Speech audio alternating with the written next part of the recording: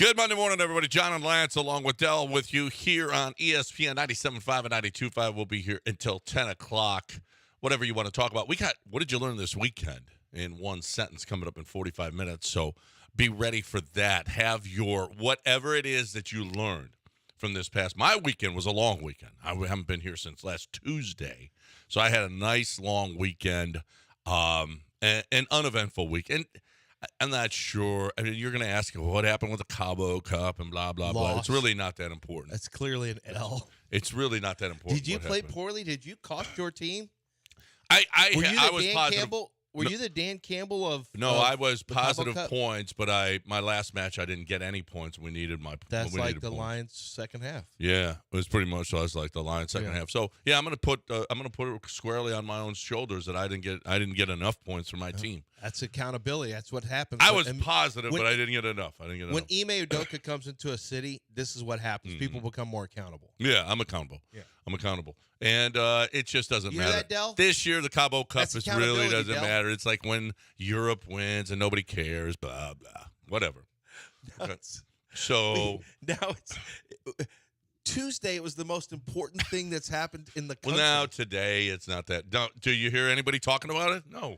Well, to be fair, I don't think we heard anyone talking about it last Monday. Well, yeah. Other than you. Well, yeah, I remember I was talking about it last Monday, but it really doesn't matter Monday. This Monday, it doesn't matter. Doesn't matter, no. Wow. Doesn't. Wow. Yeah. What a change. Yeah, it's a big difference. But here's the deal: is you just got upstaged by the Super Bowl, probably.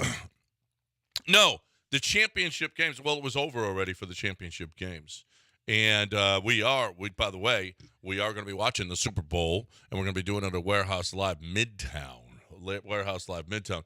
As a matter of fact, right now, since you're listening, it's 7 o'clock. Let's give away a VIP table to that.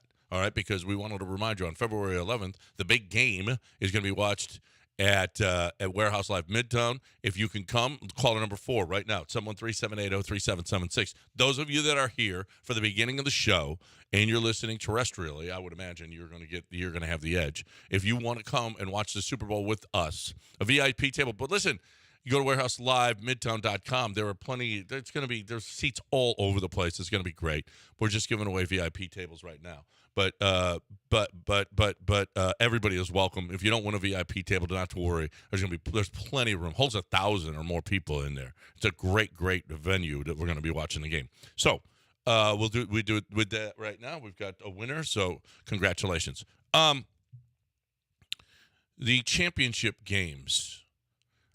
The Lions.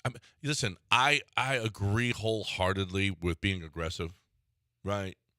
But you have to. You're going to have an aggressive mindset, but you have to have a winning mindset as well. Control. Do what is necessary to win the game. Going up, I thought the most egregious was not going up 3 scores.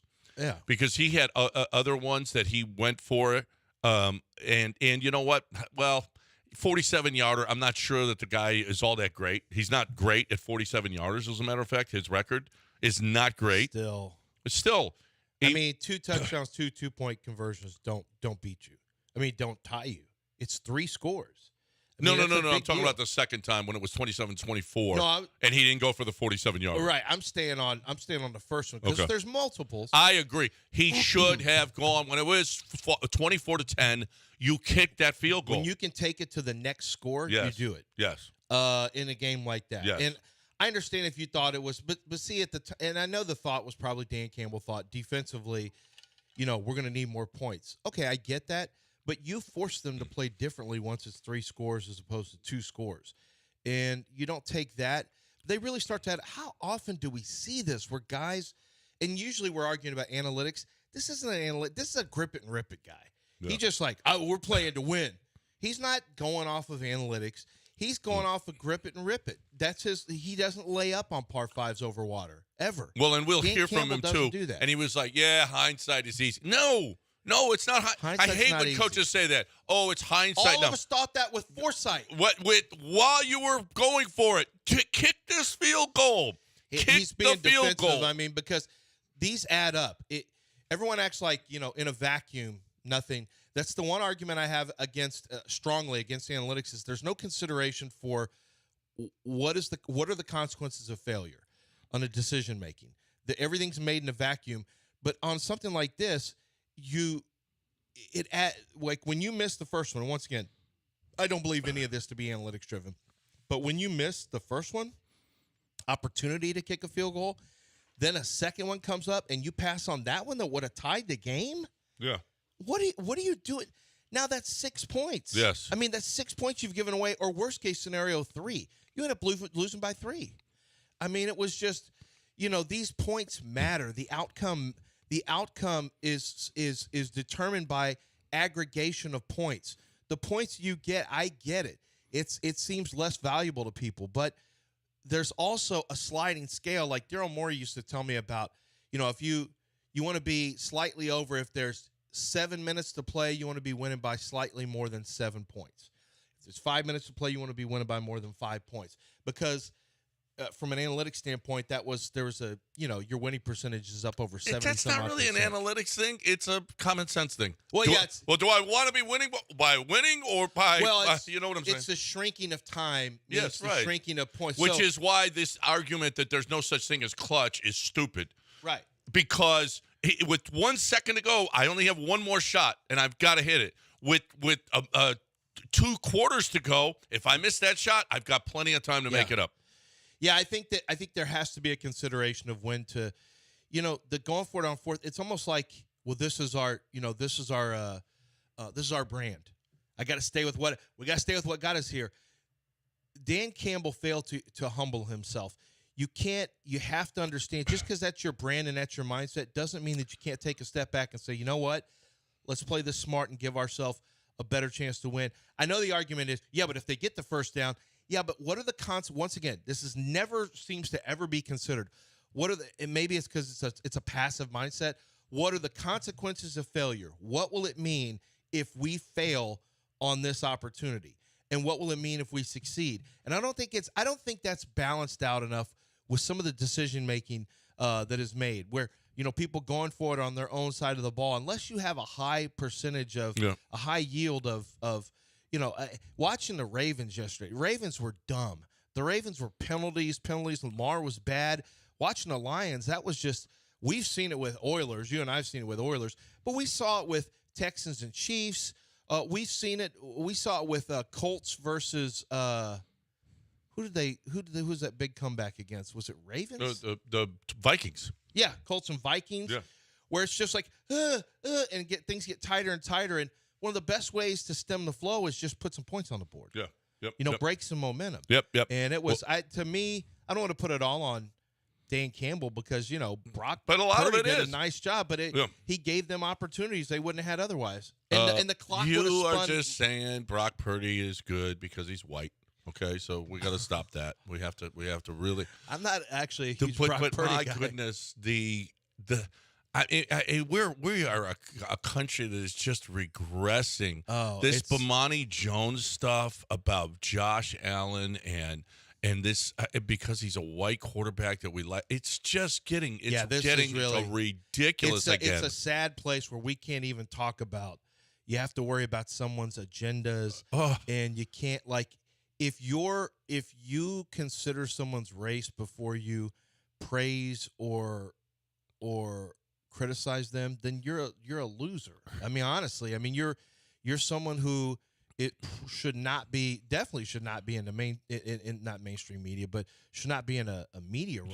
You can't, and that's why I hate this whole. We can't have discussions because people accuse of racism or I'm sure there's a lot of black analysts who think, well, if I say something about Josh Allen, now I'm going to be accused of coming after the white quarterback. Okay, was Lamar going to catch it more than Josh Allen caught it last week? I'll tell you the numbers here. Josh Allen's played in 10 postseason games. Okay, he's 5 and 5 in his 10 postseason games. He has 21 touchdowns and 4 interceptions. He's run for over 580 yards, and he has 5 rushing touchdowns in his career. It's like his completion percentage is around 64%. Lamar Jackson is 2-4 now. He's got 5 touchdowns, 5 interceptions. He's run for 460 some odd yards with 3 rushing touchdowns. Bottom line is Lamar is a 1-to-1 in touchdown to interception. his completion percentage is under 60%. Josh Allen's is over 64% with 21 touchdowns, 4 interceptions, and he's a 500 record on this. In one of his losses, he was phenomenal against Kansas City. He was phenomenal in one of those quote-unquote losses. There's no question Josh Allen has been a much better playoff quarterback than Lamar. Guess what? Neither one of them have gotten where they need to go. So we talk about, like, we can do a comparison, but you're comparing two guys who can't get to Super Bowls anyway. Yeah, no. But Lamar has right now way more. But is it fair? Well. Is it fair that I look at a meme that I see it shows Lamar Jackson and he turns into James Harden? No, I saw that. I don't fair? believe that to be fair at this point. We've saved that for Dak. Okay. Like Dak is currently it's Dak Harden. We've already done that. Doesn't Dak have to get there more, or does he? I don't know. I don't know. Well, Lamar doesn't get to listen. AFC championship games. Listen. When does Lamar get there? This year? Is it much different, though, Dak and Lamar? I think that's probably it's getting comparable, isn't it? Lamar is the people's quarterback. Dell said this on Friday. And I mean, this is, if you're just honest, we all know this. Lamar's the people's quarterback. You know, it is, I think it's sad to me that I have to live in a world, and I'm really just talking about me, that I have to live in this world now. Right. Ryan Clark, you already know Ryan Clark will make a comment about Lamar Jackson, but our media members you're not going to be able to watch shows or listen to shows where there's honesty.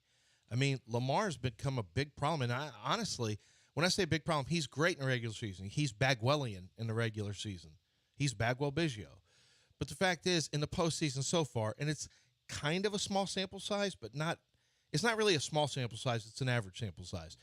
The problem is when teams really hyper-focus on doing something to take him away, he just can't respond. And historically, I looked at the next-gen data that NFL Network, NFL Research provided us. He doesn't do well against Steve Spagnuolo. And Spagnuolo blitzes him a ton. He was over 50% blitz, which is the highest he's had against Lamar.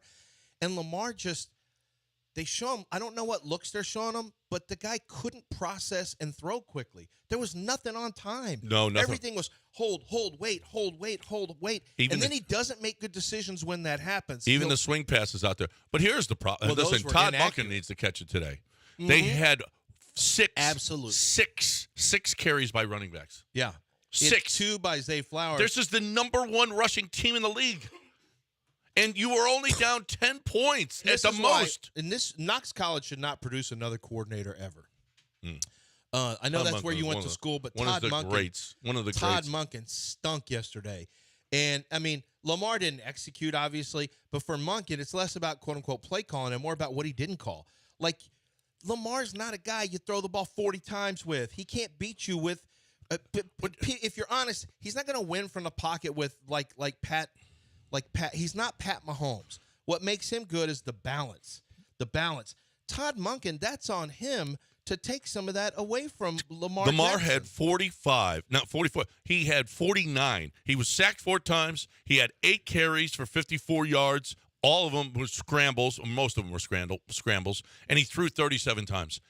Gus Edwards had 3 carries at an average of 6.7 yards. Yeah. Are you kidding me? Isaiah Pacheco, you know how many carries he had yesterday? He only had 2 or 3.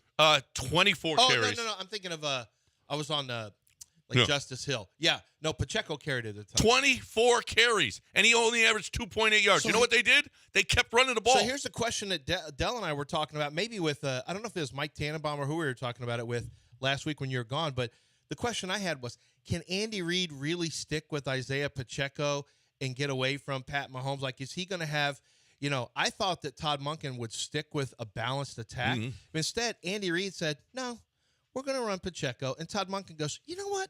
Let's do something different. Yeah. The cute offensive coordinator ideology is the worst thing I've ever seen. Let's not do who we are because we're going to fool them.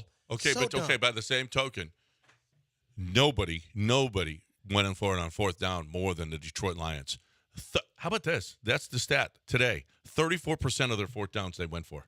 Yeah. That's a ton. The most this century. So for them to be who they were all season long, that's who we are, and that's what we do. I agree wholeheartedly. They should have played smarter. They should have kicked field goals. But that's who they are. No, I know. At least they stuck to what they do. But to my point, you did that. You're sticking to what you do. Did you do that? Was it a lack of humility where you could have said, I know this is what we do, and this is our little brand, but let's do something a little bit different. All you're doing is trying to win a game and get to a Super Bowl. It doesn't make you a lesser. You're still an aggressive coach. You just have an opportunity and know when to retreat. And this isn't a retreat, really, to me. No, it's taking points and putting it out of reach. All right, we got a break. When we come back, 713-780-3776. A lot more to talk about, including Kadarius Toney. Can we play? Are we going to play that this morning, Kadarius Toney? On can we get that down? Well, I was going to play it when I clean it up later. Do what?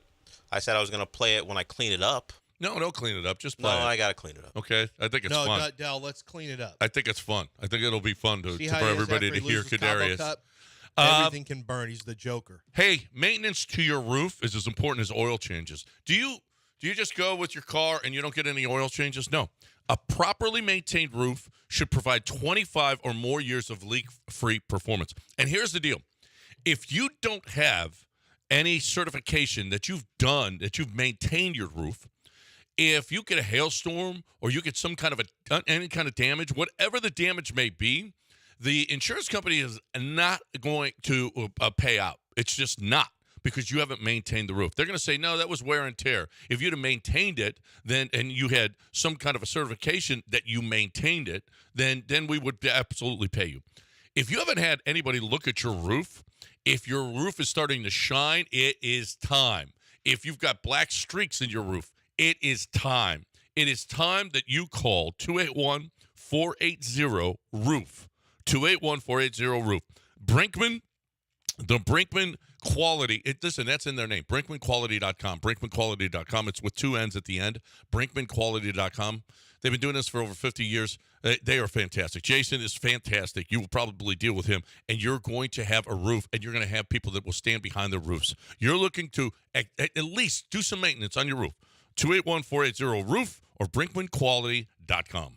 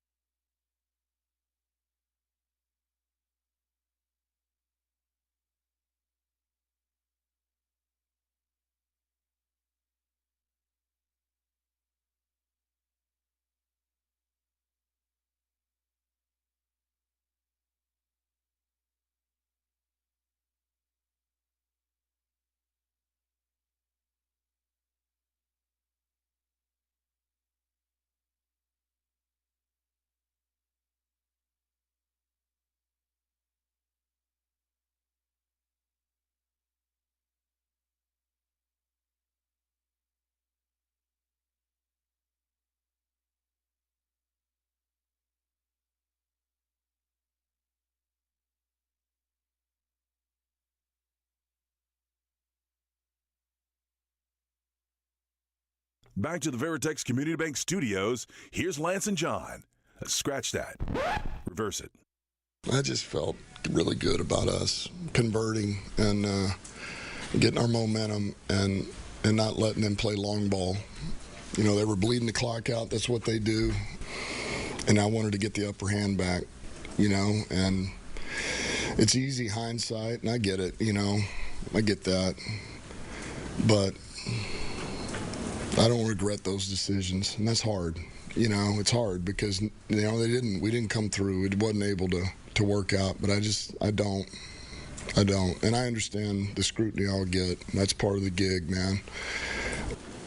But we just didn't work out.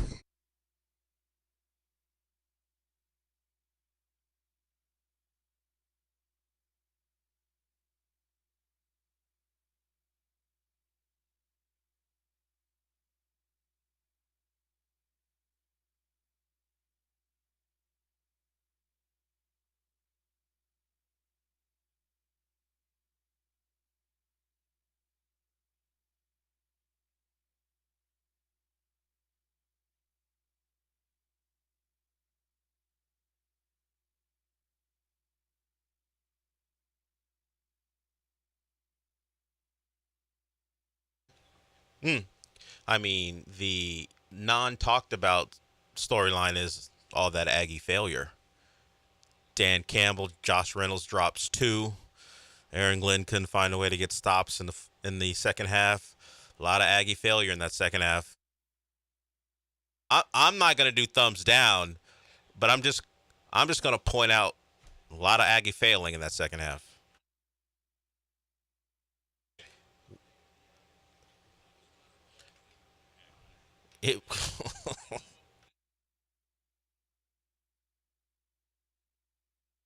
What other guys?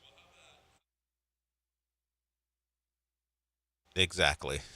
Glenn, Campbell, and Reynolds all had rough second halves. Who was that? Well, I'm just pointing out if we turn your mic on. How about that? How about you turn your mic on? There you go. It was a terrible weekend for Aggie stuff.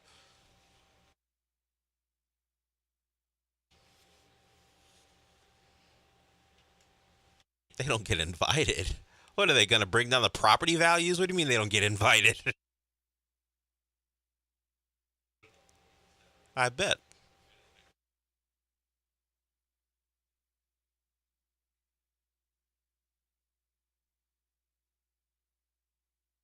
Looks like people don't miss, like it's real. Like people are really locked in with the Cougs and they're playing. I mean, here they are, still a top 5 team, taking care of business inside the conference now.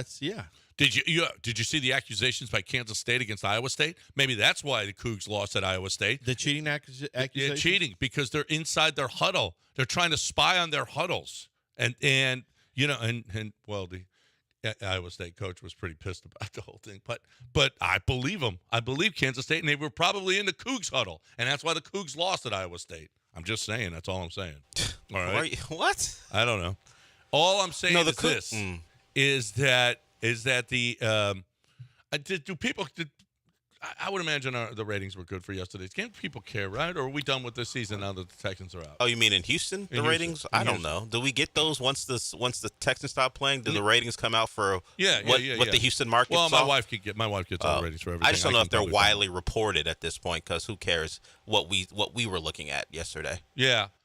So I'm so sick of them, though. I know that they're just like the Astros. Now I see what other people think of the Astros and, the whole cheating thing on top of the Astros. I get that. I get that I'm so tired of the Chiefs. I'm really But they didn't cheat. I got Chiefs fatigue. Oh, you're tired of just watching them be good? Yeah, and I don't mind Taylor Swift if you want to know the truth. As a matter of fact, when he makes a big play, I want to see what she's doing. Yeah, she's excited. Great. Yeah. Look, we cares? can She's discuss famous. this ad Who cares? nauseum. I don't get it either. Oh, no, people hate it. I know they hate it, but why? I don't get it. What's the reasoning? I don't get it. It's real. Like football fans, like I saw your favorite guy, Quincy Avery, tweeted about it. He got ripped to shreds about it. It's real. Like it's the real. Swifties annihilated him. Even just other people. So it's real. Like, hey, our band is niche. I didn't like it when they went mainstream. Like, all of a sudden a pop star likes football, and now you got a problem with this. This is super. I don't get it. Honestly, I don't get it. I'm finding the complaining about Taylor Swift more annoying than the Taylor Swift stuff. The cutaways have gone way down. We don't have the same amount of cutaways at all. There's a little pie chart of somebody did the work of how much they wanted us. It felt like she was on TV a lot, and they did did you see that? They did the work on how much she's actually been on TV. Not yesterday, but it was like the last 4 games, I guess. And it was like a total of 1:27 per game with the shots. It had been 127. It went down to like 106, something like that. Total in a game. Like, I see cutaways of people's moms and dads all the time. I don't care if it's a girlfriend, a wife, or if it's a parent or whatever. It's the same cutaway. I remember famously we complained about Bubby Brister's mom being showed when they beat the Oilers in the playoffs. They showed her like 150 times in a game. I saw a lot of Brock Purdy's parents yesterday. Anybody up in arms? I don't like. It doesn't bother my watching. No, it doesn't bother my watching experience. I like watching moms and dads in the stands, though. I like yeah, that. I like I don't have a problem with that. I don't mind Taylor Swift. I don't She's either. famous, so what? I don't care about when the NBA does it with people on the sideline. Somebody made a point about how come there's not the same crying and complaining when you're showing Jack Nicholson. The UFC is showing people, and granted, it's not cutaways to the UFC does it to promote the stuff. They don't do it cutaways in the middle of a fight, but that's just we see it. Kate Upton with Justin Verlander. We would see plenty of Kate Upton stuff. The guy calling the game, Tony Romo, famously had Carrie Underwood and Jessica Simpson at games, and we saw them quite a bit. I forgot about. Well, I remember Jessica Simpson. I forgot about Carrie Underwood. They were both that's at a good games run for him. and Carrie Underwood way better than. And then Jim Nantz kind of referenced it at one point. I don't. Yeah. Well, yeah. Right now. Oh yeah. Carrie Underwood's. Yeah. Yeah. But Jessica Straight Simpson 10. still had Back some. then, yeah. But remember when she couldn't spell tuna or whatever? Who cares what she could spell? Oh, there it is. But the point is, like, I like people to be well rounded. Like my wife who has My wife. my wife Carrie has a Underwood. law degree. Thank you, stay at home mom. don't dab. Thank you. Oh, look at him dabbing. My wife looked a lot like Carrie Underwood. She did. Yeah, a lot. Yeah. It's weird because Jim Nantz kind of will reference that Tony Romo used to date pop stars, and Tony's like, hey, I got a wife. That's why you switched up. He You were kind going to of say Jessica Simpson. Yeah, at his first. wife. I'm sure his wife ain't thrilled with how he used to date those pop stars. Yeah, because Jim Nantz has done that a couple times this year. Like, yeah, you know a lot about that, don't you, Tony? And Tony's like, no. Tony's got to do that. Tony's got to, hey, like during the break, seriously, don't bring it up. And It caused Tony, a major thing. more than once has referenced that they're married already. Yeah, I don't know what that's about. That's Jason Kelsey, the brother-in-law. Yeah. That's shit. They're married. His Because wife it's is in coming. the stands. It's coming. Is it? If that would have happened to him when he was playing with Jessica Simpson or Carrie Underwood, Yeah. he'd have been like, what the? Yeah, exactly. What are you doing here? I'm But just that wasn't having a true good time. love. This is true love. And I am getting tired of like, oh my God. Like, come on, guys. This is not. Yeah. I get it. We all talked about it because they were showing NBC, couldn't stop showing her. But now it's a point where it's just a regular cutaway in a game. It's really not that. Is this the thing that we're outraged about now? You got to be outraged about something. Well, find out now. She's going to be really, really tired. She's playing in Tokyo the night before the Super Bowl. I thought they have how it's set up. They said she would get there in time if she wanted to because of the time differences and all that stuff. Yeah, but she's got a gig in Tokyo. I know the night before. I don't know how she's going to get a private jet. I don't know how she'll do it. But can she even get seats? Upper deck right now. The cheapest seat to get into the Super Bowl, $9,000. No, no one's paying that. $9,000. No one's paying that. And it's the cheapest, and it is upper deck. I'm going to show you the view. No one's paying that. I'm telling you right now, bro. It's $9,000 to get in. So just so everybody knows, you're probably not going to the Super Bowl. If you thought, hey, maybe I'd like to go to this Super Bowl in Las Vegas, by the way, $9,000 to get in, $7,000 for a room. Just so you know.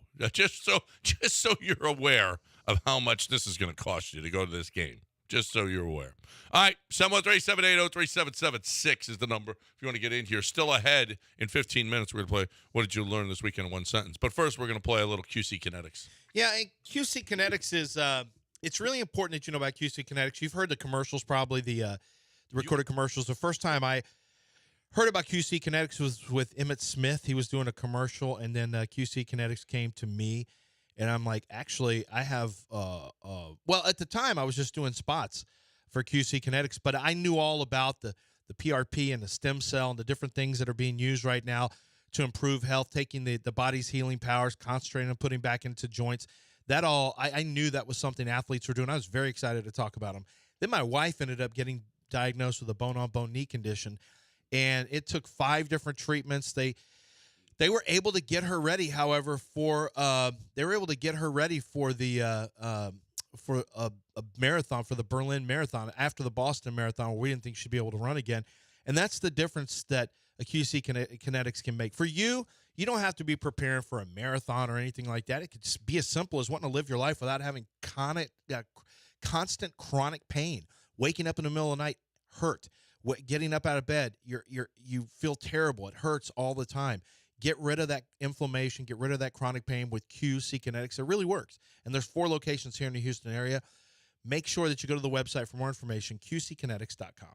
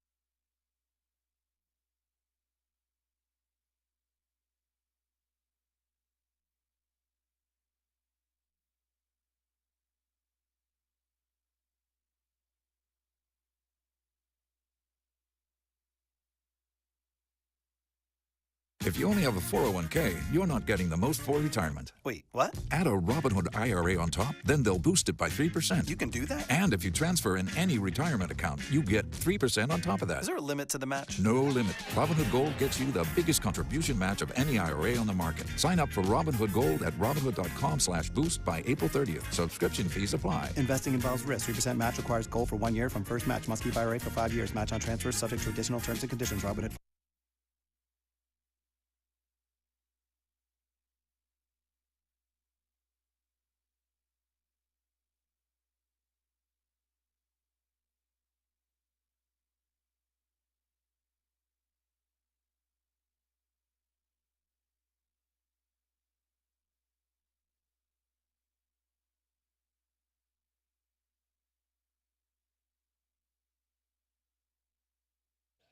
Hey, time to talk about HRP. Time to talk about, listen, it's end of year, and we got all of our tax stuff. We got our W-2s back and everything else, and everything is perfect. And it's just amazing how good they are and what they'll do for you and your company.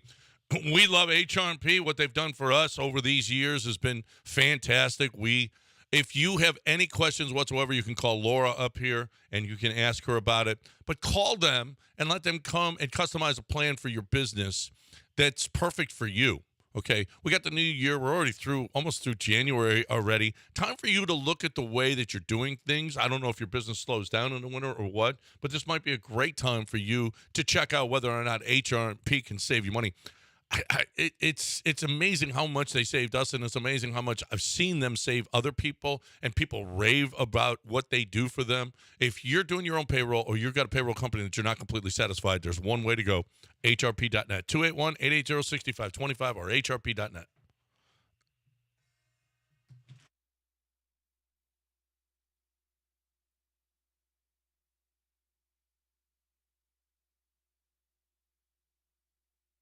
You're back in the Veritex Community Bank Studios with John Granado and Lance Zerline.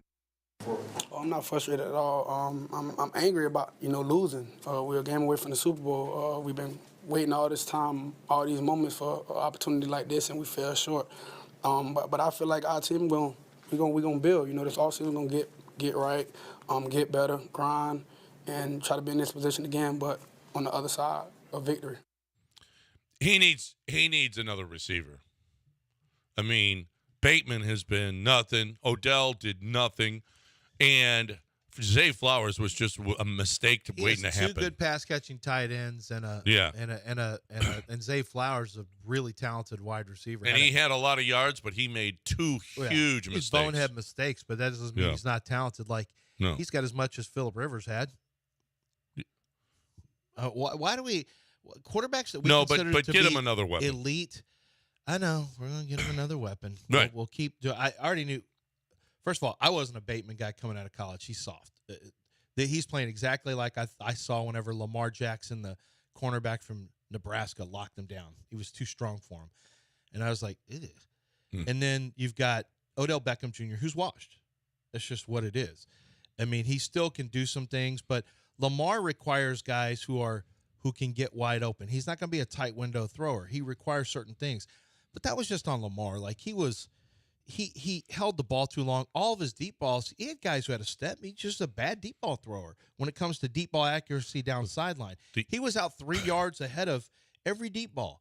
He just couldn't land it. He couldn't float it in and land the deep balls. He throws it on the line. That was on Lamar. This is probably that throw. The interception was terrible. Yeah. That's one of even the most staunch the staunchest Lamar supporters like Bomani, I didn't know that was a thing, but like Ryan Clark, like, everybody who defends Lamar, you can't say anything, but there is no other. This isn't a Todd Monken thing. You don't throw that football. Well, the Bomani thing, I think that John was talking about, he can correct me if I'm wrong. Bomani talked about Josh Allen like everyone was discussing. Well, Josh Allen's eventually going to get there. I guess he took issue with the assumption that Josh is he's right around the corner to get there. He's right around the corner, but it doesn't mean it's going to happen. Exactly. James Harden was right around the corner too, but he had to face off. Guess what? The Warriors are in his way, and I'm not sure he's getting past. Like, Josh Allen has the talent to get around. I've seen him put a team on his back. I don't know that Lamar can do it in the postseason. I've never seen it. I'm not counting a game against the Texans. I mean, big stage, the best teams. I haven't seen it from Lamar yet. I just don't know. And that's the big, thing, that the hurdle that he's going to have to cross is, do we keep saying we got to get him this, we got to get him this, he's got to play better. No, he's got to play. He doesn't play well in the playoffs. No, he doesn't. He didn't play well yesterday, that's for sure. It was awful. But you know what? Give him a little help, Todd Monken. Run the ball. Don't make him do everything. And that's the problem with Josh Allen as well, is they put too much on their shoulders. Josh Allen's got to run the ball. Josh Allen's got to pass the ball. And you know what happens? They don't win the football game. Get some guys in there that are going to help him. But that's more on Todd Monken than the GM, because he had Gus Edwards. And Gus Edwards was running the football great. Lamar played poorly, but you also ask him in the middle of a game where he was kind of stymied by Steve Spagnuolo and his own indecisiveness. You're asking them to, like, what are you doing? And the weather became an issue, too. It was raining, the ball was wet, and they just didn't hand the ball. It was, like you said, it was 17-7. We don't talk about the Chiefs' offense shutting down the entire second half. Yeah, but what did they do in the second half? The Ravens' defense figured it out. They had them shut down, so that game was 10 points. No matter how many times the Ravens turned the ball over or went 3 and out or had to punt the football. They kept you in it. Your defense kept you in it, and obviously the Zay Flowers mistakes were crazy, but just dropping back and throwing the football over and over again. I know you probably felt game pressure that at any point the Chiefs can make it 17. If you don't score, you got to throw the football. But that's not who you are. You run the ball. I think Lamar's unwillingness to tuck and run yesterday was a killer. Like, he was waiting too long. This is the game. Let's stop trying to. And where were the design runs? I don't know. This is the postseason. 6. This is the postseason. Or for him. Yeah, design runs. This is the postseason. Yeah. Do whatever it takes to win the game, to move on to the next round. Right. And I just thought I don't know if it was going to happen for the Ravens, but the Chiefs did not score in the second half. Mm-hmm. I mean, they didn't score in the second half. That's what they do, though. They don't score in the second half. Right. It came out as either two. Right, they don't. This is who they are. Yeah, that's what they are. 49ers a 1-point favorite right now. 49ers a 1-point favorite. I don't know which way I'm going if you want to know this. I don't know how you bet against Pat Mahomes. I don't know how you Do you bet know what a against friend it. of ours did yesterday? He did this at the beginning of the week. He texted me. We both know him well. Yes. Mahomes versus He Lamar. just said, I don't care what the number is. I'm getting points with Mahomes to beat Lamar. Yeah. I'm betting Mahomes over Lamar. He said, and I said, well, I guess your analysis was correct. He goes, sometimes it's simple. He texted yesterday, I'm going 15 over 18 or whatever Brock Purdy's number 13. is. Yeah, he goes, yeah, this week I'm going 15 over 13. Yeah. And it's just a simple, and that was what my analysis was whenever it was against the Colts. I just said, I'm just going C.J. Stroud over Minshew. It's just that simple. Sometimes it's as simple as, like, if you bet on Pat Mahomes, you're usually going to win. And then Pat Mahomes getting points? Like, the Chiefs look like they're playing their best football right now. Well, in the first half. I'm looking at SeatGeek. $9,600 is the cheapest seat that you can get. Well, obviously you wait, and that's not going to be the case. I don't know. Do you think it's going way down? You think that? I mean, Yes, that's too expensive. You can't afford that to get in the building. well, I can't afford it, but Ask your boy what the rates are. They're never that high. no. But this is Vegas. It's a different deal. They've never had one in Vegas. It is Vegas, but it is a different deal. I still think it'll probably be around. Now, I do think it'll be in the 3,000s. This is what corporations are going to pay. I think it'll be in the 3,000s. Oh, no chance. For the- Zero chance it For gets the down to upper 3,000. deck? Zero chance it Let's gets down to see. 3,000. Let's see, because we still got 2 weeks. Well, my boy who gets his tickets say there are more secondary people out there right now, and they're paying exorbitant amounts for these They tickets. don't know. And now they're going to try to get And, their money and back. now Yeah. it's jacked everything up. But Vegas is really what jacked everything up. Vegas is really stupid how much this, because this is a perfect place for corporations to entertain their guests, hotels. I mean, it's going to be an expensive way to do it, but the only people that are going to be there are going to be people, corporate people, because at $10,000 a ticket, it's just, and that's $10,000 isn't even the average ticket. It's going to be well over 11, 12,000 for the average ticket.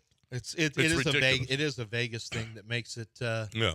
makes it big. And this is as good as they probably could have hoped for. I mean, Ravens would have been good. Oh from no, the Lions would have been ridiculous because they hadn't been They there. hadn't been there. Okay, Yeah. but San Francisco travels easily. Yeah, but yes, San Francisco's good. Kansas City again is like really. Yeah, that's what I wonder if that's going to be Of course, the they case. never had to go on the road until this year, so they haven't had to spend that road money before. But this year they've had 2 road games. You think Baltimore would have been better? Baltimore probably. I think there would have been some people just to go see Lamar Jackson play in a Super Bowl. Yeah, maybe. Lamar versus We're watching the great, but Pat Mahomes. We're watching something that's, dude. He's already got as many was it as many or more playoff wins than same Peyton amount. Manning? Yeah. No, more than Peyton More. Manning. It's the same as Tom Brady at this stage, I think. Yeah. We're watching, so we're watching LeBron James right now. Like, Tom Brady is always going to have a Jordan status because of his championships and all that. We're definitely watching the LeBron. If there's a 1 and a 1A with Jordan and LeBron, if you feel that way about Jordan, then it's going to, I think we're getting to a point where it's going to be impossible to not feel that way again it'll be Tom Brady, played for 20 years. Tom Brady, won a championship in his 40. Tom Brady did this. But I don't really know how you're going to be able to make a strong case against Pat Mahomes. Like, Pat Mahomes is going to be right there in the conversation, provided because this is not even a good year for the team. It's been a good year for Pat Mahomes, Mm-hmm. not a good year for the Chiefs. And then they hit the switch again. Like, I feel like Andy Reid needs to be there. But if Andy can keep going for another 5 years, man, I honestly, I think the Texans, I said it before and I'll say it again. I believe the Texans are one of the teams that are going to be best positioned. C.J. Stroud knows how to win from the pocket. Lamar Jackson does not at this time. Joe Burrow does. Can he stay healthy? How is that team going to stay together? Because they don't like spending money. Like, when you look at the AFC, there's no reason to believe the Texans, we got to break it. There's no reason to believe the Texans are not going to be there with the Chiefs. No, well, soon. that's a question that's coming up later. But right now, we've got, what did you learn this weekend in one sentence? You get one sentence. Okay, let's play the game. You get one sentence to tell me what you learned. Tell us what you learned this weekend. One sentence. 713-780-3776. Then we have to discern exactly what you meant by it. Usually we can't hear you, but This time we're going to try to actually hear you. We're going to listen. Yeah, we're going to. No, we listen usually. We just can't hear because of some stuff. I don't know. 713-780-3776. Now's a great time for MyBookie, right? MyBookie.ag, promo code BET975. If you don't have a MyBookie account right now, you got to get one. Big game coming up. NBA, college hoops every night. Golf and soccer and hockey. It's awesome. Plus, MyBookie is more than just a sports book. Get a real-life Vegas experience from the comfort of your home. They actually have live, in-the-flesh dealers on the poker, blackjack, and roulette tables. It's really, really cool. You're actually watching the dealer deal the cards to you. All you have to do is go to MyBookie. I never trust when it's just a machine. I trust when I can actually see the dealer. This is the place to go. All you have to do is go to mybookie.ag, click on bonuses to see all the great ways to turn your deposit into bonus cash. Whether you're new to MyBookie or you just want to reload it as an existing customer, you can also refer a friend, get some bonus cash. Use promo code BET975. Start playing today, mybookie.ag. Use promo code BET975. Bet anything, anytime, anywhere. Only with MyBookie.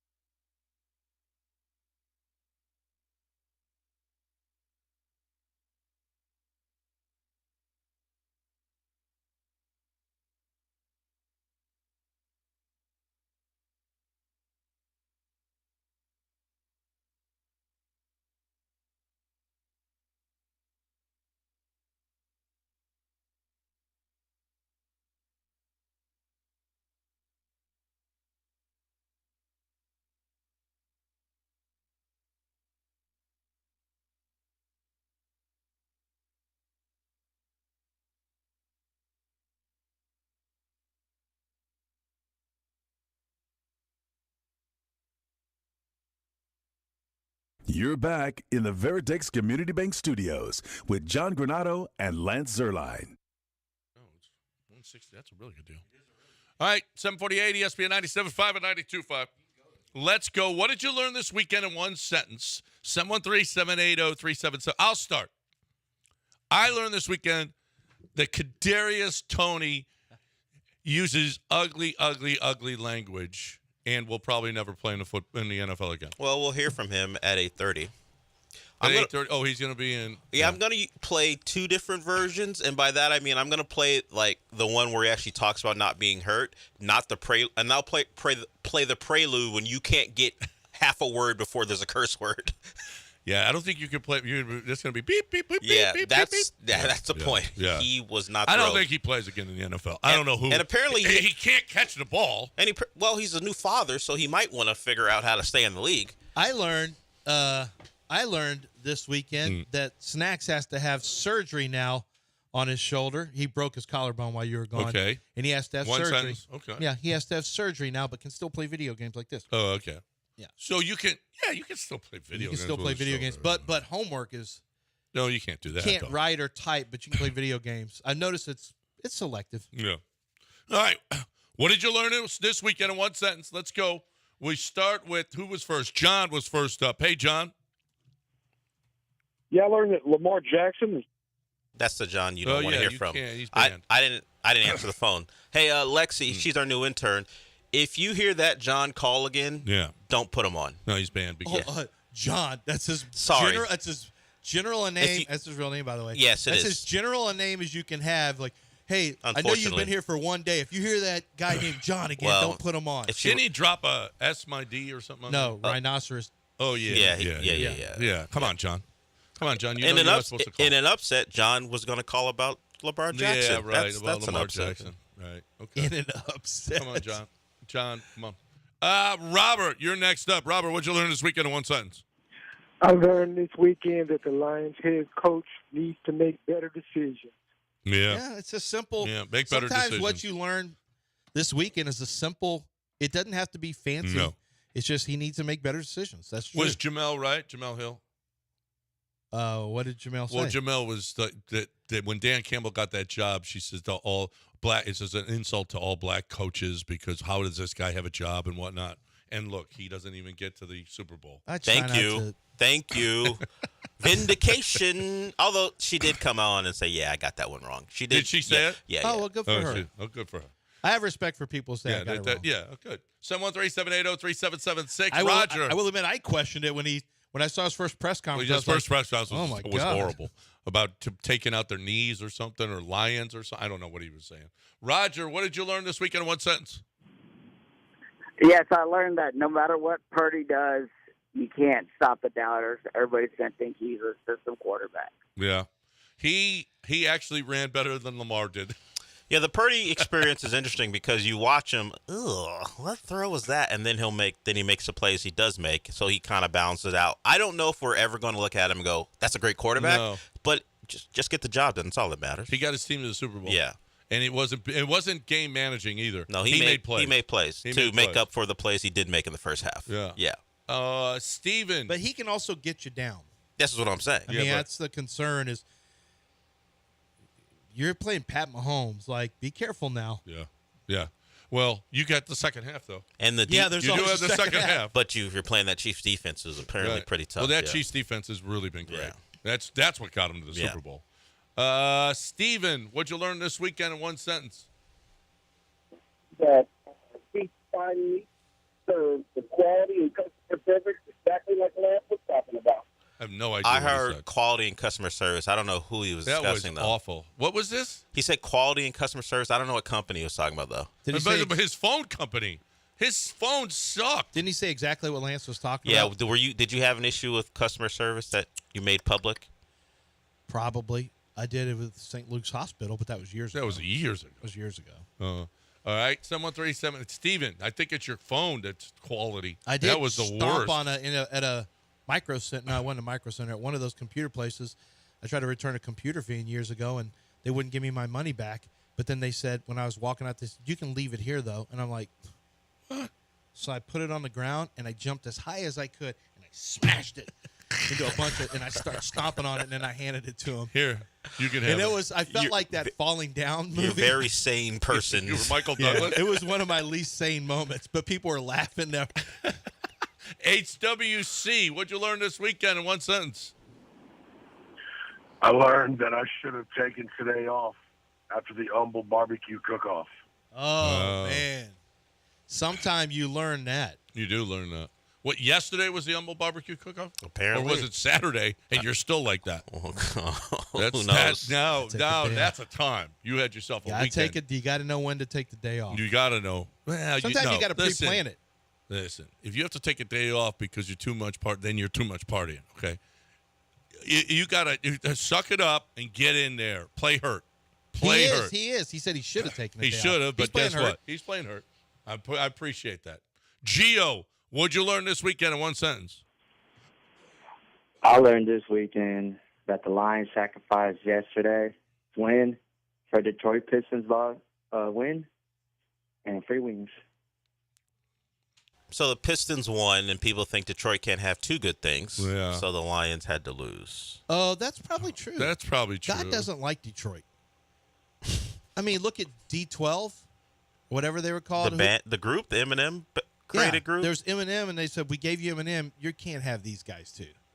They're going to flame out. Yeah. No one ever. Obi Trice and all. Two things. He in Detroit. tried to carry them as long as he could.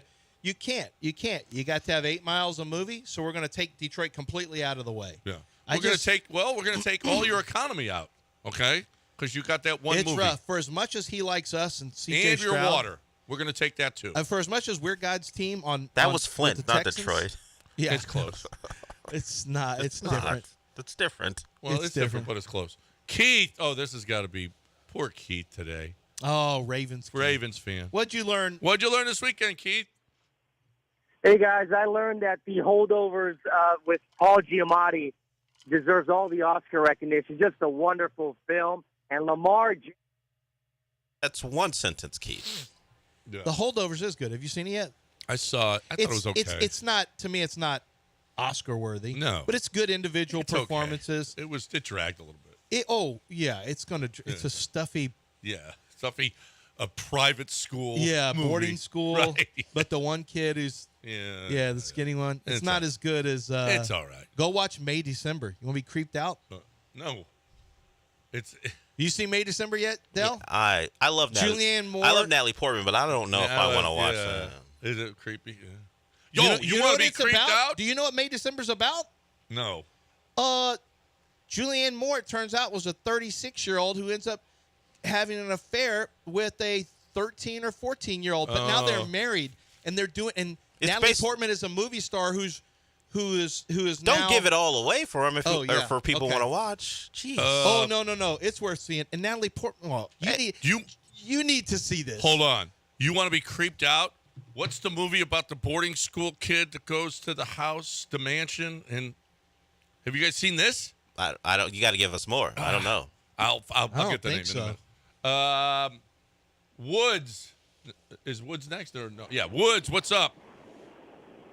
What's up, man? Hey, give it enough Maestro DeBell. My girlfriend will turn into Gilbert and go dirty, filthy. Well, dirty, filthy. Dirty, filthy. It has show. It has an advertiser shout out. It has a show shout out, and it's good for him, for Woods. Oh, what the hell's the name of this movie? I'll figure it out. Ryan, what'd you learn this weekend in one sentence? Hey, John, you're talking about the movie The Orphan. Anyways, I learned that in a high-leverage situation, you shouldn't go to it on fourth down. You should probably take the 3 points, and then we have an overtime game. Yeah.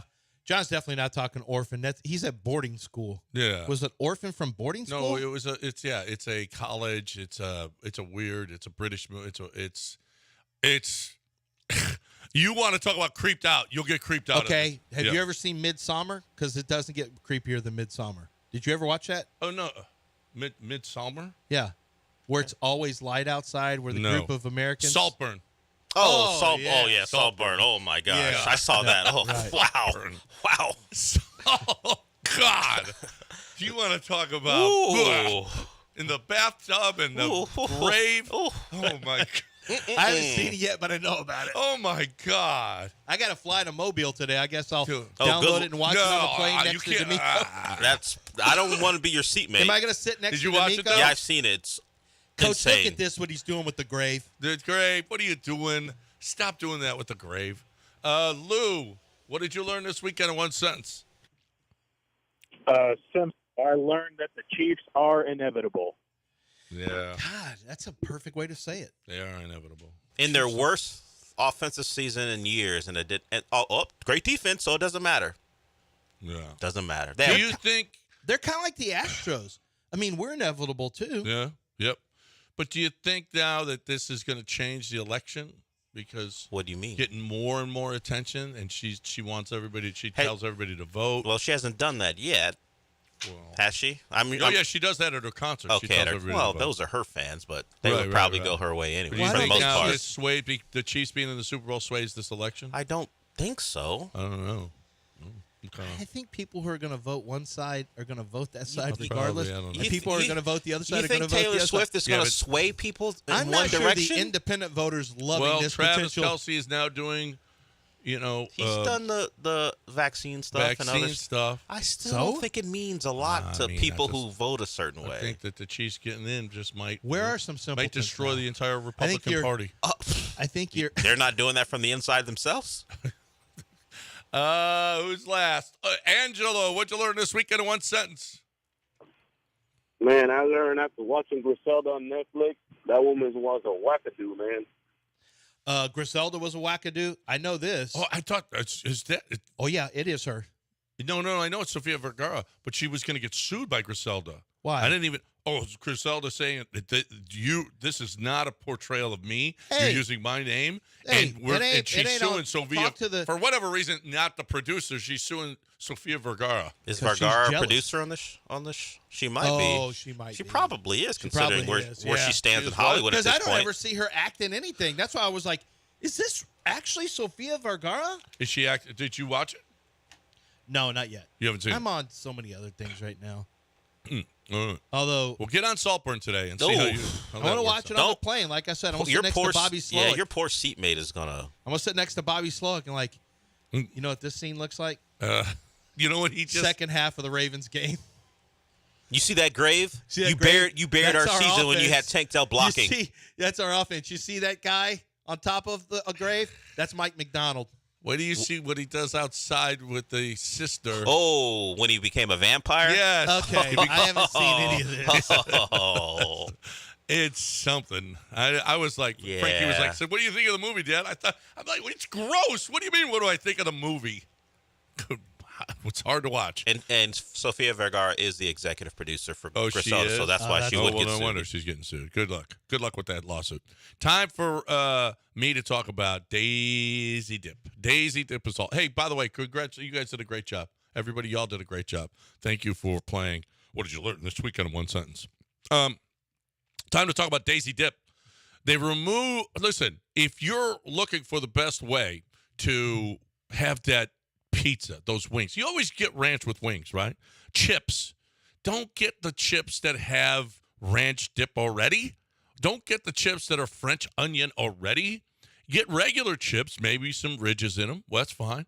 But get the Daisy Dip for the real taste that you're looking for, because that's going to be good. And listen, no matter what game it is you're watching, you can watch basketball with them. You can watch football with them. You can watch hockey. You can watch whatever sport it is. You can watch a movie and eat your Daisy Dip. They're the best. No MSG or added other junk stuff that I just don't even know what it is, but they don't add all those preservatives. Taste is amazing, and it's addictive. Daisy Dip. Pick it up today. Daisy Dip.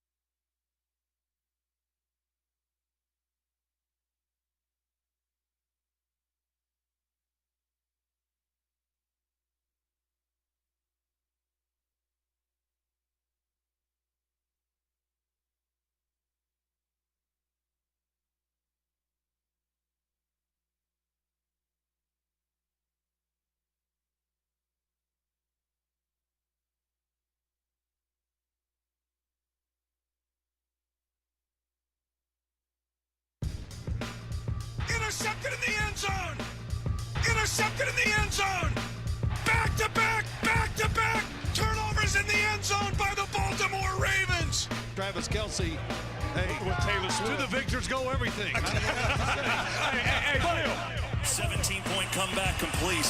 The 49ers are going to the Super Bowl. From the Veritex Community Bank Studios, it's John and Lance. Welcome back here on ESPN 97.5 and 92.5. 713-780-3776 if you want to get in here. If you didn't get in here on what did you learn this weekend, you should still give your thoughts on whatever it is that you want to talk about. You are more than welcome. Talking a lot of NFC and AFC championship games, talking about the Super Bowl, all good stuff. If you're looking to get in anything about that, you are more than welcome to. How about, you see how well Cam Whitmore is playing? Playing great. He leads all of the NBA in scoring. Yeah, I think it's scoring at 10.5 points a game on all NBA players that average less than 18 minutes a game. Wow. Yeah. Well, he had a great game the other day, too. Yes. Got hot from three. I honestly He believe, actually almost single-handedly got them back in that Brooklyn now, while game. you're gone, Jalen Green had himself a really, really good game the other day, but I kind of believe that Cam Whitmore, the ascension of Cam Whitmore, there's some interesting things headed our way. The ascension of Cam Whitmore is potentially going to push Jalen Green out, but also there's talk about Malcolm Brogdon and Robert Williams maybe trade deadline coming over to the Rockets, which would be just like huge. Quentin Grimes, and there's all kinds of there's been stuff. talk. We'll see if it happens or not. But Ahmed Thompson, Fred. We always talk about Fred VanVleet having a 2-year deal, but he actually has there's a club option on the 3rd year. It wouldn't surprise me if, because there's been such great, they've had more. Right now, they have more games with fewer than 10 turnovers than any time over the last 2 years. Already halfway through the season, just fewer than 10 turnover games. And I think that Fred VanVleet has offered some stability. I'm not sure that maybe they don't keep VanVleet. I know it's a lot of money, but I don't think you're going to pay it to Jalen Green. So I think he'll be gone, and you're going to get something for him, not just let him walk. You're going to get something for him. So I think they'll trade him. VanVleet, they may keep a 3rd year. I know we're still in year 1, but they may keep him a 3rd year. And then Ahmed Thompson, they'll just, let play between the 1 and the 2, something like that. But Cam Whitmore, the emergence of Cam Whitmore and his ability to go play in the G League has been so important. Yeah. So important. No, he's looked really, really good. I mean, they were down in the 4th quarter, and Cam Whitmore, not single-handedly, but Ahmed Thompson, too, getting important minutes. Well, I don't know if he just said, you know what, let's see if the young guys can do it. And sure enough, the young guys came in there with Jay Sean Tate, and they actually got the Rockets back into a position to win the game against Brooklyn when they were down. What is going on with their starts to these games? 35-15 first quarter? I know. I mean, it's just it seems to be getting away from them early on, whatever the case may be. He's got to clean. Storm back, but yeah, that's too much. That's a big problem to try to overcome that. It's too much to do. They outscored them 34-18 in the 4th quarter to get back in that thing, but it came up. When you got to do that at the very end, a lot of times you're going to just come up short. But man, Cam Whitmore looks like he can play. That's a great sign. They're not ready yet. They're not ready to be great yet, but they are. You know what? Go find yourself a couple of shooters, and maybe this thing can turn into a. I would love to see him make the playoffs this year, at least the play-in game, right? Yeah, it'd be nice. I'm not doing anything. I'm not making moves for the now, though. No. Every move I make is with an idea of at least 3 years, a 3-year window. Anything I'm doing, I'm not doing anything for this year. You've already done this year moves with veterans like Jeff Green. Now it's to the point that when you make a move, you're not. What are you trying to make a move so you get into consideration for the play-in? Not at the detriment of anything. Everything should be building towards the next step in your process. And you could be playing better. You should be in the play-in situation right now. You're not, because you've gotten very inconsistent defensively, and sometimes He was very ticked off the other day. You were gone, but Ime Udoka was ticked off with the amount of hero ball that was going on late in the game. He didn't like it at all. And I think that's still something they're learning to do. Earlier in the season, it was better. But right now, it still gets a little sticky at times. And they didn't post up Alperen Şengün in the fourth quarter of a loss last week when you've got to get him the ball in the fourth. Like, your best player's got to get the ball. Yep. And he's somebody who will distribute if it's there. So he's a perfect guy to go down to. He can score a variety of ways. He's your best player, and he can get other people the ball if the defense loses, their integrity. I mean, go to Şengün in the clutch. Yeah, well, Şengün was basically non-existent in this last one in the comeback, but they just came up just short after a 34-point win against Charlotte. But the Portland game, holy crap, what a terrible loss that was. Overtime loss to Portland at home when you had a huge lead. How in the hell do you do that? Just awful. Willis, Miss, what did you learn this weekend? So he wants to tell us something. Let's see what he got to say. Hey, Willis. Good morning, fellas. I learned this weekend that Lamar Jackson and Dak Prescott are essentially the same quarterback. Ooh, I think they're substantially different as quarterbacks. Types of quarterbacks. I get the results. Yeah, I think have that's been similar. Yeah. I think Dak has had much better results in general, but I might be wrong on that. I think Lamar is good. You know what? Lamar's good. No, the question is, can he be? Once you get to a certain level, once you've won 2 MVPs, we're not talking about can you get to an AFC Championship game. It's if you're an MVP, it shouldn't be about how many guys you have to help you out. You raise people around you. Yeah. You elevate. You did it at different times this year. Elevate those around you. Elevate your game. Complete those passes, those deep balls. Like, that's not about getting another receiver. It's about throwing a more accurate deep ball to hit a chunk play. It's about the defense kept you in it, and you couldn't, Zay Flowers. Now, Zay Flowers was wide open on that catch. I don't know what happened with L'Jarius Sneed, but Zay Flowers was wide open. Then he got the taunting penalty. Did you notice? What did you think about the taunting penalty? If they're calling it by the rules, he went a little too far. I thought it was. It's taunting, but Joe Burrow said, "Let him taunt." No, you're going against Joe Burrow. You know what the rules are. You got he broke the rules. I thought Jadeveon when it happened, I thought, oh, that's a flag on Clowney with the Pat Mahomes hit. Yep. Wait, what dropped his head? Like, what are you doing? What are you doing? Dummies?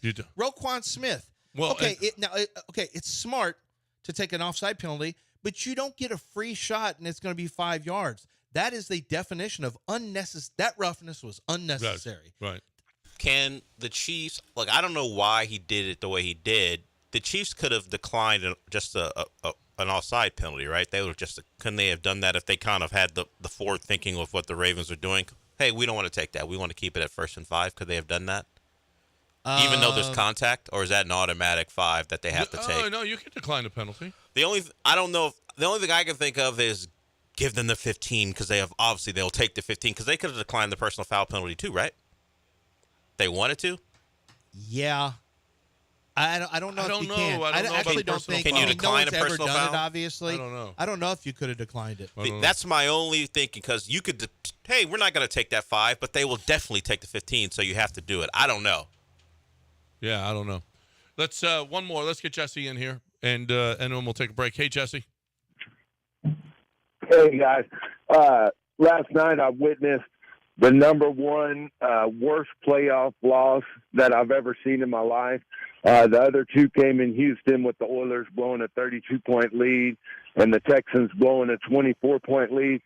But last night, after what the city of Detroit has been through, after all the auto workers getting laid off, after the city being in shambles, and them having their first playoff hoax in 30 years plus, having a chance to get in the Super Bowl, the first field goal Dan Campbell passed up, I was yelling at my TV, and I'm not a Lions fan. The second field goal, when they had a miracle to get back in the game and could have tied the game, I literally yelled at my TV, you don't do that to the city of Detroit. Dan Campbell should be ashamed of himself. I don't want to hear the excuse that this is the way he's played, and he always goes for it on 4th down. That city, he went from the most loved man in Detroit to the most hated man in 2 hours. They really need to rethink what they're doing with Dan Campbell. I disagree wholeheartedly. He's a really good coach. He's a really good coach. He's stuck on that whole. That's like They Riverboat love Ron. it. Yeah, he is. He's a riverboat. Listen, they went for it 34%. 34% on fourth down. But come on, you tie the game up there. You do. It was a bad mistake. It was a mistake, and it's not hindsight. Dan, you know what? You tie the game, or you give your team a three score lead. Dak Prescott is 2-5. Lamar's 2-4 in playoffs. Dak is 2-5. Now Lamar's touchdown to interception is 5-5. Dak's is 14-7. So it's 2-1. That's not great. It's not ideal. It's better than 1-1. And he completes 64.5% of his passes. Maybe the city of Baltimore can sue him with John Daspit. Maybe. Well, I mean, it sounded like Jesse wants John Daspit to step in and do something about Detroit. Maybe the Detroit fans step in and turn this into a class action personal injury, lawsuit. He has handled large lawsuits with multiple plaintiffs with offshore explosions, refinery blasts, things that have caused tremendous damage and loss of life. And John Daspit has to handle those. He also handles, severe injuries out on the roadway, hit by 18-wheelers, whatever the case may be. John Daspit's there for you if you have a personal injury concern. He can consult with you, and his lawyers can consult with you if you have been injured. And, ultimately it's your choice. I'll just tell you this. When you have hospital bills, when you have issues with not being able to go to work, you're just going to chalk that. Some people, unfortunately, will chalk it up to just bad luck. And, I guess I'll, try to get, the insurance company is going to give me a check for these bills. Are they giving you a check for your physical therapy? Are they giving you a check for any surgeries you have to have? Are they giving you a check for the time you missed from work? Are they compensating you for your pain and suffering for something you didn't ask for? You didn't ask for that injury that you suffered at the hands of someone else's negligence. That's what John Daspit's there to fight for. He fights for you and your rights against the insurance company who is looking to squeeze you as tight as they can. And that's why you need John Daspit on your side. You're not going to see him on commercials throwing flamethrowers at people or throwing axes at people and jumping on trucks. He's just there to do the best he can. He's the biggest law firm here in the city of Houston, and he gets the biggest results. It's John Daspit and the Daspit Law Firm. 713-CALL-NOW. That's 713-CALL-NOW.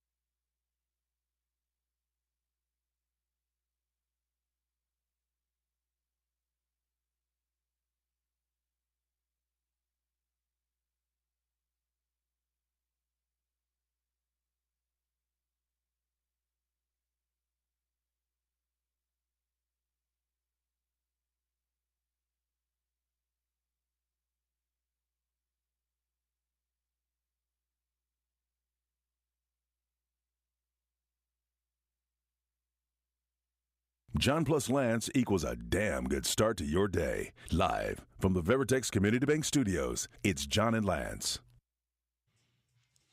All right, 821 on ESPN 97.5 and 92.5, 713-780-3776. Julian wanted to get in here and talk about his 49ers, but I'm glad he hung up because no one cares. Still ahead, Jackie's favorite segment, Ship Talk. Ship Talk. Jackie loves that. He commented it a little bit earlier. Well, I mean, we do the show for Jackie, and Jackie's opinions are always considered. Not at all. Well, you talked about the Aggies, and he was none too pleased. Oh, he wasn't thrilled with that? I'm sorry. It was a bad Aggie. A lot of Aggies. It was a bad Aggie half. Josh Reynolds made Dan Campbell look dumb when he dropped that pass on fourth down. Right, and then he dropped one and then dropped another hands. One on a big third down. He forgot his hands yesterday. So, and then Aaron Glenn couldn't get any stops, and then Dan Campbell's the head coach. It was Aggie failure from the top down. Wow. This is what Dell is. He Wow. just gives you, like, that's just... Dell doesn't care about your feelings. He believes facts are greater than feelings. And were the prominent members of that Lions failure Aggies? I mean, yes, it just so happens, Dell, but you don't have to point it out to try to rub salt in the wound. I'm sorry that your facts are hitting so hard today. I mean, sorry, Jackie. It is what it is. If the Aggies had a great day yesterday, I would have been whoop. Would you have? If they had a great day, you would have been whoop. You would have been whooping? Thumbs up. I would have put on white overalls and I guess did we'll that. never know. Wow. I wish. Oh man, Dell's doing the thing where they do the double pistol hand thing. Yeah. I don't know what it's called, but I know what that name is. But Dell is. You would have swayed? I would have swayed. God, I wish they would have won. What about grabbing that yourself? Well, I do that all the time. That's not an Aggie thing for me. If I would have known that, I would have cheered so hard for the Lions. But sorry, unfortunately, I can't do any of that Man, stuff we got because so they close lost. to seeing him saw horns off. Yeah. And, look, he's swaying right now. God, I can't believe we couldn't.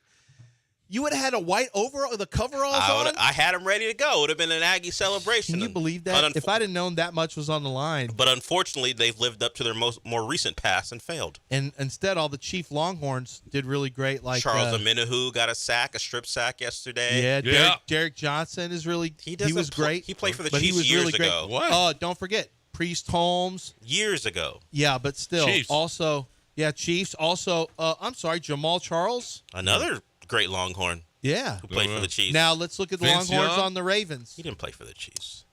Duvernay, Longhorn. Didn't do much. No. In a loss.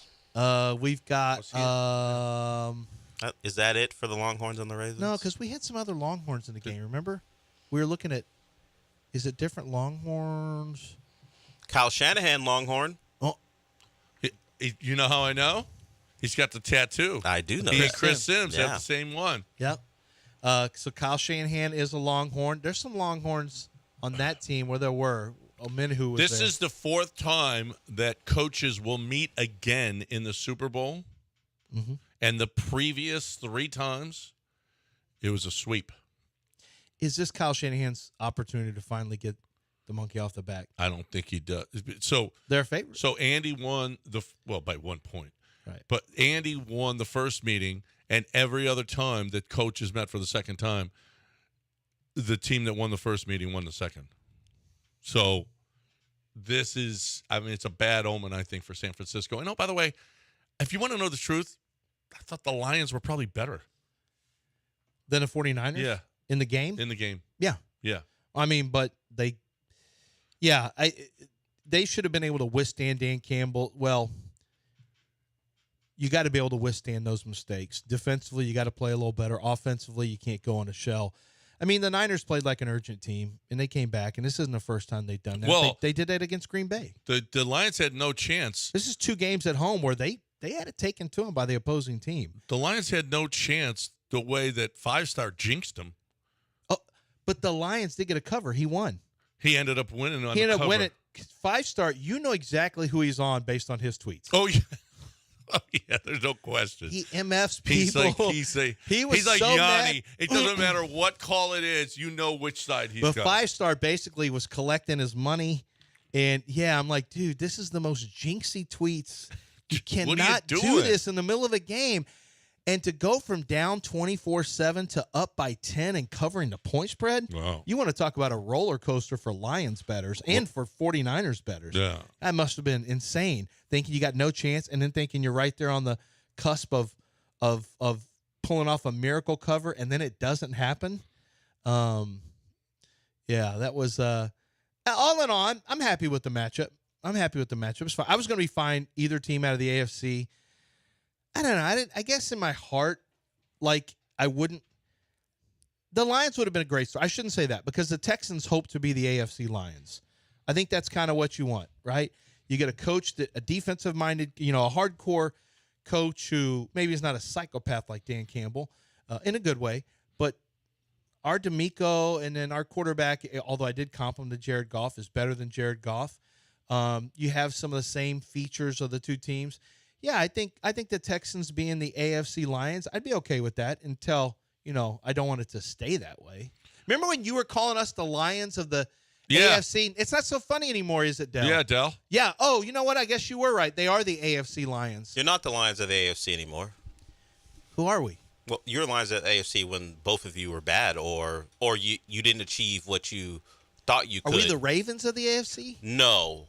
You're not the Ravens of the AFC. Well, because the Ravens are in the AFC, but are we the? Oh, we're probably the Packers of the. No, they've won. No, we're better than. No, the they've won. I think we won in the first round. I think the Lions stuff still stands because they didn't win and you haven't won. Okay, that's fine. I'll be the Lions. I'll be the Lions for now. I don't want to be the Steelers of the AFC. Championship game. Thank you. Yeah, that's fine. It's what we do. Actually, it's an insult to the Lions to call you that because you haven't got there. At least you haven't got there either. Hey, what'd you guys think? I thought the Justin Tucker stuff. If you didn't see this, Justin Tucker got into it with Travis Kelce, but really especially Patrick Mahomes. Right. And it was weird to see two kind of. Kelce threw his helmet and his. Yeah. And then he kept throwing. Like, who was in the wrong there? What were they? Well, apparently, Justin Tucker went over there for the sole purpose of messing with Patrick. He put his kicking tee down, like that new one that you can just hold the ball, or you can just get kicks up without an actual person there. He put his helmet in the way of where Patrick Mahomes was warming up. He was the only Raven down there. He knew what he was doing. So why would he need his kicking tee at the goal line? Why would he need to put that there? What's he doing? Is he trying to kick 100-yard kickoffs or extra points that are really, really short?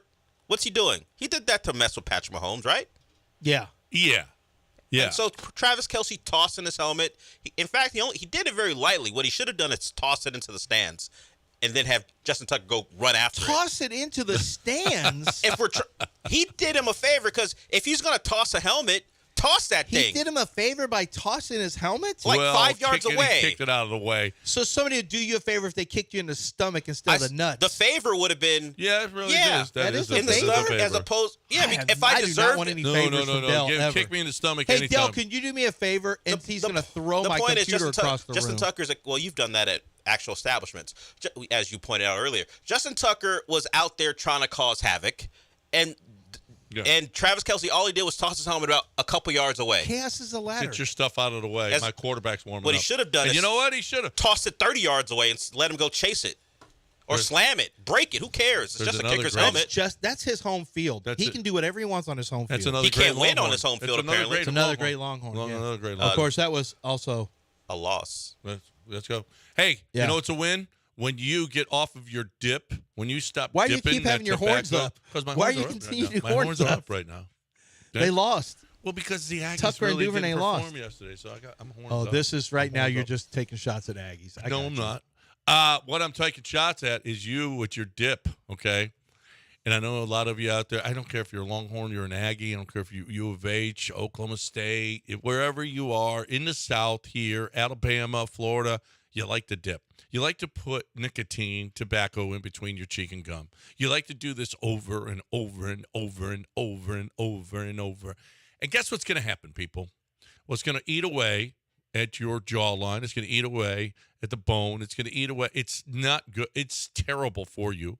It's ugly. It's a terrible habit. So you need to wean yourself from it. You know how you do it? You go to 975dip.com or a CBD American Shaman store. And you can pick it up. It's hemp in a pouch made of hemp with CBD oil.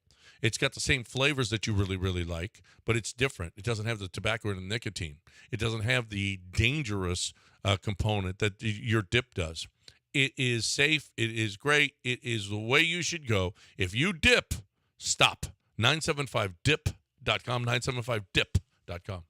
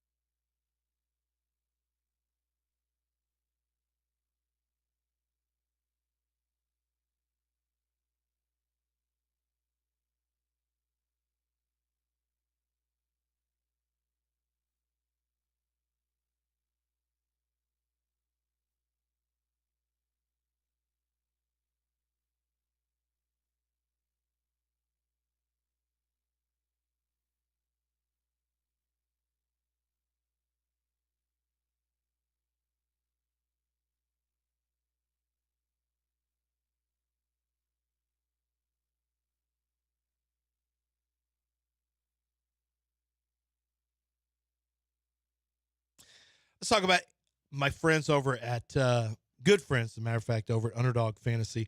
I've been with different fantasy companies before, and I've been with Underdog for 3 years now, and I love it. It's a great way to watch the games and play the games that along with the game that you're watching. It's fantastic, and they've got it in basketball. This is basketball season. They've got this, and did you know that they are giving special picks when you use promo code Lance? When you sign up, you download the app, you use promo code Lance on your first deposit. They're going to match you anywhere from a minimum of $10. You can start with a minimum of $10 deposit, but it goes from 10 to they'll match all the way up to $100. How cool is that?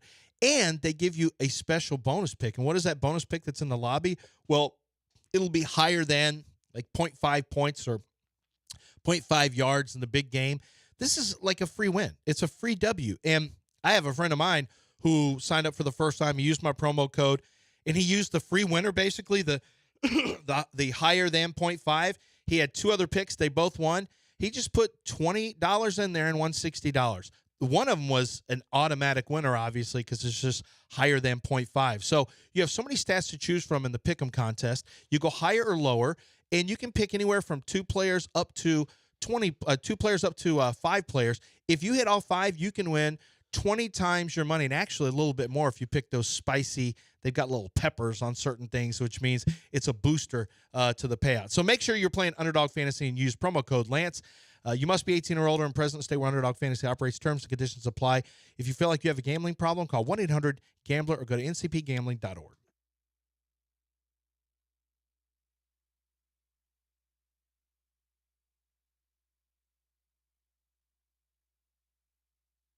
Currently, in the Veritex Community Bank Studios, one is a renowned forensic blood splatter expert, the other, an appointed master of haberdashery.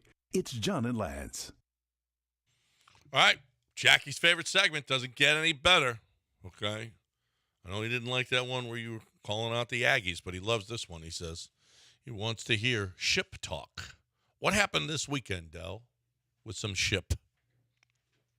Well, we've got plenty. I mean, you've alluded to Kadarius Toney. I'll save that for later in the segment, but we're going to go with something we haven't heard you talk about because you're out in Cabo in the most important golf tournament in the world. Right. Bill Belichick looks like he's going to get shut out, and ESPN decided it was time to pile on.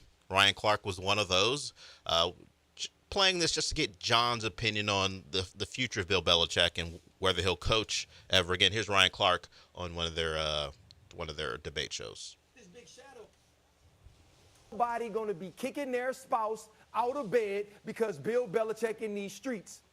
I told y'all the streets was not going to be hot for Bill Belichick. We saw what it was without Tom Brady. Danny Amendola saying that we worked for Bill, but we played for Tom isn't a glowing endorsement of how the Patriot way can work when Tom Brady isn't your quarterback. Matt Patricia, Josh McDaniels, Bill O'Brien to some extent in Houston. We've seen all of these people leave and nobody's successful. So now all of a sudden we want to go back to that? Or are we going to assess the current head coaching climate? If you want to know the truth, agree I too. agree with him. I do too. I don't think he's that great a coach. Bill Belichick, I think he's an all-time great coach. Well, and defensive coach. I think offensively, I think as a personnel man, he has sunk himself. Yeah. I think he's sunk himself because he's been allowed to run personnel for 20 years, and it's turned into he can't overcome himself anymore. I think he didn't run personnel with the Browns, and he didn't win there. He did one year early on. Yeah, he won. He did the year before, but he and also, not the next year. But that was also it was. He just like they were going. Listen. Listen, the first years with Brady, the defense was a big reason why Brady won. Oh, multiple years. Multiple years. But after that, he did great with Gronk. Gronk was a very good player. They took a chance on a guy who had injury issues. I don't want him as my coach if I've got an opening. I just don't want him. Well, he's too old. I hate to say that, but how many years is he going to coach? I don't think he changed. Does he 2 change to 3? the Falcons? He's not going to change. Does he change I think the Chargers hiring Harbaugh was perfect. And the Falcons, and in fact, the Falcons then came out after not going with Belichick and said, Rich McKay is not handling football stuff for us anymore. That was supposed to be his link to the Falcons. And Arthur Blank said, no, everyone's going to be reporting directly to me from now on. So now you have owner who's in the middle of everything because obviously doesn't trust his football people. He demoted one of his football guys who was tight with Belichick, and he didn't go with Belichick. That's pretty damning. And no, Chargers, I'd much rather go with Harbaugh. Yeah. Much rather. I don't even know Canales, and I think it's a better hire. I don't know. Honestly, I don't think. I don't think Brian. You don't think Slowick's going now, right? No, I don't think so. Not after Brian There's Callahan still got 2 hired. left, but I think you'll hear. There's a chance you'll hear McDonald and Ben Johnson today. Yeah. Well, they're both hiring and they're both interviewing in both places. Yeah. I think Seattle and the Commanders those today. are going to be the next 2, and those aren't terrible spots. I don't think, but honestly, Carolina, you didn't want that. You don't want Carolina right now. It's just not until the owner shows that he's going to be more patient. You don't want that. But honestly, Bill Belichick, I said this on Friday when you weren't here. I'm not sure he ever coached as a head coach again. I don't think so either. I mean, if the Cowboys open up next year, if he could deal with Jerry Jones, I could, or if Jerry could deal with him, I could maybe see that. Right. All right, we'll move to a game the game happened yesterday, but Debo was all through the week he was being asked about his shoulder, whether he would play, miss some practice. Here's Debo, short and sweet, about whether he would try to protect his shoulder. We saw he made it through the game yesterday, but they think this was from Friday. You play as physically as you do, but still trying to protect yourself. I ain't protecting nothing. And that's it. He didn't protect nothing. He didn't. Yeah, he came in and out of the game a couple of times. You saw he was favoring it, but he played and he finished the game. Debo Samuel. That guy's important to that team. Real one. You know, when he was out, they were not the same team offensively. Yeah. They were just not the same team. Real one alert. Yeah, he is real. And you know what? He's got that C on that jersey for a reason. Yeah. He plays hard. Yeah. We'll move on to, I don't know why this surfaced. I'm sure it was out before, but it surfaced on my timeline this weekend, so we're going to play it. Terry Collins in an epic rant. Somehow it became part of my timeline this weekend. If you don't know the background, Chase Utley took out a Met. I forgot which Met it was in a playoff series. What they called a dirty slide at second. It hurt him and knocked him out of the series. So the next time they saw Chase Utley, Noah Syndergaard threw a ball behind him and he was thrown out. Here's Terry Collins reacting to his player being thrown out. And Ruben Tejada. Okay, Ruben Tejada was the guy he hurt. So this is Terry Collins talking to Tommy Hallion, who's a now retired umpire. Terry Collins reacts to his player being thrown out. Take him. And let me make sure this is the clean one. Okay. You better. Let me make sure. Okay, I heard a beep. This is a clean one. Take him.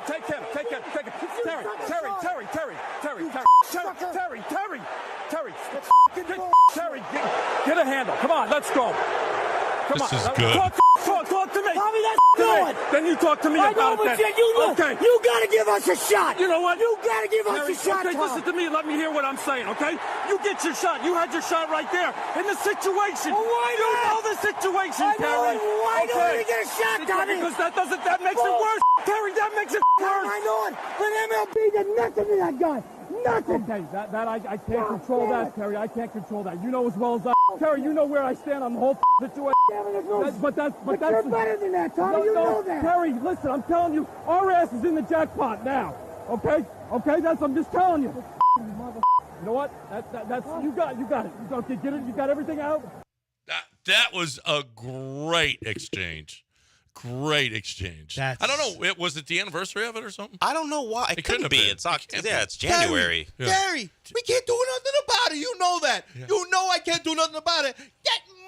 It sounds like it's honestly sounded like a scene out of a mob. Yeah. Out of a mob when something has gone wrong and there's guys Our yelling. ass in the jackpot. One guy's trying to keep the peace. Yeah. Hallion did a good job there. Yeah. Terry Collins was irate. Hallion wasn't the home plate umpire. It was another guy, a younger guy who threw out Noah Syndergaard, and that's what prompted the rant. We'll finally get to it because John has talked about it quite a bit. I'm not gonna play the first 15 seconds because all it would be is beep beep beep beep beep beep beep. But this is Kadarius Toney with more beeps discussing. You're not gonna be able to understand this. No, but it's him. You hear him say I'm not hurt, but other than that, it's a lot of beeps. Y'all reading all this cap ass. You feel me? Believe it. I don't give a. I ain't never been that go do all that. But yeah, man, that cap. I'm not hurt. None of that.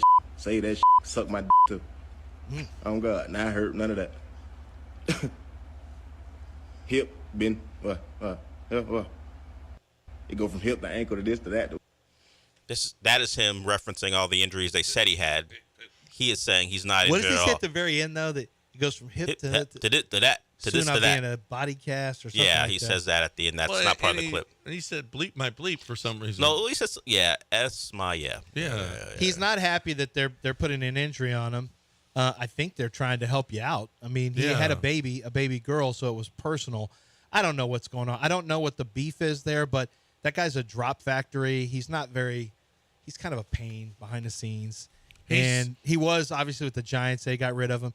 I mean, he's not going to be a Chief next year. They should have never made that trade. But the trade, he'll bring us a Super Bowl. So I guess maybe he did. Yeah, he made plays in the Super Bowl. I mean, maybe that probably was worth it. You know, hey, we can cut him. We can get out of it whenever we want. It actually was a pretty good. Now I think they gave up a second though. A second for punt return to set up a touchdown and a touchdown. And a touchdown. That's enough. I would guess take that's that. enough. You win a Super Bowl. You win a Super Bowl. Yeah, and the final one is something that popped up. I think Lance and I, John, you're out, so I don't think anyone tweeted it at you. This is a wife responding to her husband being somewhat too friendly, at least in her eyes, with a woman on Facebook. Can you sing happy birthday to me? No. Can we all blow it out? We're going to sing happy birthday to Daddy's girlfriend, Kelly. Because he messaged her happy birthday on Facebook. Pause. Mommy, Pause. So I want to make sure we're going to sing happy birthday to Daddy's friend Kelly, girlfriend Kelly, because he messaged her happy birthday on Facebook. Now, supposedly, this is just somebody, she hates this woman, this other woman, Kelly. So she baked a cake.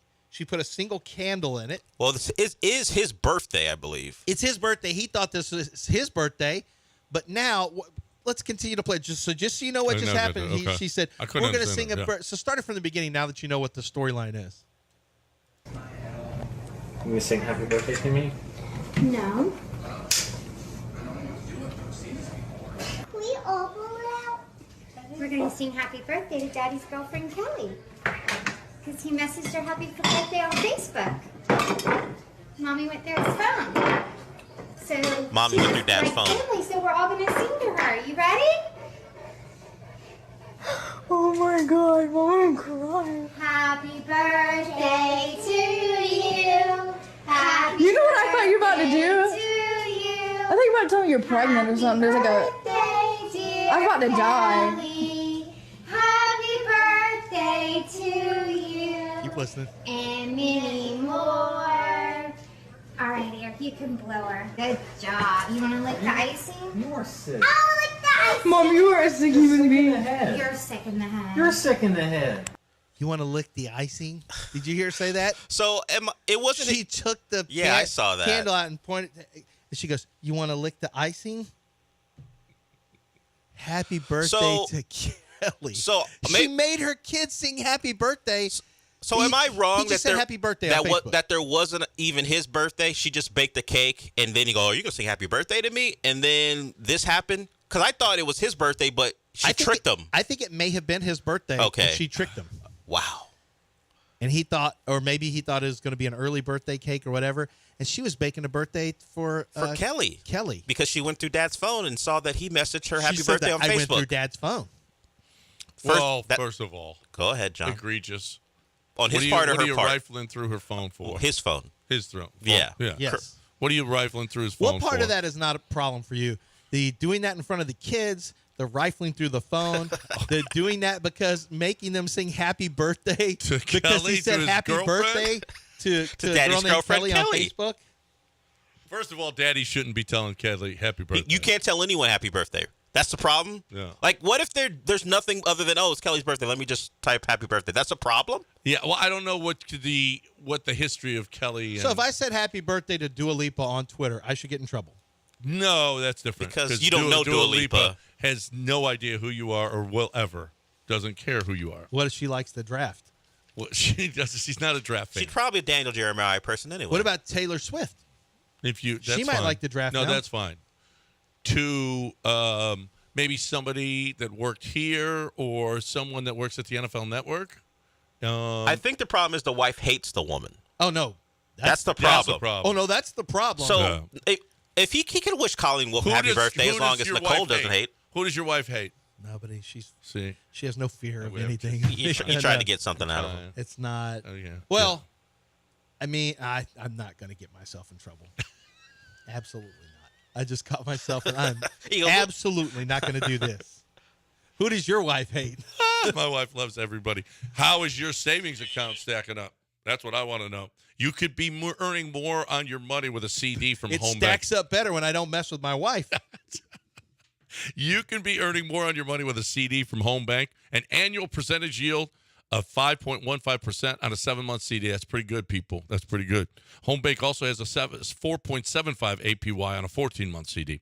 The minimum balance for these rates is just $2,500, but you're going to want to put more in than that. Treat yourself to more savings this year. Visit any Houston area Home Bank location, and there are locations all throughout the city. River Oaks, Sugarland, Gulf Freeway, Clear Lake, Friendswood. That's just 5 in the greater Houston area. They got 42 total banking centers.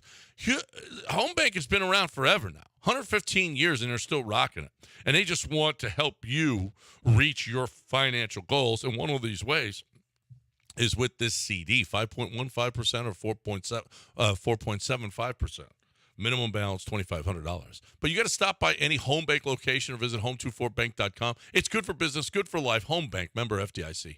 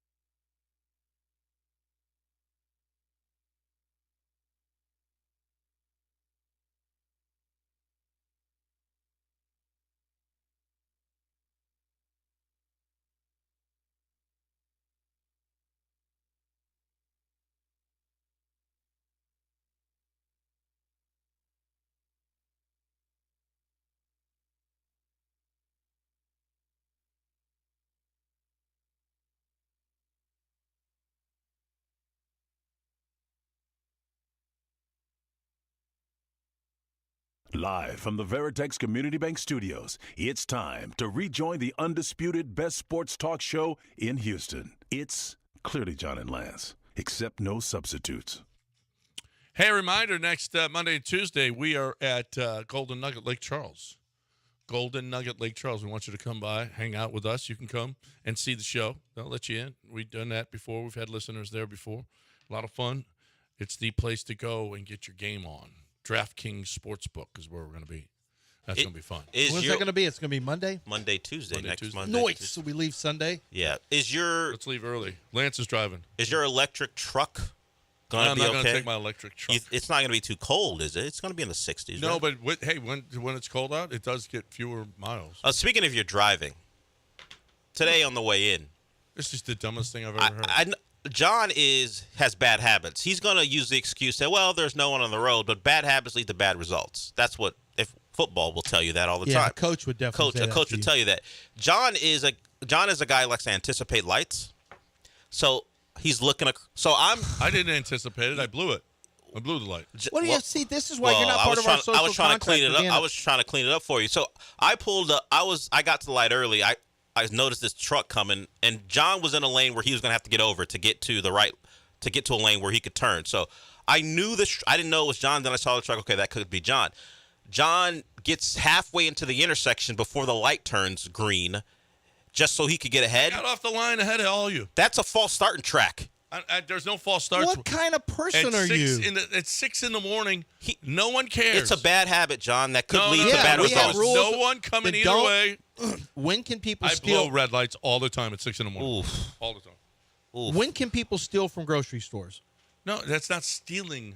You're committing There's nobody on the. You're breaking the law. You're a sheep. You're against if the law. you're sitting at a red light where you can't see You're a car sheep. either way. I'm a rule follower. No. Don't complain about You're people. A sheep. Don't complain about people breaking the law. Then. And and one time, you're laws like, hey, I apply don't to see John. anyone. This is why he ends up. This is why he ends up losing the Cabo Cup. And by the way, where's he going? He's not in any rush. What are you in a rush It's for? 6:18 in the morning. Is there somebody at the hospital? What? Sit there and what? What do you have to do? Sit there and listen to Chris Canty and why you put on some music? Why you listen to Chris Canty? Canty? A law-abiding citizen, and you're busy shoplifting for. You got mad at Dell for not stopping a shoplifter. I thought you were on our team of law-abiding citizens. You couldn't because you were behind me. How was I going to stop you? Because I blew the light. How was I going to stop you? Yeah, right. Chronic rule breaker. Run the pit move on you and hit your car? How was I going to stop you from running a light? That's not my job. The point is you broke the social contract, and bad habits lead to bad results, John. Follows the no cop, no stop philosophy. That's right. I didn't know that was a philosophy. No. If there's nobody on the road, I was watching a movie. He's the only one who did it, by the way. He's on a farm road. It's called Baby Driver. That was you. No, not Baby Driver. He's on a country road, where there's a light and nobody's going and there's nobody for miles anywhere. And he's sitting there. And you know what he thought about? He contemplated his life. He's like, what am I doing? That's not the same thing. That's the same thing. There were there's nobody there. It was me. It was two other people on the other side. All the time. I know you're a terrible driver. No. Lance will attest to you being a bad driver. You almost wrecked us into that concrete wall. Why? Were you on your phone? Oh. No. It was very scary. No. That's why I'm forced to drive. Because you can't sit in the car with this man. He's dangerous. I stop at lights. Rule follower. I don't shoplift like John does. You shoplift at life. You're a life shoplifter. I won't say I never did. There it is. There it is. When I was young, I was a bad kid. What am I going to do? You're a bad man. Me and Gilbert had dark years. You're a bad man. Let me ask you this. Am I shoplifting if I take a plastic bag, do five little dark chocolate yes, the answer is yes. Almonds. And then I have but what if First I go of all, over get and get the milk chocolate. What if I go over and get a sticker? Just saying. What if I eat dark chocolate's healthy? No. So what if I eat it for better. health? So what if I go over and print like a sticker to make it look like it? Now, most times I will get it, I'll eat it all, and then I just scan the empty bag, and then they have to come over and override because the self-checkout doesn't read a weight, and they're like, hey, something's wrong here. Same way, if it reads too much weight, they'll know, hey, this is a wrong sticker.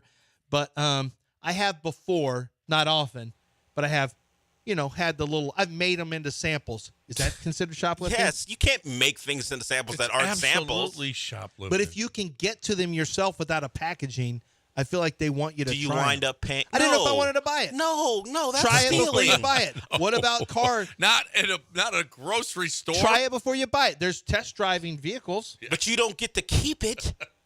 You got a return policy. You have to pay. But you return the whole car. You're not returning that food unless you drop it off there in their bathroom. And My still, wife they has don't want returned that. this much milk because it's spoiled because she didn't use it on time What? at the Costco. I feel like me having 4 chocolate almonds is not going to kill anybody. Your I'm wife trying did- to, I don't hold know on. if I'm going to like it Nicole did this time. what? She'll return anything to Costco. And I'm like, How do you I'm not, return I said, milk? don't tell people your last name. How do you return milk? Ask her. She's the best. I stay out. She's like, this turned sour before it was supposed to. Like, yeah, but it's almost gone. Who cares? And she returned it? Oh, yeah. She doesn't wait until after it. Like, if it expired, if it's before expiration and it tastes bad to her. What is going on? Oh, she's like, no, you're not getting away with this. No. Oh, she's returned things at Costco that I would never. To me, I just take the L and I throw it in the trash. Like most guys. That's all. Well, this shirt didn't work out. Trash. In the garbage.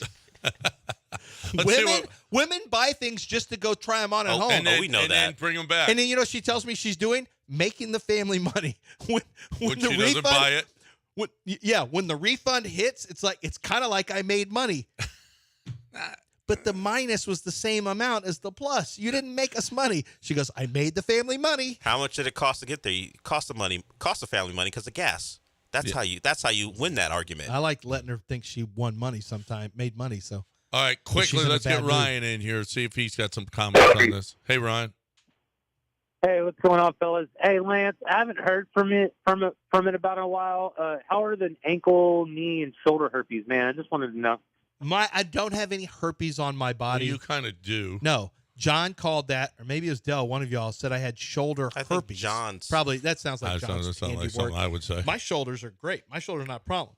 My son does have a broken collarbone because he was wrestling with somebody.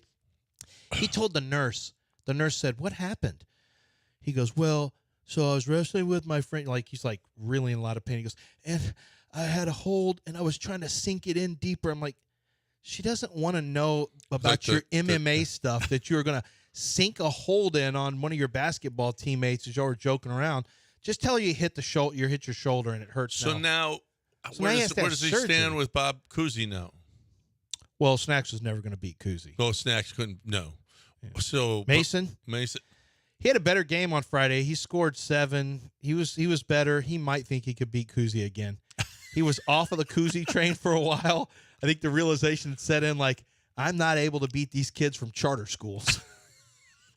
It drives me, like, he is such a troll. He's good at it, too, because he acts like everything's serious, and it makes me mad. I am on the Warehouse Live site right now, warehouselivemidtown.com.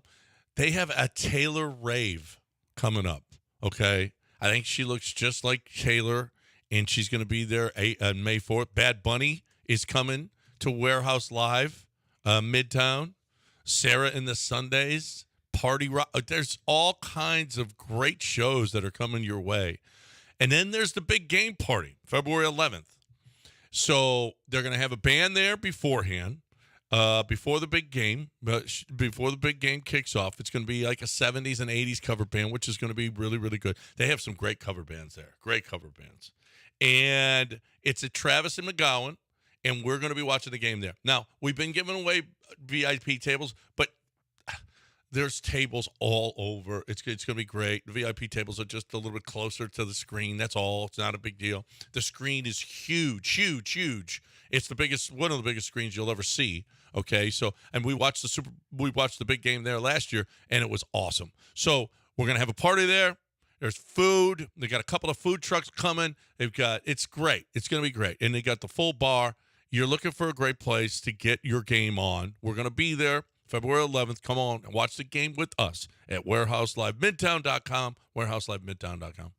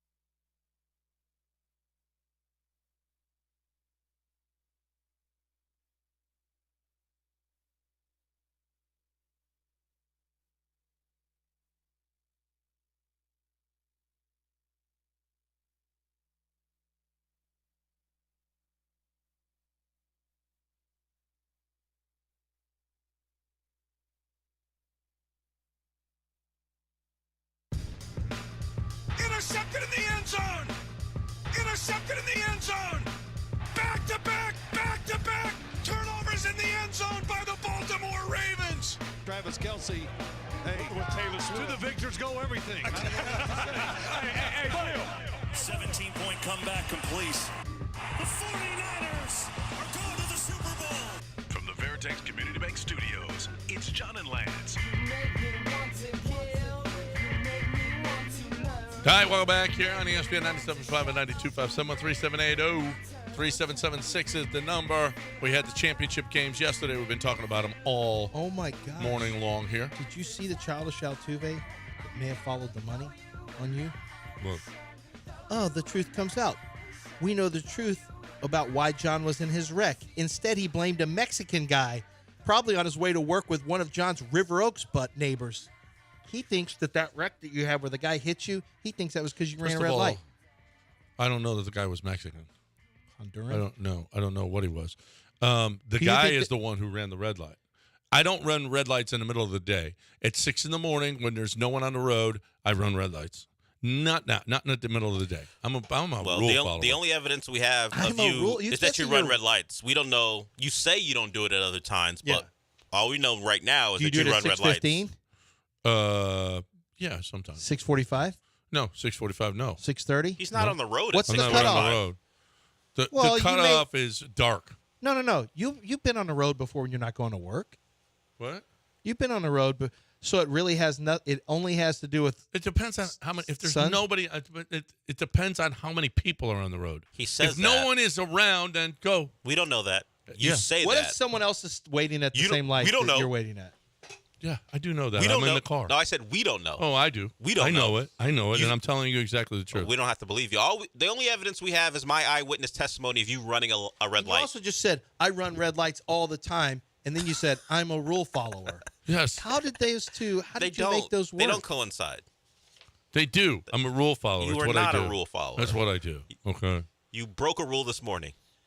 So this is silly. Are you? And I beat you here. Do you? No, I was still here before you, and I had to let someone in. But how were you here before me when you walked in because and I was already in the building and I was already here? I had to stop and let someone in. I don't know if you noticed, but there was someone else here. Yeah, I don't know if you noticed, but I was here already, and you walked in after me. I don't know if you noticed, but I had to let someone in, so that slowed me down. You don't know. I don't know. I don't know that. There was an yes, you do. Don't know that. You saw the intern with me. You don't know that.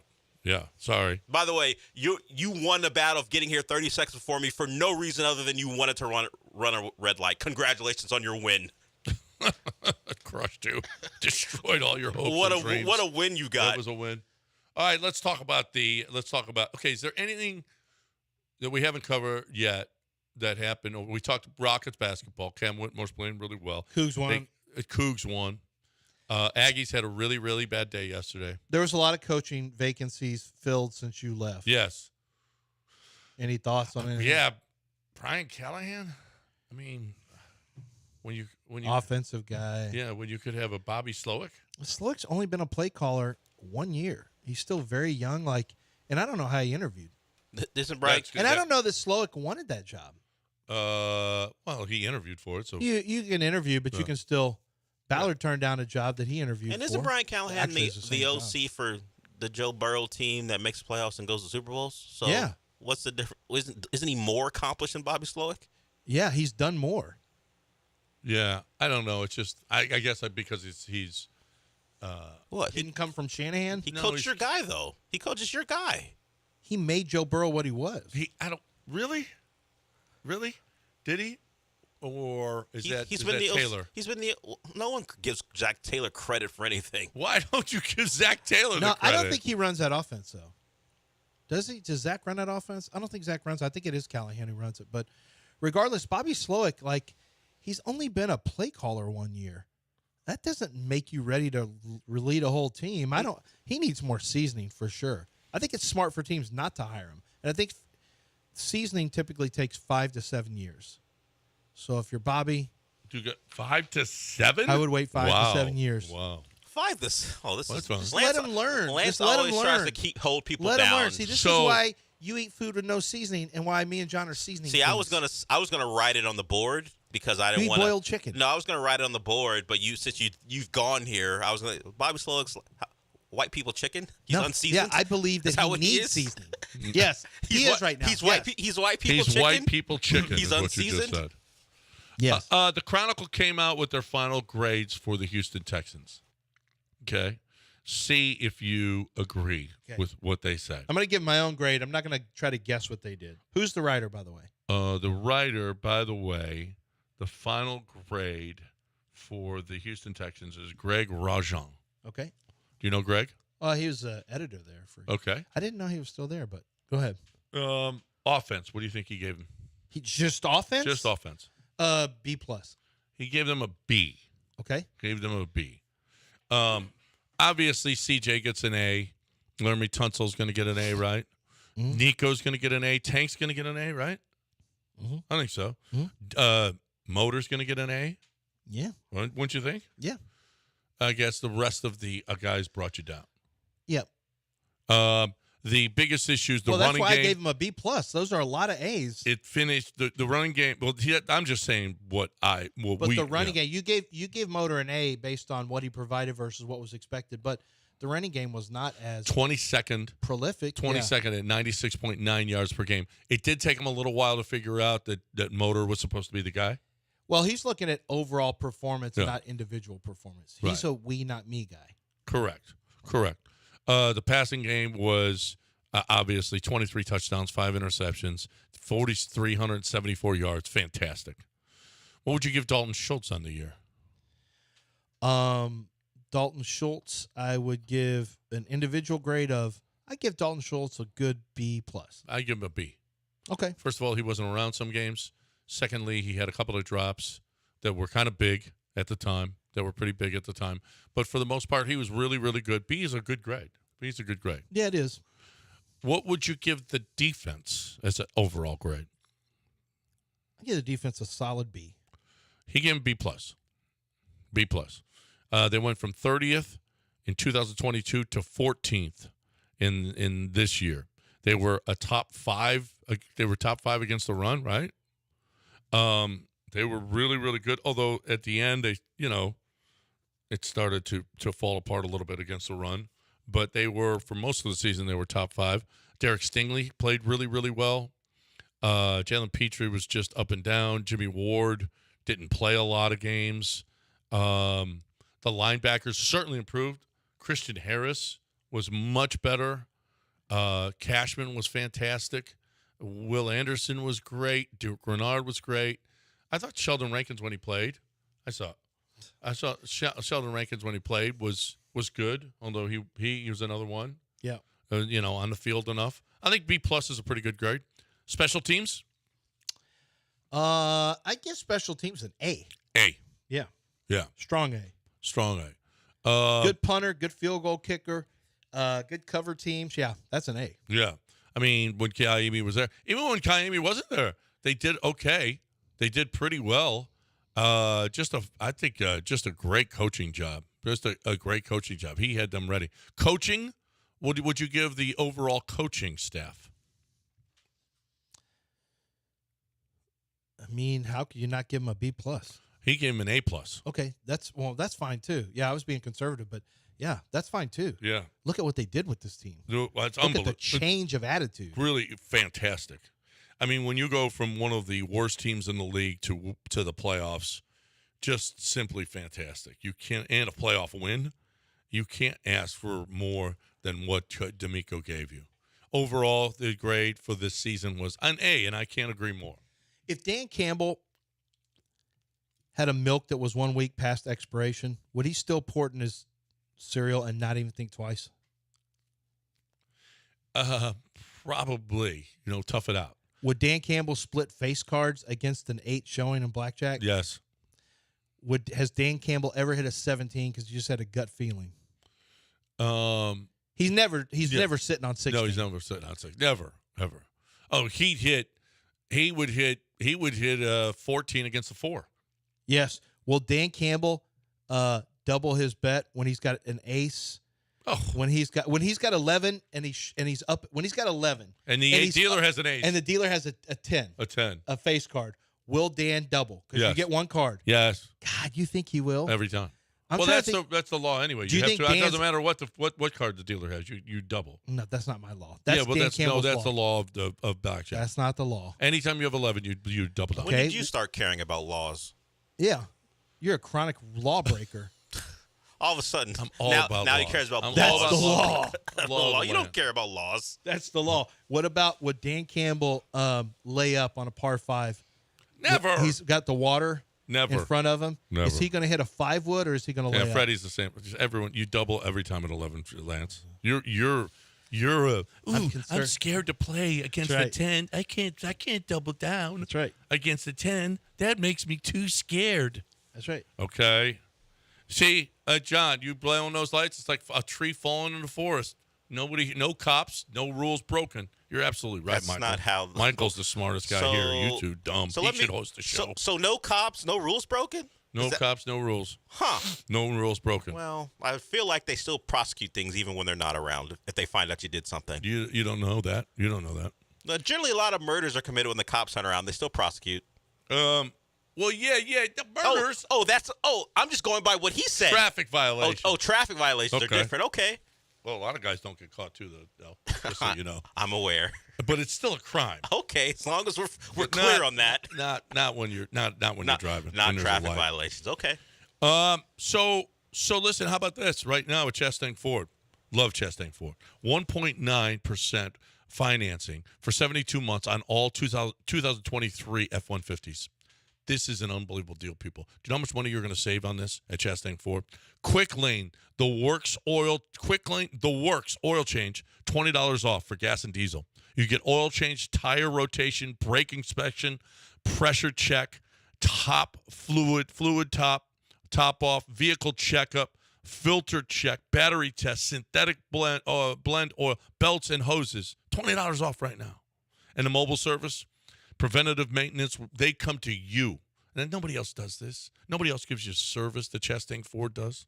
They're awesome. Chastang Ford is the best. Where you're going to get 1.9% financing right now on all 2023 F-150s. It's the best. You're looking for the best way right now to get into that Ford car or truck or pre-owned vehicle, because I got them on a lot as well.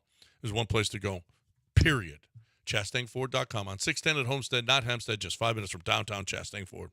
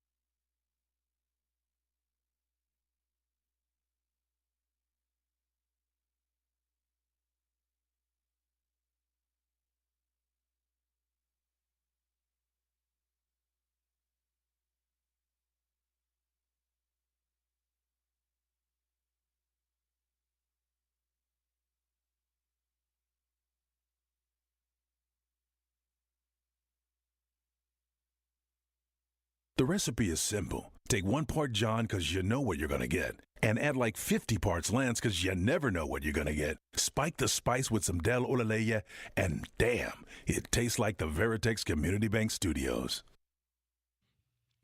All right, welcome back here on ESPN 97.5. Why does Michael Douglas keep coming up in my... Oh, he likes to lick the icing on the cake?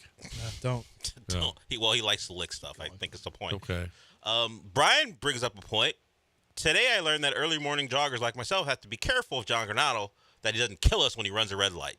Yeah, well, don't worry. If there's anybody around, I don't run the red light. Okay? Says you. Yeah, no, says me. That's right. I say it. I just said it. But we don't know that. I just said it. You don't know that. Mm-hmm. Oh, you know what else I learned this weekend? You see what Alyssa Milano is doing? Yes. Well, yes, Lamont We alerted talked us about to it. that. Yes. Yeah, you did? I mean, how... She's got to raise money Maybe for the kids. I said maybe that Charmed money ran out. How much? For those who don't know, she is she's trying to create a GoFundMe or whatever for her kids. It's actually travel her baseball team? husband's travel baseball team. Her husband is a coach of the travel baseball team. I'm presuming her kid is on it, but she said she's doing it for at whatever his name is. Regardless, it's a little weird, isn't it? Hey guys, can you help send our kids to all these $10,000 Yeah. to send our kid to go play baseball at Cooperstown, their team. She's worth an estimated $10 million, and she's on GoFundMe to. How much did she get for a Charmed episode? Is that like one? She still gets paid for it. Yeah, residuals. Even she was in a time where residuals. Well, they're on every morning. Yeah, on TNT. It's not even on streaming. She gets it from TNT, so she actually does get money. How many seasons of Charmed did she do? Now it's the CW, WB, so it wasn't like real network money, but it was still pretty good. And she was on it for years. I'm sure she got a piece of the product as it kept going. Yeah, This is it's a bad look. embarrassing. It's embarrassing. How many Let's see how many episodes young Phoebe Halliwell did on Charmed. Clay Travis donated $700. Hey, since you couldn't afford to pay for your son's baseball team to Cooperstown, I just paid off the rest of the GoFundMe so they could make the trip. Only request is the team play the tourney in MAGA hats. She did it.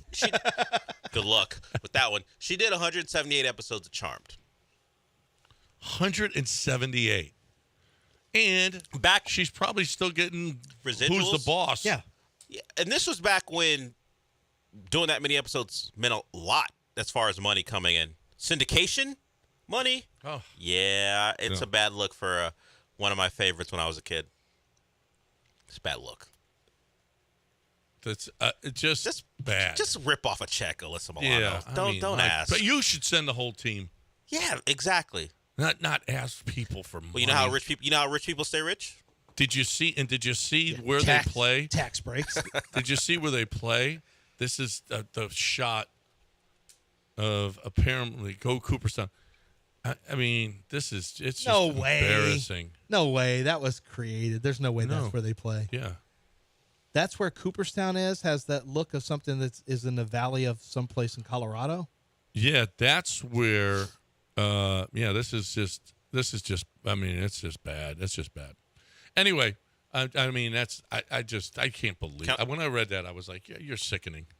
And she's such a but they got to wear MAGA hats. She is so anti-Trump. She's not alone in that. No, not alone. She's not alone in that, but she's that's just I don't see any. Did you see any MAGA people on here asking for money? Maybe not for baseball teams, but for other stuff. Yes, actually, I do. I have no idea. 713-780-3776.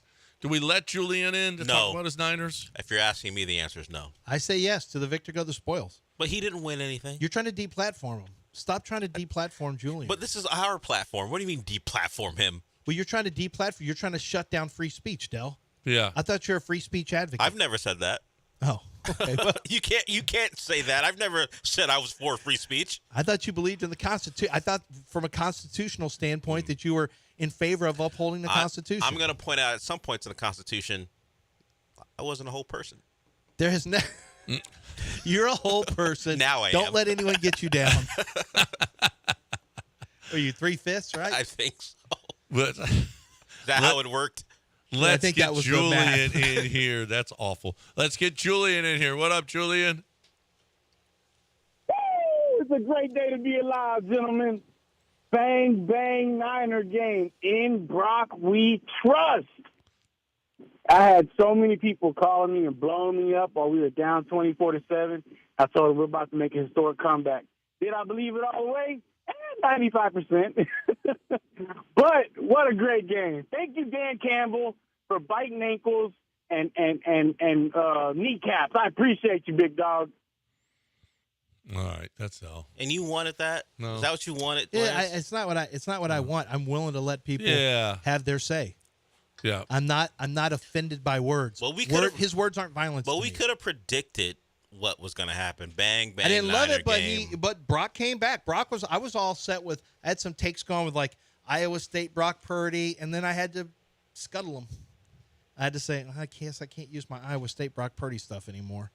He was pretty good. That second half, yep. Second half, he was pretty terrible in the He was first pretty half. bad in the first half. He was pretty damn good in the second half. And you know what? He brought him back last game as well in the fourth quarter. I mean, all of the Brock Purdy haters got to eat a little crow today. I wonder what Ryan Clark had to say. I don't know. I mean, but we know how hate goes.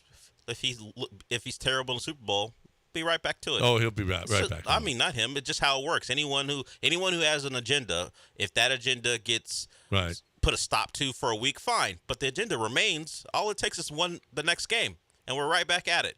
Like Jalen Green had 2 good games against 2 bad teams, and everyone's like, can't give up on him. He's 21 years old.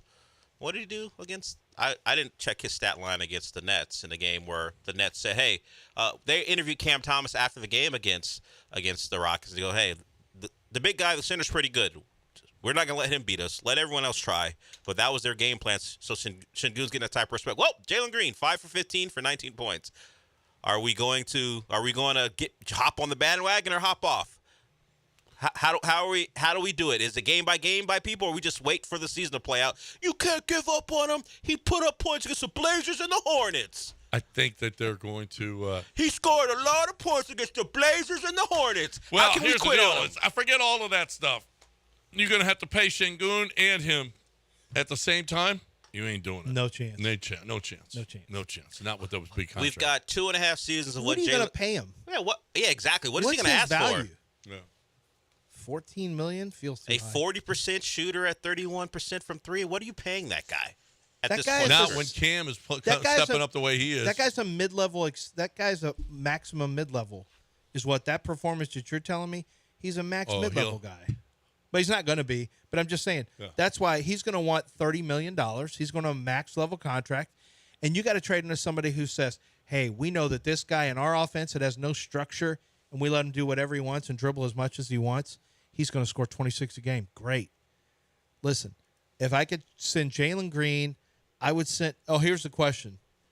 Would you send Jalen Green, Landale, or Lawndale, as it should be, would you see Lawndale for financial purposes, Jalen Green in Detroit's first for Brogdon and Robert Williams? Why are you acquiring 2 injured players? Well, 2 guys who never stay healthy. Because it kind of fits in Because with what Ime the knows Rockets him. have been over the years. But Robert Williams would be a great addition. can you trust him? The knees are awful. If the knees are awful, then no. Obviously not. And Brogdon didn't even when he got traded. The trade had to go through for multiple reasons, but he didn't pass. Is there he any fails reason that physicals you when would? he gets So traded?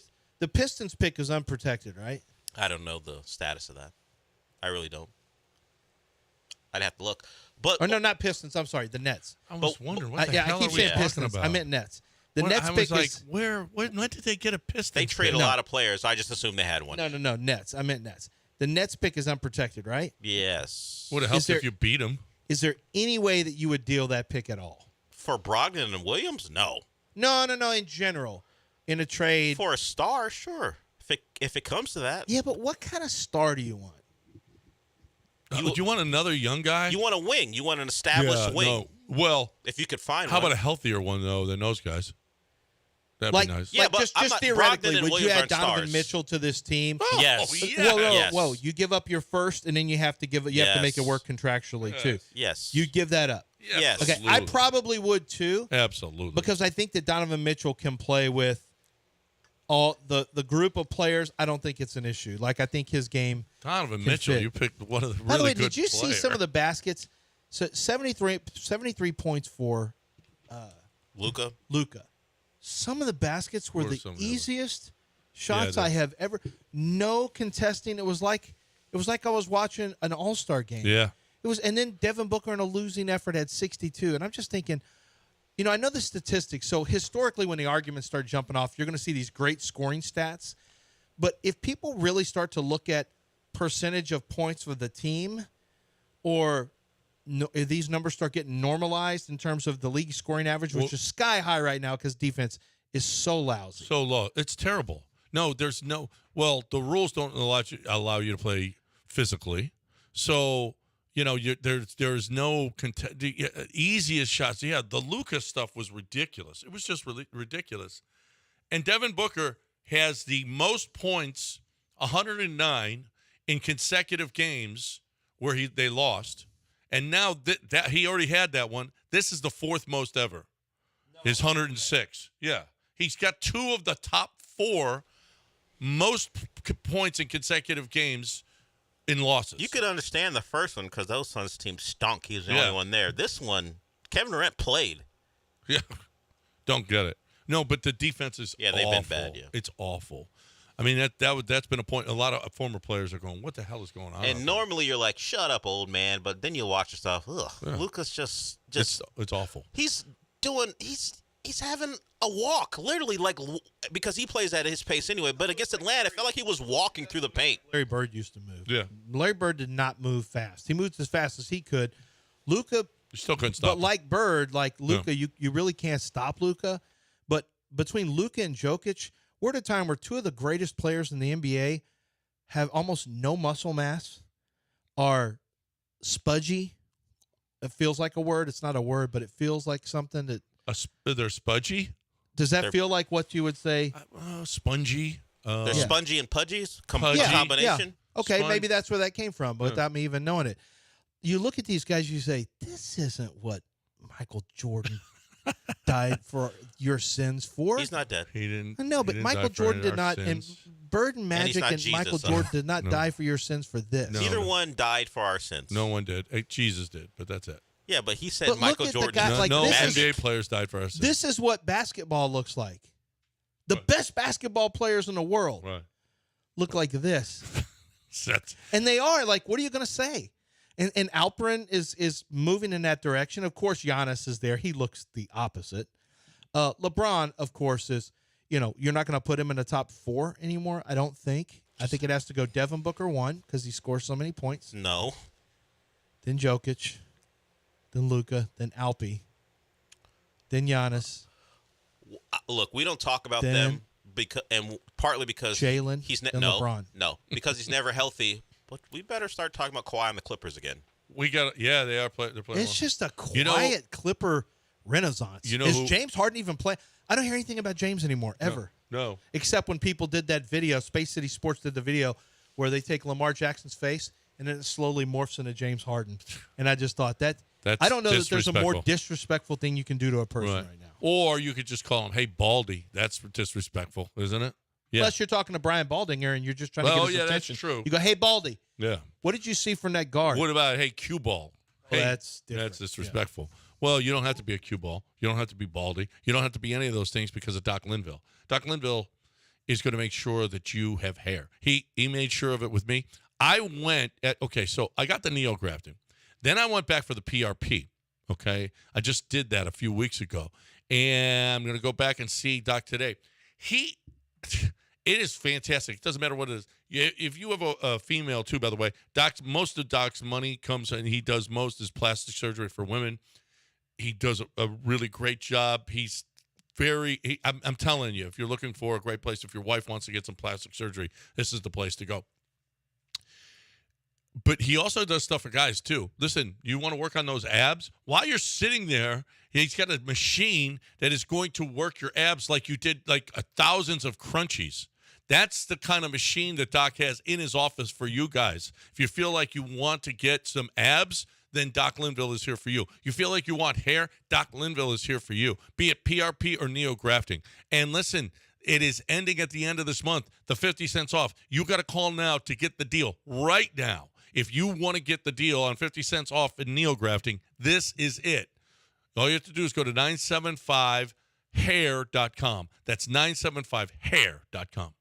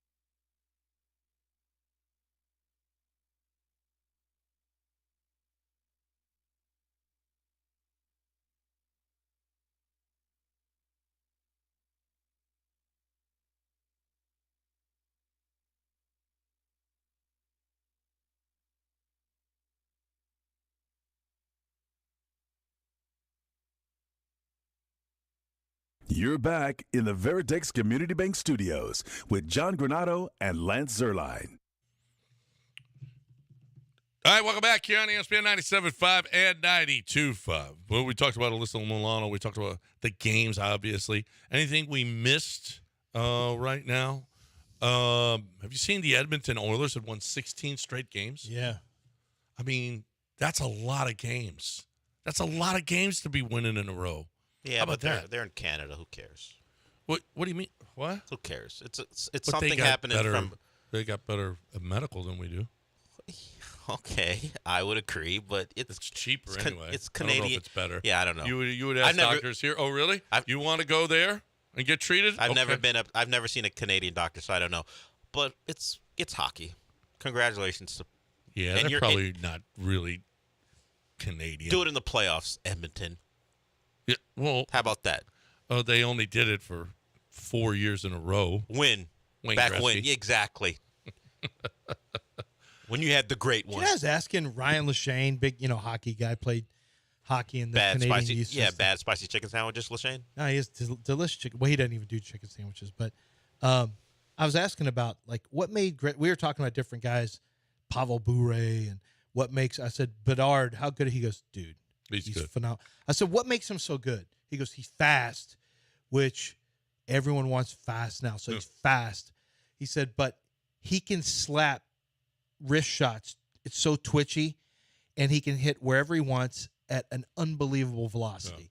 He said, you just can't stop this. I said, is that what made Gretzky great? He goes, Gretzky had no slapper. He said it was a weak slap shot. He wasn't the fastest guy. He was okay. I said, well, why was he so great then? He goes, he was smart. He knew how to get around the ice. He knew angles. And this stuff I'm thinking, would I know that if I saw that? The way he was describing it just sounded, I guess so. Yeah, absolutely. I guess so. I mean, I played a lot of NHL hockey growing up. He was good, but he was never the best. I'd much rather play with Pavel Bure or He's talking. By the way, he's talking about the video game. The video games. or Yeah, Jeremy I know. Roenick. Yeah, you don't know anything. So okay, that happened. What about Sinner and Sabalenka winning Australian this weekend? Another foreign sport. How about Sinner's Italian?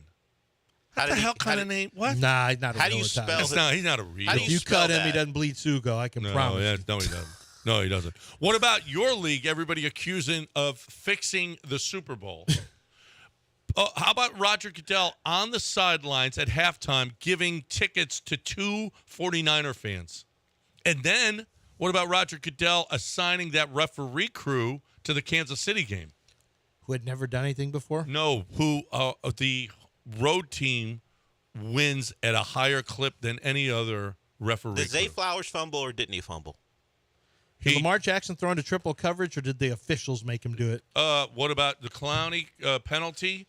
It What was a- about it some was of a the penalty. where he other? hit him the right with his helmet What in the about head? What about the ridiculous holding calls that weren't called against the Chiefs? What are you, a Ravens fan? No, I'm a. The Ravens played I'm like anti-NFL. butthole. I'm a UFL guy. 17. They had Why? 17 points at half and It's my never league. scored again, and you still couldn't beat them. Okay. Mike McDaniel shut out the Chiefs in the McDonald. second half. Mike McDonald, rather, shut out the Chiefs in the second half, and you still couldn't And we're beat 'em. blaming the NFL for It was breaking all the the game? refs. Oh, inadvertent. The calls, the I holding almost calls can't at even stand- inopportune times. So I'm watching 20. Oh, Have you seen 20 days? taunting. Yeah, Come it was on. taunting. I mean, it was obvious. And then he fumbled. Roger Goodell got what he wanted. You say, I don't know if that's what Roger wanted. Why is it? I think it's better if someone else wins for the Taylor league. Swift. He's a Democrat. He wanted Taylor Swift. You think the Super Bowl is hurting for eyes on it? They needed Taylor Swift. Yes, they needed Taylor Have Swift. either of you guys seen 20 Days in Mariupol? No. So it's an Oscar-nominated documentary, and it's this guy.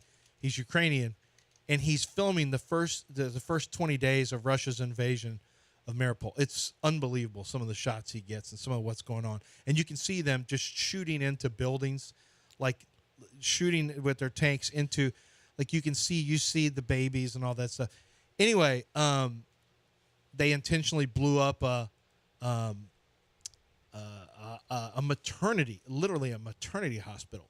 Well, anyway, they show all this stuff, and Russia just gets on and tells their people, this is all fake. This woman here is an actress. She's a paid actress. She's bleeding. She's pregnant. And they show, which could clearly be like an AI photo or of something like that of this woman. And they're like, no, she's an actress. Here, this person's an actress. This is a set they actually created. And the Russian people are like, oh, okay, cool. And I realized then, like, we've gone to a place, and I've already known this. I didn't realize this. We've gone to a place where it really, honestly, factual stuff doesn't matter. Like, there are going to be people who believe that everything is scripted. Now, we've always had that with basketball, the officials, and then you have something like Scott, Cheater Scott, the referee. The referee. Yeah. Scott. No, that's not Scott. Because I'm thinking of got me all Scott messed up Foster. Who's the other one who point shaved? Yeah. Go. Tim Donaghy. Tim Yeah, Donaghy. Donaghy. Then Donaghy Scott. tells you things like, "Oh, they absolutely want it," and you hear that, you go like, maybe, Right. maybe there is something like this, but the conspiracy theories that No, this is that's literally true. Roger scripted. Goodell wanted Taylor Swift there, and San Francisco, another lefty city, Lance, another The working class cities can't go. like huh? Detroit. You think Detroit trends Republican in national elections? Yes, they didn't want them there. Kid Rock, where's he from? San Francisco or Detroit? Which is leftier? Wealthier. Kid Rock is Detroit. I just know which one is blacker. And it's Detroit. You know who loves and, Trump more than anybody? and they don't trend Eminem. Republican in national elections. Eminem loves Donald Trump too. And Kid Rock. He doesn't. Eminem doesn't. You know what? He's keeping Eminem out. Oh no! Wait. Yeah, that doesn't really fit the narrative. I wish I could go full on with your. It's this new age of people who believe anything they see as long as you tell them something they want to believe. Now I'm watching it's not a documentary. I'm watching World on Fire on PBS. It's about World War II. You don't think the Nazis and their propaganda got people to believe whatever they wanted? This isn't new. No. I mean, there's some people who got conned into believing. Like you hear people talk about it who are alive from Nazi Germany, and are like, you think it's kind of crazy. Then you just start going along with it, and then you're like, hey, maybe he's got a point here. And then before you know it, you realize, oh no, we've gone too far, and they're killing everybody. All right, and finally, one thing we haven't talked about yet: horns down. Front row of BYU game. Did you see that? I saw that the kids spelled out HORNSDOWN, and they made them to take the shirts at off. BYU. At BYU, and the they BYU kids had that horns to take down, off, and they had to take them They off. didn't actually do horns down. They just wrote it. John, don't do it. You're not. Soft. That's a slur. That's a slur. You're not allowed to do horns down. Soft. You're soft. And then they made them Wait take till off you go to the letters. SEC and see if they make you take those off. If you had just made the kid with the N take his off or the D instead of down, where it didn't officially spell horns down, would that have been okay? Yeah. Yes, because the message would have Why been did everyone have to? I don't know. They all had to. Oars down? What about oars down? Oars down? Oars down. You just take the H and the D off. I don't think that would have worked. Why not? Oars down. Because people would have known what they were trying to say. No, you wouldn't. Not if you mix it. Just make them mix up the letters like a jumble. In the SEC, they're going to add a W to that thing, okay? Yeah. Yeah.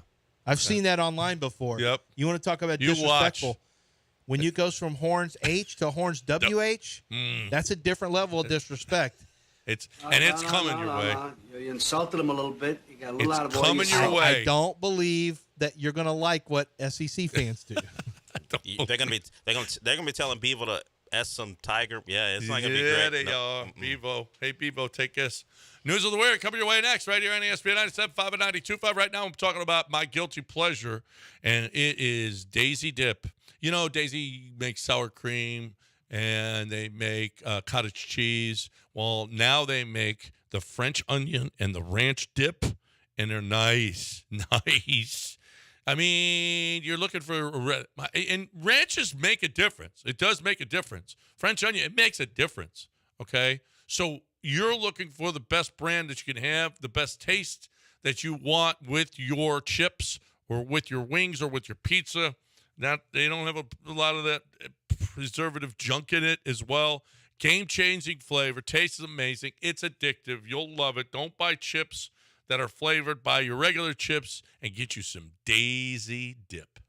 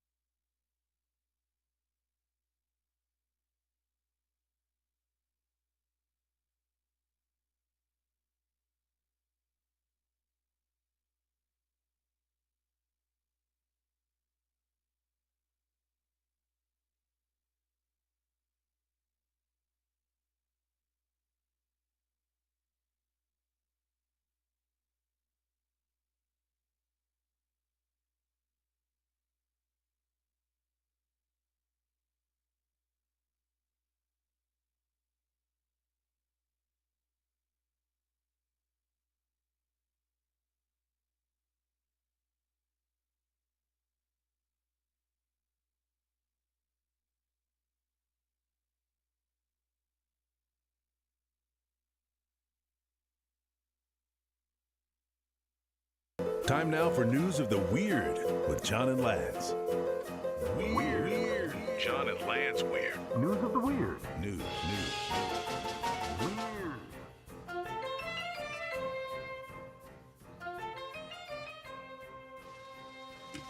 All right, welcome back here on ESPN 97.5 and 92.5.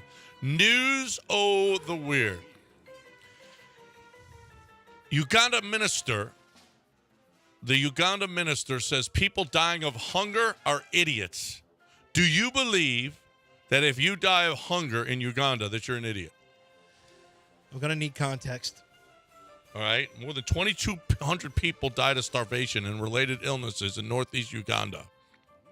It's only an idiot, a real idiot that can die of hunger in Uganda, he says. If you work hard, there is land in Uganda. Climate is right in spite of climate change. If you make a double effort to make sure that you go out in the morning, you till your land, you plant your seeds, you maintain your plantation, surely, how do you fail then to get food? What if you don't have any real land or you don't know how to farm? There's those two things. Are you an idiot? Just ask the question. Are you an idiot if you die of starvation? There probably have been some. Probably not. You probably don't want to just say that. Probably in not. In general.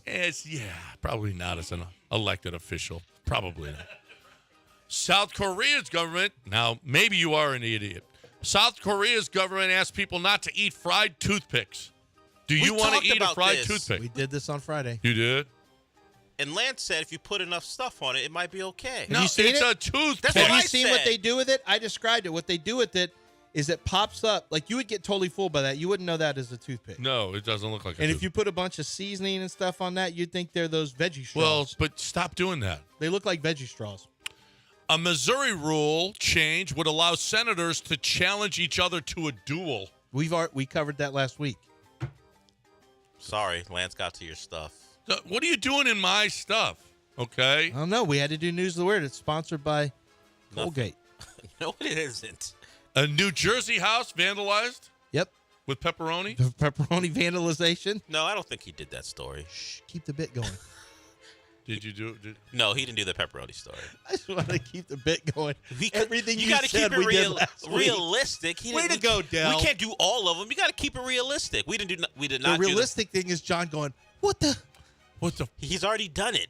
A New Jersey house was vandalized, pepperoni thrown all over the windows, the car, L in the driveway, and everything else. How disrespectful is But this? hopefully the package Is this the pepperoni. worst vandalization you've ever seen? No. I've seen way worse. Wasting all that pepperoni. People have broken into another man's house and dumped on his bed. Yeah. That's worse than pepperoni. I don't know. I'd rather have that. No. Okay, let's test it out. One day, Bill Russell had that. Someone do this to John, and the next day Don't do the other ever one. waste pepperoni like that. I swear to God. I swear, to if God. someone broke in your house and took a douche, you say throw all the pepperonis around you want. Did you see the woman who was thought to be missing at the Heavenly Ski Resort? Damn, Lance, you did this one too? Yep. No, you didn't. Yeah, we actually did do this okay, one. what happened? We don't remember. It happened last week. Did we do this one? Yeah, we did it. We did it on Thursday. You sure we didn't just do the whole documentary that we watched? No, we did this one. What happened to Sure her? you didn't talk about villains and heroes for 4 hours? No, we did it for like 45, maybe was about 20 4 minutes, 25 4 minutes, yeah. 25 minutes? Nah, it wasn't that long. Yeah, they said it was like an hour. Who no, said it's that? some crybaby on. I saw the tweet. Some crybaby. One of John's Well, what's the sycophants. story? What happened with Well, it? you didn't even do it, did you? You're just I making don't. it I up. don't think we I did. think we did. Del We- does. Well, what happened, Del? I don't remember any of the news Just of say it. stories. I'll tell you if we did it. She was on a ski trip with her friends, thought to be lost. They were looking for her. She was stuck on a ski lift on the gondola for 15 hours. I think we did. I think. Sorry, John. He took your thing again. We I did think do that story. you said that. No, you did. Sorry, John. Move on. Next story. Do you see the FDA says cancer treatment? I've seen this one. Okay. CART-T, that therapy for cancer treatment Yep. may increase your risk of cancer. Oh, boy, that was a tough out there. I'm not sure that's the cancer treatment I'm looking for. No. If it's cancer causing. I don't want to catch my card that got me a straight, but they got them a flush. Apparently, that's right. That's exactly what it is. That's the worst. Apparently, there will be billions of cicadas this summer. Where? Here? Well, this story comes out of Charlotte, North Carolina. In Cyprus? But apparently, Spring two Cypress? different types of cicadas are now emerging. In Katy. And this last occurred more than 200 years ago. Moses, remember Moses? And, yeah. The cicada run of, Yeah, but of 200 years ago, Moses. Moses. Yeah. The math adds up on that. Edwin Moses, I meant. No. The hurdler. Moses. Billions of I cicadas. hate cicadas now. I know. hate cicadas. That's a bad break for whoever gets the cicadas. The Pope is anti-AI. Did you see this? We got to be. He was already AI'd, remember? He was AI. They put him right in a bunch of stuff. Here he is. Yeah, right there. With the jacket. They put a The puffy coat jacket. on him. It's not a bad looking coat. It's not. If you're trying to sell jackets, Yeah. Here, look, the Pope wore our jacket. I'm not a big fan of AI. This is really getting to be really too they accurate. Can make you do it look. Did you see the empty Atlanta lot? So it doesn't have anything on it. It's a lot. Okay. The guy has had it. He has no water line to the lot. Right. And the water company has charged him $30,000. He's got a $30,000 bill. But he doesn't have a water line to his lot. For what? Apparently, they said that he has used $30,000. He doesn't even have he took it to court. He lost. He doesn't have a water line, and he's got a $30,000 water bill. We must not be getting something because something's wrong if you. Yeah, apparently, I don't know, but it's just a lot with nothing on it. And we bought the land several years ago. There was no home. There's no water meter. There's no water line to the water and he lost. That's really bad. And finally, an Amish horse and buggy stolen from outside of a Walmart parking lot. What is the world? That coming sounds to? like something that Animals? a young me would have done. Yeah. Hey, look at this. There's a horse and buggy. Let's take it. And let's run through every stoplight we can find. That's what we do. With our horse and buggy. People would I'm not stop for stopping that. here. It's would a horse stop. and buggy. I don't think I look Amish though, so I think I would have. Would you caught. drive a horse and buggy past the red light at 6 a.m? Yes. And I would get caught though, because I'm not. They'd go right away. You ain't Amish. You stole that. I know. You probably Amish have a look. Hey, next Monday and Tuesday, we're going to be at the Golden Nugget, the DraftKings Sportsbook. Y'all can come. It's the best, and you can come. You can come hang out with us. I would make my reservation now if you're going to try to get into the Sportsbook for the big game next Sunday, February 11th. Book your table now at goldennugget.com/Lake Charles. The Golden Nugget Lake Charles is a Vegas casino right here, just 2 hours down the road. There's no reason to go to Vegas anymore.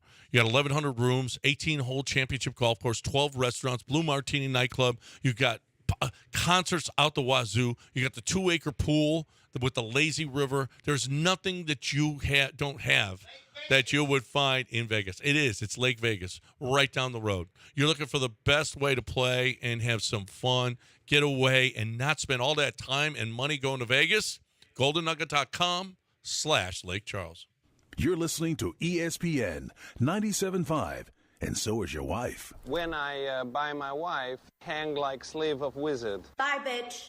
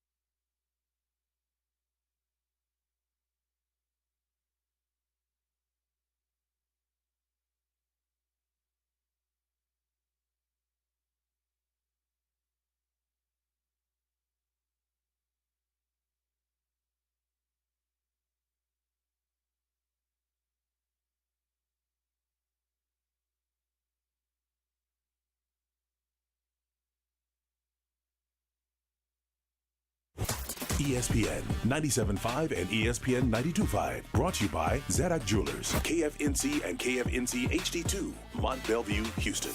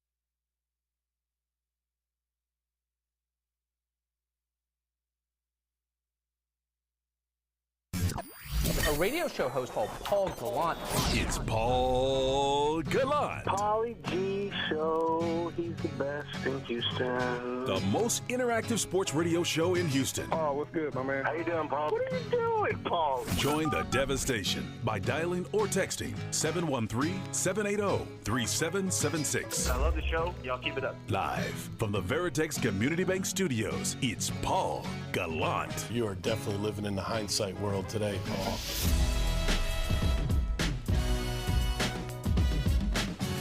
Hello and welcome aboard the Paul Gallant Show on this Monday, January 29th, 2024. Super Bowl 58 is set after the Kansas City Chiefs beat the Baltimore Ravens 17-10 yesterday that afternoon. And then the Detroit Lions blew a 24-7 halftime lead and lost to the San Francisco 49ers. So you're going to get Patrick Mahomes. You're going to get Andy Reid. You're going to get Travis Kelce and a whole effing lot of Taylor Swift. And on the other side, it's Kyle Shanahan. It's the pound-for-pound team that probably has the most talent in the NFL. And it's Brock Purdy who are advancing on. What are the big takeaways that you have after a weekend like this? Especially maybe if you're trying to look at it through the prism of the Houston Texans. Well, I would say the big one is I think everyone's just effed in the NFL because Patrick Mahomes is that inevitable. And he's not the main reason that the Chiefs won yesterday, but the first two drives of the game where Kansas City did whatever it wanted against the Baltimore defense that obviously gave C.J. Stroud and the Texans offense a whole lot of trouble. That was all they needed. That was it. I don't know when this guy's going away. You look at his age and you're like, damn, I mean, this is now, what, 4 Super Bowls in 5 years? It's insane. It's just automatic and expected. And, okay, long period in that game where the Chiefs offense doesn't do anything, but 3rd and 9, game on the line. I'm going to throw the ball to a guy who can't catch a pass from me all season long, except for the last couple of weeks. Marquez Valdes-Scantling throws it up. Scantling makes a great catch. The game is over. So from the Chiefs' perspective, I mean, I hope some people retire. I just hope some people retire because at this point, Sean, I mean, what's the effing point? They have taken the Patriots' crown and are honestly wearing it in a, like, more intimidating fashion. Yeah, though, it is funny. First 5 minutes after the championship Sunday, we're going like, so when's the next time the Chiefs won't win the AFC? But this year, Sean, was the year. The Bills were hot. The Ravens defense could stop everybody. The Chiefs receivers couldn't catch an effing cold. You got Kadarius Toney, who's on Instagram Live. That was one of their main receivers this year. He's like, I wasn't hurt. He's yelling on Instagram Live. I wasn't hurt. They're just playing me because I'm bad. Yeah. That's what he's saying. That guy was literally lost them 2 games. Yeah, no, I mean, I'll put it like this. The next offseason where anyone in the AFC can legitimately be like, I think we have a real chance here. Our window's open. Guess what? They don't. They're effed, Sean. I think it's you can tell yourself that when either Andy Reid retires or Travis Kelce retires. That is the only like off ramp to where, like Tom Brady, this is ridiculous because it's Tom Brady, but there's a 10-year gap between Super Bowls? Right. So yeah. So it's like, okay, maybe there's going to be an off-ramp somewhere soon where there's a little bit of a lull between Super Bowls and we can sneak one past. But that's what it's going to take, Sean. And okay, both are on the table. There's been rumors about Kelce retiring. He just set the receptions record in the playoffs, which is insane. Andy Reid, that's possible, but I mean, before we get into the other teams crapping themselves, which is a staple of the Patriots' run, every team they played would screw up. And the Chiefs are now the Patriots because they just don't screw up. Yeah, you really saw it in the Ravens game too. Oh my God! I was saying at one point in the game, like the Ravens defense has committed a penalty basically once every 5 plays and are still way better than their offense. Way better than their offense. And again, they just could not help themselves with like stupid penalties. Like Kyle Van Noy, when the Chiefs got the ball with under 2 minutes left in the first half and just ran it up the middle the first play, basically not waving the white flag, but they have Patrick Mahomes. Like if they wanted to actually make a drive, they would just throw it on first down. And committing the after the whistle penalty there, that then kind of sparks that drive. You're just like, oh my God. And by the way, really wish you had those 3 points back. Like that is just one of the many stupid penalties by the Ravens. I'm just going to point to one player because now let's talk about the losing. I feel bad for the Lions. I do. I mean, that almost touchdown catch by Brandon Ayuk off of a Lion defender's face. I mean, my God, just all bad memories for Detroit fans must have been flashing before their eyes as that happened. And then, of course, they blew the lead. Like, you knew they were going to blow it there. But I want to focus on the Ravens because that is the team that beat the Houston Texans. And right now on ESPN, will Lamar be the next great quarterback without a Super Bowl? Or Allen or Burrow or C.J. Stroud or Herbert or anyone in the There's a AFC. long list.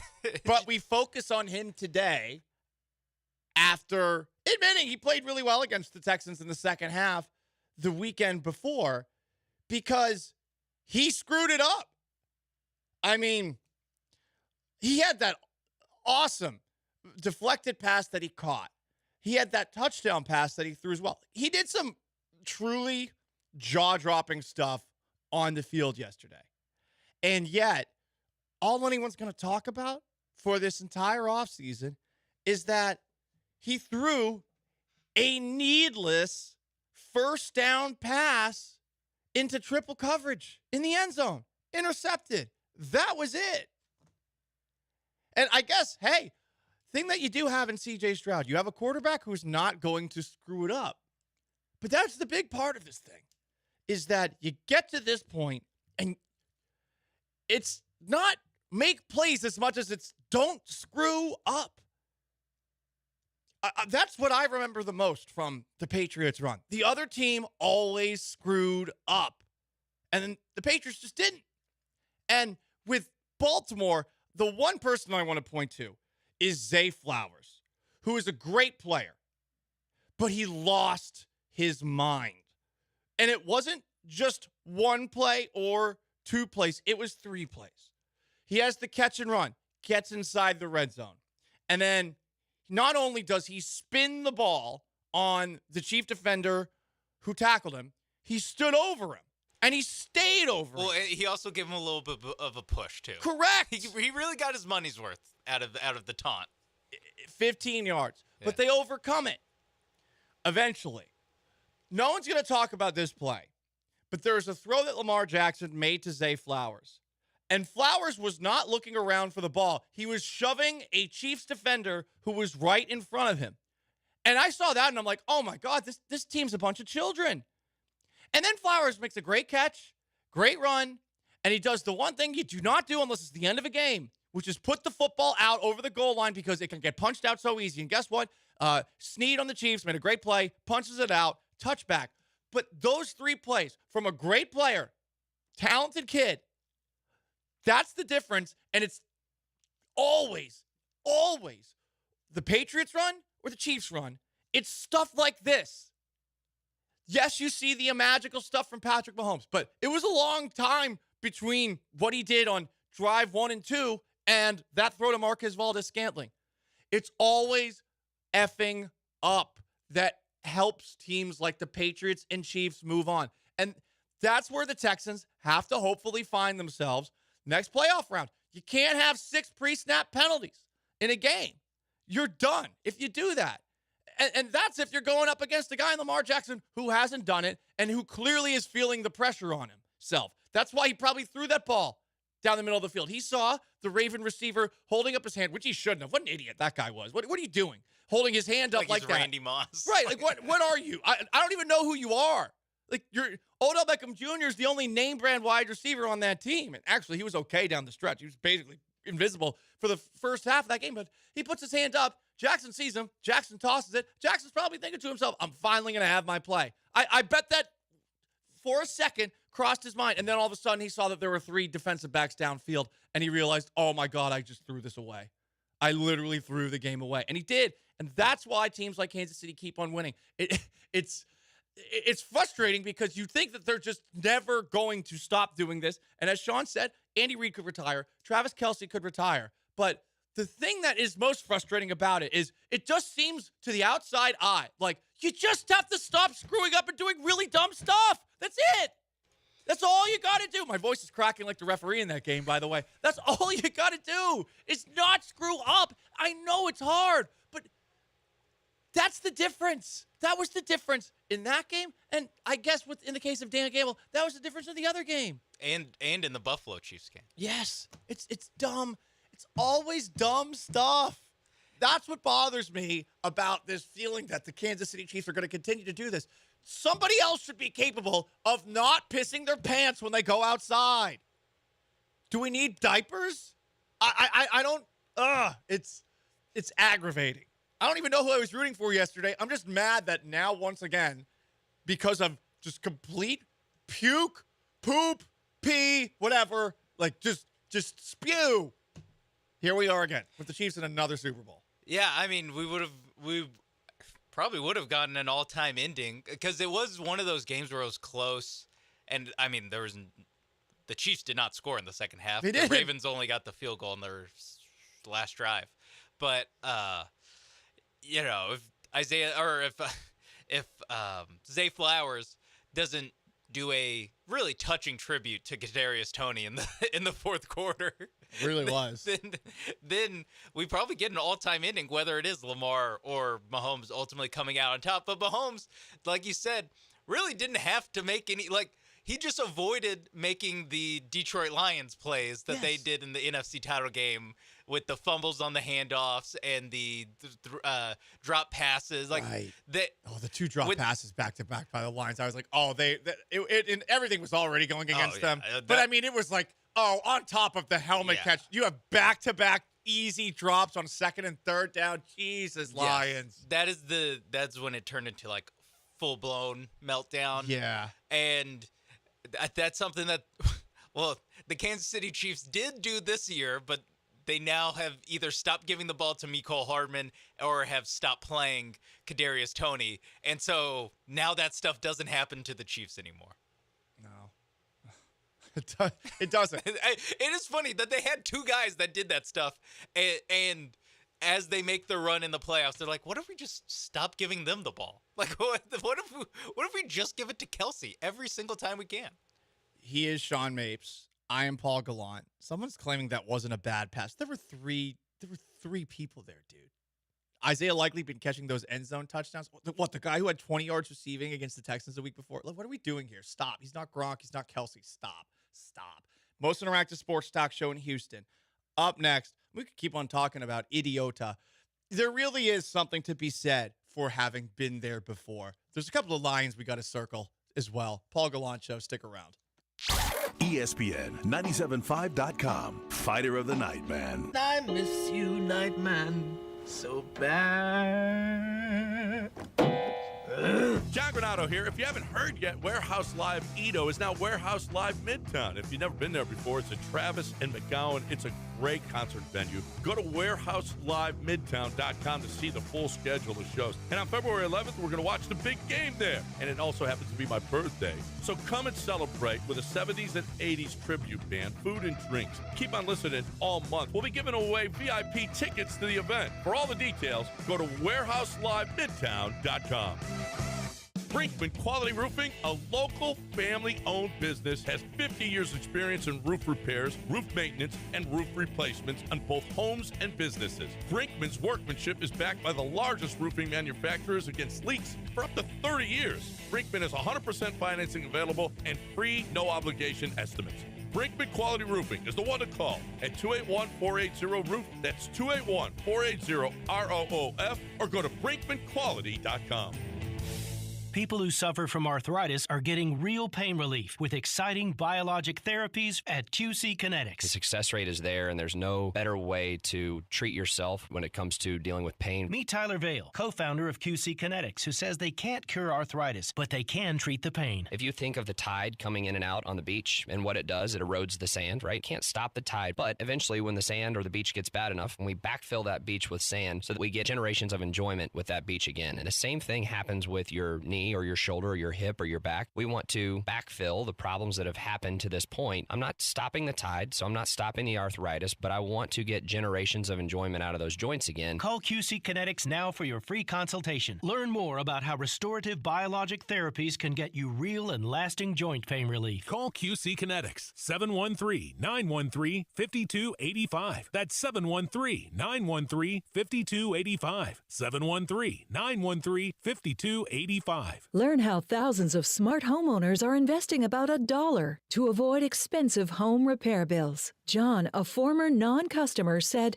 "My air conditioner broke and I had to spend $1,900 to fix it." Jeff, a customer, wrote, "My air conditioner broke and I got a new one at no out-of-pocket cost." Mary, a former non-customer, wrote, "My heating system stopped running. I had to spend $3,000 to get a new one." Lisa, a customer, wrote, "My heater stopped working. I got it fixed at no out-of-pocket cost." For about $1 a day, you can have all the major appliances and systems in your home guaranteed fixed or replaced with HSC's home warranty coverage. Call now, and the first month is free. If the lines are busy, please call back.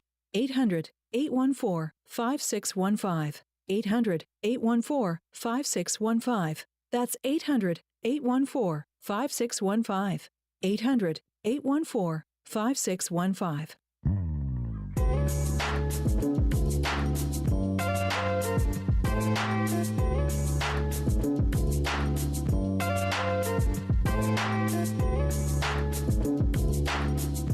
Live from the Veritex Community Bank Studios, it's Paul Gallant.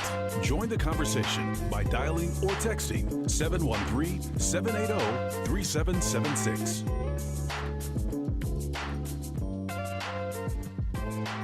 When you haven't been somewhere before, people can generally tell.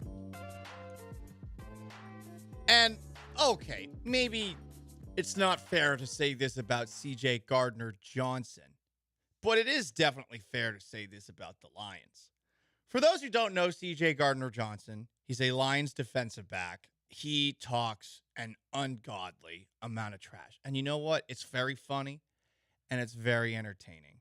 And this ultimately isn't the reason that the Lions lost. This is just something that will get brought up when you lose. But C.J. Gardner-Johnson, in the second quarter, with the Lions up 24-7 right before halftime. Actually, it wasn't even right before halftime. It was with 5 minutes left in the second quarter. He started waving goodbye to 49er fans. Oh, no. Deebo Samuel retweeted the video of that because it was caught on the Fox broadcast. Someone go check on Lil Bruh. Laughing emoji. Laughing emoji. I mean, this is just 100%. You haven't been here before, so you don't know how to act. And I get it. No effect on what actually happened there. But it's stuff like this or stuff like Zay Flowers where you look at those teams and you just realize, yeah, they're not ready for this. And it's stupid and it's small and it seems trivial. And it ultimately, as I said before, it has no input or effect on what we just saw there. None. But you see something like this and you're like, yeah, well, they let him into the club. He wasn't ready for the club. And it would be like one of those like rich people places, you know, like, oh, they let him into the Skull and Bones and he showed his ass. Now we're going to have him killed by, you know, the CIA or something like that. Like it's that. Hell, I'll even point at Eminem doing it too. Like, the Lions are up big. You're up 24-7. You haven't been here before. I get it. You're excited. You're on the road. Everyone's talking trash. Everyone's really quiet. Felt like Lions fans traveled really well to Levi Stadium. But there is Eminem just flicking people off from his suite. Everyone that was nearby, just Middleburg, boop, boop, boop, everywhere. And then they lose too. And, if you're a 49ers fan, how confident were you in their ability to get back in the game? You're probably feeling all right. You weren't feeling bad about their chances to get back into the game. Now, as they keep on showing that play where the ball that Brock Purdy threw bounced off of yet another defensive back. That's been the story of his playoffs this year. He had the couple against the Packers, and he has this one here. I mean, a lot of just flukish stuff happened in the 49ers' favor. The fumbles, the drops, though, are things that you point at to the Lions, and you could talk about those two decisions to go for it instead of kick the field goal by Dan Campbell that backfired. But I mean, every single time I look up on my television, I'm seeing another mistake in slow motion by a Lion. It's if you're not ready, you're not ready. And it's a shame that they weren't ready, because of the two teams that lost, like, I think we all wanted at least part of the Ravens to lose, outside of a few people that like it when a team that beats them wins the next round. But I enjoyed watching what happened to the Ravens, especially with all these bozo Ravens fans in my mentions who think Lamar Jackson's great. And he is, but this is why I would pick C.J. Stroud over Lamar Jackson, because C.J. doesn't throw interceptions into triple coverage in the middle of a game for no reason. There wasn't a throw that he needed to make. So when you haven't been there before, it shows. And for the Lions, yeah, we were all rooting for them. I think we were all hoping for the best. But, everyone's pointing at Dan Campbell. No, this is just a lot of them. A lot of them not being ready for the big stage. And I mean, there's a chance they never get back to it. Yeah, especially because the fourth down decisions they make every week, and everyone loves them when they work out. Even the first fourth down they went for that ended up in a touchdown drive. No one was like, "Oh, should have taken the points there." Yeah, like you only ever mention it when it does not work. And for the entire first half, guess what? It worked every single time. The entire season, it worked. The entire for the season. most part. No one goes back, and the field goal that Detroit kicked at the end of the second quarter, no one's like, you know what? Really could have used those 4 extra points if you go for it there. It's all just playing the result of that. And yes, you know what really doesn't help is when you give up a touchdown and then immediately fumble again and give up another touchdown. Yeah, exactly. That loses you more games. That loses the game Great way point. more than any fourth down decision. You know what? Someone had to say it, Sean. Someone had to say it. Don't fumble at the first play of a drive after giving up a touchdown. Do it the second. Please. Even the third. At least run some clock. My God. And of course it's Overreaction Monday. So now we're getting like all the try-hard takes out there. I saw Cody and Landry, and they're both pushing this like, yeah, I would fire Dan Campbell right now and hire Ben Johnson. Okay, good luck. Good luck. I'm sure that'll work great. The coordinator, because the coordinator for the Lions is the reason this whole thing is working. It's just him. It's not believing in Dan Campbell, liking Dan Campbell. Nope. It's just the play caller. Like, that's rhetoric you're also going to see this week. And I mean, wow, you're really thinking outside the box. I'm going to fire the head coach and promote the offensive coordinator. Yes, I'm sure the locker room would love you if you do something like that. If you're the kind of ass who fires somebody after losing in the conference championship game with a franchise that has not been there since the 90s, that has never won anything ever since the Super Bowl era began. Let's fire him for getting to the conference championship game. Why am I stuck in this city with these dopes? Why? I just don't for the life of me understand why everyone feels the need to have yeah, I do this different. You're an idiot. You are an idiot saying that today. The guy who led the Lions to the Super Bowl. He didn't get him there. Who led him to the conference championship. I'm going to take him out back. Pop, pop, he's dead. Ben Johnson time. Let's go. The most successful Lions coach in 75 years. Ever, arguably. Nope, he sucks. He's out. Nope. He's terrible. Josh Reynolds dropped the pass, so sorry, dude. Yeah, it's because he didn't believe in Dan Campbell enough. Yeah. He was like, while that pass was coming to him, he thought to himself, I think we'd have a better chance if Ben Johnson had called this pass to me that I'm about to drop. Yeah, I mean, then we'll be much better. Ben Johnson was taking the points here.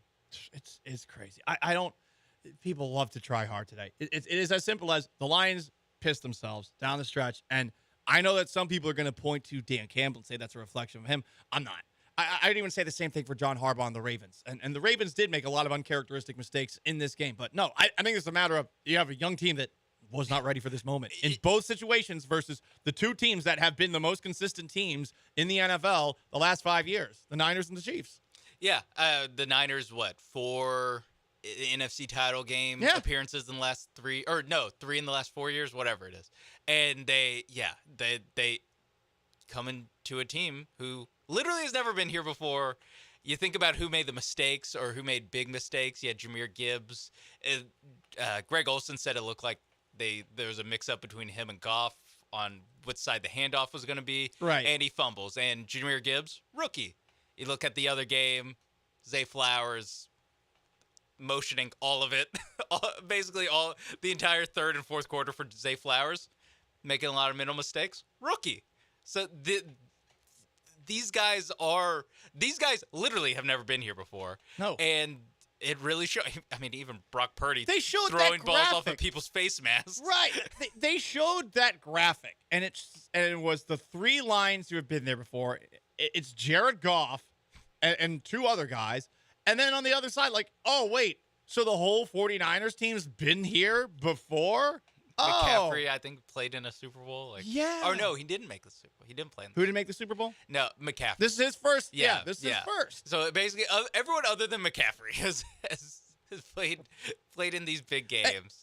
Look, I get everyone wants to have a take today. So sometimes it really is as simple as 2 teams weren't ready for it and 2 teams were, and that's why I picked both those teams. That's just how it goes. Sometimes it's really simple. Don't overcomplicate it. Paul Gallant Show, ESPN 97.5, 92.5, 713-780-3776 to call and to text. And as far as the Texans go, all right, Bobby Sloak's still around. Gerard Johnson's still around. For how long on the ladder? And a power struggle in the AFC South? And why isn't C.J. Stroud doing this? Paul Gallant Show.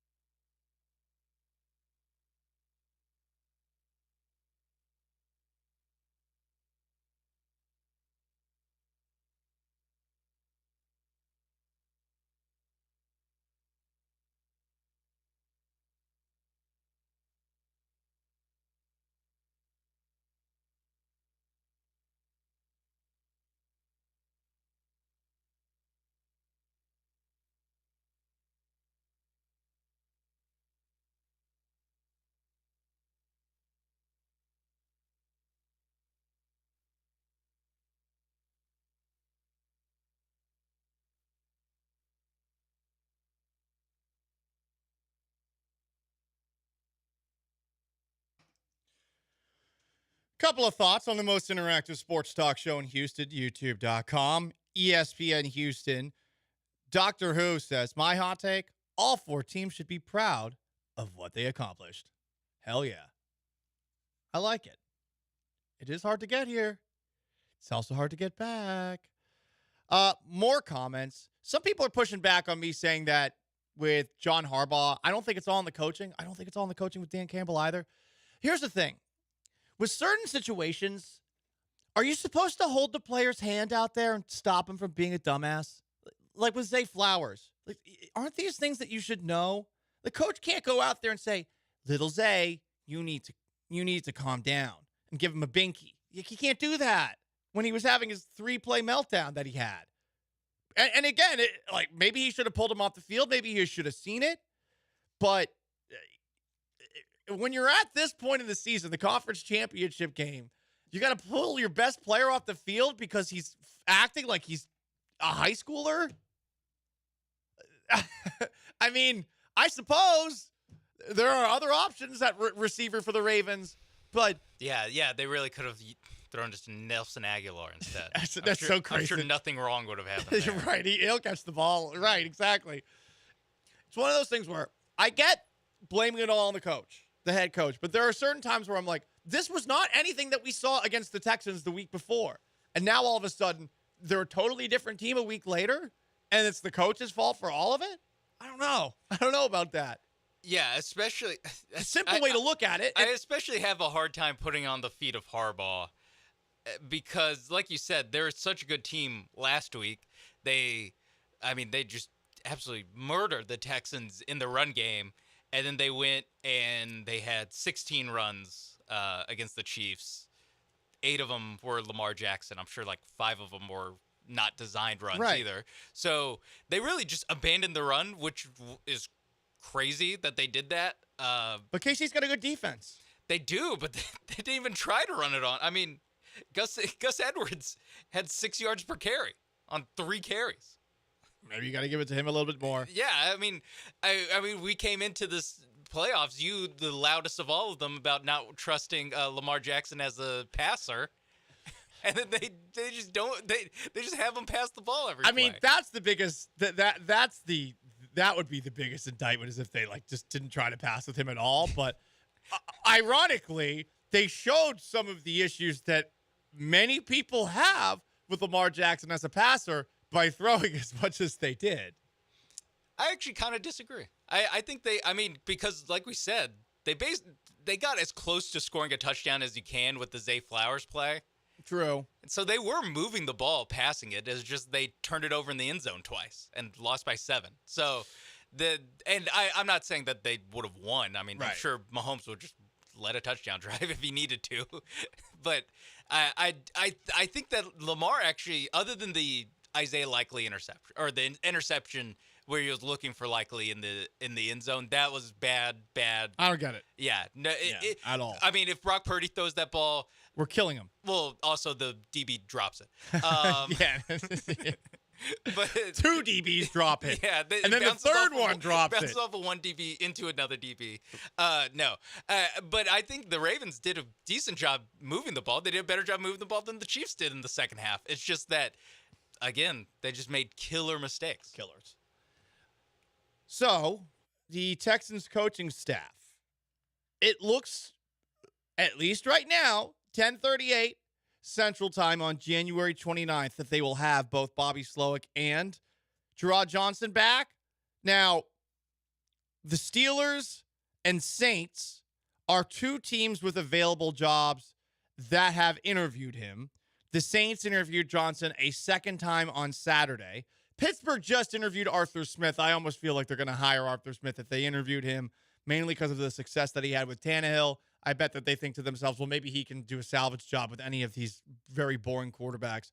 The Bucs also made a request to interview Gerard Johnson. So, just like we did on Friday, to Gerard, I would ask, which of these situations set you up for long-term success or for the next job? The Steelers, who have a bad quarterback situation right now, not an easy way to draft a new one. A head coach in Mike Tomlin who might want to leave. The Saints, who are run by Dennis Allen, but not particularly well. Hey, but they have talked to him twice. And then the Bucs, who you're going to be working with right now, not even necessarily Baker Mayfield, who is a free agent. So those are the three openings for Gerard Johnson right now to potentially be offensive coordinator elsewhere. The Browns hired Ken Dorsey, who was most recently with the Buffalo Bills. You might remember him from throwing a massive temper tantrum once in the box, and it got caught on camera. And Kellen Moore, he will have an open mouth on the sideline for the Philadelphia Eagles, who hired him as their offensive coordinator. So Eagles fans can throw stuff in his mouth as he's standing there slack-jawed. You should wear a mask, honestly. All right. No, let's move on. Like the Andy Reid one. Oh, yeah. Where it's barely on. No, that one's see-through. You can't do that. The face shield. Yeah. I was just trying to block things from entering it. Yes. Oh, that's true. If the Eagles fans start throwing batteries or something, then yeah, okay. Molotov cocktails. Next step of Eagles fandom. Deshaun Watson is recruiting Bengals free agent wide receiver T. Higgins. Texans? Why isn't C.J. Stroud doing this? Why aren't we being made aware of C.J. Stroud doing this? Quincy Avery has a podcast. That's the quarterback coach with some takes. That also is like Deshaun Watson's guy, had Deshaun Watson on his podcast, and I guess Deshaun made a pitch for T. Higgins, who is a Clemson guy, to play with Deshaun for the Browns. I think the Texans can make a bigger push. Of all the free agents that are at receiver, there's a chance the Texans don't sign any of them because the Patriot way, where Nick Caserio's from, they never signed receivers. Some people are going to want Mike Evans. Maybe you get him for less money because he's from Galveston. But of all the guys out there, I think T. Higgins is the one I would want to bring in more than Mike Evans. Yeah, I don't know how the Browns are going to be able to do this, because isn't this the year where Watson's contract like balloons crazy high, like where the cap hit actually like comes in full effect? Yeah. So It's going to be tricky. I feel like they're going to be losing guys more than gaining guys. I'm with you on that front. Yeah. But yeah. Also, Brandon Ayuk. If the Niners don't re-sign him, I would add him to the Texans list at wide receiver of maybe trade for Ayuk, because I don't know, the Niners. There's no way the Niners can be able to pay all the good players that they have on their team. Someone's going to get shipped out on a deal. You would think so. I wonder which ones it'll be. But, yeah, that's going to be tough to keep that whole thing together. Yeah, because Debo just signed a deal. Yeah. I think Kittle – no, maybe Kittle doesn't have a deal. McCaffrey has a deal. So it's like, he's one of the ones that you would look at.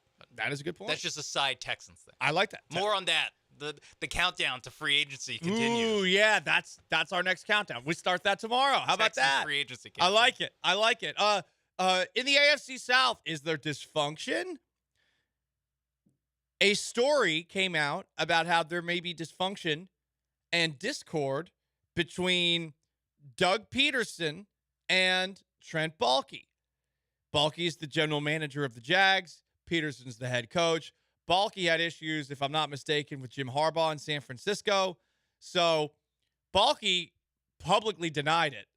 The fact that he came out to deny it publicly, to me, says that it's going on. I think if there was nothing going on, you just ignore something like this. If you're actually addressing it, where he says a lot of what's written, a lot of the narratives out there are just false in a recent press conference. Plain and simple, false narratives. When you go through tough times, continued Baalke, you find out a lot about people. The season didn't end the way we wanted it to. We had some strong conversations throughout the year about where things were at and where things were trending. Great communication, great collaboration. I respect Doug Peterson and everything that he does. All right, sure, we believe you. Yeah, it's never great when your GM has to go on the record and say, I respect our head coach. Why did he feel the need to Shouldn't that go unsaid? It should go unsaid, yes. Because at least when Nick Caserio comes out and denies that he's going to the Patriots, at least he then doesn't go to the Patriots. Like, there's an actual move that doesn't happen, where this, like, you are just breathing life into it because there's no way to definitively not have a power struggle in public, Keep it behind the scenes, and just ignore, and then ignore some more. Hey, fun fact, Sean, guess how much money Taylor Swift has made for the NFL? $3 billion. $331.5 million. It's not worth it. Peanuts. What are we doing? Also, I don't really know how they turn Taylor Swift into money. I don't either. Is it just extra viewers? But that's not actual money yet. Per Apex Marketing Group, this number was calculated January 22nd. It comes from print, digital, radio, TV highlights, and social media mentioning Swift going back to September 24th, and then figuring out the equivalent dollar value for each instance based on reach and impact. Online news and digital content has created the most value, followed by social media. So there you go. Making lots of money with all those psychopath Taylor Swift fans that are now diehard NFL fans that are getting mad about Kadarius Toney being on the field. Yeah, that are, I guess, watching the watching State Farm commercials and thus turning it into money for the probably NFL. Getting mad. Like, why they replace the old Jake? Why isn't Travis Kelce doing these commercials? Why isn't Patrick Mahomes? Really? They're bringing back the Geico caveman again? I mean, that's where Travis got to go. Travis is everywhere now. Yeah. Quincy Avery tweeted, I do not want to see Taylor Swift during the game tomorrow. I do not care what your kid will now ask you questions about football because they show her. And he has been canceled. Amazing that that's what got Quincy Avery canceled. And also there's something going on that involves Taylor Swift in it. It's very bad. Very, very bad. So now you know.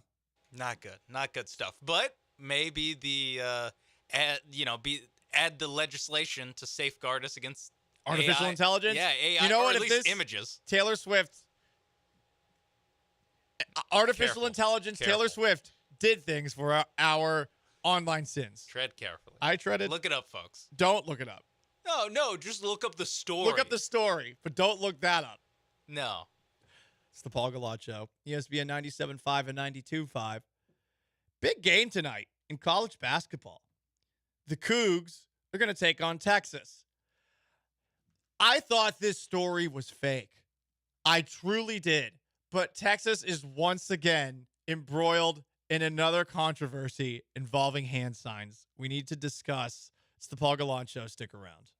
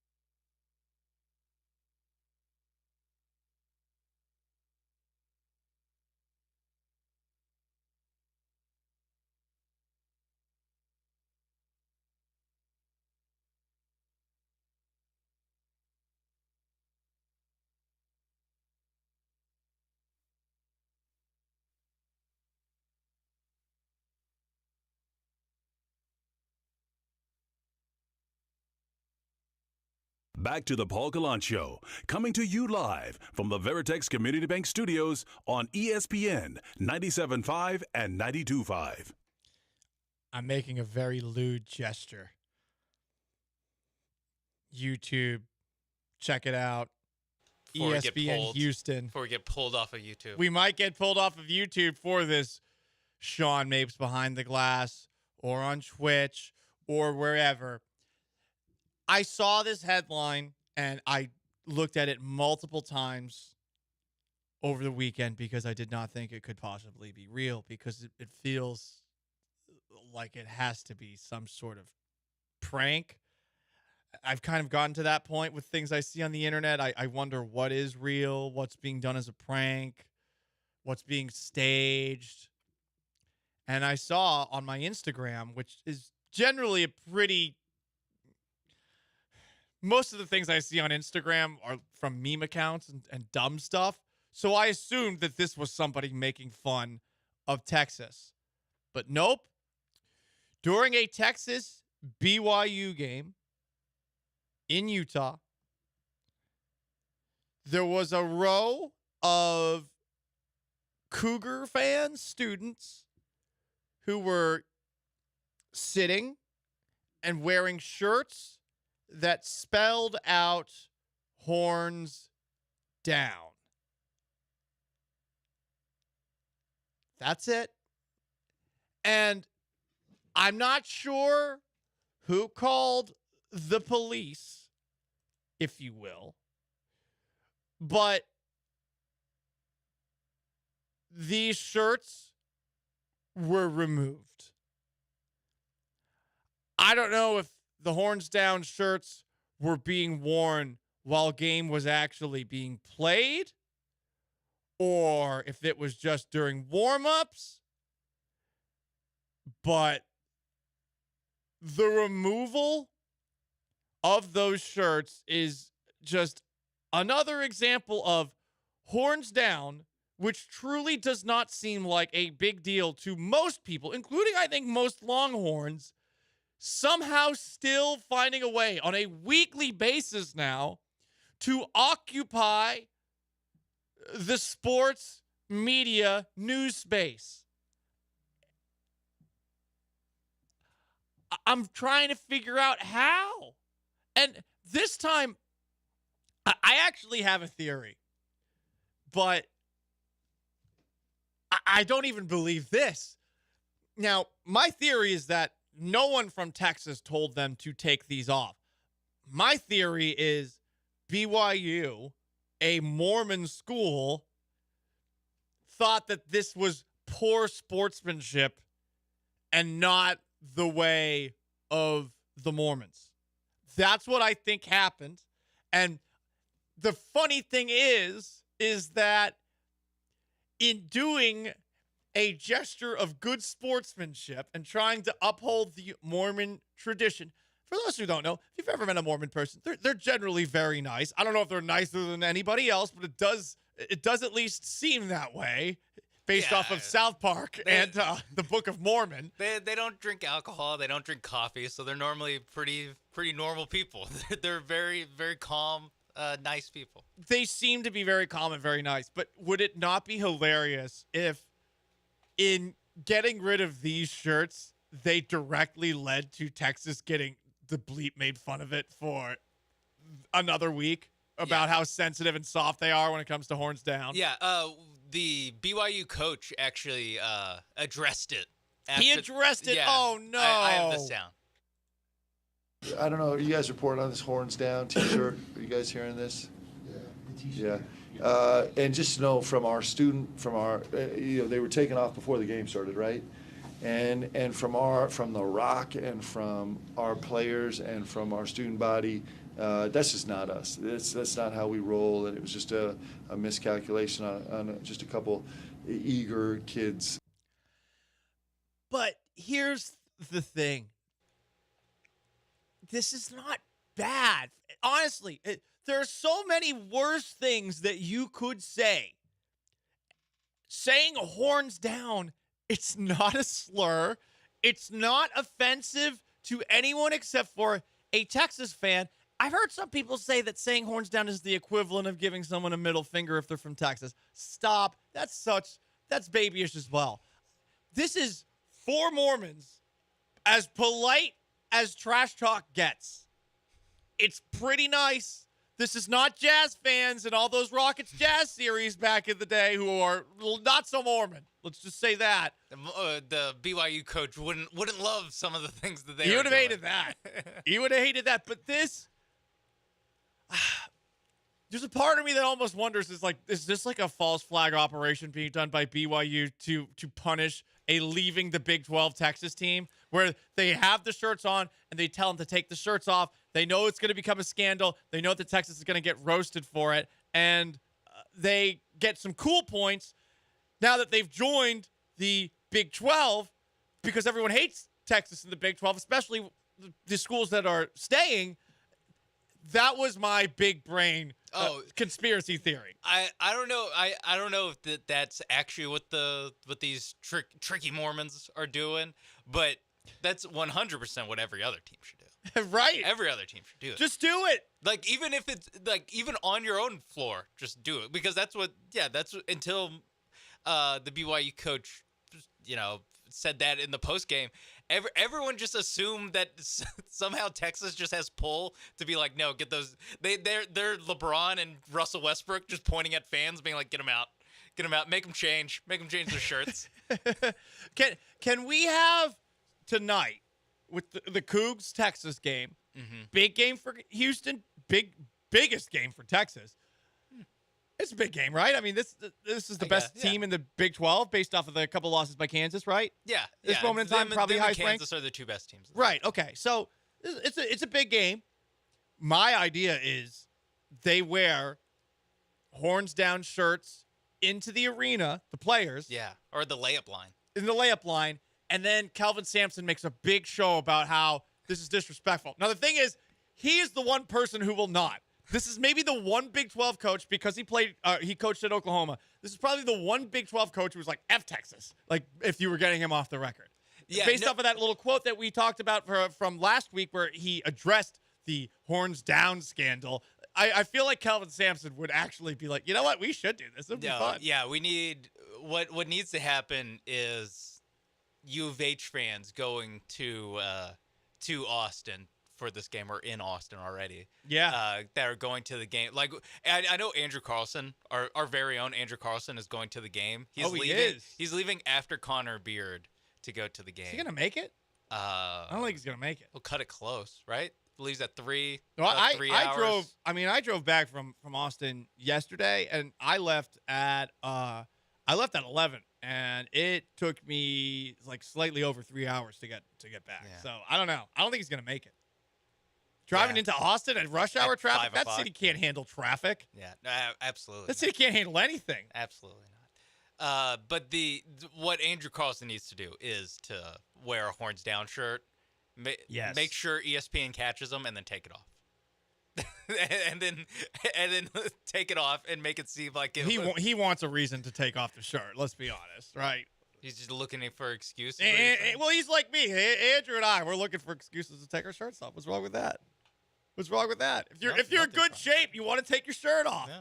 What's the point? I've often said you either have to be in really good shape or just really bad shape, and it's fun if you take your shirt off. It's funny if you do it. If you're anywhere in the middle, it's not okay to take your shirt off. No, it doesn't work. Doesn't work out so well. He is Sean Mapes. I'm Paul Gallant. Paul Gallant Show, ESPN 97.5 and 92.5 on YouTube at ESPN Houston, on Twitch as well. Coming up next, there is a chance that both the Ravens and Lions have gone as far as they'll ever go with their head coach, with their quarterback. It's something that the Houston Texans have to keep in mind as well, because that loss in Baltimore might have been as far as they'll ever go. How do they avoid doing that? We'll discuss. Stick around.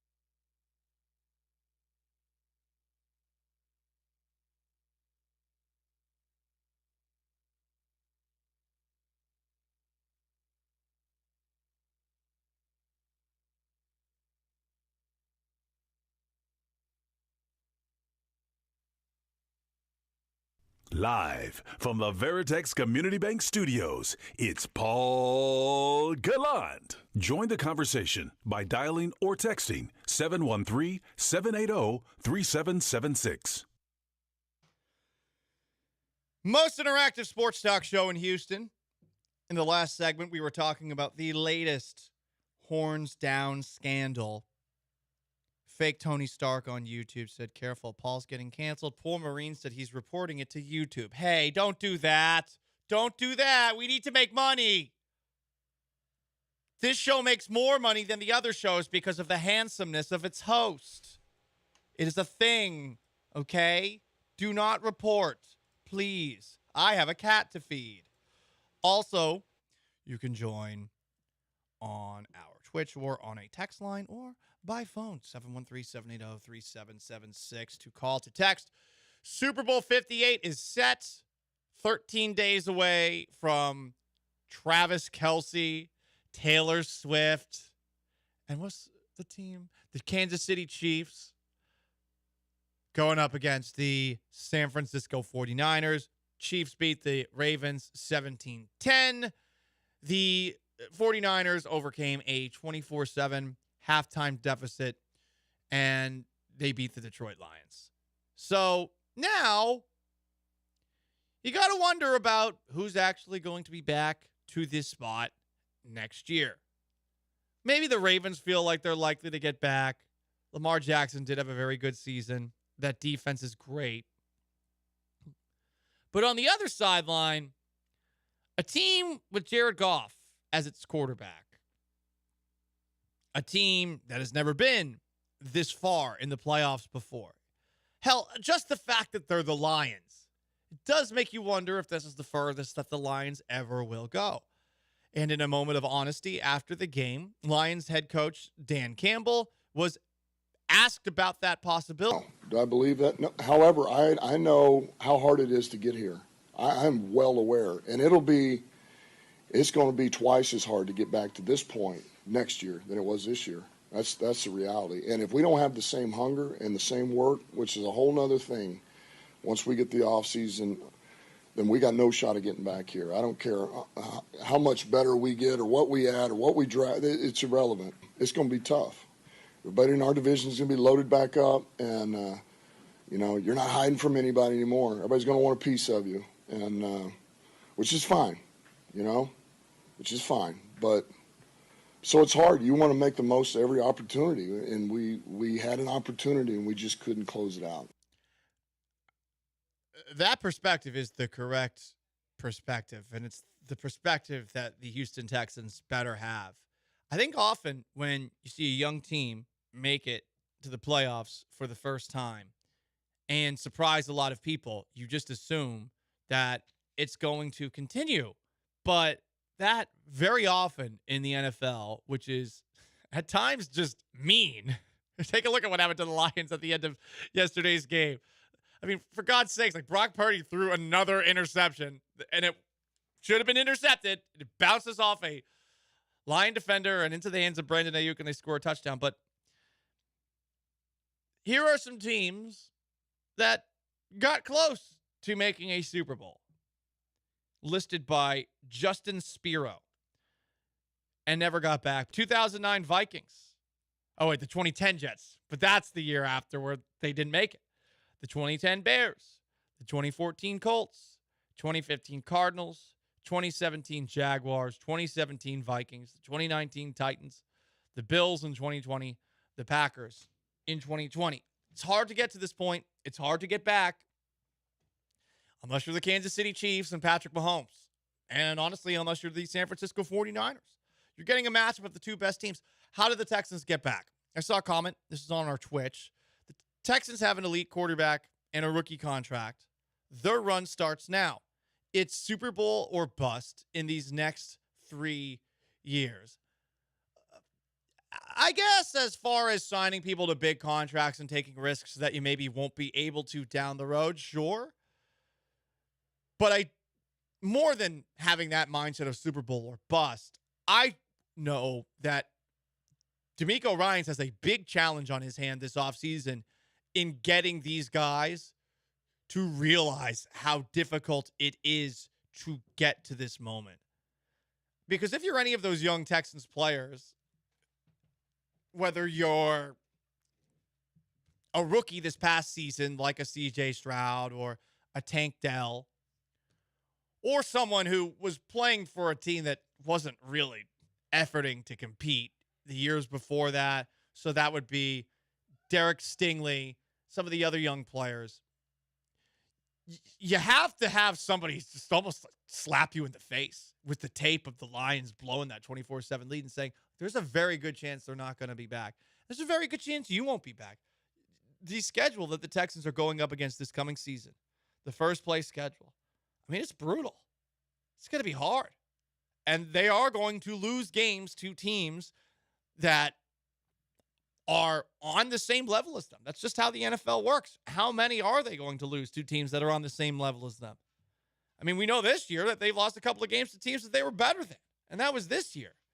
The Jets, the Falcons, the Panthers. So what are the things, I guess, that they can take from just sitting back and watching these playoffs? And it seems like such a obvious thing, but every single year, when you see teams lose specifically to the Kansas City Chiefs, you realize it's not as simple as just don't screw up, but it really is as simple as don't screw up. I think one of the good things the Texans do have going forward is maybe not a quarterback that is of the caliber of Patrick Mahomes, who looked great on those first two drives and, of course, have that nice throw to Marquez Valdes-Scantling, but had some struggles in between there. And Jackson made some splash plays as well, but in C.J. Stroud, to this point, you have a quarterback that does not make mistakes. Do I expect that going forward? I actually do. I think if we learned anything from C.J. Stroud this season is that he can make plays, but it doesn't have to come in a way where there's a risk of turnovers. You know, he's not going to be like Brett Favre, who was a great quarterback, but made tons and tons and tons and tons of mistakes over the course of his career. You have a guy who is closer to Brady on that front, closer to Mahomes on that front. And that is the biggest thing. Like the reason that Brady and Mahomes have as much playoff success as they do is not necessarily because every single playoff game that they've played in, they have been lighting up the scoreboard. You know, we saw Peyton Manning do that a bunch in the 2000s. He had some unbelievable playoff performances against the Kansas City Chiefs specifically early in his career. But then he would have those games where he threw 3 interceptions, 4 interceptions. You don't see that from Tom Brady. You don't see that from Patrick Mahomes. And you're hoping you don't see that from C.J. Stroud. So it starts there.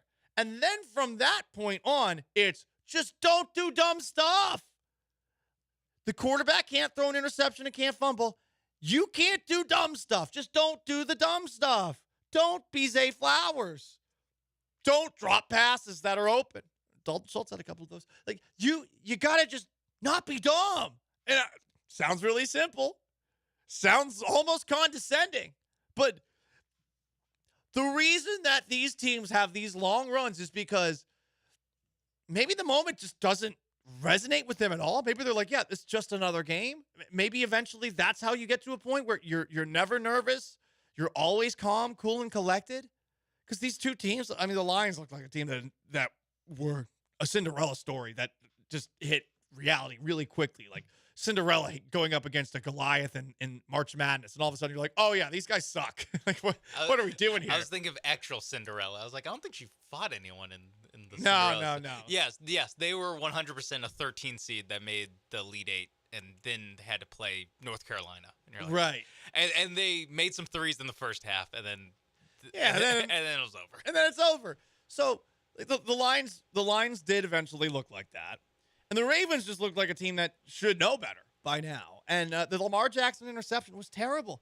The Zay Flowers saga of those 3 plays in a row with the, like, basically, like, shoving and standing over and rolling the ball in a defender's head, randomly going after a Chiefs defender when Lamar was literally looking to throw the football to him. Wasn't a screen they were running.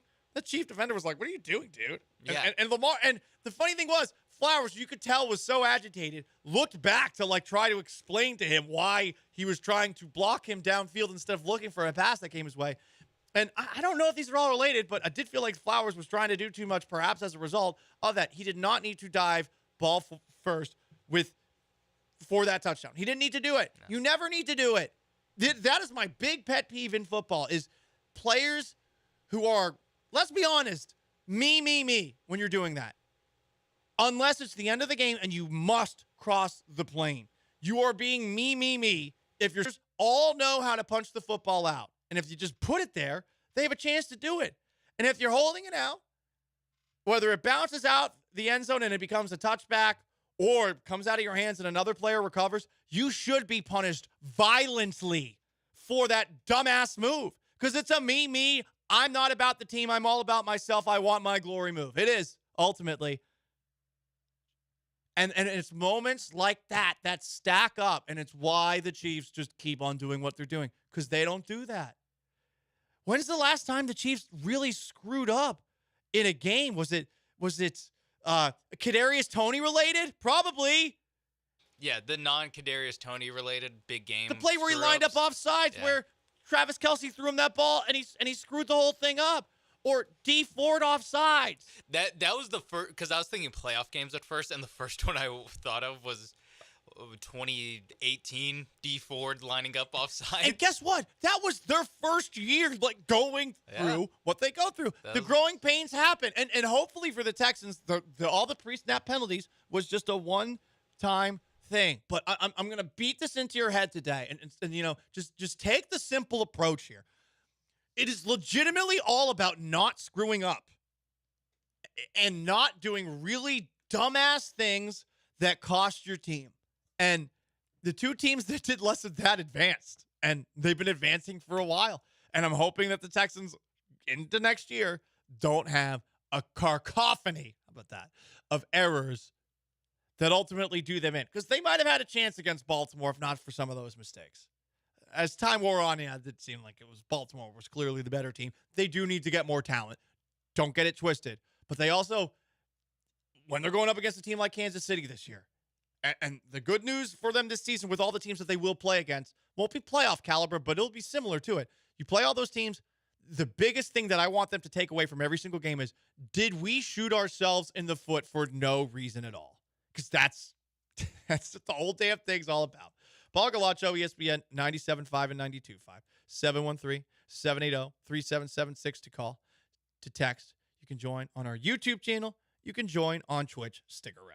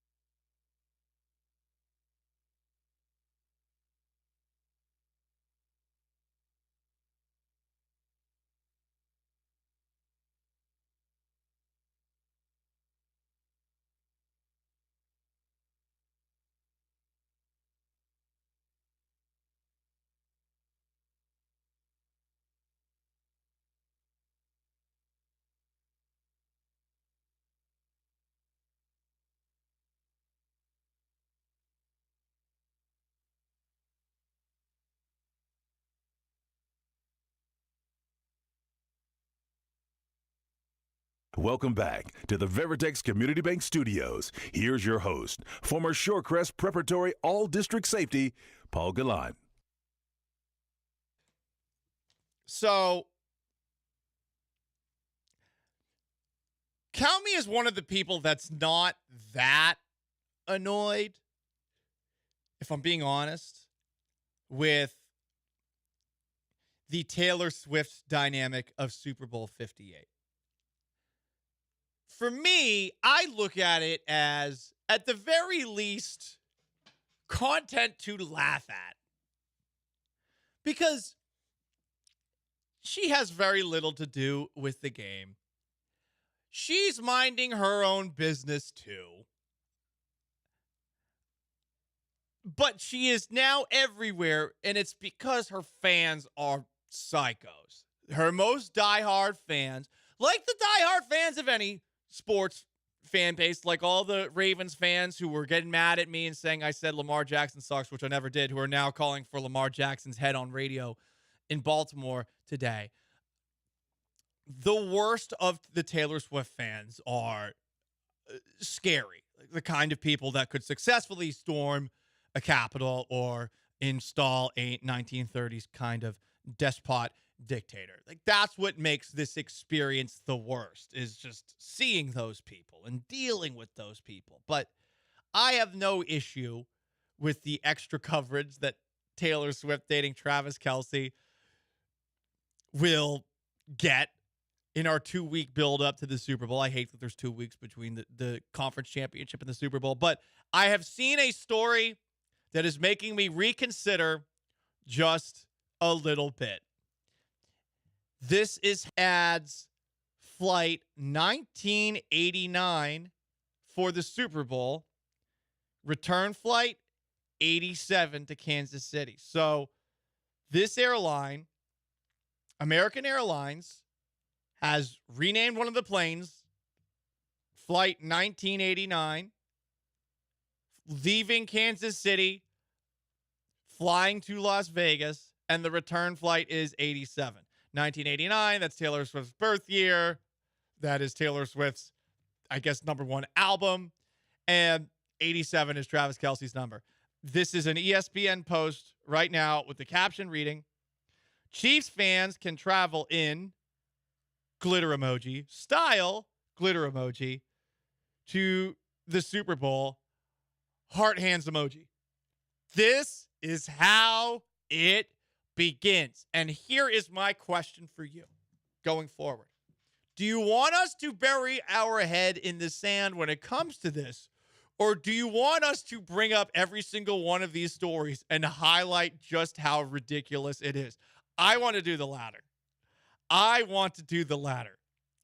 can't believe that justified a post. And I kind of want to read the comments because it was posted by ESPN, who clearly doesn't care about the engagement that they're getting. It's just engagement by any means necessary. Because I'm sure most of the comments are, like just yelling and screaming about this being the new reality.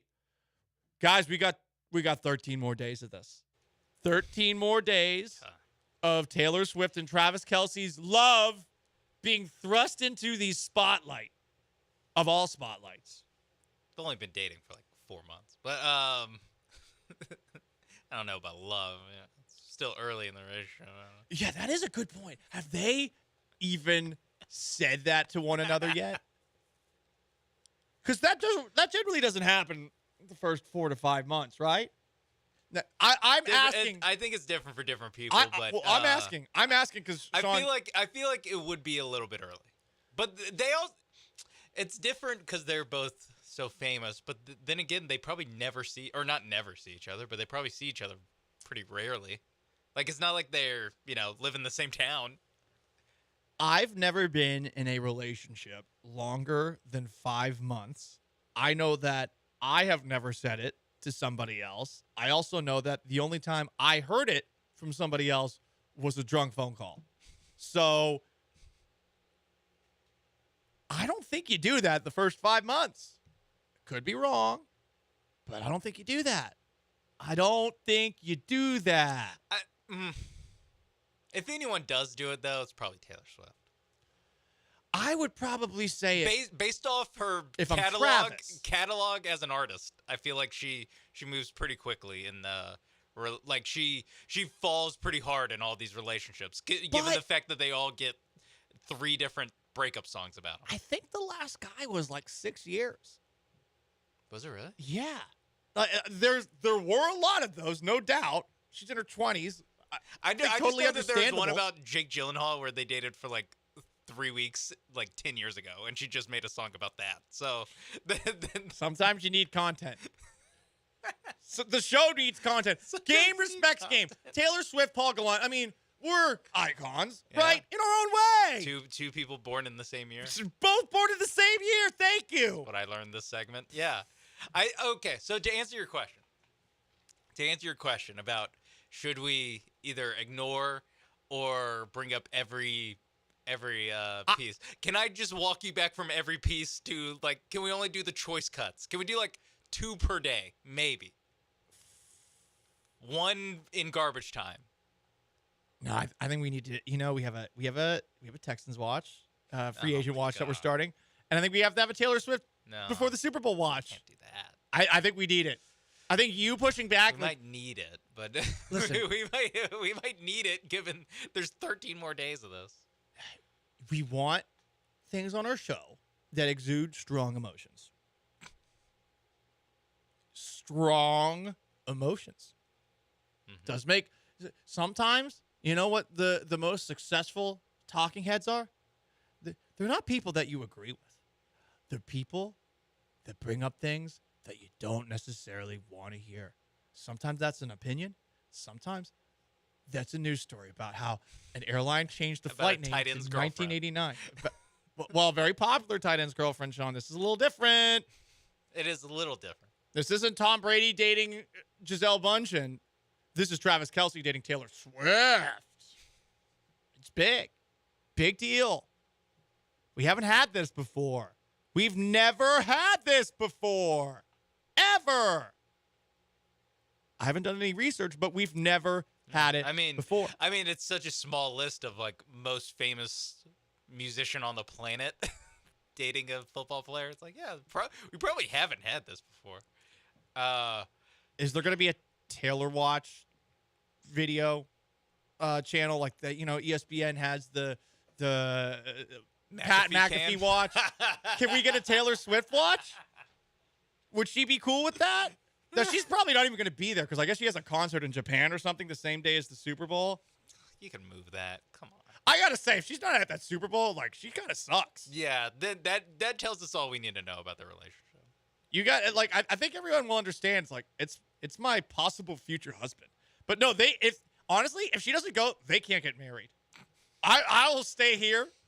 Here I am, all of a sudden passionate. I'm standing firmly in the pocket for my dog, Travis Kelce. Yo, dog, listen, dog. You gotta stand strong here. Man to man. Man to man. Man to man. High school legend at safety in the lowest level of high school football in Florida in a very non-diverse league to Travis Kelce, greatest tight end in the NFL right now. No Rob Gronkowski, that's for sure. Good save. Bro. Women. You know women? I know women. If your lady ain't coming to the Super Bowl, is she even your lady at all? Just some food for thought from Juan Casanova / sports legend / icon to another guy who's now finding himself in this spot. Just a little advice. Just a little advice. Paul Gallant Show, ESPN 97.5, 92.5. Up next, I'm not mad at the Astros about this, but I feel like I should be. Here's why. Stick around.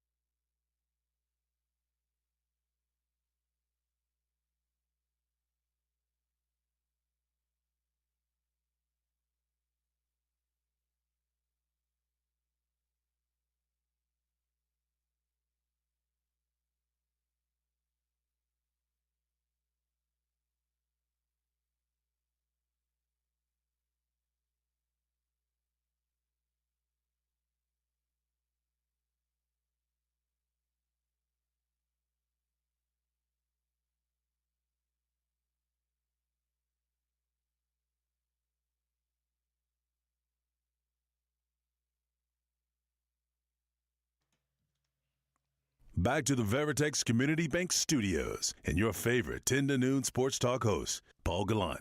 Give him hell, Paulie. On YouTube at ESPN Houston. Also, Twitch. You can call in 713-780-3776 or text in at that same number. Super Bowl 58, Chiefs, 49ers. I wanted to say Lions there. I'm bummed out for the Lions. Not bummed out for the Ravens. Kind of think it's funny the way that they lost. Especially considering, well, I am a Lamar Jackson supporter, to see the many Ravens fans who were basically implying I was racist for preferring C.J. Stroud to Lamar Jackson, even though both quarterbacks are, get this, black. I don't see color, but I was told that. To see Lamar Jackson throw that interception and know that those bozos are going to have their own come-to-Jesus moments amongst themselves, wondering whether or not Lamar Jackson can get them further, that is delicious to me. Delicious. And a little cherry on top of that. Hey, Ravens fans, Edelman to Amendola. Yeah, suck on that. Anyway, the Astros are getting closer and closer to going to West Palm Beach for spring training. At least pitchers and catchers reporting. Let's continue the countdown. We're really, really close. It's always Astros time in Houston. Are you ready to play? A lot of people were wondering what it was going to be like if the Astros didn't win the division. I guess we'll never know. We're counting you down to the Astros pitchers and catchers reporting to spring training in West Palm Beach.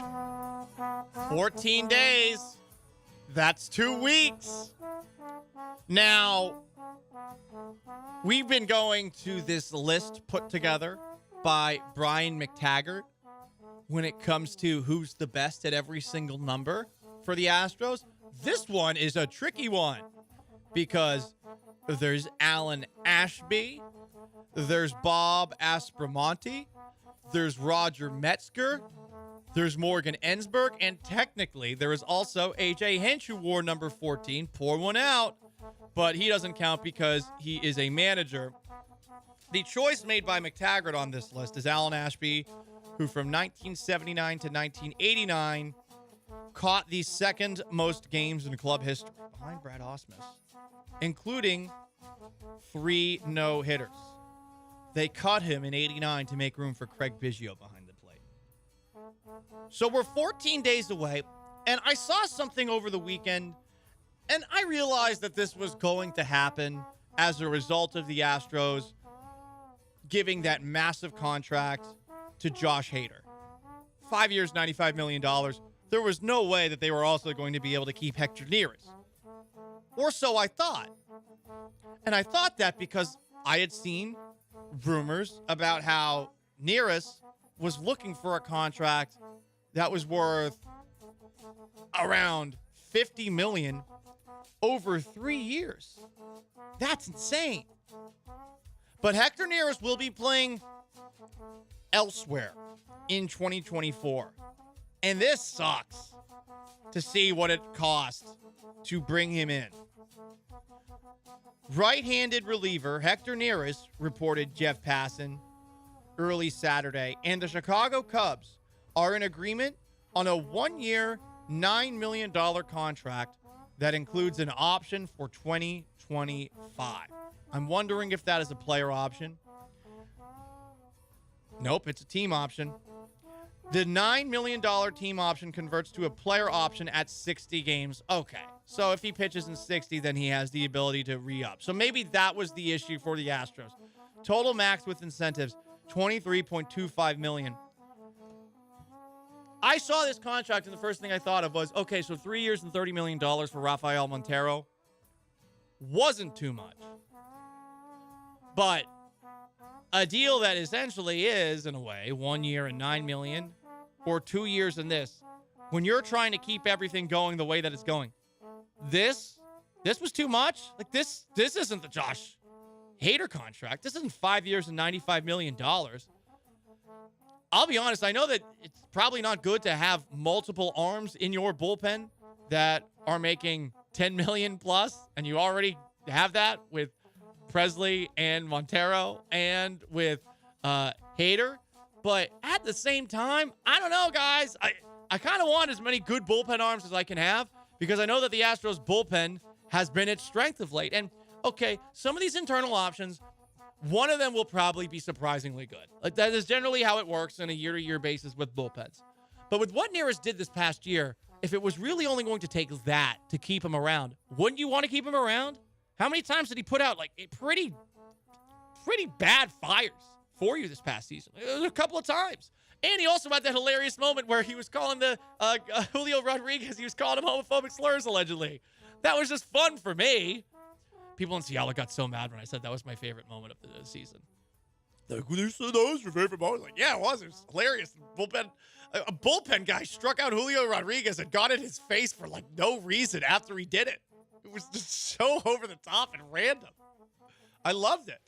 Yeah, I think it's tough to match the 1 year, $9 million offer when the role that you're pitching Hector Neris on is you pitch the 6th inning.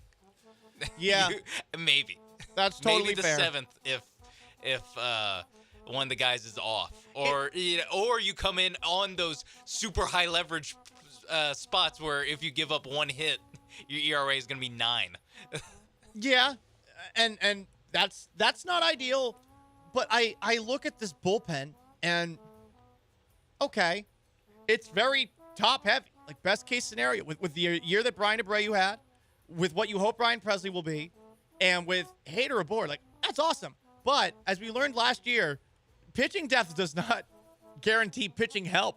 And last year the Astros had like a season from hell when it came to injuries. And I mean, Sean, we are not medical experts, but we have questions about the Astros training staff based off of just this past year and the communication with which they described players and their very many injuries that they suffered. I meant that more as on the Hector Neris is probably like, well, why would I want to be the 4th guy in a bullpen?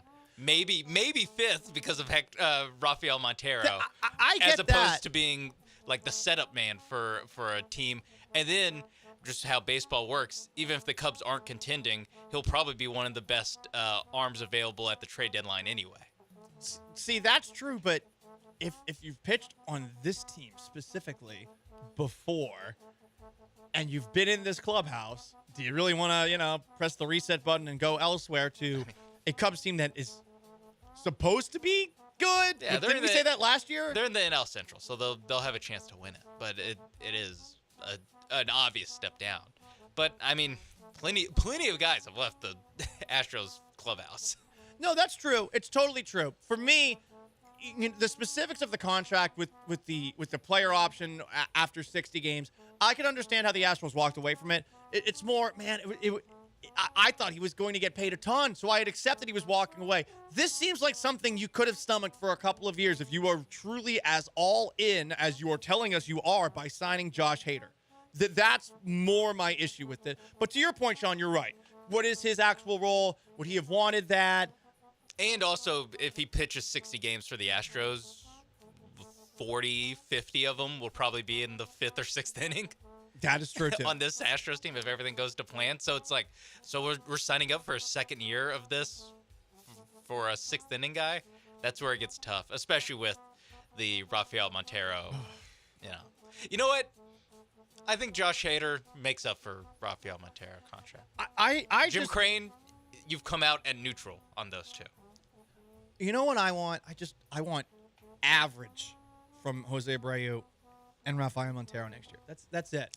Abreu was good after Abreu had a great close after year. he finally sat down for being hurt for the entire year. Yeah. So maybe it was just hurt. And it always goes back to the Astros training staff, doesn't it? As Pinche brings up, minor discomfort. Yep. Minor discomfort. That's all everyone has. Minor discomfort. It keeps Lance McCullers out for 3 years. Paul Gallant Show, ESPN 97.5 and 92.5. We wrap things up with a little garbage time, and I got to tell you about a story of my weekend in Austin. Stick around.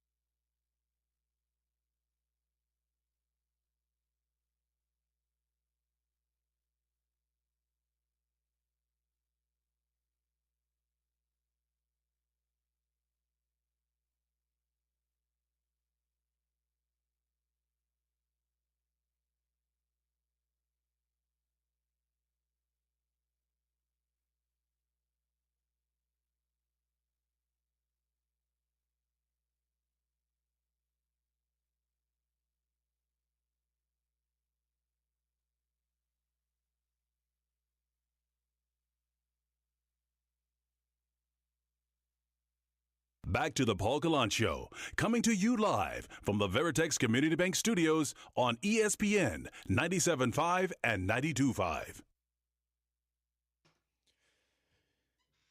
Most interactive sports talk show in Houston happens in this Cougars UT game tonight. This is probably the first time I've been excited for a regular season college basketball game in conference, specifically for our beloved Cougs, in quite some time.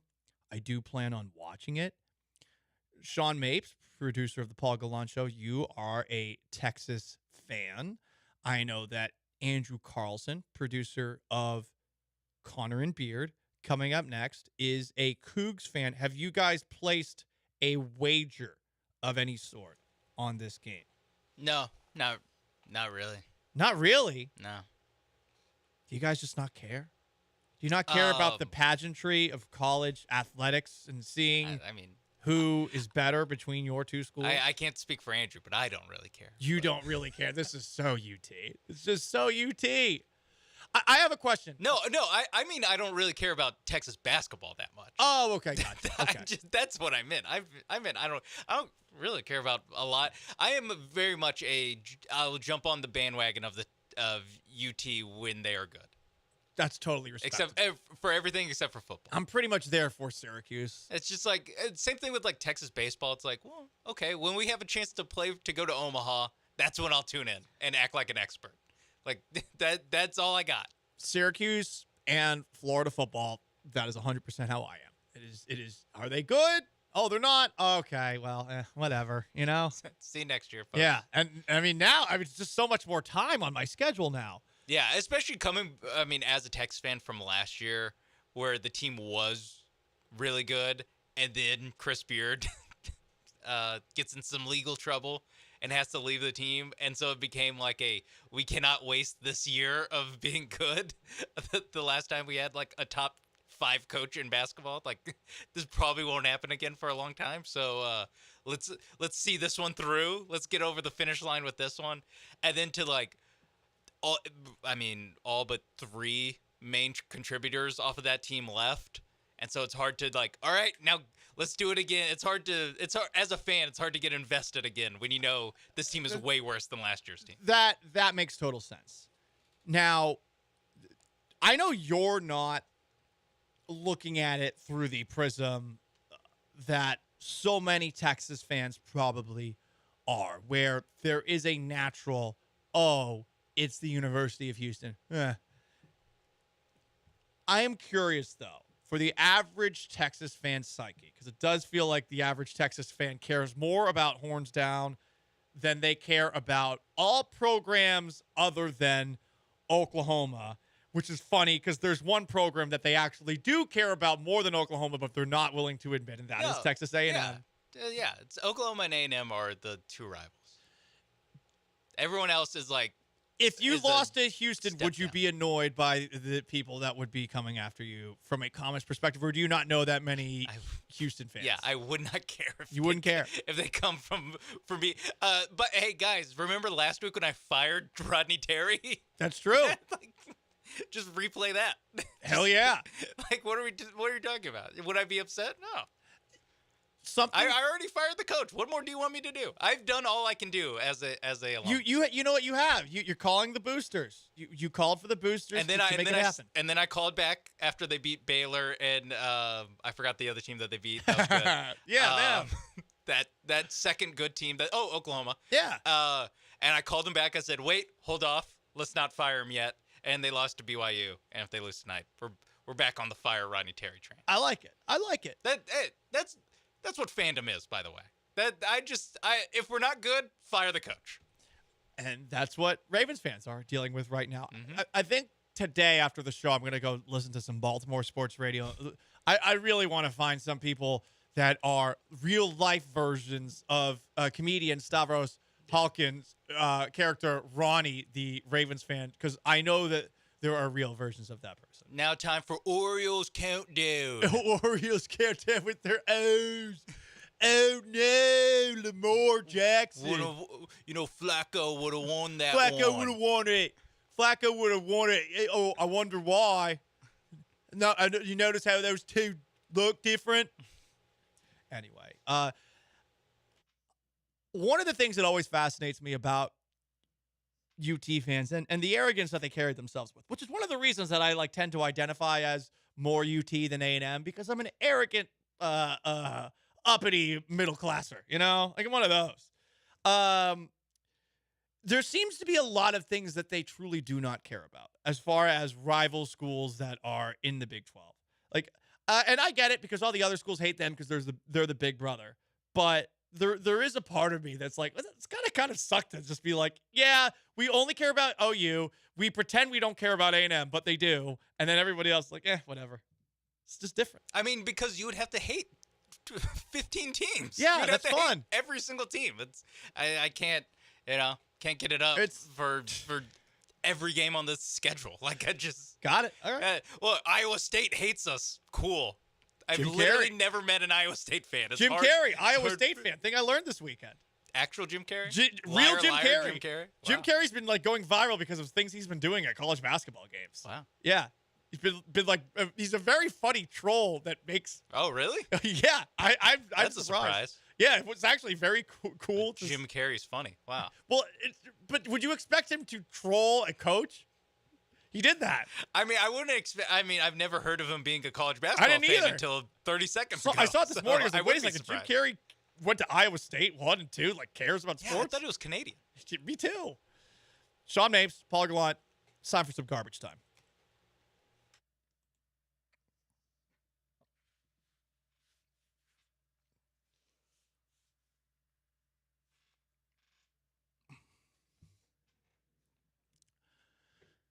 So I went to Austin this weekend. On Friday, we went to, me and my friends, a bar.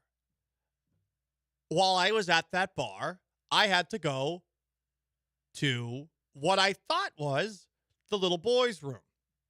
There was a line outside 2 doors, and I assumed the door to the left with the wide open door and nobody taking advantage of the open door. I assumed it was the men's room. After all, there was a urinal in it. This urinal looked like lips. It was a very artistic urinal. So I go in, and somebody made a noise as I go in. I take care of my business, and I walk out, and a bunch of people are like, I can't believe you did that. And I'm just like, okay, what? What did I do? And they said, don't you know what that bathroom is? And I was like, I don't know. There's a urinal in it, so I'm assuming it's the men's room. And they said, no, it's not that. And I was like, all right, well, it's open now. So if you want to use it, go ahead. Because guess what men do when they go to the bathroom? They take usually less than a minute. If you wash your hands, I wash my hands on the way out. Yeah, maybe a little bit longer than that. So anyway, I go out to rejoin my friends. And I'm sitting down, and all of a sudden, a mob squad of 5 women just come up to me and are demanding that I be kicked out of this bar for what I did. And I was like, well, what did I do? One of them made a claim that I had said something, which I definitely did not. So then I started to get a little bit mad because at first I'm just incredulous about the whole thing.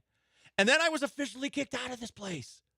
Austin is so Austin. And once I got kicked out, then I was mad. And then I started saying some things that I honestly regret. A couple of drinks, it'll do that. But I can't believe I got kicked out of a bar for going to a bathroom that had a urinal in it and thinking it was the men's room.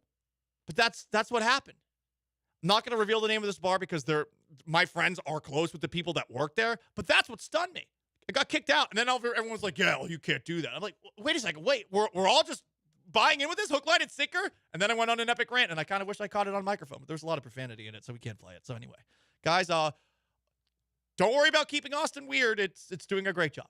And that's going to wrap up today's Paul Gallant Show. Big thanks to Sean Mapes behind the glass, our YouTube. Make sure you've subscribed to that if you haven't already. Twitch, text, phones. I am merely Paul Gallant. So long. Farewell. Have yourselves a wonderful Monday. Connor and Beard are up next. Peace! It's giving San Francisco 49ers versus Ravens.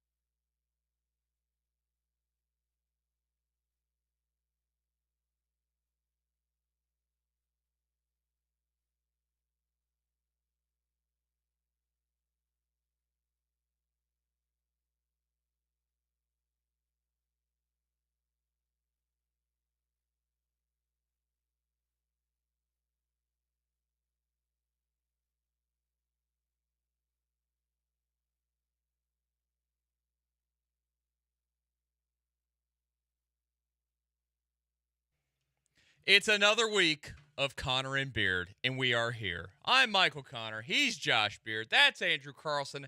And welcome to a glorious Monday edition of the show, where we will talk about sports, mainly the football, maybe a little bit of the baseball, maybe some basketball as well. So strap on in for the next 3 hours of fun until 3 o'clock. 713-780-3776 is the phone number. You can watch the show on YouTube. Go search for ESPN Houston, and that is where you can look at our beautiful faces today. And, of course, you can find us on Twitter at MConnorRadio, at Josh Beard Radio, and at Carlson Radio. And I even already broke my own rule. I said I would not call it Twitter anymore, and I did. I'm sorry, guys.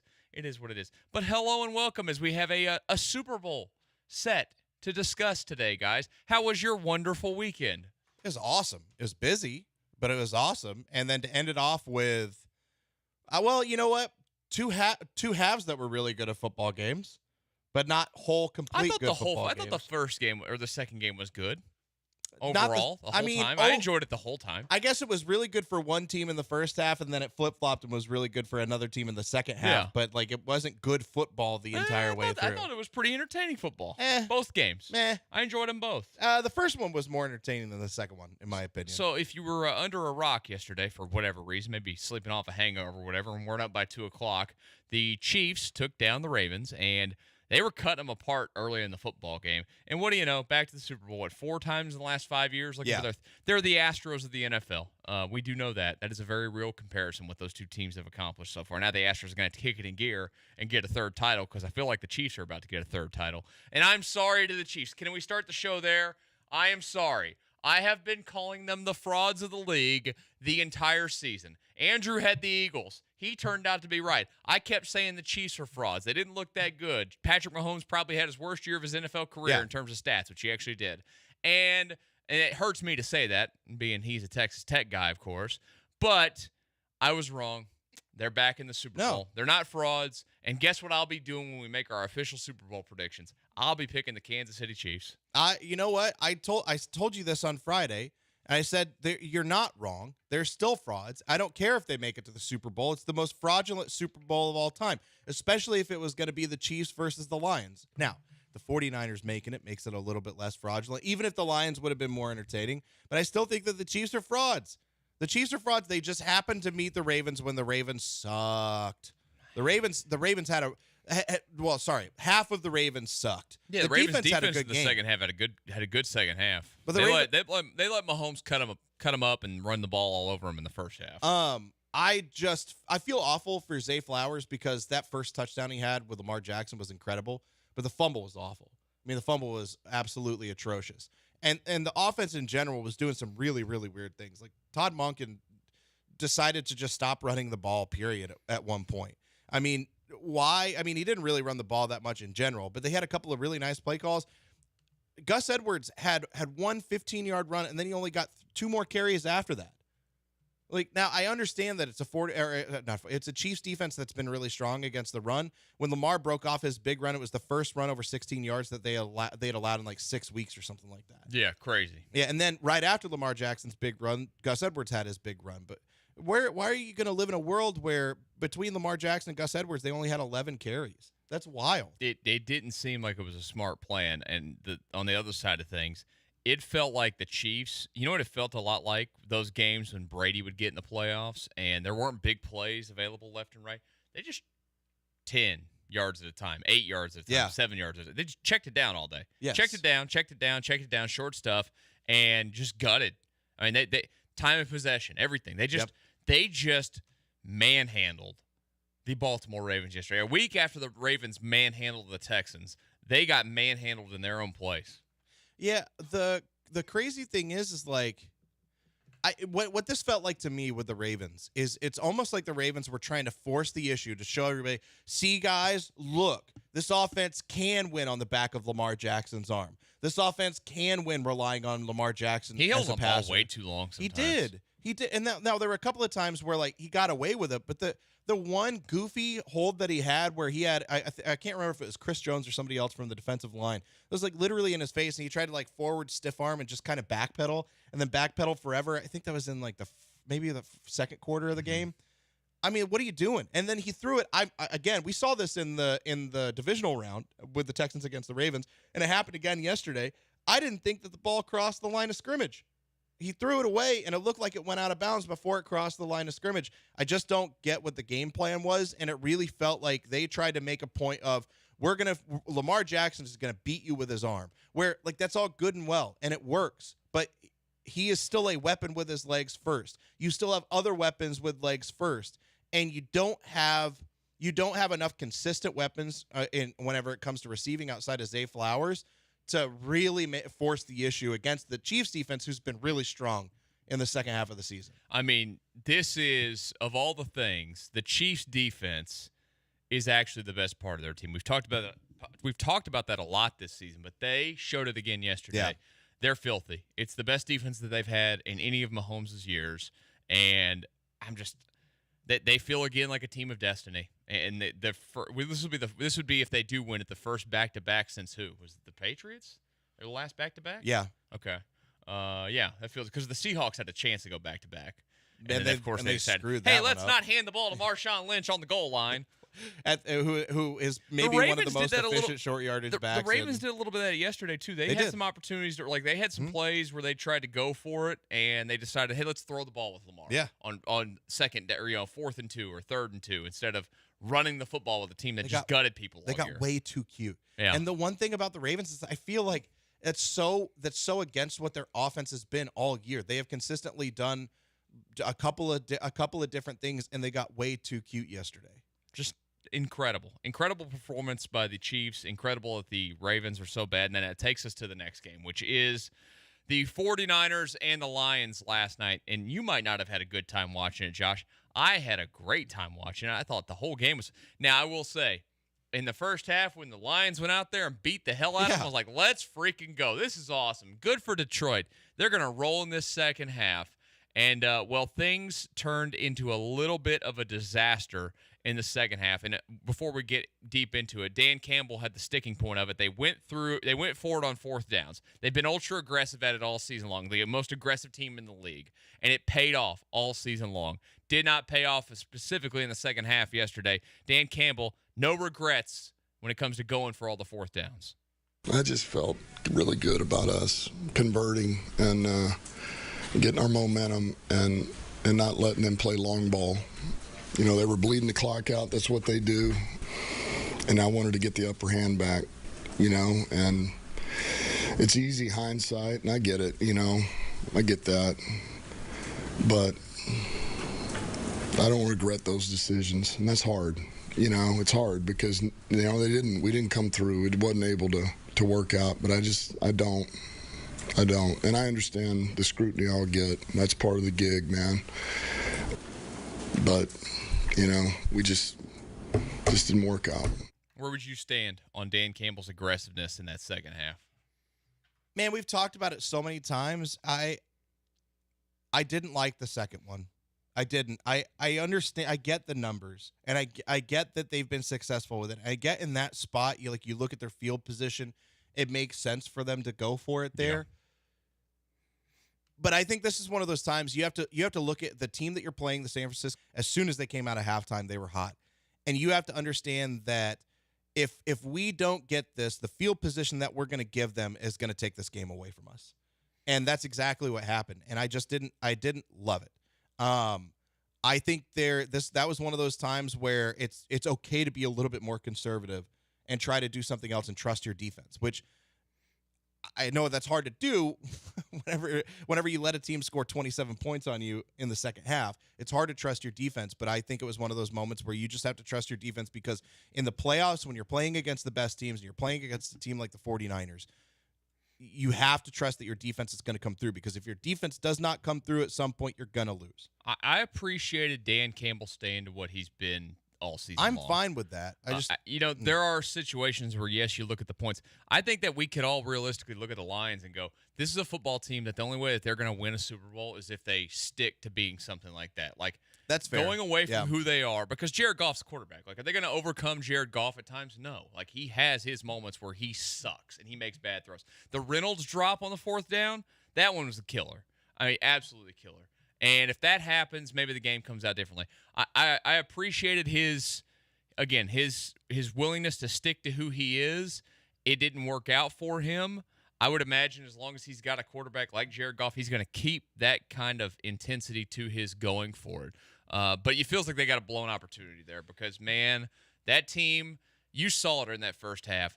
They have some absolute dudes that can push you around on that offensive line. Penei Sewell is so good. They're just so good. They're so physical overall. That Jahmyr Gibbs touchdown, you could just see, I mean, the hole was wide open. Yeah. He had so much space to operate.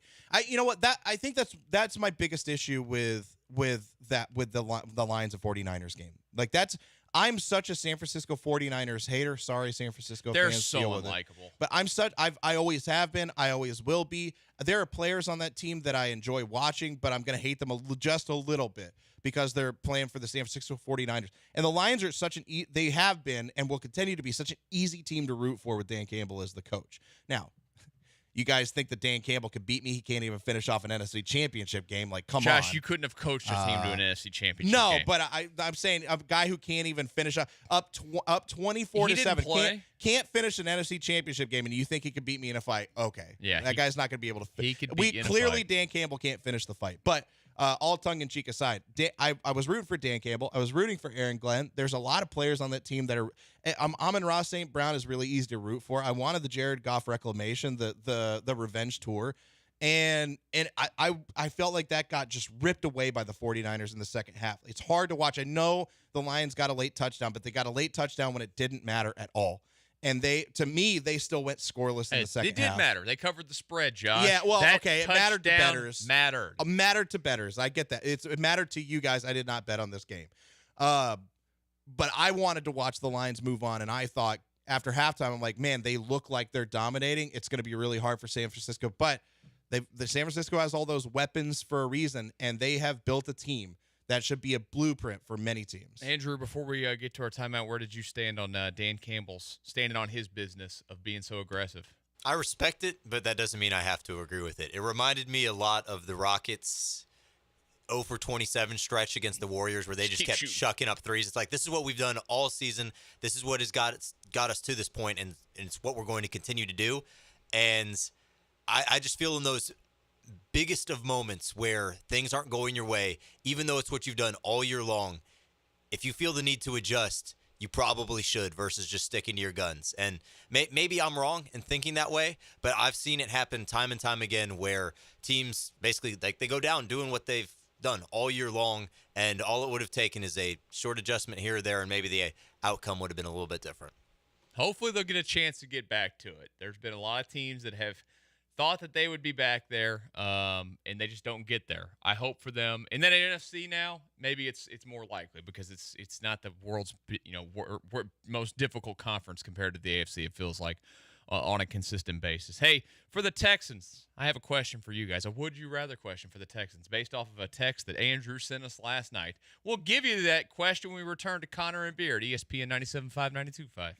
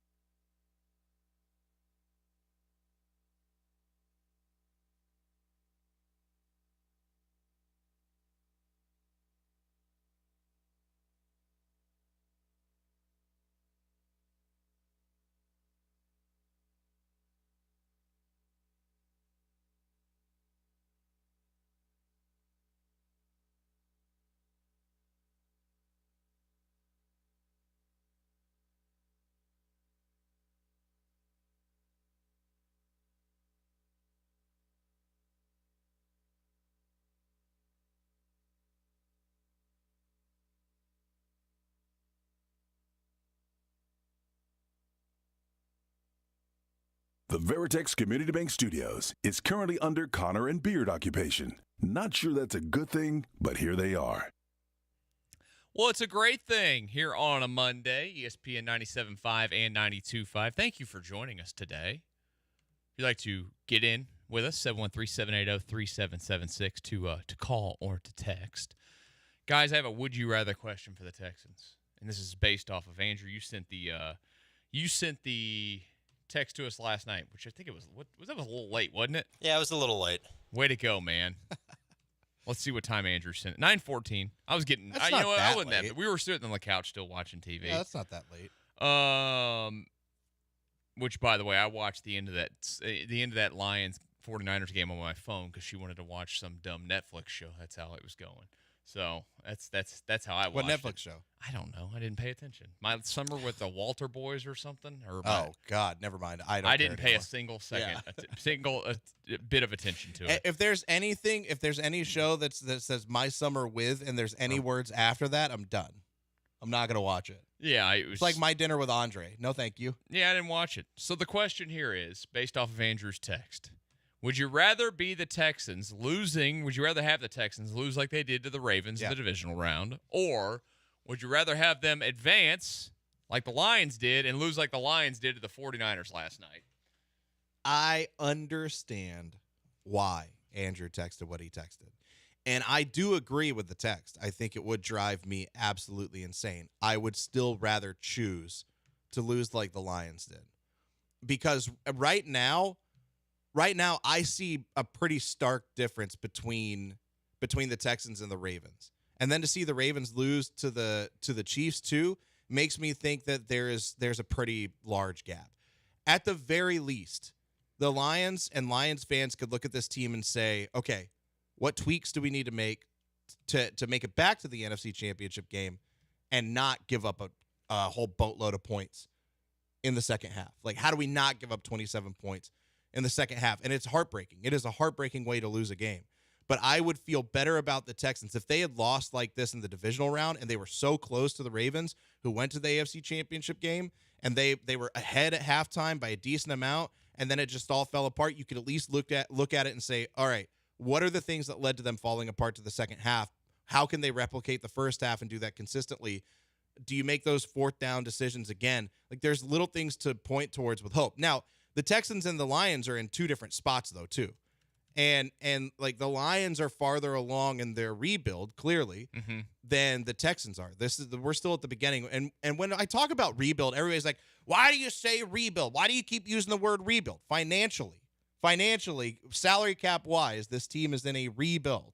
So I know that they played better than everyone thought they did. I know they won the AFC South. I understand that they went to a divisional round, but this is still salary cap wise and financially, this is still a rebuild. So that means you have money and assets to work with to continue adding talent to your team. So it doesn't matter if the foundation of this rebuild is really strong. It is still at the beginning of a rebuild. So you feel better about where the Texans can go from there. The hard part about being a Lions fan and looking at that loss to the their 49ers. history. That's what makes it so bad. That absolutely. I didn't even think about that aspect of it. It's that, and like, if you're the Lions, how much can you really do to make tweaks to get past what the 49ers just did to you?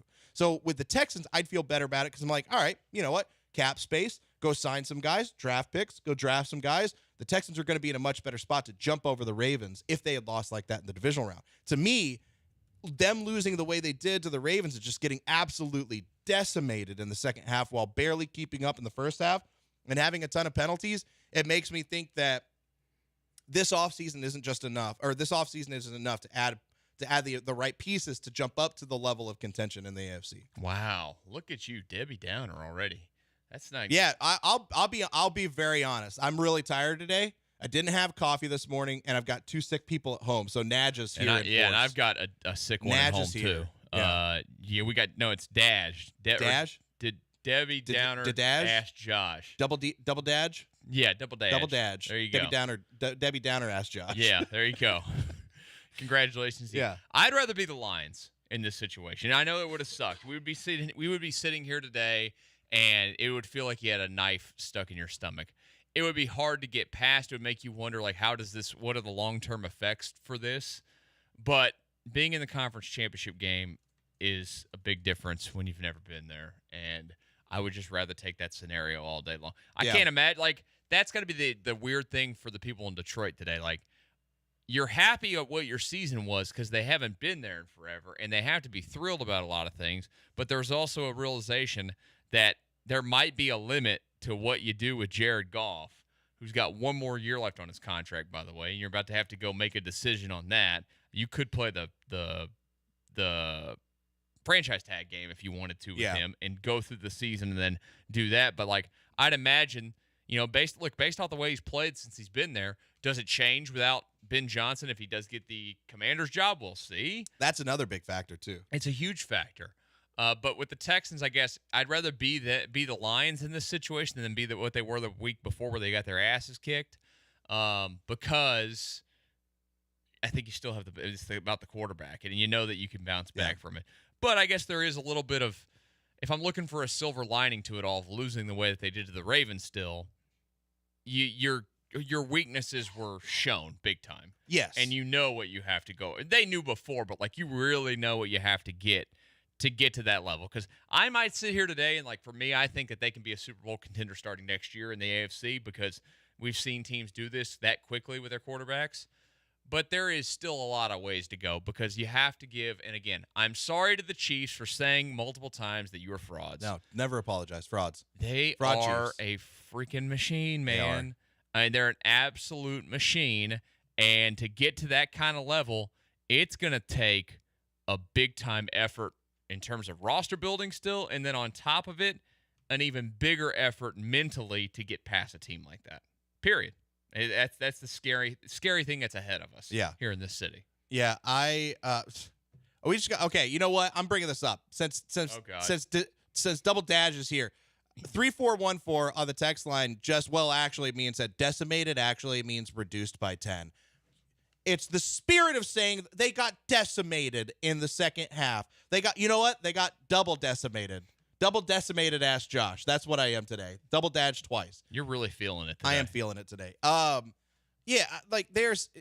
We feel better about where the Texans are at moving forward because of CJ Stroud. And I think that we feel every bit the same way as people who cover the team, the fan base in the city feels every bit the same way. I think that Lions fans felt about Dan Ryan's. To your point, I think there is an aspect of them losing to the Ravens and seeing some of those weaknesses and holes where on the outside looking in, we saw some of these spots that we knew were weaknesses going into the season. And I think that we let ourselves be convinced by how well they were doing and outperforming what we thought they were going to be to thinking, oh, maybe they don't need to make a move here. Maybe they don't need to improve the talent here when they absolutely actually do need to do that. Now, who knows if Nick Caserio, D'Amico Ryans, like you said, they knew where the holes were. They probably didn't get tricked into believing that.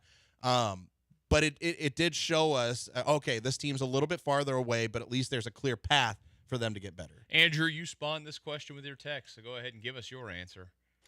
After listening to you guys talk about it, I think that I probably would also side with the fate that the Lions suffered yesterday, but only because it's the future of the franchise that we're talking about and how much better we could feel about things 2-3 weeks from now.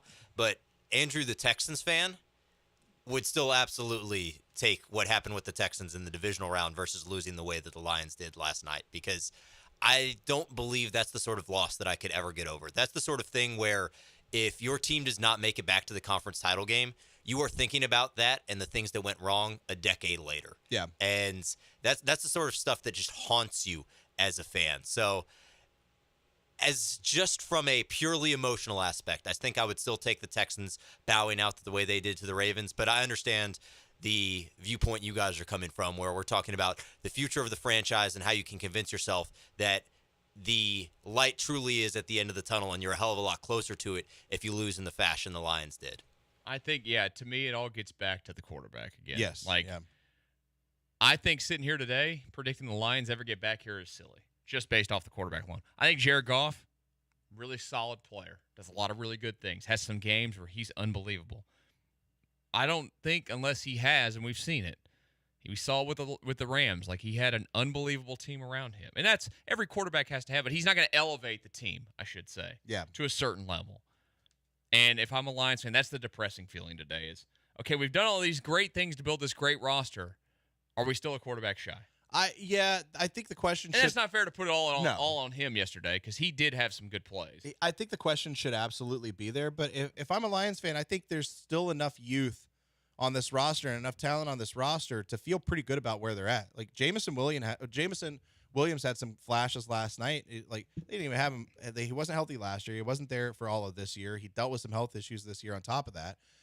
So what is it going to look like with a full offseason, a full season of Jameson Williams? What can the offense look like? So I think that with the weapons getting a little bit older, getting enough experience, that offensive line is still going to be incredible next year. They could absolutely make it back to the NFC Championship game. But the question with Jared Goff is, okay, he's good enough to get you here. Mm-hmm. Is he good enough to get you past here? Yeah. And that's where it really becomes an issue. You're going to be competing. You're a playoff competitor. You're a playoff contender, but are you a true Super Bowl contender with Jared Goff? And I think that is a little bit of an unfair question, but it is a question that everybody should be asking.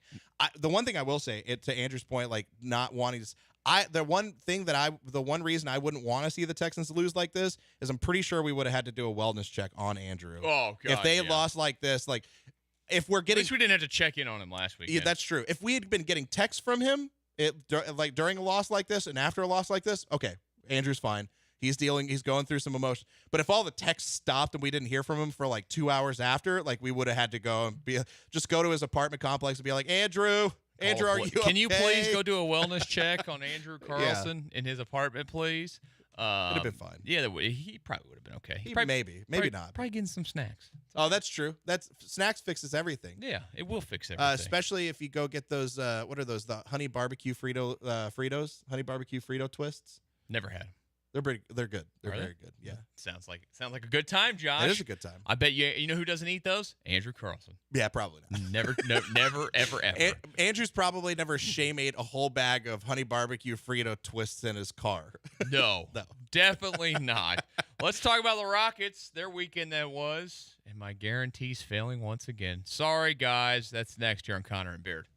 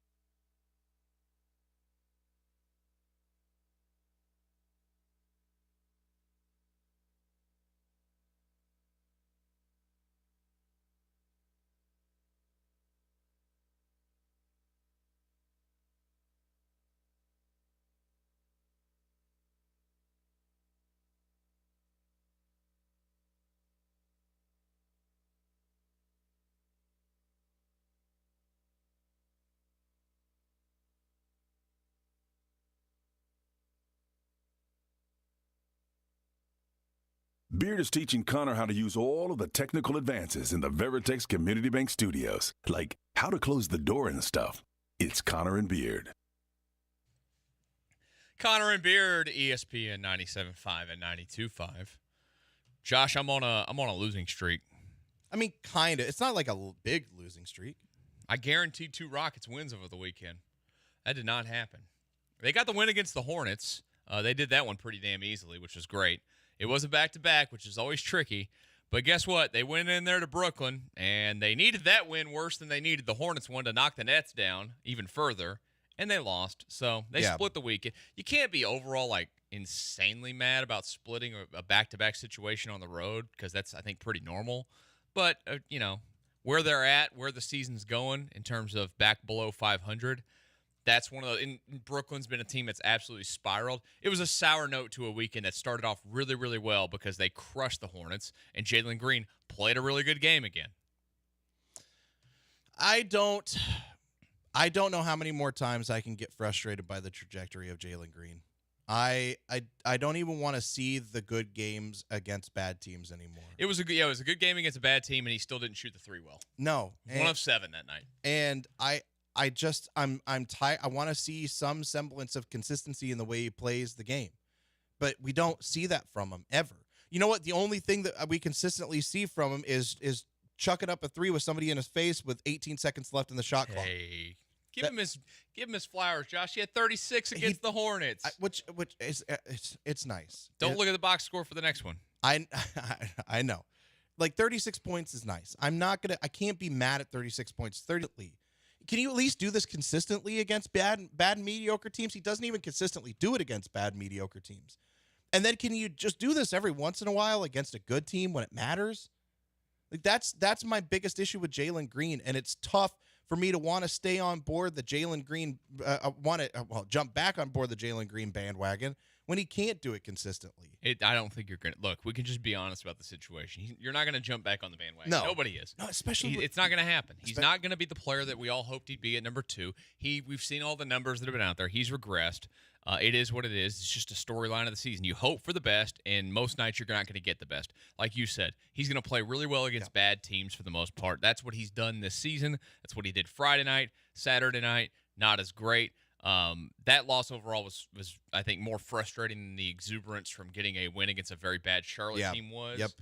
Because you just had nothing offensively. I mean, and you gave up a whopping 35 points in the first quarter. And that's really where the step back's been, of course, we've talked about so much, is the defensive effort. I mean, Alpe last night.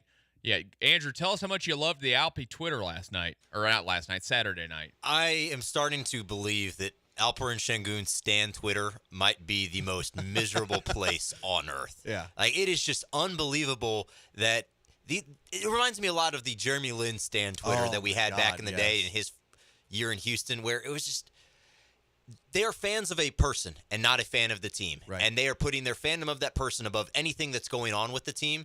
And as someone who supports the Rockets, it's incredibly frustrating to watch people like try and craft a narrative that the Rockets are not treating Şengün properly or that Ime Udoka is being bad for Şengün because of the fact that, he benched him when he was not playing well and the team was doing better with him off the court. I see your Jeremy Lin fan base Twitter and raise you a much smaller but way more annoying fan Twitter, the Christian Wood fan Twitter. Oh, yeah, that was bad too. Awful. Just absolutely atrocious. And Christian Wood is that dude. He is him. I had to sit there and watch it, not just for the Rockets, but for the Mavericks too. So I had to double down on the Christian Wood experience, and it was awful. I heard so awful. I heard a lot of stories from people that were about obviously Christian when I Wood. worked at the other place about Christian Wood, and he was just not that. He was not the kind of guy you want.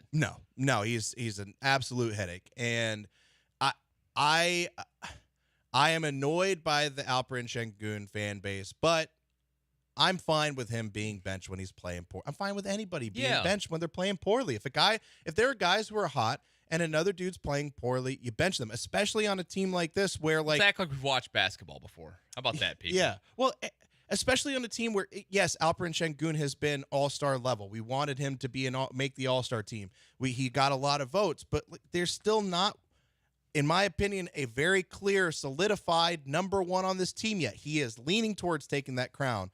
But a team like this, you just don't know. And I don't think he's good enough defensively.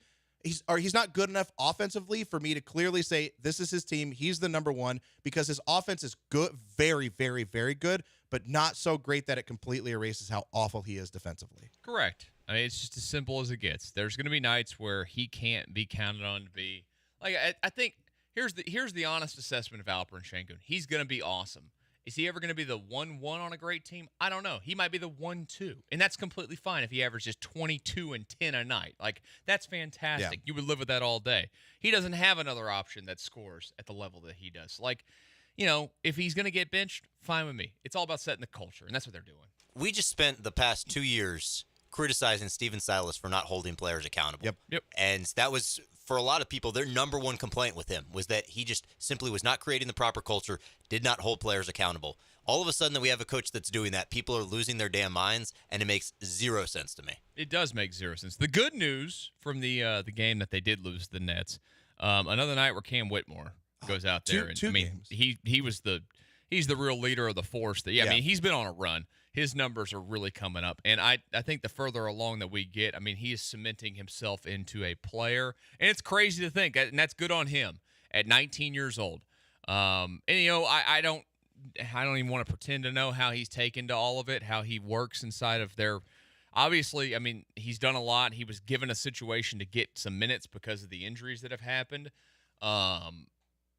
But I wonder, like, has he kind of pushed all the questions that he had coming into the draft aside? Because you keep seeing the offensive talent come For out. now. I think for now. You never know, but it does look like for right now he's pushed all those aside. I'll be honest, I didn't really have a problem with Jalen Green for the most part in the Nets game either. I thought he wasn't like the worst in the world. He wasn't the most efficient that we've seen him, but he shot pretty well from three. He played a good game. The thing that killed him the most was Dylan Brooks and Fred VanVleet going 2 for 16 from three. That's awful. What are you talking about? That's pretty good. 2 for 16. They hit two. Yeah, they hit.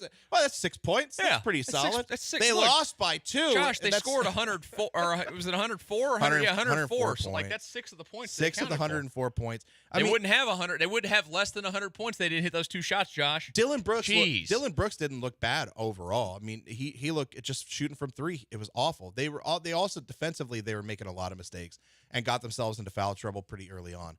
But I look at Cam Whitmore and I see 20 minutes and 24 points, 4 from 9 for 3, 9 for 18 shooting in that Hornets game. And he had a couple of plays. I know it was in the garbage time, but he had a couple of plays that just were monstrosities. Amin Thompson had that dunk in the third quarter or fourth quarter of the Hornets game that was it was like the perfect backside drive to the basket, passed perfectly to him by Jock Landale, and then he dunked. It was great. Loved it.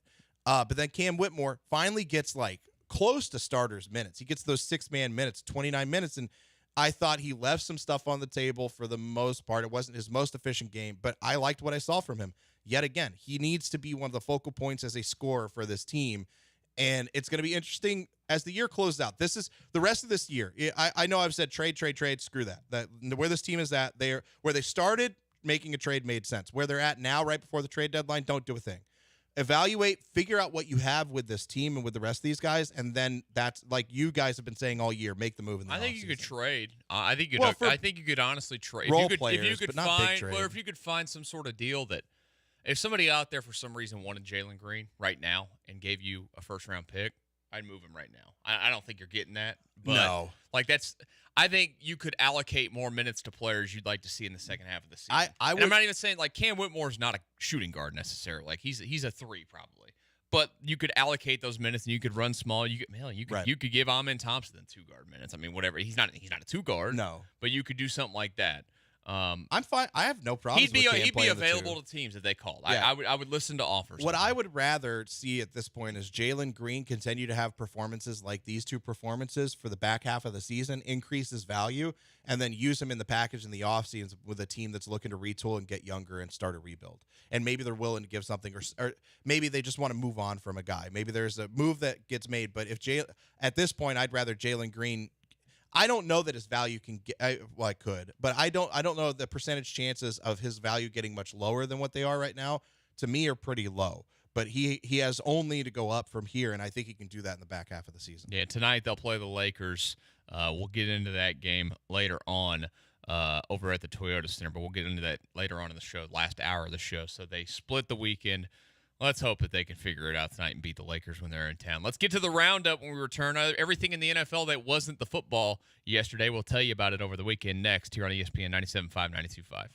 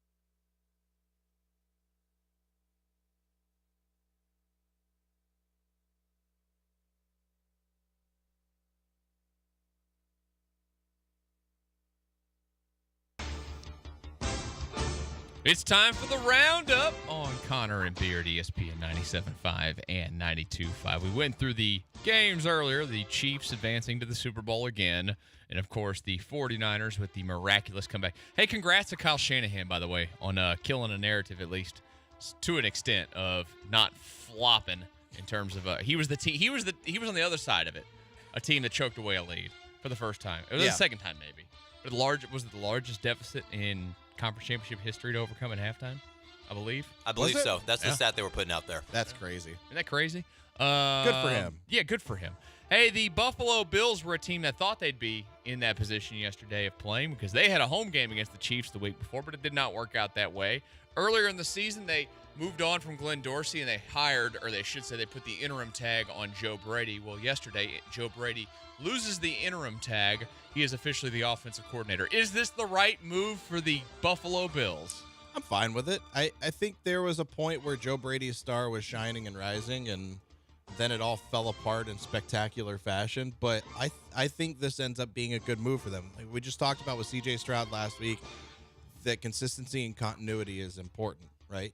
And with somebody like Josh Allen, where he's not at the beginning of his career like C.J. Stroud, but he's a guy who's prone to make bad decisions and give the ball up a little bit. I think a little consistency for him, it goes a long way, where he looked really, really good in Brian Dable's system, and then a little bit of that consistency kind of got messed up somewhat.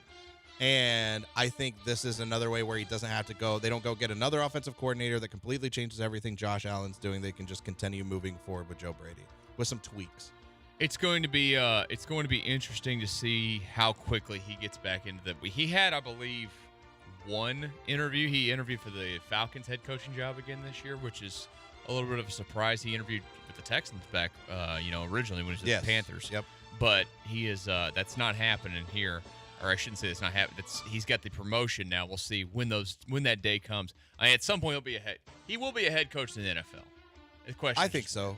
Especially if the Bills continue to be as successful as they have been, which I don't see any reason why they shouldn't be. You're almost to that point, though, Michael. You're almost to that point to where you're about to start. You're seeing offensive coordinators and head coaches that are getting jobs at your same age. Yeah, it's true. He's 34 years old. He's a year older than me. Yeah, so you're at that point where it's like, hey, these guys aren't. When it starts to get really bad is when who's the youngest coach in the league right now? The youngest head coach? Yeah. Would it be D'Amico? No. Let's see. It was. This is great radio when you're both Googling at the same time. We got to give it a goog, Michael. Yeah. Sean McVay was 30 when he was 30. Mayo. It is Gerard Mayo is Mayo. currently the NFL's youngest head coach. How old is he? He could be like 37. It's not that old. Gerard, he's got to be 36 or 37. He is 37. 37. Yeah, that's right. 37 gang. Gang, 37. You're about that 37 That 37 life. I feel it every single day. D'Amico's what, 30? He'll be what, like 39? I think he's 38. Oh, no, yeah, you're right. He's 39. He's 2 years older than me. We've talked about that before. So it's interesting. Like, it's fun whenever it goes from, hey. Damn, D'Amico will be 40 in July. Yeah, when you're like. He's old. Get rid of him. Get him out of here. Yeah, when you're like, hey, these guys aren't that much older than me. And then you go, hey, these guys are the same age as me. And then you see guys get offensive coordinator or head coach jobs, and you're like, these guys are younger than me. What's happening? Hey, what did I do in life? What decisions could I have made that could have been different to maybe lead me down that same road?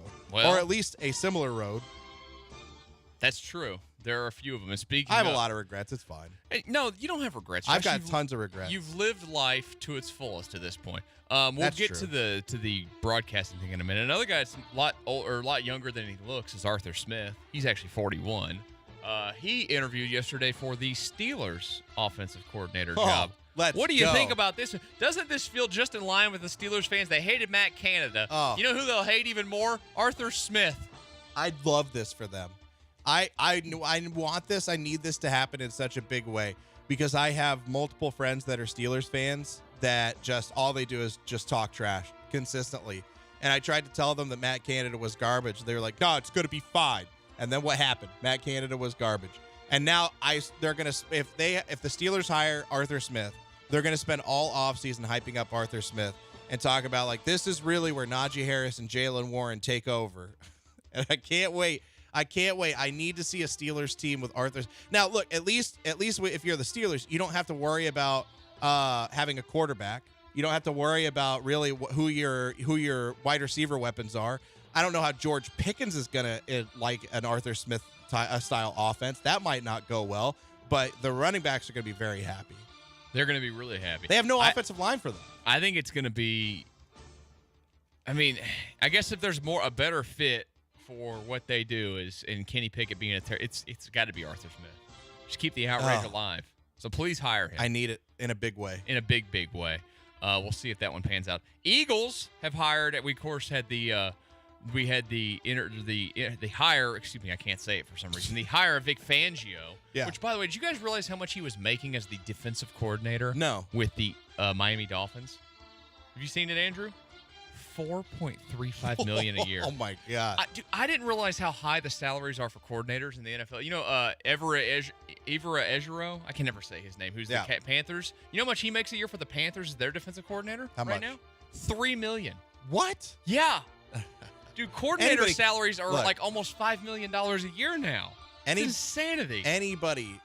Anybody in just the world could be a coordinator for the Panthers team right now. Yeah. For the Panthers right now. So, I mean, Bobby Slowick, congrats on your raise, buddy. You're going to be getting paid this season, I would imagine, since he's going to be coming back. But the Eagles have hired Kellen Moore to be their next offense coordinator. Josh, you have a history with him, watching him as the Cowboys offense coordinator. Yes. Do you think the Eagles fans will be happy? I think so. I like Kellen Moore's offense. Will it work for Jalen Hurts? I think so. I think some of the things that he did with Dak Prescott to help him be successful when Dak isn't always the best at reading coverages after the snap. Like, one of the things Dak does really well and that Kellen Moore worked with him on is pre-snap reads. And I think that's going to help Jalen Hurts a lot. Like, getting into pre-snap reads. But Jalen Hurts struggles, and you especially saw it this year. He struggles at reading a defense and going through his progressions after the snap. I think that Dak Prescott got much better about that under Kellen Moore, like when Kellen Moore was the offensive coordinator. So with the weapons that they have, who knows what they're going to do, what's going to happen with A.J. Brown? Is he going to continue to be with the team, or is there too much jabbering between A.J. Brown and Jalen Hurts? I don't know. I think this is going to end up being a good thing for the Eagles, and it's a good thing for the Texans because now that's one less team that we have to worry about stealing Gerard Johnson away. Well, I guess, yeah, that's probably the best way to put it. The Steelers. I was still very out happy there. with this. Yeah, every hole that gets filled is a much better one, of course. Yeah. With Gerard Johnson possibly staying with the Texans, and look, if he stays with the Texans, he'll get a big raise too. Final one in terms of the coordinator jobs before we get to the broadcasting stuff. Rams interviewed Ron Rivera for the defensive coordinator job. Will he get this job, or will Josh land with the Cowboys, who are apparently also interested in him if they're going to lose Dan Campbell? I wouldn't hate that. I don't think. I wouldn't love it, but I wouldn't hate it. I probably be neutral. happy if I'd be I were you. neutral on it. I hope he goes to the Rams. You shouldn't want it. You know why? Because it's just gonna result in Ron Rivera becoming the head coach of the Cowboys. Oh my God! Never mind. Yeah, you're right. When No, Mike yeah, McCarthy you're right. gets fired. Never mind. I don't want it. Rams, please hire him. Ron Rivera. You know what? Ron Rivera could end up being the head coach of the Rams. Could it be another year where Sean McVay's like, I'm gonna go to the booth. I'm done. He's not doing that. He's back. He said he's back. He's reinvigorated. Yeah, but people say that crap like that all the time. I'm back. He just did it to get the extension and more money. That's true. Just like Aaron Donald negotiation did. tactic. Hey, I'm thinking about retiring. Hey, Aaron, here's the Brinks truck. Would that work with us? Do you think I could go to Joe and be like, Joe, I'm gonna retire if you don't pay me more money? Nope. You know what? He'd end up. It'd probably get me closer. It'd get me closer to fired. It'd be the bullpen or whatever. Yeah. From 12 to 3. It'd get me closer to fired. He put me on at like 1 in the morning to like 2:30 in the morning I'd or put you something. on there. Don't do that. Why? Just see how you'd handle it. Come on, build some toughness. Coming from somebody who used to stay up till 3 or 4 in the morning, I think I'd be fine. You're not that guy anymore, Josh. I am that guy. I fell asleep at like 9:05 the other day. Oh, that sounds nice. It was wonderful. All right, last one. Yesterday was Greg Olson's last day in the #1 Fox booth. Tom Brady will be taking that job over next year. Is this a mistake by Fox to immediately put Brady into the #1 booth next year? I know when you're paying him that much, you have to. I don't think it's a mistake for them to put Brady there. I'm not mad because Brady's going there. Who knows what he's going to be like? I hope he's decent at least. I do too. I am fearful that he's going to suck. I'm just upset that Greg Olson's just going to be out. I think he's really good. I do too. And can we get rid of Tony Romo and put Greg Olson in the booth? Please? I would love that. I gotta say, I'm officially done with Tony Romo. It actually has. I don't want to be the guy that like falls into I just read things on the internet and believe it. No, I've been listening to him, like trying to pay attention to what he said during games. Yeah. He's gotten worse. He was really strong worse for those first 2 years, and to me it seems like I mean, look, we've done this job for quite a while now. We've watched people that are really, really talented just kind of get to a spot where they're happy and just not put the work He's making in $18 million a year. Why do you need to work? Look, if I had one season of making $18 million, I'd be like, thank you for the contract. I'll see you guys later. Yeah. Never working ever again. I'm just going to do whatever, build computers and play video games all day. And I would text you, and if I ever made 18, I would spend all day just texting you and Andrew ridiculous, dumb stuff. And it wouldn't matter if you blocked me because I'd have enough money to get a new phone from a new number and continue texting you. And I would just keep doing that over and over and over. Kind of like what all the Twitch chatters or like the Twitchers do, what they used to do, where they create new accounts on Twitch whenever they get blocked on the Twitch chat. I would just do the same thing, but with cell phones with you guys. But yeah, Romo needs to be out. I love Greg Olson. I I think that somebody needs to find a way to give him a job to continue to call games because he he'll is be one in of the the booth. best. He'll best be in the people number that's 2 done it. booth with Joe Davis next year on Fox. I know. I just don't want him. I want him in a number 1 booth. I want him as one of the number 1 guys. I He would like deserves that as it. well. He was great this year, and it stinks for him that Tom Brady's just a big old fat superstar. Yeah. Hey, if you're looking to bet on the games, maybe right now you're feeling good about your bet on the big game, which, by the way, when we come back in hour number 2 of the show, we'll talk about one of those teams, the 49ers. Being the blueprint for the Texans, that'll be just a couple of moments. But maybe you're feeling good about those 49ers. You're feeling good about those Chiefs in that big game, which is a couple of weeks away. Well, mybookie.ag, the place to get your bet on right now. Use the promo code BET975 to get that match deposit bonus. Maybe you've been around MyBookie for a while. It's time to put some money back into the account. You've been laying low, whatever it is. MyBookie.ag, and again, that promo code BET975 to get your match deposit bonus at this moment. They're going to have prop bets, parlays, everything that you want for the big game. You know where I'll be hanging out during the big game? That's, right there, MyBookie.ag. They've got odds, of course, on all the sports, NBA, soccer, tennis, golf.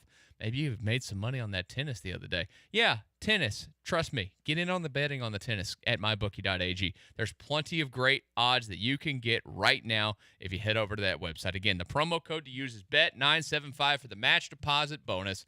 As I always tell you, you can bet anything, anytime, anywhere, only with MyBookie.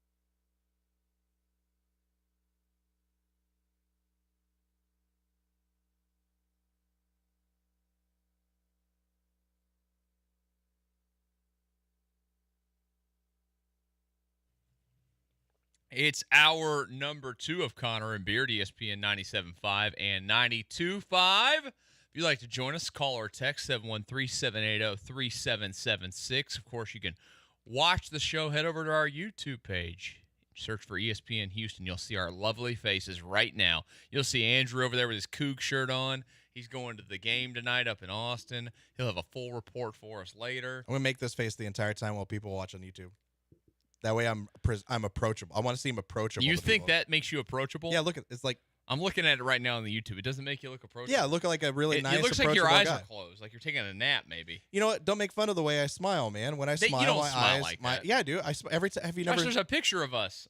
You didn't Yeah, smile that's not like a real that. smile. That I was coached to do it that way because of the way I was smiling. Okay, sure. It just makes me look more approachable. I don't think It makes me look like the everyman. You know what? Go out Michael. in public. Go to the grocery store on the way home. do. And just go up to people and do that. And I start do that. talking to That's them. not how I do.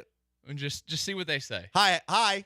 Yeah, I'm going That's to go good. ahead and guess Josh is going to end up in jail and we'll be bailing him out tomorrow. I had a pedo come up to me in the fruit section today at Kroger. Random guy came in and started talking to teenagers in the grocery store, smiling at them all awkwardly.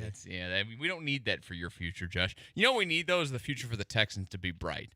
The question here to start hour number 2, which again, 713-780-3776, Josh, are the San Francisco 49ers the blueprint for the Texans moving forward?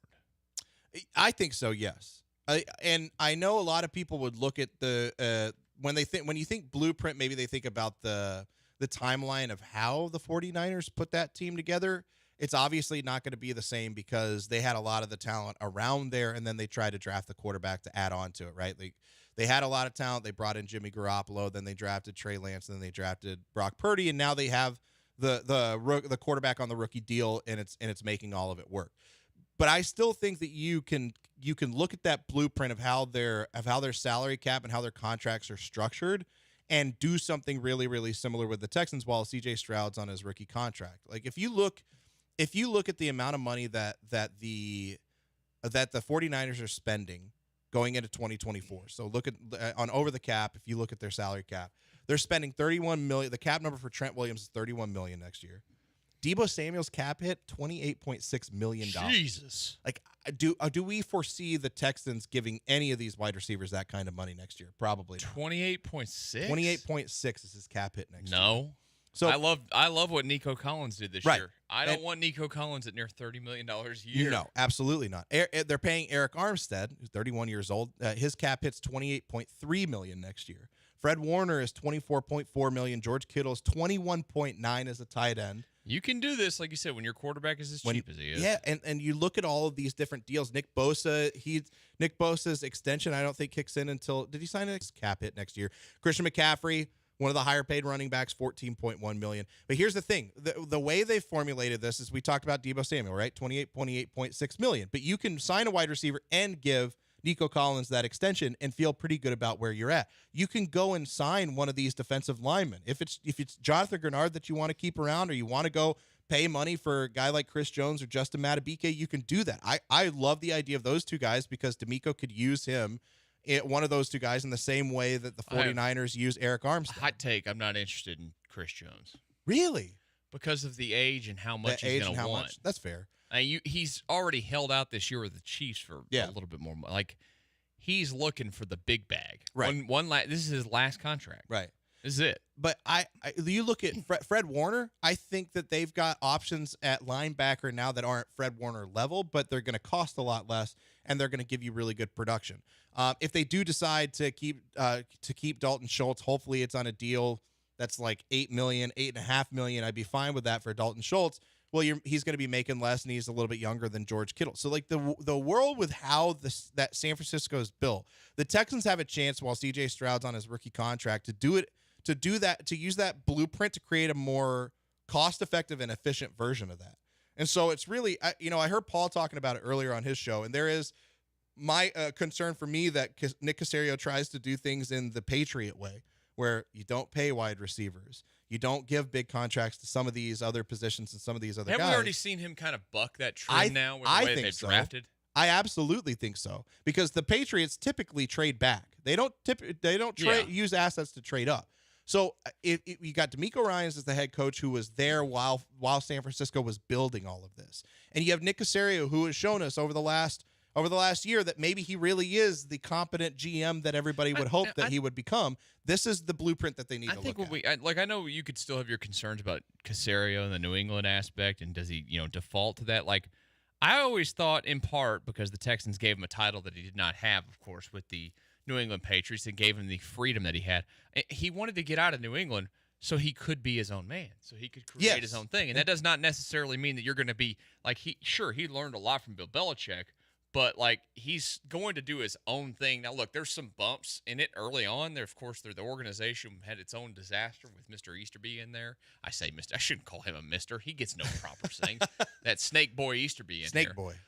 But he's got a head coach now that and I'm confident in the way that D'Amico talks about it. Like, they're on the same page. They're very much, in it to win it together. I think that they're going to continue to be aggressive. And this is the time, like we've talked about, like you're mentioning with the, the contracts there for the 49ers. And like, you have to be aggressive now. Yes. This is the time to be aggressive. While C.J. Stroud doesn't cost you an arm and a leg, because this will be year 2. You'll have to do the extension ahead of year 4 when you do the extension. Yeah. You pick up the option, and then you do the extension on top of it. Here's where it's going to be by then. You know how much he's probably going to get in terms of a contract? Minimum what? $350 at that point? Yeah. Minimum total on the number? It's going to break 300. Yeah. For sure. Because what's the biggest contract? I mean, Mahomes' deal was technically $500 million, but they've reworked that now. I think there's more money in it and whatnot. But, like, it's going to be $300. It's going to be over $300 million at minimum. Joe Burrow's is, just to put it in perspective, is 5 years, $275 million. Yeah. C.J. Stroud he'll be getting $350. So here's my question. Like, we've poo-pooed this idea a lot, but you look at how that blueprint, that formula of what San Francisco has done with their team. Okay, Christian McCaffrey's making $14 million a year. Would you consider somebody like Saquon Barkley?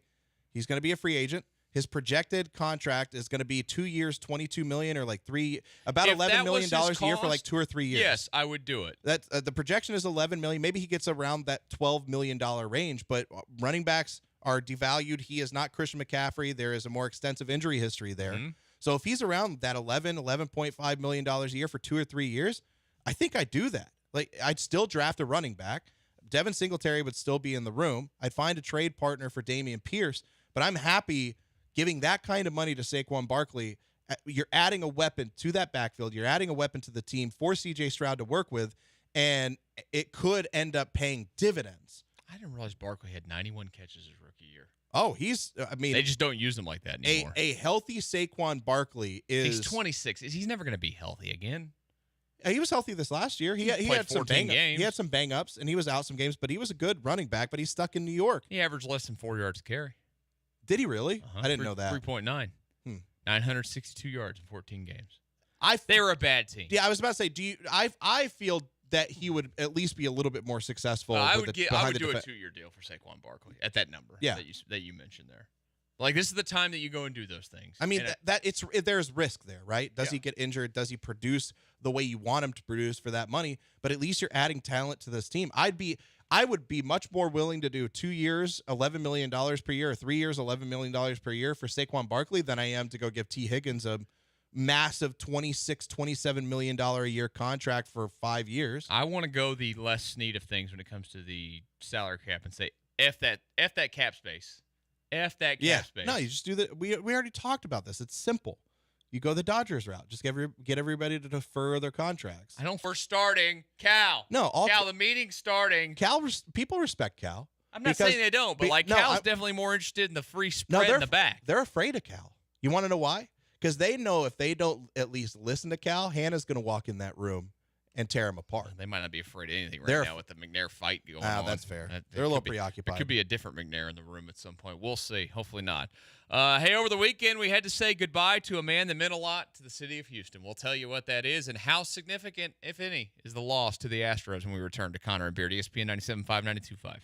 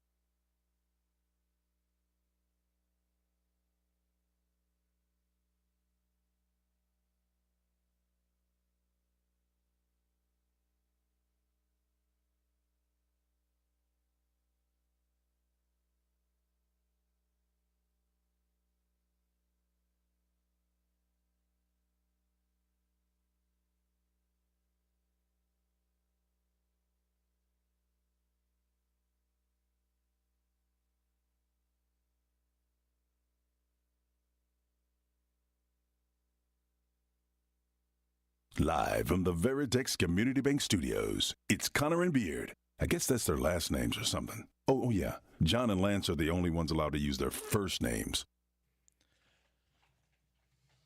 R.I.P. to this music playing at Minute Maid Park. You'll always hear similar music, but this was the song that welcomed Hector Neris out of the bullpen for your Houston Astros. He's officially gone. He is a Chicago Cub. 1 year, $9 million deal for Good Hector for him. Neris as he lands with the Cubbies, who were probably looking to trade him at the deadline when they fail massively, will be my guess. Yeah, I'm happy for him. Are you? I'm happy This is for a him. guy that apparently wanted 3 years, $50 million.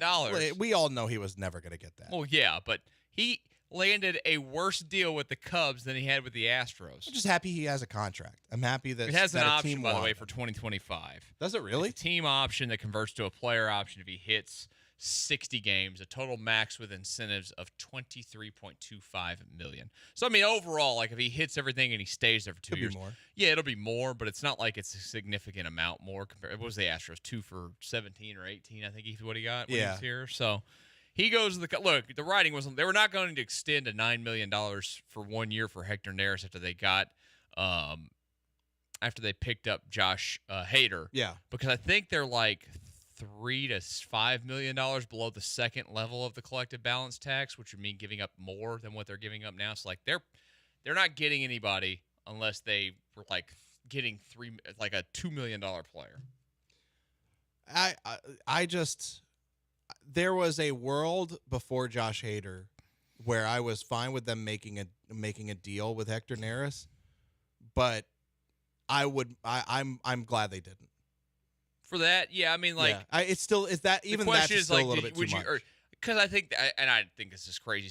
I saw some people on Twitter over the weekend like, oh, you should just sign Neris instead of signing Hader. That's insane. Like it's the two aren't even close to comparable. No, I mean they're two of the better relievers that were on the market this year. But like Hector Neris had a career year last year in terms of ERA 171. He was like one of the luckiest pitchers in the sport when it came to, not giving up runs. Yeah. He walked a ton last year. Take a guess how many guys he walked last year. He didn't even throw a career high in innings last year, mind you. His career high for innings was 80 1/3 back in 2016. He didn't even touch 70 innings in either season with the Astros. But guess how many guys he walked last year? Actually, excuse me, it was the second highest total of his career. He's one short of his highest. Could you take a guess how many he walked? In 71 appearances, 68 1/3 innings. You're doing great here. Look, I'm gonna say 80. Just throw a number out there. 80. 80? I'm gonna say 80. Yeah. Whatever. Josh, he struck out 77. I know. Andrew, how many do you think he struck out, or how many he walked? I'm gonna go with 45. It wasn't that high, but it was bad. 31. 31. Way too many walks. Yeah. I'm not gonna miss that. See, He was always a lock to come in and walk the leadoff hitter. That's what I'm not gonna miss.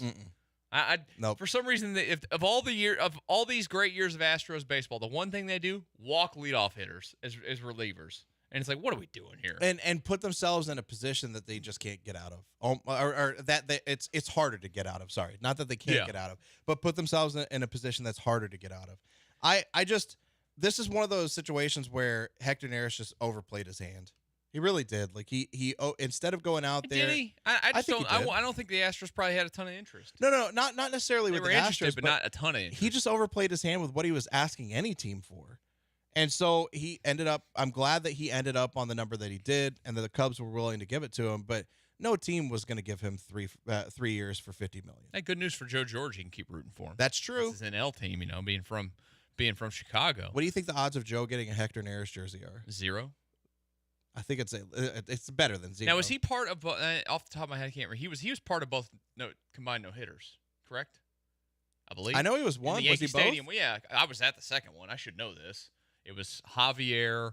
I know Montero. Yeah, Neris had to be in there, and Abreu and Presley in the World Series game. So he's etched into Astros history. And Chandler Rome wrote this today about Hector Neris and the Astros clubhouse. Now, does this honestly concern any of us?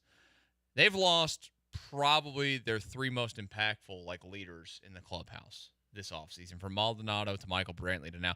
People might think that's crazy, but Hector Neris, big voice in that locker room, A big personality. You go in there, and he was always goofing around, being loud. Like he'd sit there on his phone, and he'd be playing games, and he just just like random like yelling stuff. I'm like, what does he do? What is wrong with this guy? Really, really nice guy. Julia Morales would always talk about it all the time. Like when they would show Hector Neris and some of the other pitchers, guys were always going to him. Everybody wanted to talk to Hector Neris. Everyone wanted to sit by him and kind of like have conversations with him. And so, I think that it's a big deal when you lose a personality like that. I think it's not a small thing to lose somebody that's that vocal that many guys like. But Hector Neris was not the guy that created this culture. He wasn't the guy that was going to be the linchpin to this culture continuing. The team's still going to be fine without him. It's a shot, but I don't think it's that big of. I don't think it's as big of a deal as some people are making it out to be. Here's the one thing that's we'll see if somebody carries on the tradition. So in this Chandler Rome article, Neris, like he did with the Phillies for years, would get every single Latin player at spring training and would take them all to dinner. It was a big thing. And he started that again when he was here with the Astros. It'd be about 60 guys that would go to dinner with him every year. So, like, that's the kind of stuff, though, that is the leadership. I do think they're going to miss him from that standpoint. Yes. The question is, like, who steps up? I mean, look, there have always been a team and a franchise that polices themselves, a clubhouse that polices themselves. They're grown-ups. They act like professionals. It started off in the early years as being a team that was young and didn't know how to win. They made the additions for that 2017 team going in with Brian McCann and Carlos Beltran that kind of set a new culture inside the locker room, and that's continued to this day. And then guys grew up that were in it, and, it's now going to be on the voices of, Altuve to step up this year and probably be a little bit more vocal than he has in the past. Bregman maybe has to be a little bit more vocal. Kyle Tucker's never been a guy that talks much. He's learned from Michael Brantley, a guy that he was really close with the last couple of years. Those guys are going to have to be more prominent than ever this year. You got to step up. The way I look at this, and maybe this is a bad comparison, but like for me, my family is really, really big on traditions, right? Mm-hmm. And they have been for a really long time. And when you have a good family culture, those traditions the importance of those traditions is instilled at a young age. So when you get older, you want to keep those traditions going. So when you have grandparents or other family members that move on or pass on, or they can't do the same things anymore, like Christmas, host Christmas dinners or Christmas party or Christmas morning, whatever, you have to be the one. You want to not just have to be. You want to be the one to step up and do that. And I feel like this team is so close, and the culture that they've created is kind of that same type of really tight-knit, like you said, keep everybody accountable, family type of environment where, yes, losing Hector Neris and Martin Maldonado, guys that would do things like the dinners and all these different things to keep guys in check and keep everyone close, losing them is a big deal. But I feel like the Astros have the type of culture where it's not really going to be a thing where guys feel like they just feel an obligation to take some of those things over. Yeah. I think they'll want to take it over and want to continue some of those things. I think this is Bregman's year.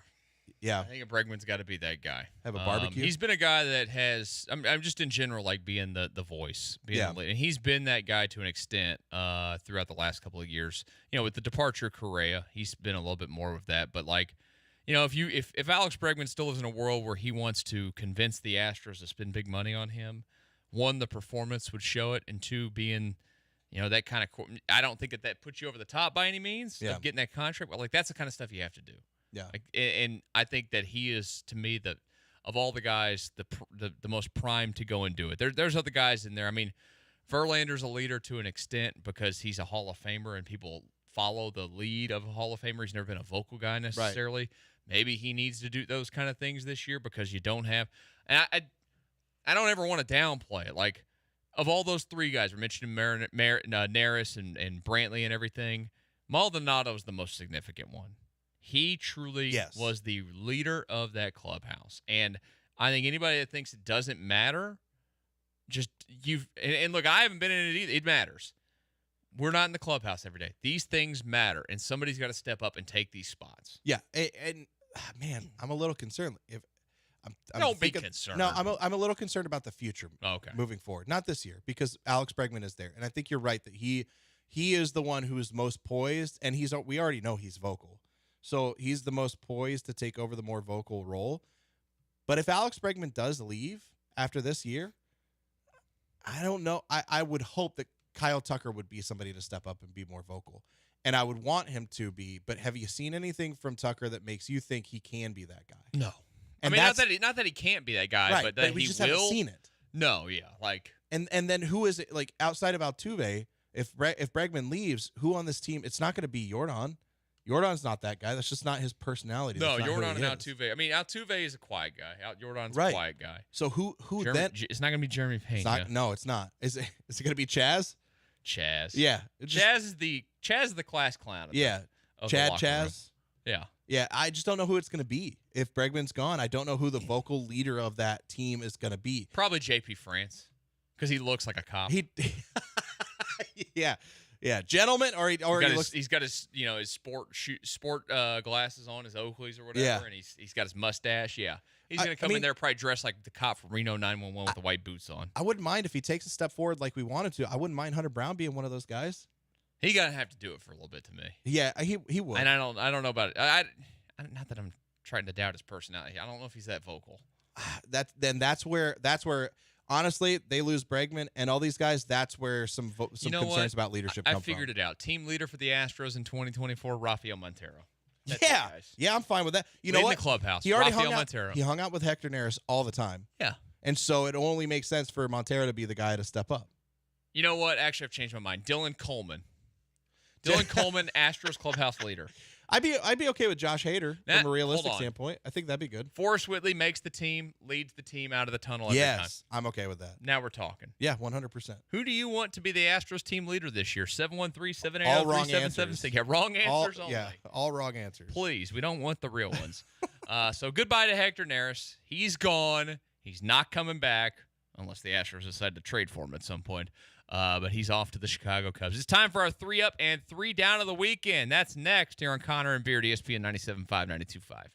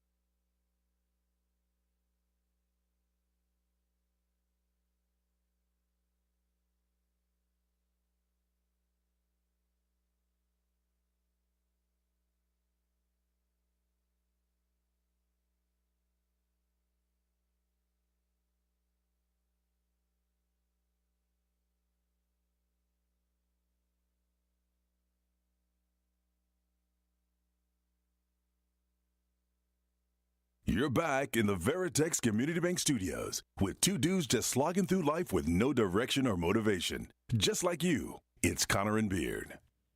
It is Connor and Beard, ESPN 97.5 and 92.5. We asked you for some text messages, 713-780-3776 to tell us who's going to be the Texans leader next year. Josh, we had a really some good ones. Yeah. 8923 says, Jack Easterby gets hired as the team's chaplain and becomes the leader.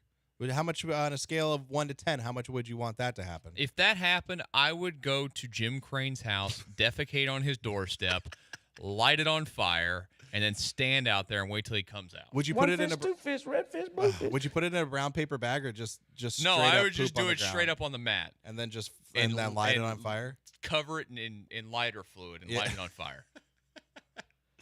That'd be disgusting. 3881 says Astros leader will be Nick Caserio. He's too busy. I need him doing other stuff. Yeah, he's got a job over on Kirby. Yeah. The Astros have plenty of people available. I wouldn't mind D'Amico in the offseason being an Astros leader. Sure. Just doing like some pep talks every once in a while. Maybe he could take it. They got Joe Espada for that. That's true, yeah. Astros legend Joe Espada. He could take the guys to dinner every once in a while. Yeah. Talk about all the success that he's had. That's very true. He could do that. Let's go ahead and do it, though. Our 3 up, 3 down from the weekend, guys. Josh, you want to go ahead and lead us off? Yeah, look, mine is tied to the wedding that I had to go to this weekend, which I say I had to. It was a lot of fun. It was my wife's cousin. She was getting married. It's crazy. When I first met her, whenever my wife and I first started dating, she was just a little kid, and now she's 23 or 24 and married, somewhere around there. Her husband's really nice. Family was really nice. I didn't mind going to the wedding, and I had a lot of fun. It's just getting ready and getting dressed to go to stuff like that. I dread it. I hate it. It's the worst. But once you get there, it's awesome. You're like, okay, this is really cool. We get to celebrate them. The best part about it was my son, though. So that's my up. Both my up and my down have to do with this wedding, but my up is my son at weddings, because we got to eat. He ate 2 meals because they brought meals for kids, and then whenever they had our table go get the food for the table, he also got up and went and got food. And when the guy said, "This is only for adults," my son looked at him and said, "I'll take both, please." Oh my God! And the guys, Keaton straight up stared him down. Like this kid is a gangster in a way I've never been able to be and will never be in my life. You've got a problem. Yeah, yes, absolutely. And the guy looked at him and finally just said okay, and grabbed a plate and gave him both types of chicken and all the stuff that he wanted. But the best part was whenever all the dancing started, and my wife. Was he cutting a rug? No, he doesn't do that. He just stays and eats and watches. He doesn't really like to dance. He did dance at my brother's wedding, and it was awesome. He can kind of dance a little bit. He learns. Stands and eats and watches. Or he sits and eats and watches. Sorry, not stands. He sits and eats and just kind of hangs out. Like he's all about the food and the drinks and stuff, which is going to be problematic when he's legal. He's of legal drinking age, because he kept asking people for sips of their beer, and he's 13. It's going to be a problem. Josh, you're going to have a real handful in your hand. I'm going to have a frat bro. I have a frat bro in the making, and I don't know how it happened. But oh man. But at my brother's wedding he danced. He just didn't do it at this one. But he comes over and sits by me. Everybody else got up to dance, and he and I are just hanging out, sitting there. I'm not a big dancer, so I don't do much dancing unless something comes on and my wife forces me to. But he sits down next to me and he goes, "Hey Dad, can I tell you something?" And I go, "Yeah, what? What is it?" He goes, "All these women were just as hot as I thought they would be." And I'm like, I immediately start laughing. And then he follows that What a great example you're setting, Josh. You're supposed to go, "No, you're not supposed to womanize or sexualize them like that." I couldn't help it. But then he immediately followed it up with, he's like, "I'm going to meet girls at weddings like this when I get older." Oh, my God. Don't show him wedding crashers. I know. And he's never seen movies like that. Oh, he just... Actually, you know what? For the sake of the show, you need to watch Wedding Crashers with him just to see what he thinks, just so we can get the review of what he thought. This is like an inherent. He's never. I mean, he had gone to my brother's wedding, and my brother's now wife, my sister-in-law. She has a lot. She's from California. All of her friends and all of her brides and her maid of honor, all from California. So, and they're all very wealthy. So he already got a taste of what it was like to be at a wedding. And so he was excited for this new one. But it was like almost an inherent feeling that he had where it's like, yes, these women are attractive and I must hook up with them. And he's 13. I'm done. When this kid is older, it's over. So my down for the week is because I didn't want to get ready for this wedding, I was wishing bad things on me and my family to not have to go. Nice job. I wish that my house would catch on fire so we would have to leave early. Jesus I was told Christ, that was a man. bad move. I got in trouble for that one. But I also wished to get a stomach virus so we didn't have to get ready and go. Why would you, of all the sick illnesses you could pick, why would you pick stomach I don't want a virus? fever because I That's can so get much easier to deal with than a stomach But virus. I can get over a stomach virus in a day and come back to work. With a fever, there's a whole 24-hour waiting period. I don't have to do that with a stomach virus. You just erp a little bit, and then you're good to go. You clear everything out, and you're ready to go the next day.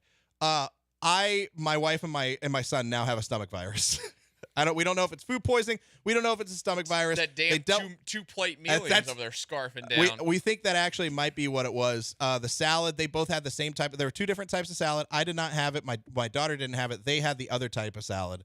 And so we think it might have been like some of the lettuce that they had. But yeah, I wished for a stomach virus on my family, and I didn't get it, but I gave it to my wife and my son. So even without getting sick, I continue to be super spreader Josh somehow.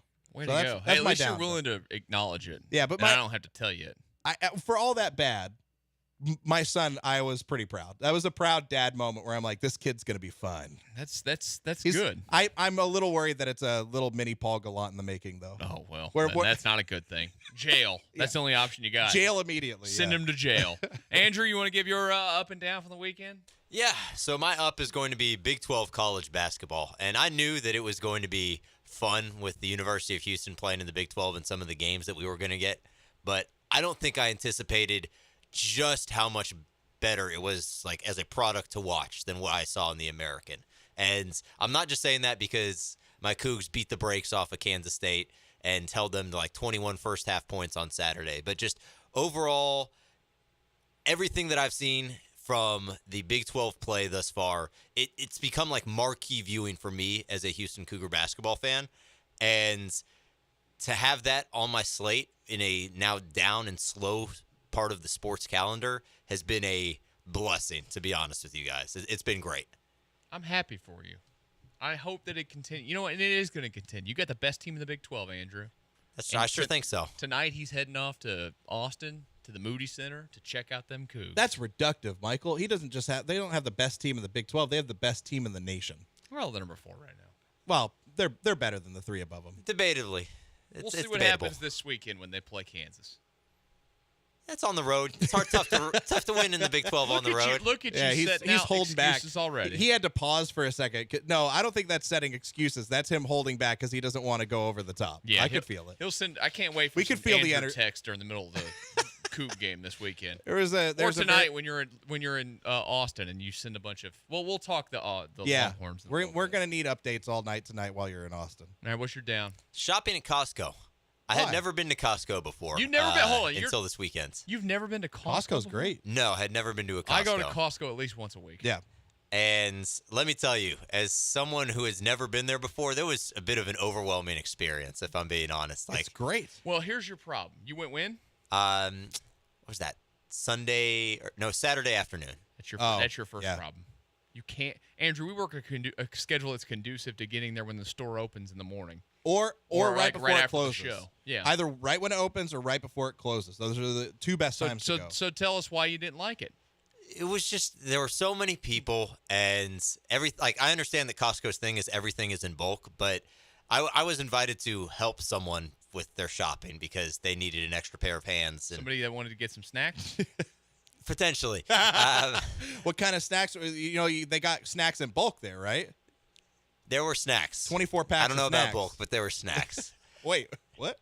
And anyway, it was a lot, and so I was constantly asked, hey, do you want to get this or that? Like, I was going to go grocery shopping on Sunday, and I didn't have my plan set out yet, and just everything that was being in bulk overwhelmed me a little bit, if I'm being honest, because I was like, I don't need this much of the chicken or this or anything else. I don't need these 36-pack of eggs. Like, all of this in general is just a little much for me. You'd be overwhelmed by me. I buy the five dozen box Yeah, every time. Same. And we go through that 5 dozen box in about 2 weeks. We buy like 4 packages of the massive packages of chicken. It's different when you got like a lot of mouths to feed in the house. One though. day You're you'll like, get all this chicken learn for this much. Yeah, it's all right. Okay. You get enough snacks, you'll learn. It struck me as a very American thing, and not that that's bad. It was just a little much for me as a single dude who is only cooking for himself. Which Costco's actually global. We were in we were in, where were we? I think it was when we were in Paris, or maybe it was London. I saw There's Costco. Costco there. There's Costco Incredible. all over the world. Yeah, that's which Costco did you go to? The one over off on Bunker Hill? Greenway Plaza. Oh, Greenway. Okay. Oh, that one's a nightmare. I haven't been to that one. Yeah, and like the parking was a total disaster. Like, Yeah, the parking whole over thing there If was you want awful. to, if you want to see the dumbest people in the world, drive through a Costco parking lot. I'm telling you right now, dumbest people alive, right there. Yeah. That's where you find them. The sad part they don't is- know how to walk. They don't know how to drive. They don't know how to park their cars. Hell, just go walk in there. They don't know how to walk through a grocery store. They just stand in the middle Yeah. of everything, And mosey. leave their carts, look off. And Yeah. They're so aloof of everybody around. The sad part about I go in there Andrew- and I used to say everything under my breath. Now when I walk by You say people, it out loud? I say it out loud. Like the other day I was in there and this woman was like constantly in my way, and I finally got around. I go, you know you're getting in everybody's way, right? I don't care anymore. I'm 33 years old. I'm done. Yeah. I'm done being nice to people. Yeah, I'm see, done. He's getting old. Damn It's happening. He's getting old. The saddest part about Andrew going to Costco is that he didn't get to enjoy the best part of Costco, and that's grabbing a slice or a hot dog before you leave. That's true. It's the best part. Yeah, I've never had the hot dog. I've had the pizza. Hot dog's not bad. The ice- Pizza's get that- good. You can't eat the ice cream. The ice cream's good too. Yeah, I do like the ice cream. I'll get the soft serve. My up for the weekend. You know what, guys? Because I'm a big man and I, like to admit when I'm wrong. And I did that about the Chiefs earlier. I said that I'm sorry to them for calling them frauds all year. My up for the weekend is the football player that is Travis Kelce. I don't care about the Travis Kelce, the boyfriend. He sucks, and I hope that he's having a terrible Monday. We're going to talk about that. But the football player that's Travis Kelce in the last 3 games has played his best football of the year. Yes. And he looks like he's an effective, lethal weapon again to the Kansas City Chiefs. So he will be my up for the weekend. Which 'Cause lethal- personally, I didn't have anything that was up for myself. Which lethal weapon would you compare him to? The first lethal weapon or the second lethal Never weapon? seen him. What? No. Never seen All him. right. We got weekend homework. I'm coming over and we're watching all the lethal weapon movies. We could do that. 1 through 4. My down for the weekend was my wife being sick. And she loves to usually I'm the one that gets sick every year at some point. And so far, knock on freaking wood that I don't get this. I have not gotten sick this year in the winter. She has gotten sick, and she is the worst sick. She is the worst. Like, she had fever. She's had fever, the cough, the works. She has been, oh, help me. I need help. I can't get up. It's like, oh, my God. But I've been pat myself on the back, a great husband, and taking care of her and done all these little things. Yeah, and good. I left her today with food, snacks, water, everything right there in bed. She's good to actual snacks, Oh, Josh. okay. Like I left her About some to say. goldfish, some cookies, all kinds of stuff for her to just lay in bed and snack. You are a good husband. Yeah, I was trying to be nice. But her being sick has been the big down. Our house is a mess right now, too, because I feels like I clean it and then it just turns right back into a mess. So that's my down from the weekend. And again, knock on wood, hopefully none of us all of a sudden get sick because I got super spreader Sabrina at home. That'd be triple S. Super spreader Sabrina. That'd be a bad thing for us. Hey, is Lamar Jackson the James Harden of the NFL? We discuss on First Take. I mean, Connor and Beard next.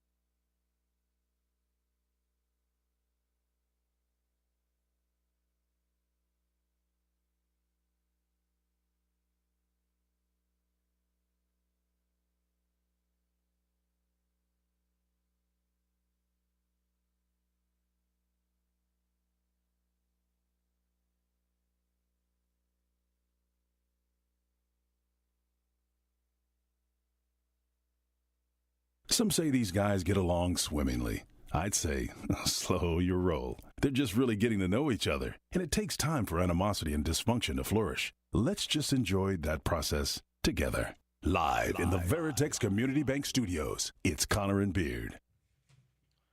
It is Connor and Beard, ESPN 97.5, 92.5. Josh is over here dying in his seat for some reason. I went to the bathroom during the break, and I came back and sat down, and I was like looking at the Twitch. The Twitch is a little bit behind, right? Yeah. So I sit down and I'm watching, and I could tell when I was coming back because the camera was shaking like I'm the T-Rex from frickin' Jurassic Park as I was walking past it, the floor. Well, you walk really close to it. I do. I guess I do, but like into the camera that was on you just started shaking up and down. Earthquake. Yeah. I half expected Dr. Ian Malcolm to pop out and be like, life finds a way. Jesus. Way to go, Josh. You almost killed the cameras here in yeah, my bad. Good Lord, we're almost to hour number 3. That's coming up shortly. But before we get to hour number 3, guys, I asked a question before the break, which again, this is Connor and Beard First Take segment. Is Lamar Jackson the James Harden of the NFL, guys? And we asked that, of course, because James Harden cannot get over the top when it comes to the playoffs. Lamar and the Ravens, when he is under center, are now 2-4. Of course, he's going to win his second MVP. He has a passer rating in his 6 career playoff games of 75.7, 1,324 yards, 6 touchdowns, 6 interceptions. He's run 73 times for 521 and 3 touchdowns, and also lost 3 fumbles. So basically, he's had 9 touchdowns and 9 turnovers in 6 playoff games. Is this a fair question of Lamar Jackson? I mean, it's tough because you look at it and you don't want to say that about Lamar because I think that he means yeah, you know what? Yes, it is a fair question, and the answer is yes. Like if you look at how he performs and the measurables of how he performs in the regular season versus the playoffs, the fact that he just doesn't quite seem to have what it takes in those moments that matter the most. Yes, absolutely. Like we saw Lamar do in yesterday's game what we haven't seen him do all year, where we talked about it before the show. He held onto the ball way too long. And one of the best parts about what he was doing this year was he was getting rid of the ball quickly, making good decisions, being efficient, and getting the ball where it needed to go. And he did not do that in this game. And this is where I think the comparison fits the most. He tried to make it more about him than about the team. And I feel like that's what James Harden would do in those big moments. James Harden wanted to be the hero. He wanted to prove to everybody that the team could win on his back. And sometimes you would see him not always make the best decisions because of that. And I think that's what happened with Lamar Jackson yesterday. He wanted to be the hero of the team, not thinking about the fact that he had a whole team of guys around him that helped him get there. And I think that the question is fair. I think the comparison is fair until he does something to fix that. The problem is he's going to be 27. He just turned 27. He's going to be 27 heading into next season. How many more years does Lamar Jackson have left when we know, like, oh, he's got a lot. Well, as a thrower, yes, but how many more years is he going to keep that athleticism up? Did Michael Vick keep his athleticism all the way through? Honestly, whenever those Eagles years, he was more athletic. He might not have run, but like, does Lamar Jackson have to be the same Lamar Jackson 6 years from now that he is? He'd now, have to evolve. Athletically? He'd have to evolve more as a passer. Michael Vick was a better passer. Yes, and but a better passer from the standpoint of Mike, a better arm. Michael Vick had to evolve too. He became a better passer. He also when played he came a back great into the system league. for it when he played with Andy Reid, and it worked out really well. I think Lamar Jackson will be fine. I really do, because he showed this year that he can evolve and become a better passer. But if he loses that, if let's say they don't make it back, and he gets to 30, and all of a sudden you have Lamar Jackson having a good year as a thrower, if he loses that like electric element to his game, that escapability, the thing that really makes him different, the thing that makes him this electric dude, do we really feel confident that he's going to evolve so much as a passer that he can win a Super Bowl without it? I just don't know. And I think that until he proves otherwise, this is a fair comparison. He's going to put up great stats in the regular season. Here's the list of multi-time MVP winners in the NFL's history: Steve Young, Kurt Warner, Joe Montana, Patrick Mahomes, Johnny Unitas, Brett Favre, Jim Brown, Tom Brady, Aaron Rodgers, Peyton Manning. That's it. You know what all those guys have? Insane arms. No, do you know what they all have? What? Super Bowls or Oh. championships. Jim Brown didn't win a Super Bowl, but he won an NFL championship back in the day. Yes. And Johnny Unitas had to be the same thing, correct? That would have to be an NFL championship. Yeah. But those guys all won something. Now he still has a lot of time to do it, but I've always look.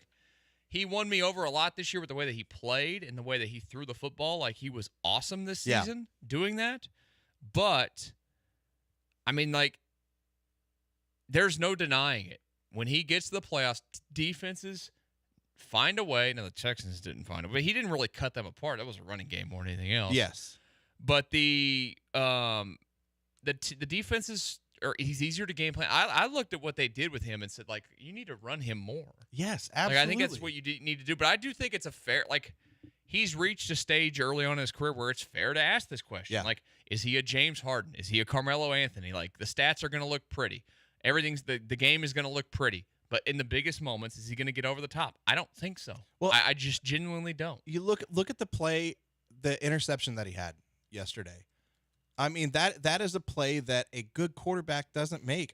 Isaiah Likely thought that he was open, puts his hand up, and then Lamar throws into triple coverage in the red zone. Like, it was a bad. It's not like the Patrick Mahomes falling down, kind of lobbing a pass to Travis Kelce that he had to dive for type of thing. It wasn't that bad. If that ended up working out for Patrick Mahomes, but like he had time, he had good vision. He just tried to thread the needle in a way that he shouldn't have tried in a game where you just don't make plays like that. There were a lot of plays in that game yesterday when you watched it that I find to still be lazy football playing the quarterback. Like, he likes to throw their offense. They like to throw those quick screen passes. You guys ever notice how he doesn't turn and set his feet? He just throws it sideways, and he misses on him. Yeah. Like, he had a couple of them where he missed the guy standing at the receiver couldn't get to it because he just turns and flicks, and he's super talented to be able to do it most. But, like, that's lazy football. Yeah. You're in the AFC Championship game. I think the problem like, that's the kind of stuff that, like, makes you question, is he doing all the right work that you need to put in, or going to do all the little stupid things that you and I might sit here and say, well, that's stupid to even mention. But it's not stupid when you look at all the other quarterbacks that are doing what they do. Right. The guy that gets over the top, Patrick Mahomes loves to make the crazy throws. He makes a lot of ridiculous, stupid throws as well. But when he has to break down and actually make a throw, like, he turns his body, does all those little things. That's the difference. Is I think Lamar sees when Mahomes makes plays like that and says, I can do that too. But look, Lamar, while he was a better passer this year, does not have the arm talent that Patrick Mahomes has. Correct. Like, it's not even close. He is a really, really good thrower, but Patrick Mahomes has an accuracy and a velocity that Lamar Jackson just doesn't have right now and probably never will. Which is fine because Lamar Jackson has elements to his game that Patrick Mahomes could never come up with. Like, the way he used his legs this year, not to run, but to work outside the pocket, get off script, keep plays extended. Like, there were a couple of days yesterday where it looked really good, but he needs to be Lamar Jackson. Stop trying to be Patrick Mahomes. Stop trying to be Josh Allen. Stop trying to be Tom Brady or whoever. Be Lamar Jackson and evolve into whatever version of that you want to be if you want to be a better thrower. But stop trying to be all these other guys to prove that you can make it happen. Just be you and utilize the weapons that you have, and ask your coaches to utilize the weapons that you have. But they went away from that. They went away from the legs, and they needed at least a couple more times. There were moments where he left yards on the field because he decided to stay back there and try to throw and hold the ball too long when he could have taken off and gotten them a first down. Andrew, what do you think? Is this a fair comparison? Yeah, and if you look at what he did against the Texans, that's the quintessential James Harden, ball out in the first round of the playoffs and against, like, the T-Wolves or maybe the Jazz, for instance. And then once you get up against your true competition, which was in the Western Conference Finals or whenever they ended up facing the Warriors, he would inevitably fall short. And that's what we saw from Lamar. And it's now at the point where the doubters have enough ammunition that he is going to have to prove them wrong. And it's no longer going to be us or any other talking head up there saying, hey, it's not fair to judge Lamar's playoff legacy. No, you've got 6 games now, which I understand the NFL, that's a relatively small sample size, but when it comes to the playoffs, that's enough for us to determine who you are, and especially when the track record is what it is, he can have no complaints with people judging him as a playoff choker or failure now. It's on him to go out there and change that narrative moving forward, but given what we've seen, I have some questions about whether he'll ever be able to do that. Well, guys, did you catch the one thing yesterday from the game that was supposed to be one of the greatest moments in playoff history that Tony Romo said? No. When he caught his own pass. That was really cool. Yeah. But did you guys catch that? Did you guys catch Tony Romo going, this is going to be one of the greatest plays in conference championship history? I'm like, Tony, what are you doing, man? It was a batted ball. Well, to Tony Romo, any play is one of the greatest plays in conference championship history because he just doesn't have enough experience with it. Oh, Jim! Is that all right? That was a good impersonation. Right. Yeah, that wasn't bad. I'm trying. What if we just did that for a whole and then every once in a while have some insight? It sounds like us after we're eating Taco Bell. Yeah, that's true. That sounds like me every time I try to stand up while we're prepping for a show. Yeah, that'll happen too. Hey, with the Super Bowl being set, let's go through and see where C.J. Stroud ranks amongst the AFC quarterbacks now that we know who number one definitively is, if you had any doubt going into next season. Lamar Jackson. We'll discuss it next here on Connor and Beard.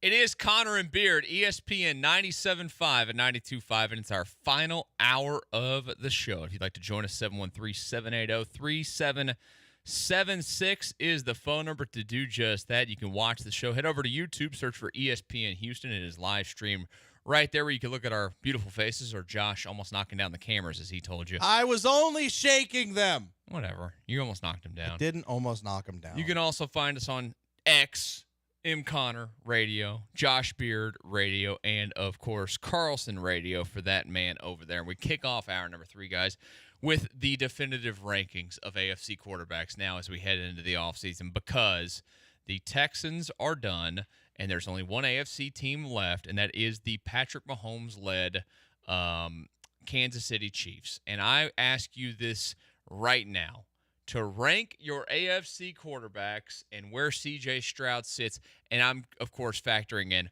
what you saw from them this season, what you expect from them next season, and overall how the team is going to go. All those factors, where you would rank them going into the next season today on January the 29th.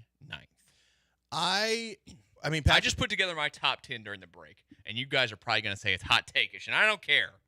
Go ahead. I may not. You don't know. You don't know me. Don't just put words into my mouth when you have Josh. no idea. You just like to fight. That's Fighting I ass do. Josh. I do.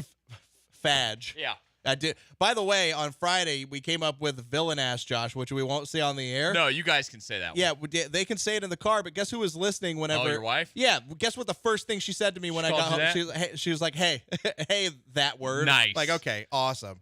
But yeah, I'm fighting ass Josh is kind of here today. I think Patrick Mahomes has to be number one. I would have put him number one on this list. Yeah, It's just I like would've put him moving there, too. forward, right? 2024 and beyond. Yeah. I would put him number one. We're just doing before AFC this. here. This is only AFC. Yeah. I'm not worried about the NFC quarterbacks at the moment because you got to get to the Super Bowl before you start worrying about that. Even though you're going to play 'em. Right. This is maybe where people here might think I'm hot takey. Number two to me, and I know he spent the majority of the year injured. Number two to me for right now is still Joe Burrow. Okay. I think just what he has done, what he's accomplished when he's healthy, health is a big factor. He has proven that he is close to the same tier as Patrick Mahomes. I'm going to put C.J. Stroud number 3. I'm going to put him above Josh Allen. You're one spot off of where I put him. Really? Oh, man. I'm going to put him at number 3. This one was tough for me because I was really thinking about it. But at the end of the day, I'm going to take the guy who is at least in – we only have 1 year of film, and people are going to say I'm hot takey. I don't care. I'm going to take the guy who takes care of the ball more. I'm going to take the guy who makes better decisions with the ball. And if C.J. Stroud had the offensive line and the weapons that Josh Allen had, he would have been far more efficient than Josh Allen was. Now, Josh Allen has the whole running factor about him, but C.J. Stroud he turned himself this year into one of the quarterbacks that people outside of the city of Houston said, don't give him too much time. With Josh Allen, does everybody always consistently feel that way? Don't give Josh Allen too much time. It's there. It's there with his ability to run, but you're also kind of waiting for the turnover too. It's a little 50-50. With CJ Stroud, he is one of those guys who is in my opinion at the top of tier 2 after Mahomes and Joe Burrow. Okay. After him, I would put Josh Allen. After Josh Allen, I would put Lamar Jackson. After him, I'd go Justin Herbert. And then I'd go Tua. And that's where my list ends because nobody else matters. Maybe like a Trevor Lawrence, a Deshaun Watson, whatever. Throw some guys in there. I don't care. But those are really the only guys that matter in the AFC as of right now. Maybe an Anthony Richardson is another name. We don't know where Russell Wilson's going to end up. But those are the quarterbacks, in my opinion. If you're ranking AFC quarterbacks, those are the only ones that matter. Okay, well, let's see where you're going to land here with me. Okay. I'm just going to reel off my top 10. We'll see if you guys think it's good, you guys think it's bad. I put it down, and here's how it goes from number 10 on. It is at number 10, Deshaun Watson. Okay. I think that you That's could fair. absolutely make the case that somebody else is worthy of being there, but I'm not going to put anybody else there. I'm not going to go put Russell Wilson there at 10. Right. Number 9, Trevor Lawrence. I don't like what he did this season. Yeah. I don't like It's a how huge he step finished. back. Yeah, I think that he's a mid quarterback, as the kids. You know the one thing that keeps me from calling him mid though? It really is that 2.5-3 minute video that somebody put together. It's just a compilation of dropped touchdown passes. There was a lot of those by his receivers, and I will say that's been pretty bad for them the last couple of years. So that's making me at least leave him close to the top. But I'm having a hard time calling him mid. But there is a drop back this year. He's mid when it comes to the AFC rankings. The AFC rankings are stacked. Number 8, I put Tua. Number 7, with his new coach, I put Justin Herbert. Yep. Number 6, I'm giving him the respect of his career. And even though he's 40 years old and he's coming off of the Achilles, I'll still put Aaron Rodgers at 6, even if I have concerns for next year. Lamar Jackson goes number 5. At number 4, I have Josh Allen. At number 3, Josh. This is where we flip-flopped. I have Joe Burrow. We were almost identical. I put C.J. Stroud at number 2. Call me a homer all you want. What I watched out of him this year compared to every single quarterback on this list was basically better than all of them put up in the regular season, period. Yeah. I know that his playoff game against the Ravens was not good. His first one was unbelievable. Yes. Excuse me. Jesus.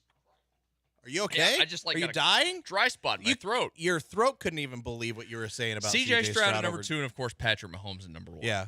Yeah, I mean, look at what C.J. Stroud did to so many teams. There is the evidence. People from the outside listening to this show, if there's anybody listening outside the city, they'd be like, psychos. "Oh, these homers, Yeah. these homers." C.J. Stroud, number 2. I'm sorry, I'd put him up against Burrow every day, and I love Joe Burrow. I'd put him up against Burrow every day, and I'd pick C.J. Stroud over him. I just would. This is mainly about respecting what Joe Burrow has done and needing to see a little bit more of it from C.J. Stroud. But this, you could get me to flip flop on Joe Burrow and C.J. Stroud pretty quickly if the trend continues. Does it change your mind at all that Stroud did this from the jump with guys that have never been this good, whether it's Nico, Tank Dell, like that? A little bit. And Joe Burrow has had his entire career. Jamar Chase, he had Jamar Chase, his second year? In his second year. But he had T. Higgins as well. Like, he's had 2 elite wide receivers his entire time. Now, look, great quarterbacks can throw to great players and matters. Right. Does it change your mind at all that CJ did it this 1 year with guys that weren't household names?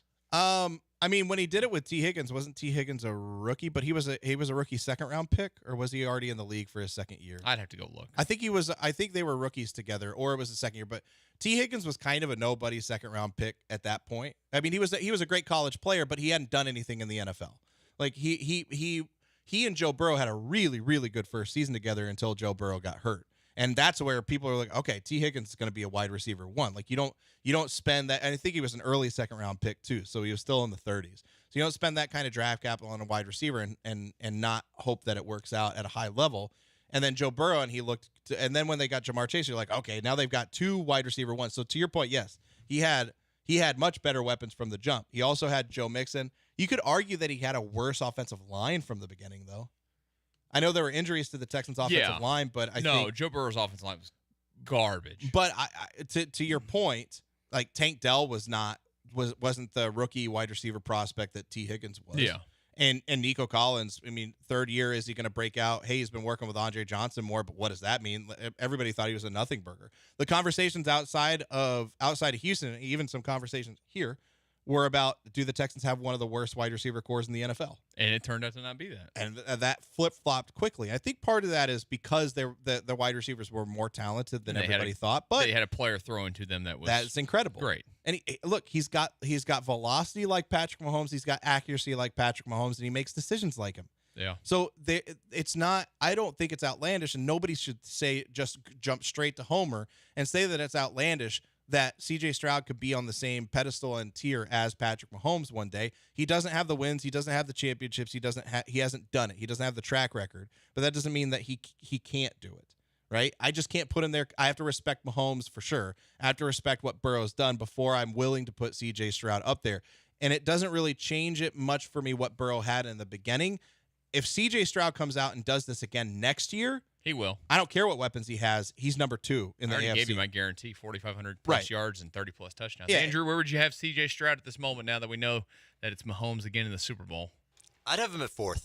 I would have. Oh, look at we call Josh Debbie Downer. Debbie Downer. Mr. CJ. Mr. I own a real and fake C.J. Stroud jersey. Wait, hold on. Can he be Debbie Downer ass Carlson? So then he'd be double Dak. Downer ass Carlson. Downer ass Carlson. There you go. Dak. All right, explain yourself. I don't want to be Dak. Near Dak now, baby.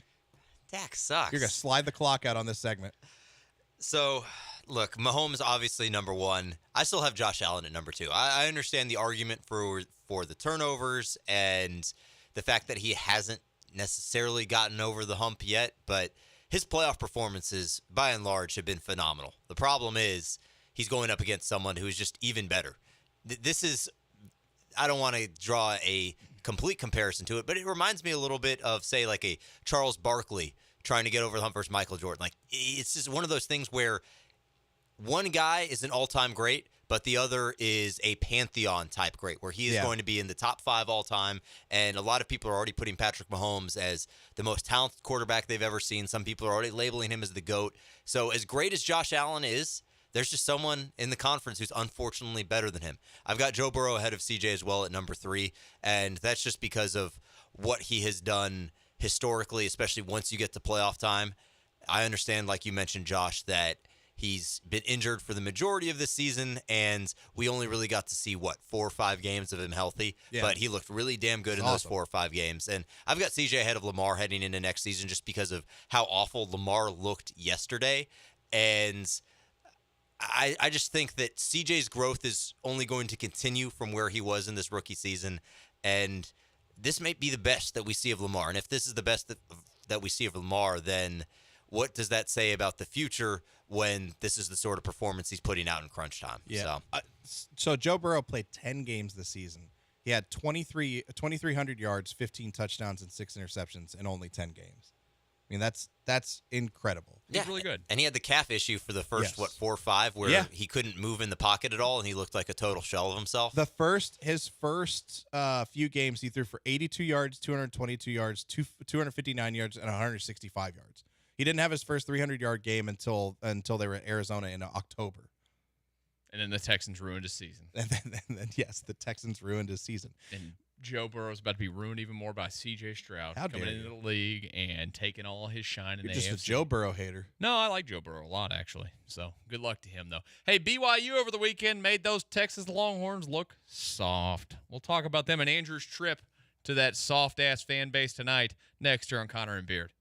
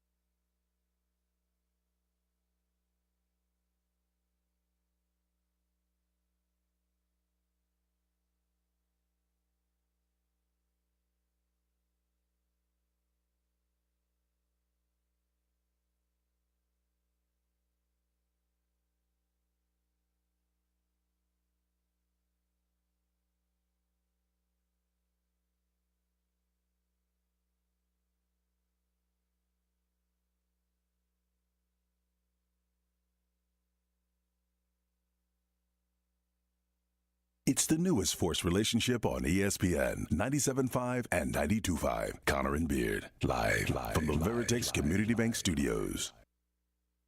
I mean, it is as forced as it gets. I always like to tell you that. It's not forced. It is. Why do you keep telling people that? When they asked us to come over here and do our little fake show together when we started this process, there was somebody standing behind me with a gun to my head. That is Look, man, that is one of the meanest things you said to me. Why do you like being so hurtful to me? I just want to be your friend. I am your friend. I just want to This hang is our out. We just like to just have fun, Josh. I asked you during the break, hey, you want to go to the bathroom together? You told me no. That's weird. Only if you shake it for me. No, I'm not going to do that. I don't mind standing with you, but I'm not going to do that. That's the weird part. Fine. Every time I'm like, hey, we could have a slumber party. You tell me no. Sleepovers is that's how you bond. That's how you're forged in the fires of Do they sleepovers. still do sleepovers these days, kids? Actually, there is like a really big trend of adults I'm going. not being an adult doing a sleepover. No. Adults going and having sleepovers with their grandparents. So like adults, like maybe like cousins or siblings, going and having sleepovers with their grandparents. I would never do that, but I think it's kind of cool. It's cool for the grandparents. My grandparents are all dead, so I don't know if I could sleep with them. I mean, I guess I could sleep on the ground. Yeah, it'd be awkward. It's like camping. Probably get a little cold. It's like a camping trip. I think bring a sleeping it'd bag. probably kick me out of the it's over cemetery. here. Yeah, it's over here off Probably. 45. Probably. If you need a support system while you go do that, I'll camp out with you. I like camping. I've never camped out in a cemetery. I only knew one of my grandparents. Only one. Oh, really? My grandmother, yes. See, Mimi. She was the biggest Astros fan you know. Yeah. She would call me every single night during Astros games. She Would- did not get to see this run, unfortunately. Did you she ever- died in 2015. Did you ever like have sleepovers at her house when you were younger? All the time. So would you, if she were allowed now, as an adult, would you go do that? Have a sleepover at her house for fun? Yeah. I mean, I guess. I don't know. You take the kids. Like that's what I would do. I think it's a cool sure. idea. Yeah. I do miss her phone calls. Yeah. Like that's the one. Like it's been damn near 10 years now. But like she and I were. She was seriously the biggest freaking Astros fan. Yeah. I mean, would call me any play. This is the years when they weren't any good. And any bad play. Just that made call? her mad, she'd That's call. awesome. She'd call. I'd get 10, I love 15 calls a game. I love that. That makes me happy. Yeah. So that's a big part of my Astros fan. But not, I guess you do you, Josh. No, I'm not. I don't want to do that. I just think it's a cool trend. I think it's cool for the grandparents. I would just never go do that. I'm too particular. I wouldn't want it. Like my grandpa is I just like my own bed. Way too much. Yeah, exactly. I guess I can bring my bed with me. My grandpa lives in a 1-bedroom apartment now, and his couch is not a pull-out couch. Ain't happening. Air mattress. There you go. No. Hey, do you look at me and say, "Hey, that's a guy who loves sleeping on air mattresses"? Nobody loves sleeping on an air mattress. Okay, let me rephrase that. Do you look at me and say, "Hey, that's a guy that would have a successful night's sleep sleeping on an air mattress"? Nobody has a successful night sleeping on an air mattress. I'm saying I'm too fat for air mattresses, Michael, and I'm trying to say it without being Josh, mean to you are not myself. too fat for an air mattress. As soon as I lay down on one, all the air is gone. It doesn't matter. I could air it up. A brand new one is fine. We have a brand new one at the house, and it holds the air the entire time. As soon as I time. laid on it, it would pop. No, you would. It would pop immediately. You're doubting yourself way too much. Hey, the Cougs are, excuse me, before we get to the Cougs, over the weekend the Longhorns are playing the for their brief period of time conference opponent, the BYU Cougars up there in Provo, and greatest rivalry of all time. It is. It's big time stuff. One of the topics this year that continues to linger, we've seen it multiple times. We had Coach, what's his name? Johnny Terry is his name? Rodney Terry. Rodney Terry. Sorry to Rodney. That doesn't matter. Maybe he's got a relative named Johnny. Rodney got all hot and bothered when the UCF players were doing it. Which the funniest thing about it was he backtracked and apologized. Correct? That he shouldn't have gotten so upset about it. It's just incredible. I don't understand still why this has become. You want to talk about doing our soft-ass boy of the week segment. The Longhorns will be primed for it again this weekend. So the BYU fans, I guess, sitting behind the bench over there in the student section, they had on their shirt. They weren't even doing it necessarily, but on their shirt they wrote out, props to them, by the way, horns down. They were told to take the shirts off. By BYU. What are we doing? By BYU. That's soft crap. You're letting the soft ass Longhorns dictate what your fans do. Oh my God, did they write a curse word on it? No. They wrote the words horns down. It's soft no matter the way you look at it. And it makes Texas look soft, and it definitely makes BYU look soft. This isn't a slur. I'll be honest. Like I know I'm not big on conspiracy theories with stuff like this. I'm fully convinced that, especially as soon after as we saw Rodney Terry talking about not saying horns down or not holding the horns down, I'm fully convinced that even though BYU is that's who asked them to take the shirts off, I guarantee you Texas asked BYU to get the kids to take the shirts off. Of course they did. I guess they and look, I retweeted this and I was like, I retweeted with soft, SAWFT, soft, and immediately I didn't say who was soft. I just said soft. immediately Longhorn people in the mentions. in the replies being like, BYU, it's BYU who did it. Hey, doing a little research into the situation would go a long way. Like, those are the kinds of replies that I got. And I'm like, guys, I didn't say who was soft. I just said it's soft. And I meant it was soft by BYU. But also, though, Texas absolutely asked them to do it. You cannot convince me otherwise. Probably. I mean, I'm going to be convinced of it. It's just, we live in this society where you can live online and say nasty things and do all these things on the internet and have no consequence for it. But if you do this, or if you put on a shirt the words "horns down," you're going to sit there and you're going to get in trouble for it, or you're going to be asked to remove. It's wild. It's a joke. It's so small. It's embarrassing for life in general. It's not. Yes. There's nothing wrong with it. Well, and so that's why I think tonight we know somebody that's going to the game. Yeah, his name's Andrew Carlson. His name is Andrew Carlson. He's leaving as soon as the show's He's over. going to be speeding over there because according to Paul Gallant, he can't get to Austin By 8 o'clock. By 8 o'clock. When he leaves at like 3:30. He'll leave at 3:30. It's obviously going to take him 4.5 hours or 5 hours to get there. There's no way he can. I think. Can you just walk around and do this the whole time? You could do that. There will be a lot of that. Yeah. Just film it. Walk around with your camera and do this and film. See what kind of reaction. If Longhorns don't think that Cougs fans are going to show up with all sorts of horns down or do horns down or whatever. U of H fans, man. They're basking in the glory of being better than UT like right far now. better, far superior. I'm rooting for you to get a win tonight in the worst way. So all I'm saying, Andrew, is I still have the markers, or like I have the markers that I used to write "Roll Tide" on my chest early on in the show when I lost the bet to Michael during the A&M Alabama game. I still have those in my car. You could write "horns down" on your chest. Don't wear a shirt. Write it on your chest and your stomach. You get to show off the chest and the abs to all the girls. I know you. Don't lie to me. I know you probably like having the shirt off. You actually look good with the shirt off, probably, unlike I do. And they can't steal your skin. They can't tell you to take your skin off. They can tell you to put a shirt on. Well, then you have the shirt that says "horns down" too. Okay. Have the shirt and then the skin. If they tell you to turn around, have it written on your back. I think but I have the markers. I have the skin markers. Well, not skin markers. That sounds weird. Whatever they're called. I have the paint. I have the paint markers in my car. I can get them for you, and we can. Well, not me. Michael could do it. He could write "horns down," and you could go to the game like that. As tempting as that is, I think I've done enough chest painting in my lifetime up to this point No, already. that's true. That's true. So, as someone who spent multiple University of Houston football seasons painting letters on my chest, or having someone paint letters on it. How quickly would that stuff sweat off? It did not. It's actually hard to get off. It stays for a while. You if had to put it on. shower for a while to get that stuff off of you. Would you, of course, regret it when you would shower? Be like, why did I do this? No, I had a lot of fun at the games. I had a lot of fun at the pregame. Like, it was a really good time, and sitting front row and experiencing those games all the time was a blast. But it's also something I don't really want to do. If I don't, you're getting a little too old for that, aren't you? Just a tad bit. If I don't see you on ESPN tonight, holding horns down. Yeah. At some point, I'm going to be wildly disappointed. Where are you sitting? I am sitting, unfortunately, in one of the burnt orange sections. So Sean Mapes has sent me the breakdown of how you got a bright red shirt and you're wearing it. But yeah, unfortunately, I'm not in the white section. So they've got white and burnt orange striped sections for the whole stadium. Who knows if the Longhorns are actually dedicated enough as fans to the sport of basketball to do that? Exactly, but we'll see. I wish I was in one of the white sections because then the red would stick out significantly more. Unfortunately, I'm in a burnt orange section, but we'll still stand out a little bit. Brian McTaggart of MLB.com will be there. Let's go. Will you do the horns down in the Longhorn section? Yes, I will do a cougar paw in one hand and a horns down in the other. Yes. Yeah, see, this is why we like Andrew, because Andrew's not – I don't know that I'd have the same bravery. I don't know that I would. Can't say that I would. I'm going with my roommate. He's a 6'4" Nigerian dude who's probably like 240. We're going to be fine. That makes it – well, the problem is my 6'8" brother is a Longhorns fan, so he'd probably be the first one to find me in the crowd and strangle me. I'm just going to go ahead and give you an update. Paul Gallant's not going to be happy here. If you left right now, you'd make it in 2 hours and 36 minutes. Yeah. I anticipate that you're not going to make it in time, Andrew. I have no idea why he thought that you can't make it to Austin. It's 160 miles from here. He's like, you're going to sit in traffic leaving here, and then Austin traffic.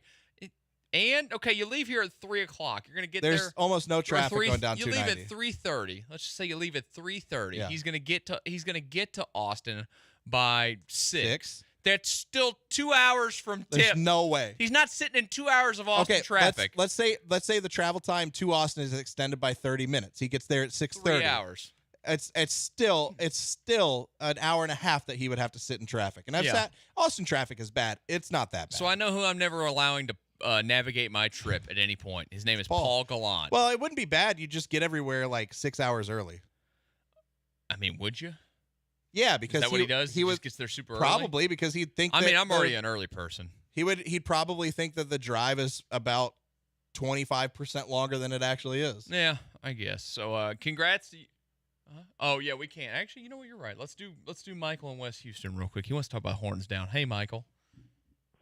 Hey, bro. I don't know who started it, but instead of doing horns down, why don't you do saw them off? Well, that's kind of the same thing, though, isn't it, Michael? Like when you're doing horns down, what are you going to do with saw them off? I'm not gonna cut off my fingers. I guess could you do the hand do you have to do like a guillotine hand motion and like saw them off and then have the horns get sawed off in the motion? But that feels like a lot of work. Tell us how the saw them off hand gesture would work, Michael. You don't think so? If they were going to wear the shirts up in the stands. Yeah, I guess they could do that. Off. Thank you, Michael. But then you that's run an the rest... Aggie thing. Saw 'em off is an Aggie thing. It is, but even Aggies do horns down. I know, but the saw 'em off phrase, that's an Aggie. That's an Aggie That, thing, I yeah. get that guy. That's reserved to you guys. Yeah. Because you guys literally sing Saw Varsity's horns off. Yes. And we have the shirts that say saw them off, but I've never done a saw them off hand motion. I've never been like, hey, I'm sawing my fingers off. Get a saw, actually saw my fingers I'm gonna say, if you're really committed, I'll you really chop saw them off. Yeah, you chop them off right now, and then you'll not be able to do No, it. you just do the horns down. It's that just easy. Horns down, baby. Very, very simple. It's So, universal. Congrats to the Longhorns on losing to the Cougs tonight. It's going to be absolutely glorious. I didn't realize 8,794 days since the Longhorns and Cougs last played in the regular season of basketball. There you go. That's such a long time. It's a very long time. There will be another basketball game that gets played tonight. Rockets hosting the Lakers. Can they get a home win against King James? We'll discuss it next.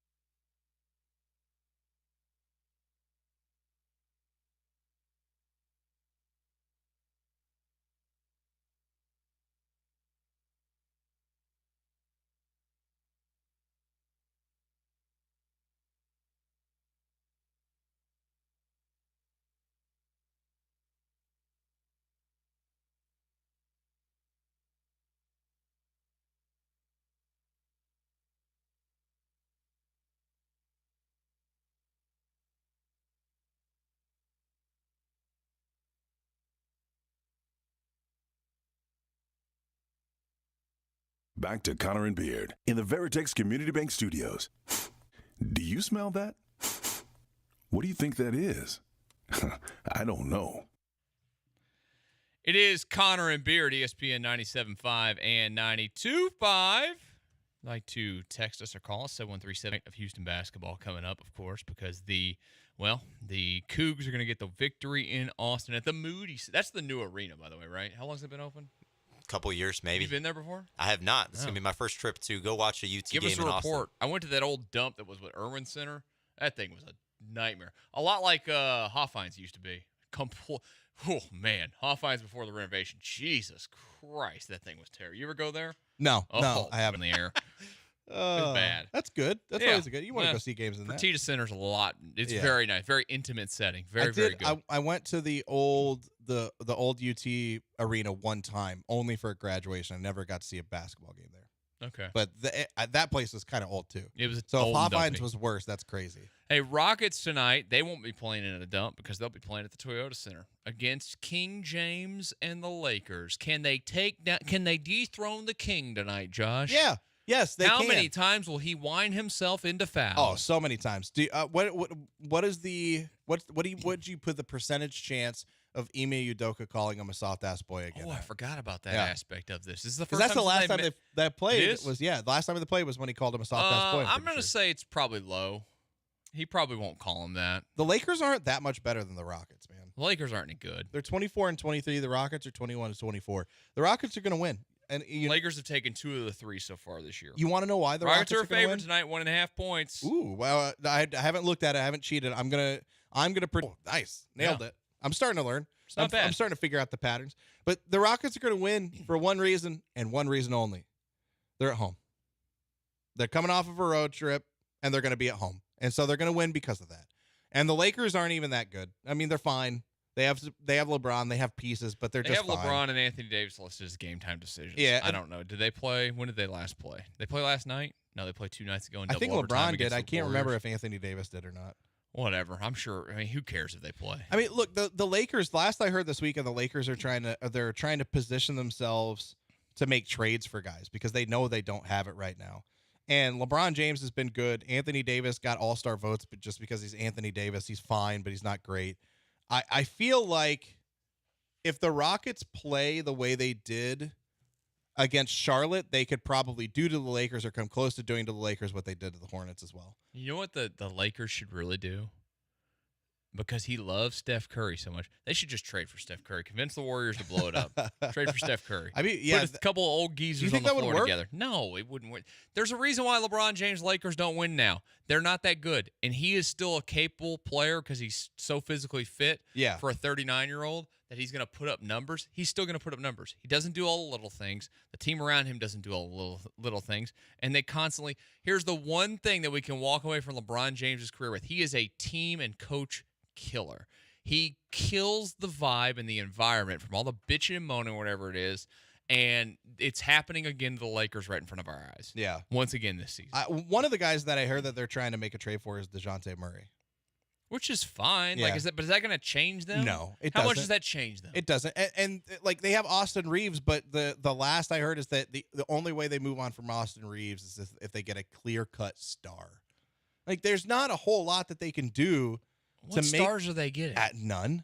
I'm so not right done now. with In the free Lakers. agency, Like they will. the default, everything's got to be lower than that. I'm trying to think. When was the last championship they won? They the went, bubble one. They went. Which no, before the bubble one. I meant before that. The back-to-backs, Kobe and Pau Gasol, and probably. There was one team that stopped those back-to-backs. They were going for the three-peat. Then a specific team stopped that in its tracks in 2011.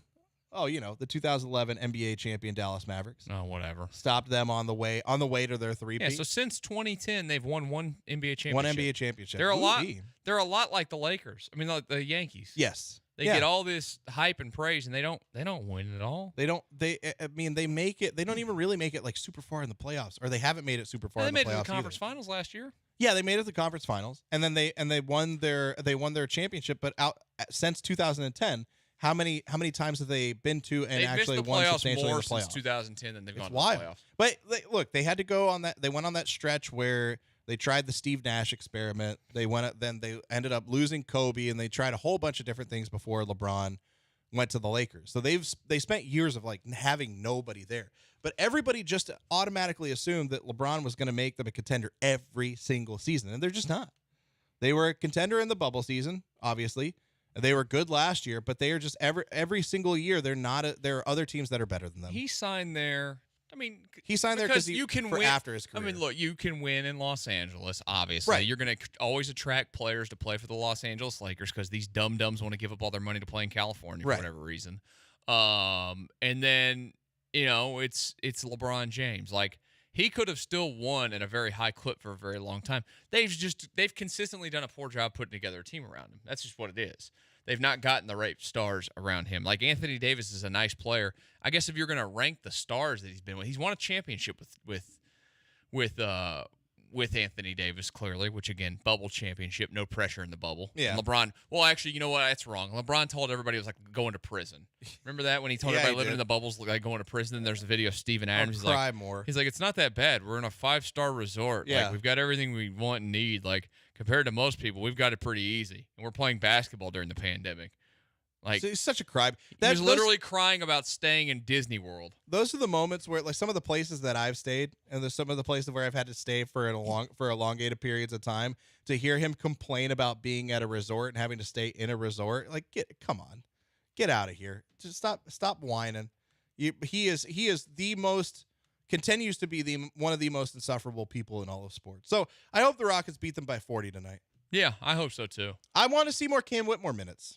I want to see, I like the 20-plus minutes for Cam Cam Whitmore out-dueling LeBron James, guaranteed. I would love to see that.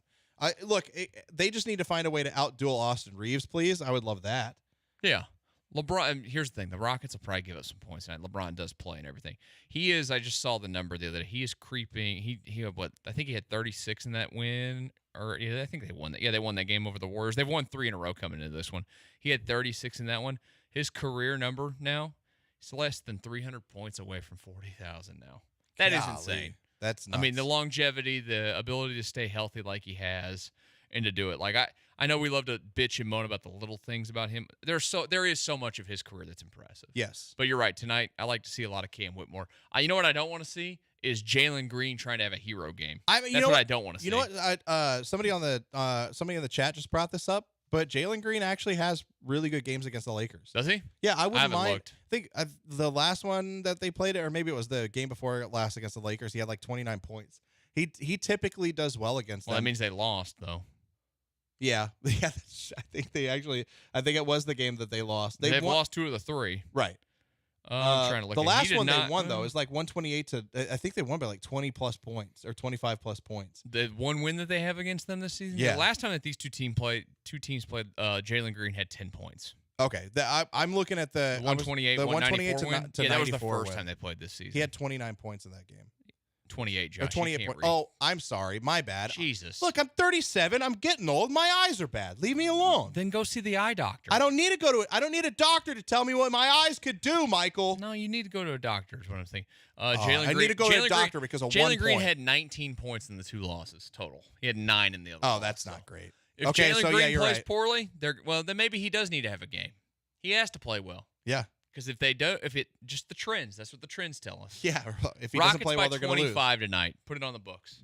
Are you guaranteeing that? No, I'm just saying put it on the books. No, you can't say put it on the books and then be like, I won't guarantee it. Rockets- If you say put it on the books, it's the same thing as guaranteeing it. Rockets 128, Lakers 103. I need Your a final tonight at the Toyota Center. I need a ruling on this, Andrew. I know you're trying to eat your food, but if he says put it on the books, does that count as a guarantee or no? Absolutely not. He doesn't Okay. say guarantee. All right. Thank you, Andrew. All right, I'm gonna put it on the books then, Michael. I don't know what that Yeah, means. You don't have put it enough on the guts. books. You don't have enough guts to guarantee it, though. Put it on the books, I'm Josh. not- there's no books. There's no books to put it on. There's got to be a book in here. The somewhere. only book I have are your guarantees. So either guarantee it or don't. No, I just said put it on the books. Crap or get off the pot, Michael. I am off the pot. I did that this morning. Final segment coming up next. Taylor Swift's first Super Bowl. Are you ready for 2 weeks of Taylor Swift talk? Well, it starts when we return to the final segment of Connor and Beard. Well, guess what? That big game is coming up. Taylor Swift is going to, Taylor Swift may or may not be there. We don't know yet. But the big game is coming up. And if you love playing fantasy sports, do what I do and take that sports action to the next level with Prize Picks. It's the #1 daily fantasy sports app. Right now, I continue to be in sports heaven. I've been doing so well with Prize Picks. With the big game coming up and in basketball season, it's really heating up. There's no better way than to turn all the big games into 100 times your money than with Prize Picks. Just select 2 or more players and place your entry. It's that easy. You can turn $10 into $1,000. Maybe you want to watch and see if Steph Curry can go for more than 29 points and Nikola Jokic for more than 10 rebounds. Maybe you want to watch the game tonight with the Rockets and the Lakers and see if Anthony Davis can have more than 2 blocks. Who knows? But you can put those players into an entry, choose those stats, and you can turn that money into even more money. I love the easy gameplay, quick withdrawals, and a huge selection of those players and stat options. Honestly, seriously. Once you download the app and start to use it, you see the promos tab, you see how you can place the entry. It is so easy to use. Over 7 million sports fans have already signed up. I'm one of them. Michael's one of them. So join me, join us, and watch your favorite players and get paid doing it. Right now, Prize Picks is going to match your first deposit of up to $100. Just download the Prize Picks app. It's really easy, and use code JOSH975. That's code JOSH975. Prize Picks. Pick more, pick less. It's that easy.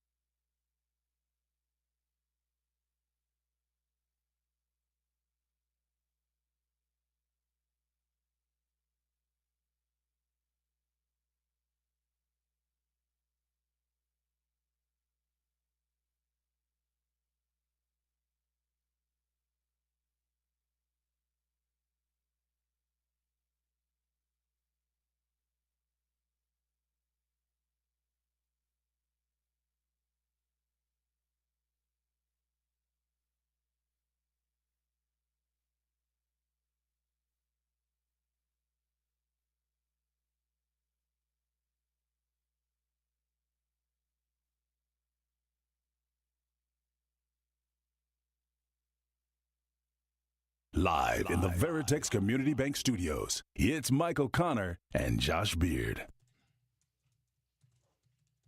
It's our final segment of Connor and Beard today. ESPN 97.5, 92.5. The Killer Bees will be up after us in just a couple of moments. It's on the books, what I like to tell you today. That's not a thing. You know what? Don't make this a thing. We went the entire show today, and you know what's not going to have me bricked up this segment? Talking about Taylor Swift. I'm going to be the opposite of it. Why? Deflated. Because Taylor Swift sucks. I've told you a million times. But, guys, it's going to be a couple of weeks worth of Taylor Swift talk. So much Taylor Swift talk. I can't wait. I'm so excited. Andrew has some stats for us, apparently, when it comes to comes to the coverage. I felt like she was on the TV yesterday. My mother-in-law at one point goes, how many times are they going to show her on TV? I won't use the other word she used for her. But it felt like she was on TV, once again, a lot yesterday. But Andrew apparently has stats for us. Yeah, so this is from some user on Reddit in the Taylor Swift subreddit. Oh, so this is a Swiftie. This is a Swiftie. These are real stats, Michael. This is a real statistician. Real stat from real people. Swiftie with a stopwatch, taking measure of how much time Taylor Swift is on her television. It actually does say source me with a stopwatch. And so the broadcast was 3 hours and 9 minutes long. Taylor Swift was shown apparently only 7 times. I will agree with you, Michael. It felt like more than 7 times. Yeah, I think that's wrong. Apparently, she was only on the television for 44 total seconds of time, which amounts to 0.39% of the broadcast was taken up by Taylor Swift on your TV. 0.39 more than I needed. It's 7 times, man. It's 44 seconds. It's 44 seconds. You put up with me for more than 44 seconds, and I'm way worse than showing Taylor Swift on a game. You have to put up with me for like 5 hours a day. I like you. I don't like her. Why? Because she's terrible at singing.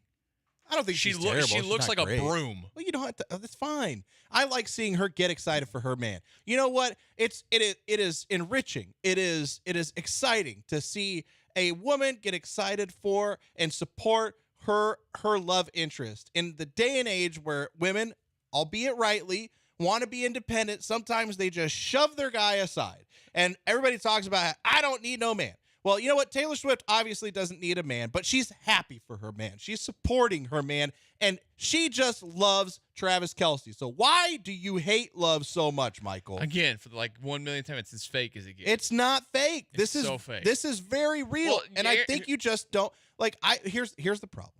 Lovely relationship You that's do. waiting for me at home today. Your wife.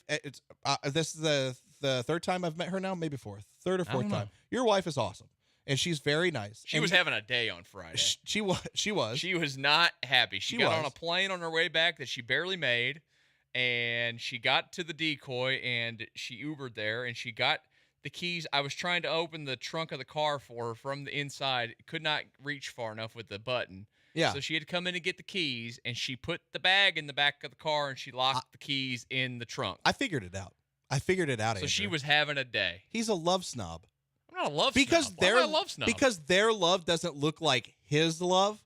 Because he assumes that Travis Kelce and Taylor Swift don't love each other the way he loves his wife. He's being snobby on his love. I mean, look, are we a better couple than them? Yeah, for sure. There's no doubt. See, that's exactly what's happening. We're more authentic. Why? I don't know. Just because we are. Because you're not on camera? Yeah. That makes no and sense. Also, you're not a freaking worldwide musical superstar. I don't use my wife for the content like Taylor Swift is going to use Travis Kelce for the content, like he's using her to elevate his star. I actually do think he's doing that. They both are. Yeah, well, I don't think brought she her is. a whole new She doesn't faction of need fans. him. She doesn't need him. But she doesn't need the made NFL. her even more. She's incredibly popular as it is. Now she's even more popular. No, she didn't need him. She didn't need the NFL. She was going to be just fine without both. So, Michael, do you think there's any credence to the idea that Taylor Swift is actually an NFL plant just to bring in new audience to the game? Yeah, they have this. They have a script. You know what they're doing? They're paying Travis Kelce under the table to date her and stick his tongue in her mouth on the field after the game because he's done so good for the Chiefs and not taken their money over the last few years. Who do you think is more authentic, Taylor Swift or Travis Kelce? Neither. Nope. You can't do that. I don't think neither one of them is a good option. You guys don't let me sit on the fence with questions like this. Okay, it's probably Taylor Swift. Probably Taylor Swift. Because Travis Kelce's as fake as it gets. I think it's the opposite. I think Travis Kelce's more authentic. Now, I don't know this that goes back to my wife. This goes back to my wife. You know my wife now. My wife is a person of color. Yes. Go ask anybody about Travis Kelce. I know his history. And they're going to tell you exactly what's real and what's not real. I know his history. I have a very eclectic taste in women. It's not just short brown-haired women. I think other women are attractive. That doesn't mean anything. I'm just saying, man, he's fake. Here, I'll be honest, I don't think he's smart enough to be that fake. No, he is. I don't think he is. Well, he's smart enough to the extent. Well, yeah, you're right. No, he's not dumb enough, or he's not smart enough to cover his tracks. Yeah. Like he's changed. Like he's changed completely who he is. All of a sudden, his beard is less groomed. He's it's bigger. He's not older. He's dressing older now. He's not dressing like he was a couple of years ago when he was not dating a white woman named Taylor Swift. Look, he's our age now, Michael. He's our age. He's getting older. He's getting tired.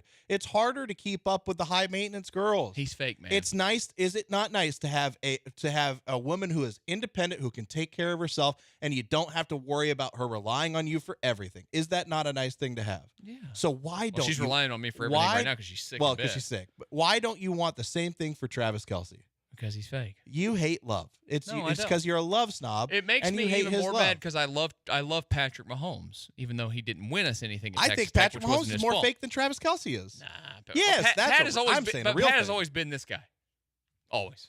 I don't believe that. Okay, well, you didn't watch him at Texas Tech. He's the same guy here as he was there. Yeah, good mask. It's a great mask. He is intelligent enough to have a great. You can't read people. Oh, I can absolutely read people. You're a liar. 100% can read people. I'm just saying, like, there are some demons and maybe some happy babies in Patrick Mahomes' closet. Yeah, his demon is, of course, what's his happy face? babies. It's brother. It's It's and his Jackson. wife.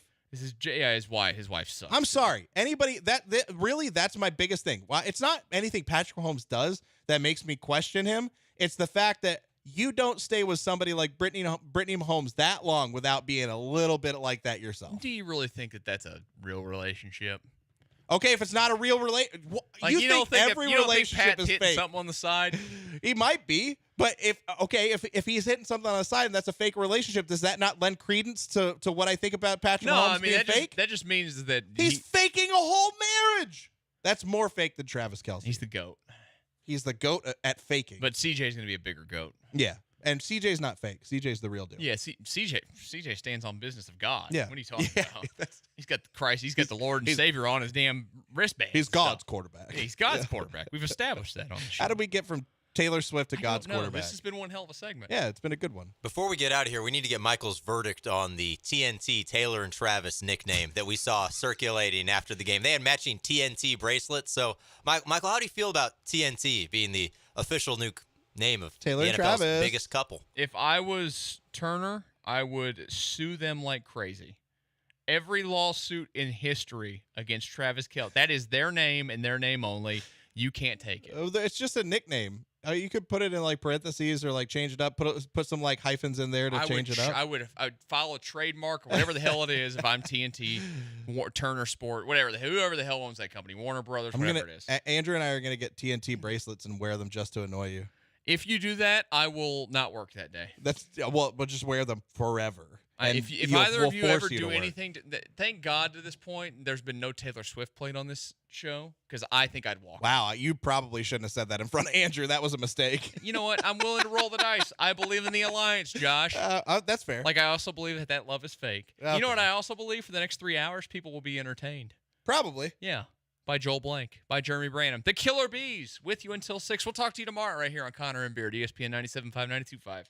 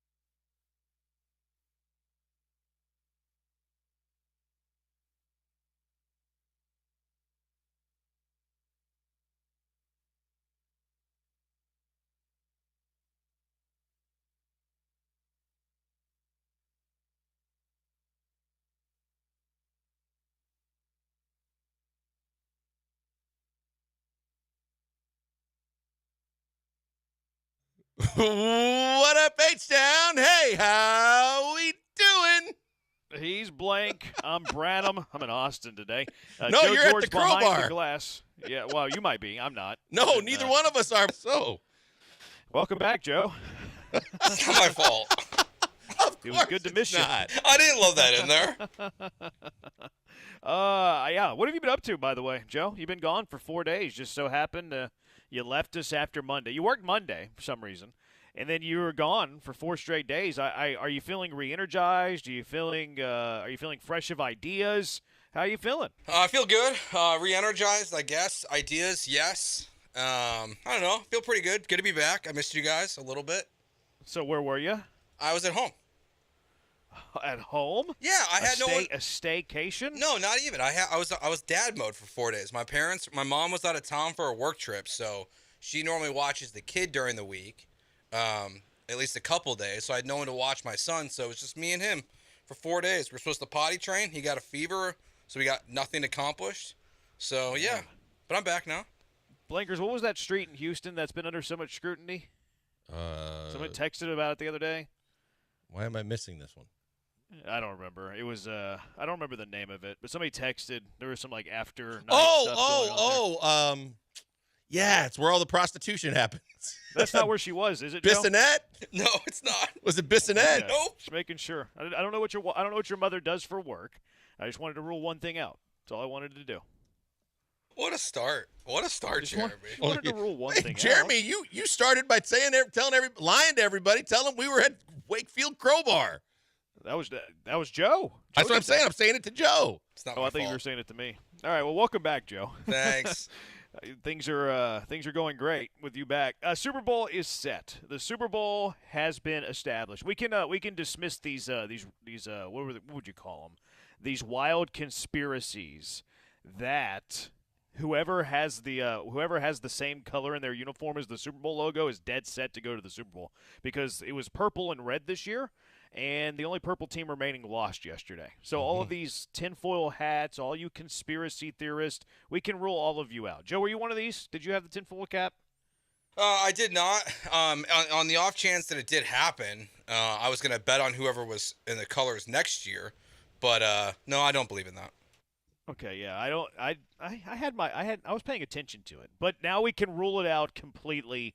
The Ravens lose. They were the only purple team left, so it's the Chiefs that win that game. Blankers was onto this one. If you have Pat Mahomes as an underdog, you should be picking Pat Mahomes. Turns out that you should be picking Pat Mahomes, although I wouldn't say Pat Mahomes was the reason that the Chiefs won this football game yesterday. I would say it was more the Baltimore offense. Now, you can give Kansas City's defense credit, certainly. Lamar Jackson proved to be Lamar Jackson yet again. You can't trust him in the playoffs, which brings into a bigger question. Can Lamar Jackson ever lead his team to a Super Bowl?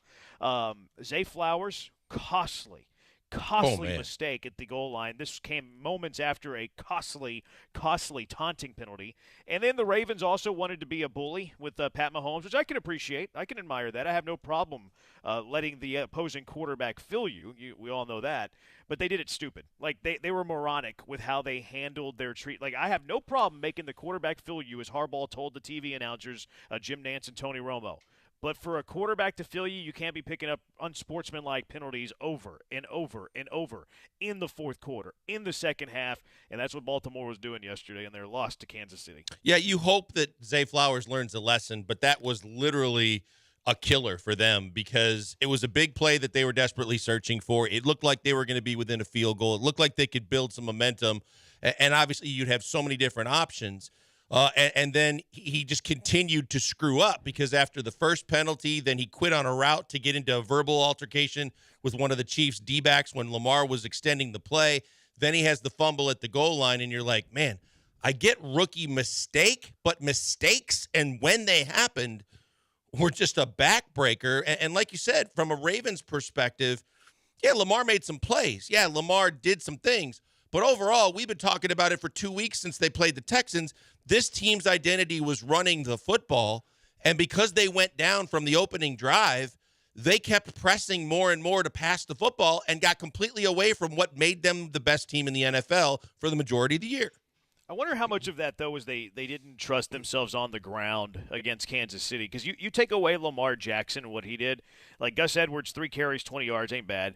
Zay, 2 carries, 4 yards. Justice Hill, 3 carries, 3 yards. And I mean, it's not enough carries to really get a grasp. I wonder if they just didn't trust themselves running the football against Kansas City, which, look, it's the strength of your team. Like, at least stick to it. Like, stay committed to it.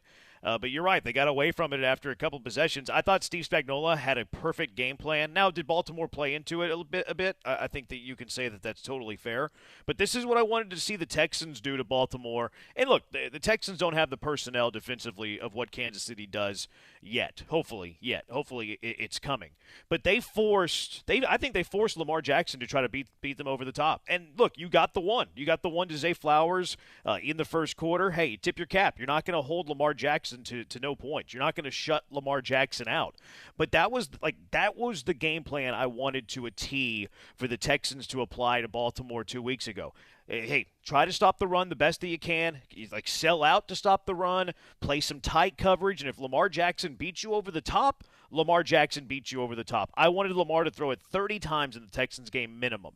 Didn't happen. You know how many times he threw it yesterday against Kansas City? 37 times. Kansas City sold out to stop the run. I think that's why Baltimore got away from it. Did they get away from it too soon? Yes, totally. That's fine. But they were also playing tight coverage. They were allowing the deep ball. They were allowing the shot play. They were giving that an opportunity. And it worked once, and that's it. And you got an interception, could have been a couple more. You forced a couple of turnovers. That was exactly how you had to defeat Baltimore. And when I look at that game yesterday, hey, Pat Mahomes is great. Travis Kelce is great. Kansas City didn't win that game because of their offense, though. No, their defense played great, and that's without Gay and he's been such a big factor for them in the linebacking core when you start thinking about how important your linebackers are in containing Lamar and doing what you need to do. But Spagnuolo was able to work around that. And he was, like you said, he was able to put him in uncomfortable situations and make him do things that he isn't at his best doing. And it could have been a lot worse because Lamar got away with a few, and yet they were still in a position where they were in the ball game until they just completely melted down. And when you look at it, that's the other thing. You know, we talk about Harbaugh being a really good coach. We talk about how they have a lot of structure with the Ravens, and, you know, they're a model franchise in so many ways, but their coaching staff always harps on the attention to detail. And then you look at the silly penalties, and there were many. And you just, you know, you start talking about, well, Van Noy decided to headbutt Kelce right in front of an official, and you're going, that's 15 you just didn't need right there. And then the sweeping closed, whether it was closed fist or not, the open-handed punch to the face of Mahomes, where you can't mistake it. You're going, come on, guys, you're better than that. And then the Zay Flowers penalty, you're going, man, those are 3 right there that really kicked you below the belt when you didn't need it. Yeah, if you're going to commit a roughing the passer, you better hurt him. Like, you better make it worth it. You better like make him really feel it. And that wasn't the case on either one. I have no problem being tough with a quarterback. We all know that. It's been a topic of the show for the last couple of weeks. But I found it very interesting that Harbaugh told that to Tony Romo and Jim Nantz. Hey, Mahomes is coming over to the sideline feeling way too comfortable. When he gets to the sideline, we want to deliver a blow. But there's a way that you can do that wisely. And like maybe you do have 1 or 2 called against you, but not on a critical third down, not to keep a drive alive.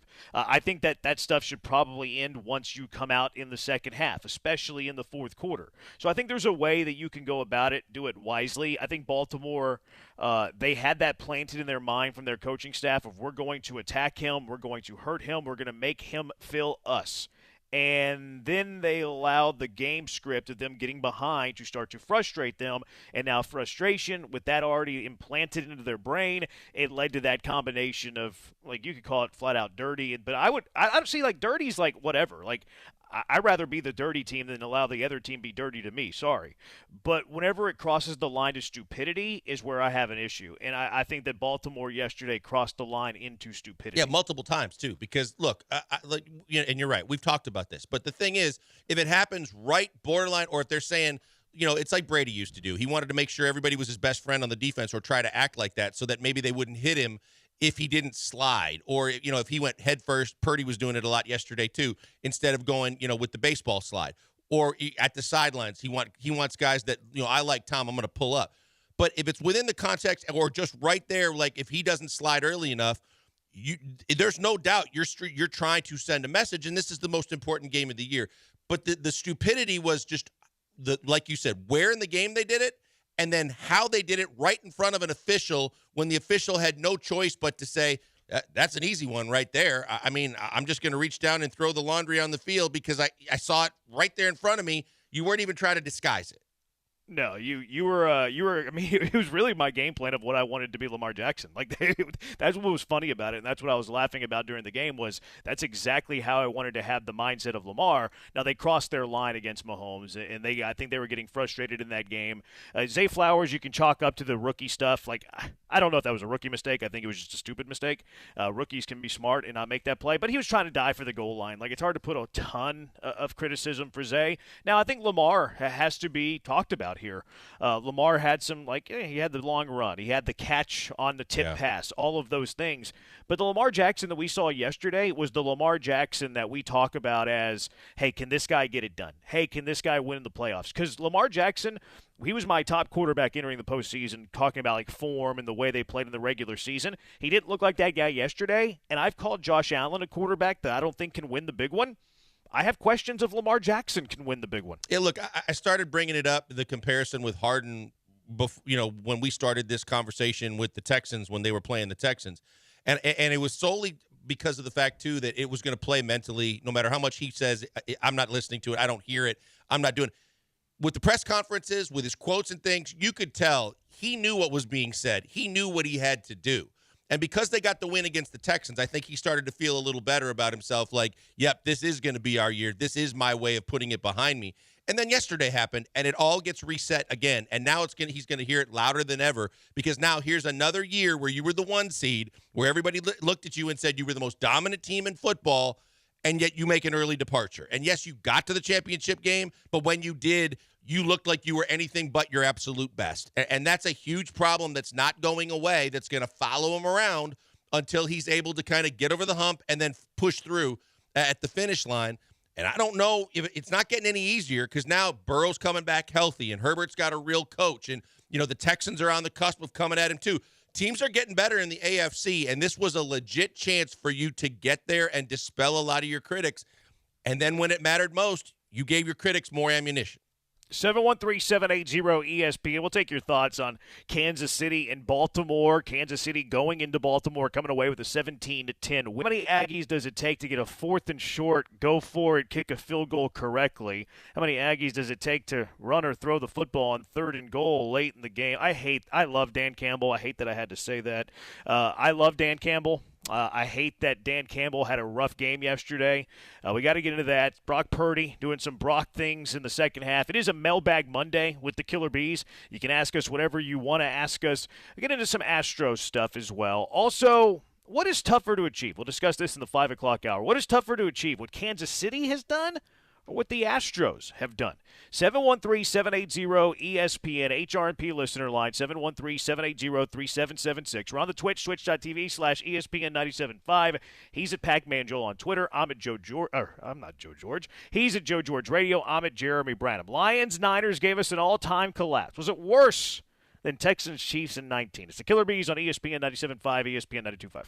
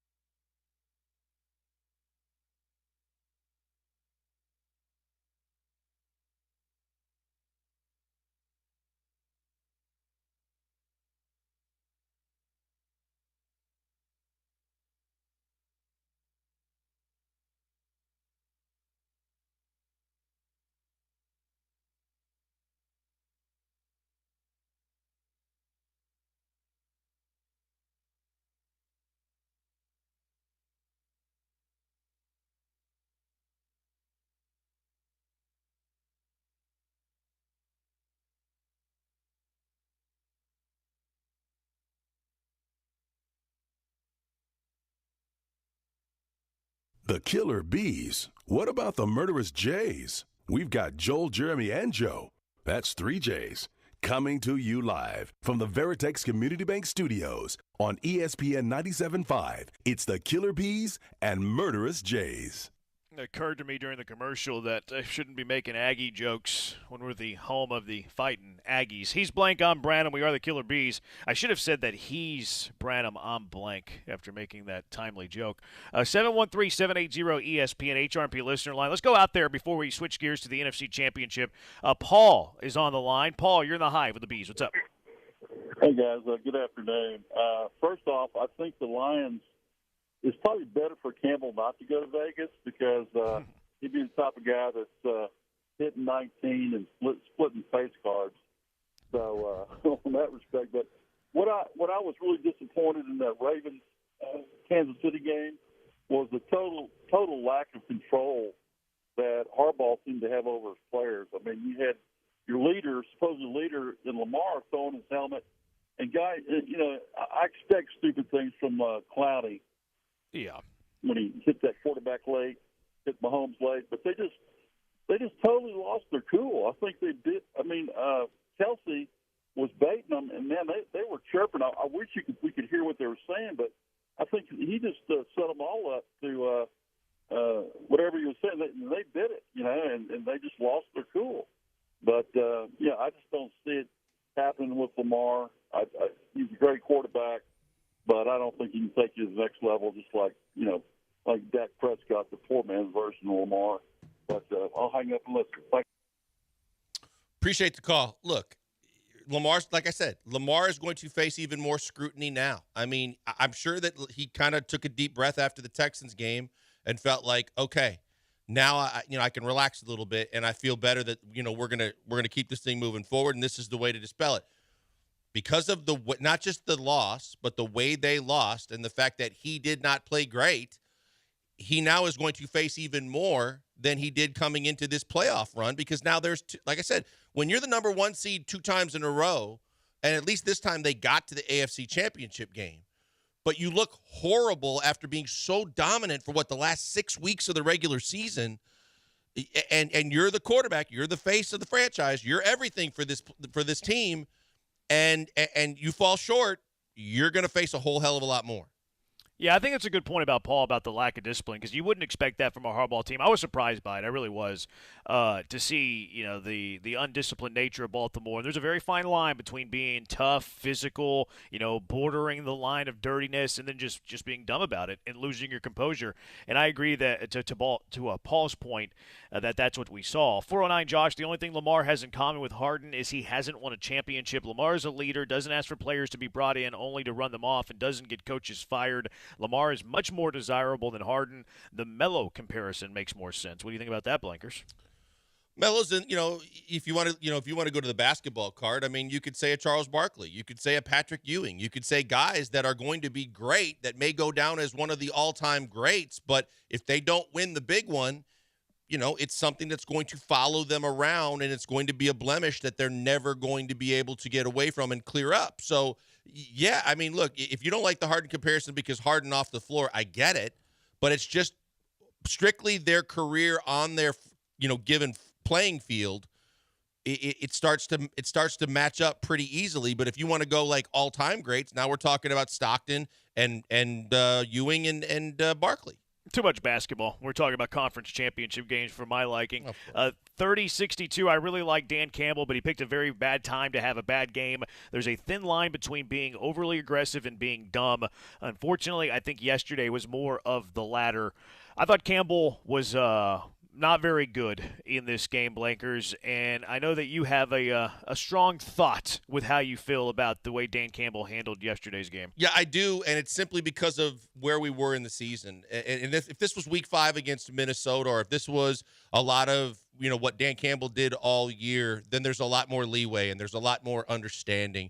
But when you're talking about a locker room full of veterans, as well as the young team that they started to build, and guys that may never sniff another NFC Championship game again, or were thinking that they had a legit chance to go to the Super Bowl, and you made those decisions, and maybe the second one, it was a drop, and it was a little bit more, I still on the road, as an underdog to take the points, I'm more likely to take the points. But when you're, and I lived it the week before because of the fact that Green Bay screwed up. They went for it on fourth down twice, or on once. It screwed them over for 3 that they desperately needed. And then they should have kicked, they tried to kick the field goal and they missed. So you had San Francisco on the ropes, but I think they were dominating the majority of the game. And when you're Dan Campbell, I don't agree with doing that in that situation because Dan Campbell, it's more than just you. It's more than just saying, well, Zay Flowers is a rookie mistake and he's going to learn from it. Yeah, this was your first go-round, but this was for everybody in the locker room that no matter what Jared Goff's going to say publicly after the game, there's a lot of guys, fringe guys that are longer in the tooth that are going, oh, my God, this was my only shot possibly, and this is what we did as opposed to what we could have done, and it's tough, man. You're kind of implying that Campbell was selfish, though. Like, I don't think that was the case. Like, I don't like these decisions at all, but Campbell did it because of the best interest of the team, not because he wanted to be like this selfish riverboat gambler. No, I'm saying, Jeremy, I still believe that, you know what, at the end of the day, the situation matters. This is the NFC Championship game with a chance to tie the game late and be right there in the middle of it, as opposed to kind of, with momentum shifting already, pull the plug and give them a whole lot more. And, like, that's what I'm saying. Like, I can live with the one in the third quarter. The plug? What if they convert and go score a touchdown and take the lead, though? Like, I don't like the decision. Yeah, but because that's of the length. history, though. If this is 4th and 1, I get it, right? I get it. There's a lot better chance to get it. And even still, I think in that situation, the way that their offense was able to be effective against the Niners, I'm thinking, hey, I'll still take tie game, 10 minutes to go, 9 minutes to go, or whatever, however much left on the clock, and I'm going to believe that we're going to have a shot to win this thing. But when you go for it with that distance to get, it just, to me, it's so much more risky than a fairly makeable 47-yard field goal, to where I'm going, I'm going to live to play tie ball game, play it out, best team win, as opposed to going for it 4th and 3, 3.5, and think that I've got a better chance. I just hated everything about it. See, I don't disagree with the, like, I don't like going for it there either.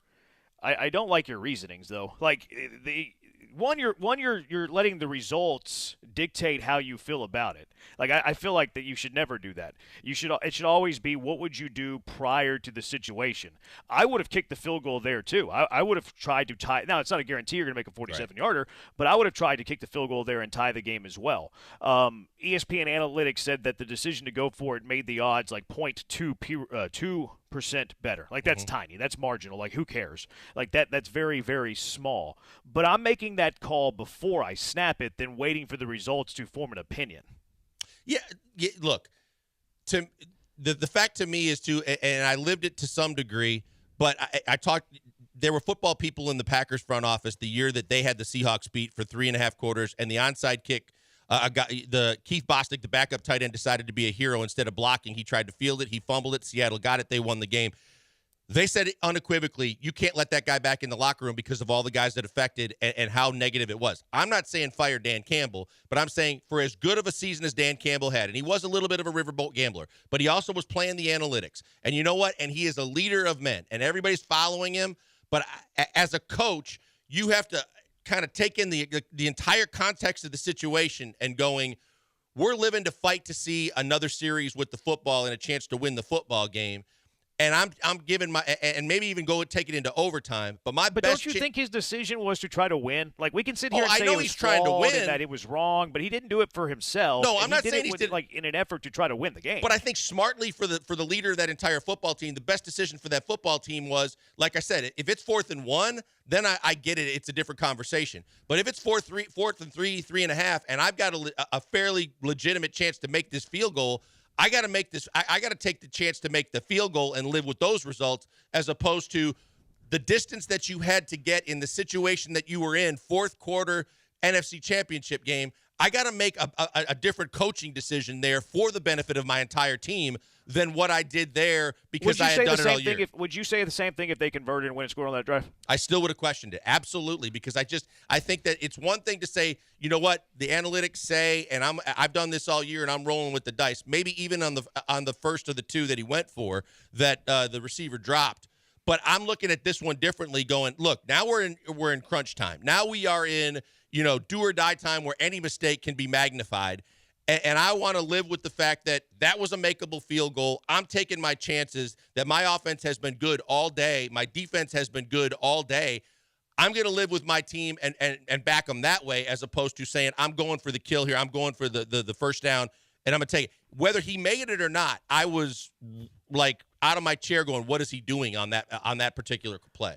All right, I think the one thing that analytics doesn't account for that I have an issue with, I'll tell you what that is on the other side. We'll get your conference championship game reactions as well. 713-780-ESPN, HRP listener line, 713-780-3776. It's the Killer Bees on ESPN 97.5 and ESPN 92.5.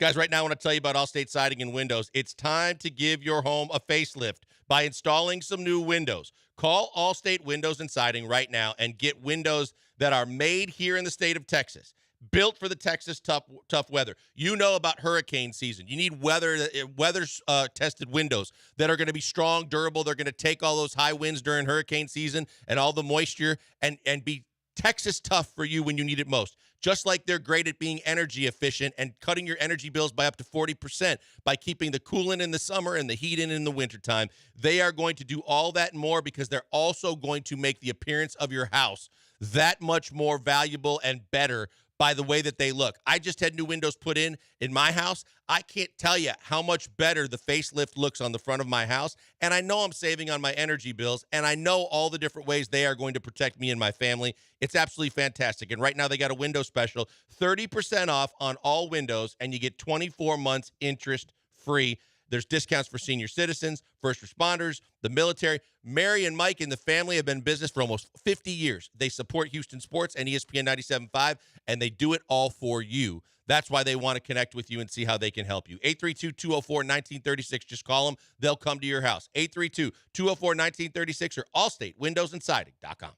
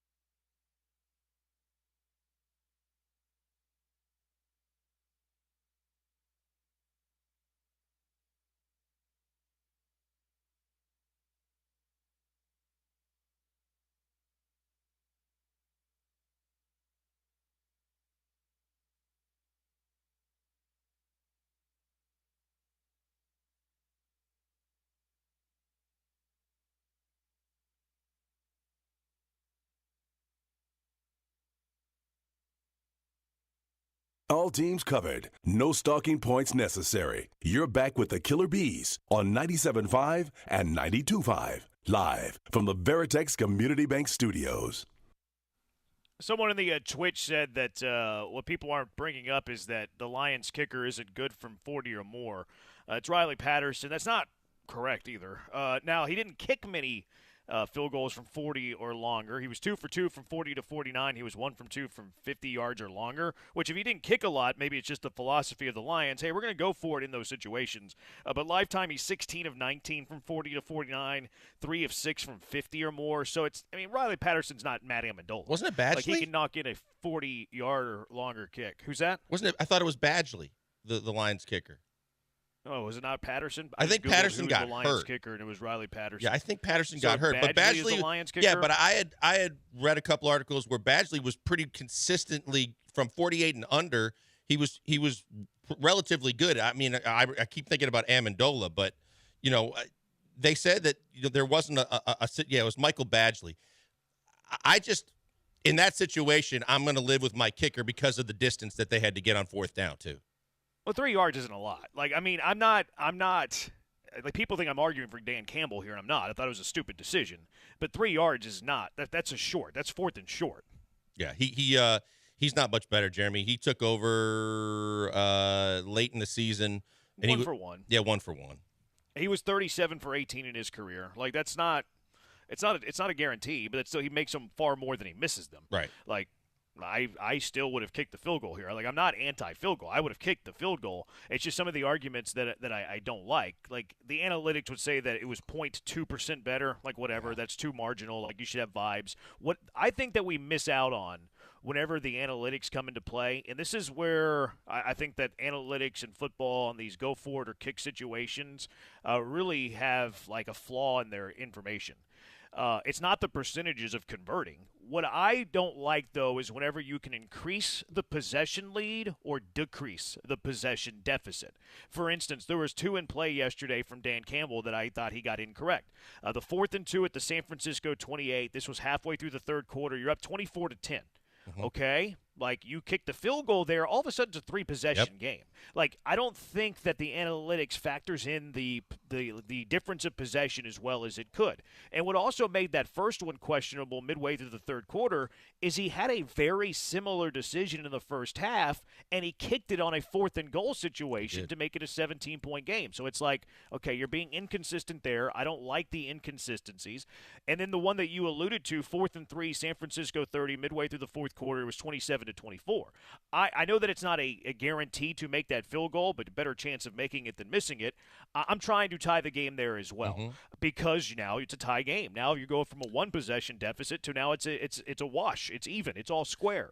So that's something that I feel like the analytics side of things doesn't always take into play that I am always looking for. I like Dan Campbell. Hold on a second. I like the Dan Campbell decision in the first half to make it a 3-possession game. But then why when you have the same exact instance midway through the third quarter, you're keeping it at a 2-possession game? I know that you're trying to score the touchdown, but you're ruining that opportunity. It makes no sense to me. It doesn't add up. Well, the other thing that's always frustrating with me with analytics is I think there's a place for it, but I think it's also whether you call it the eye test or the game situation or the feel of where the game is at that current time. The Lions were rolling in the first half. They were doing whatever they wanted offensively, and then all of a sudden, whether you say it's adjustments or whatever, and drops and other things, it changed. The momentum changed. You could feel the momentum shift, and obviously the Ayuk play off the face mask and then the fumble recovery really started to change that as well. But I think offensively, they weren't really controlling the line of scrimmage and doing the things they were doing in the first half. So it's that also factors in for me as well when you think about anti-analytics. I hear what the analytics are saying, but I know that they are not exactly riding a wave of momentum right now, and they are not doing the things that they were able to do offensively throughout the game. So you take the fact that, hey, stop right here, kick the field goal, we're in a tie game, and we're in a good position. But if you miss it, or if you go for it and you miss it, yeah, you get it. Yeah, I'm still questioning it, but I understand that's Dan Campbell, and that's what he's done all year. But if you miss it, now that momentum, you give them good field position. They are exactly where they want to be. They did it last week against Green Bay, and they feel like, okay, now we are in control of everything as opposed to tie game. And you live and die with the field goal. Obviously, he can miss it, but I'm thinking he's going to make that, and we're going to be in a situation to say, hey, winner take all, let's go. Tie game, 8 minutes to play. Yeah, Walker says that Bagley was 9 for 20 over 48 yards. That's from the Lions reporter on Twitter. So now it's less than a 50% chance to make that kick. I don't know if it had been 48 or not. Usually you go plus 17 from the yard line. But maybe it was a 50-50 chance to make that field goal and not quite an above 50% chance to make that field goal. I'm with you. I still would have kicked it there. The one that I had the bigger issue with was the midway through the third quarter, though. Like, I understand that you lead by 14. Yeah. Like, I get that. I'm with like, you. you have some cushion there. But you did the same thing in the first half where you made it a 17-point game. Why wouldn't you be doing that again? Now it's a 3-possession game. Now you have some more cushion. So I found that one to be a little bit more egregious. Also, Was that the Josh Reynolds drop? Goal, I think it was, yeah. Yes, the one where he was open legitimately and he dropped it. But nevertheless, I'm with you. I go up by 3 scores. I didn't like what he did on third down either. Like the final possession, whenever they were trying to score as quickly as they could, and he ran the ball on third and goal from like the 2. He got stuffed, clock's running, and then they used the timeout. It's like, like you made a bad decision running it, and I think that you may even made it worse by taking the timeout because now you have no chance of getting the ball back unless you get the onside kick. 713-780-ESPN. Let's go out to the HRP. Yeah, I gotta agree with you guys on mostly everything. Mostly with Joe though. The thing with I went in yesterday rooting for the Lions, and after what Coach Campbell did, it really made me lose a lot of respect for him. You know, he really did mess up a lot of opportunities for a lot of those players. You know, they may never get that chance again. So I mean, that was kind of sucky decision. I've never been a big fan of teams going on fourth down, even on the regular season. It just doesn't make any sense to me. That whole excuse of what if it would have worked? I think that's such a cop out excuse. It just doesn't make any sense to me. That was a sucky thing to do. I think if I was a general manager or owner, I would have fired him today because more than likely, if he was in the same situation next season. Most than likely he will do the same decisions, and that's just not cool. I hang up and listen. Yeah, I'm not. I mean, that's why I said, look, it's one thing to question what Dan Campbell did in this game, but it's another thing to take it to a level that doesn't need to even be reasonably discussed without thinking that you're absolutely like on another planet. Dan Campbell did what Lions fans were rooting for 30 years. I mean, Dan Campbell has turned that thing around, got it going in the right direction. Doesn't look like they're going anywhere but continuing where they built up this year and changed the entire complexion and culture of the entire city and the franchise. Dan Campbell had a hell of a year, but it's unfortunate but obvious that when you are on the biggest stage, when all eyeballs are upon you and you make that kind of decision or decisions and then they don't work and you don't win the game, you're going to face the scrutiny. We talked about it with Lamar because of the exact same thing when we were talking about the AFC, but this is Dan Campbell's first go-around in this, and this is who Dan Campbell has, and he said in the production meetings, this is who we are. This is what we're going to do. I get all that, but situation matters, and all the things we talk about matter. And that, to me, was a situation that was just a no-brainer. You kick it there. And I'm with you, Jeremy. I question the other one, too, because I'm always, especially on the road as an underdog, I want to be up 3 scores. Like, if I'm up 3 scores, I mean, I lived it the week before with Green Bay. I'm like, they get up 3 scores against San Francisco at their place where it's quiet as can be. You just ride that thing out. You got a hell of a chance to win. That's what my thinking was in that situation. 4106, there are 2 sides of the ball. If the offense gives you 3, take 3. But, of course, Branham knows best. Look, they should have kicked the field goal here. But I have trouble with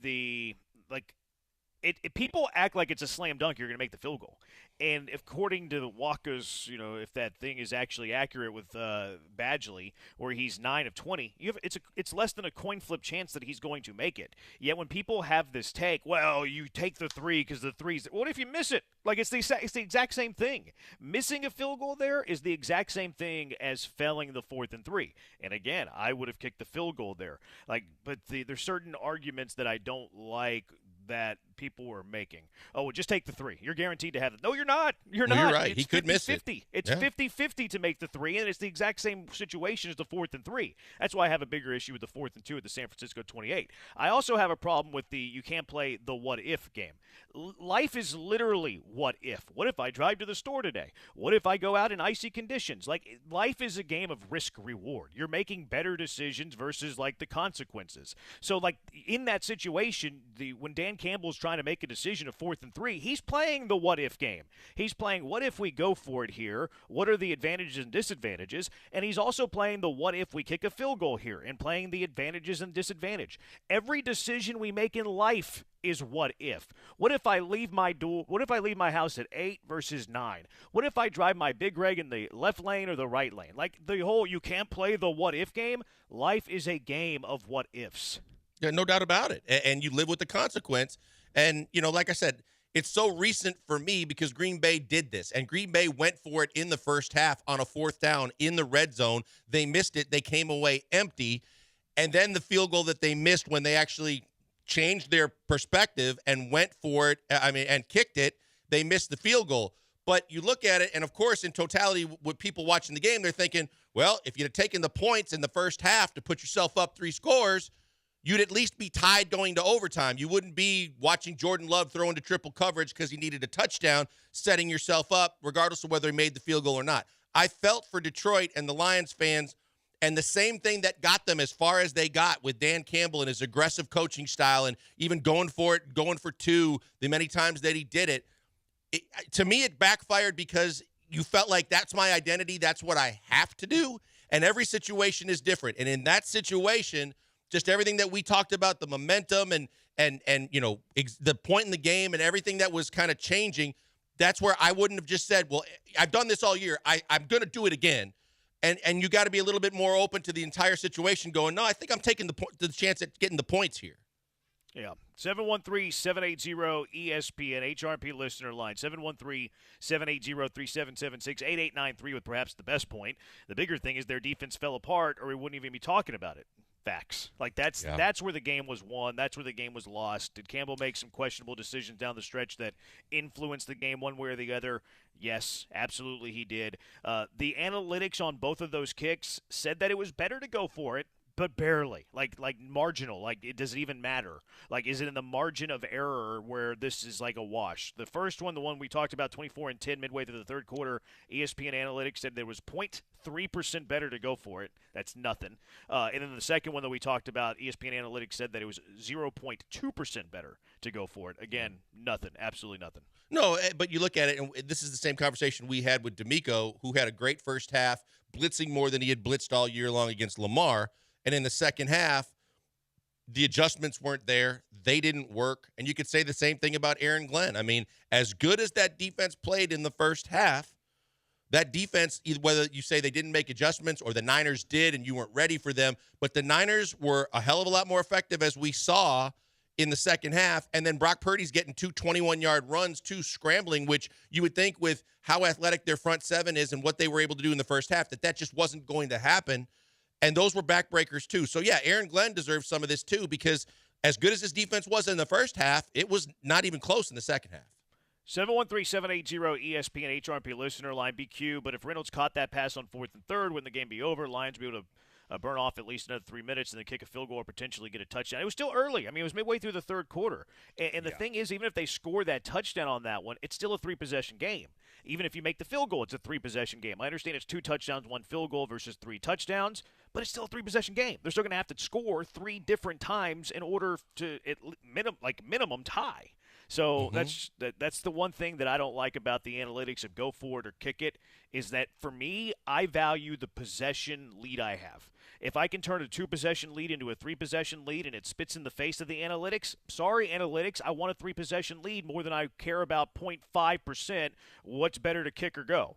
713-780-3776. Has your stance changed about how far away the Texans are from being a Super Bowl team after watching these games yesterday? And after watching these games yesterday, where do those improvements need to come from?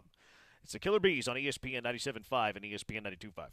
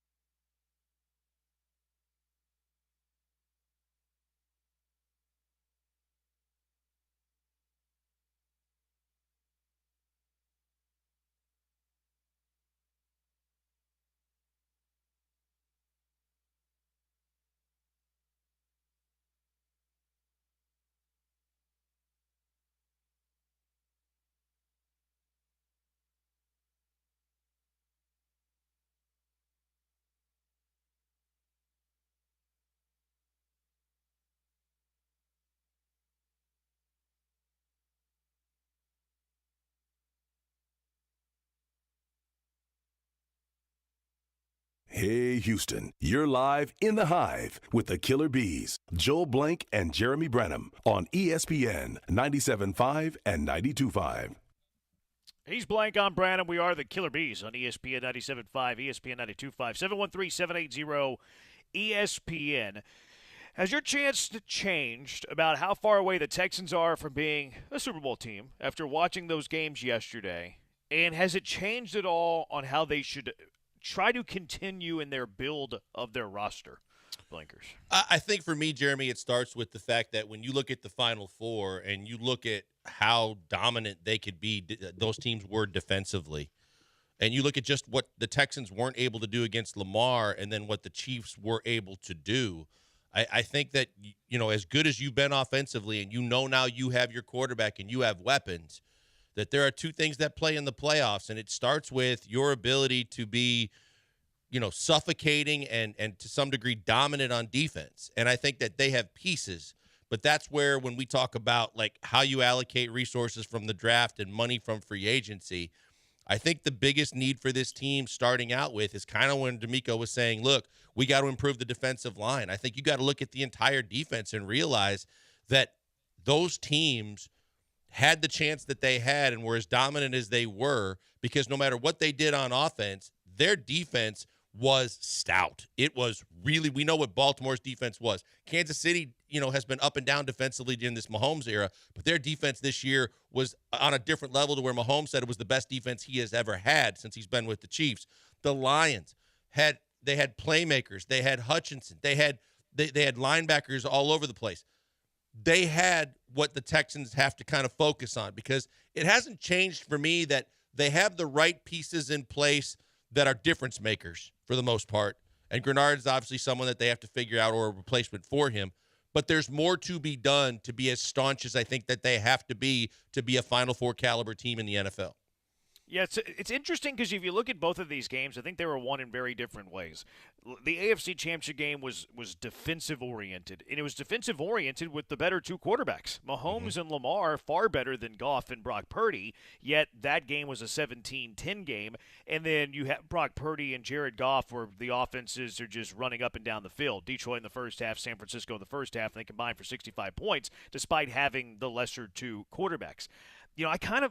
Kansas City got a lot of grief all year, but yet here they are in the Super Bowl. They got a lot of grief all year that they have this, underperforming offense. Mahomes isn't putting up the numbers that we think Pat Mahomes should put up. And Pat Mahomes didn't, statistically was not wonderful yesterday. He didn't turn it over. That's great. But he had 241 yards, threw it 39 times. That's dinking and dunking. He threw the one touchdown. But statistically, Pat Mahomes was nowhere near his best game. So we've heard all year, well, Mahomes isn't having the season we expect Mahomes to have.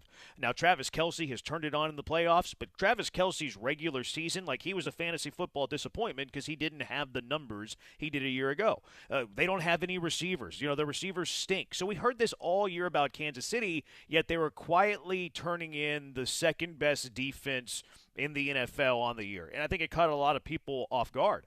I think that's what I want for the Houston Texans. And I think it also makes them – it's kind of the MO of the coach because he's a defensive-minded guy. So you have a quarterback that I think can elevate players around him.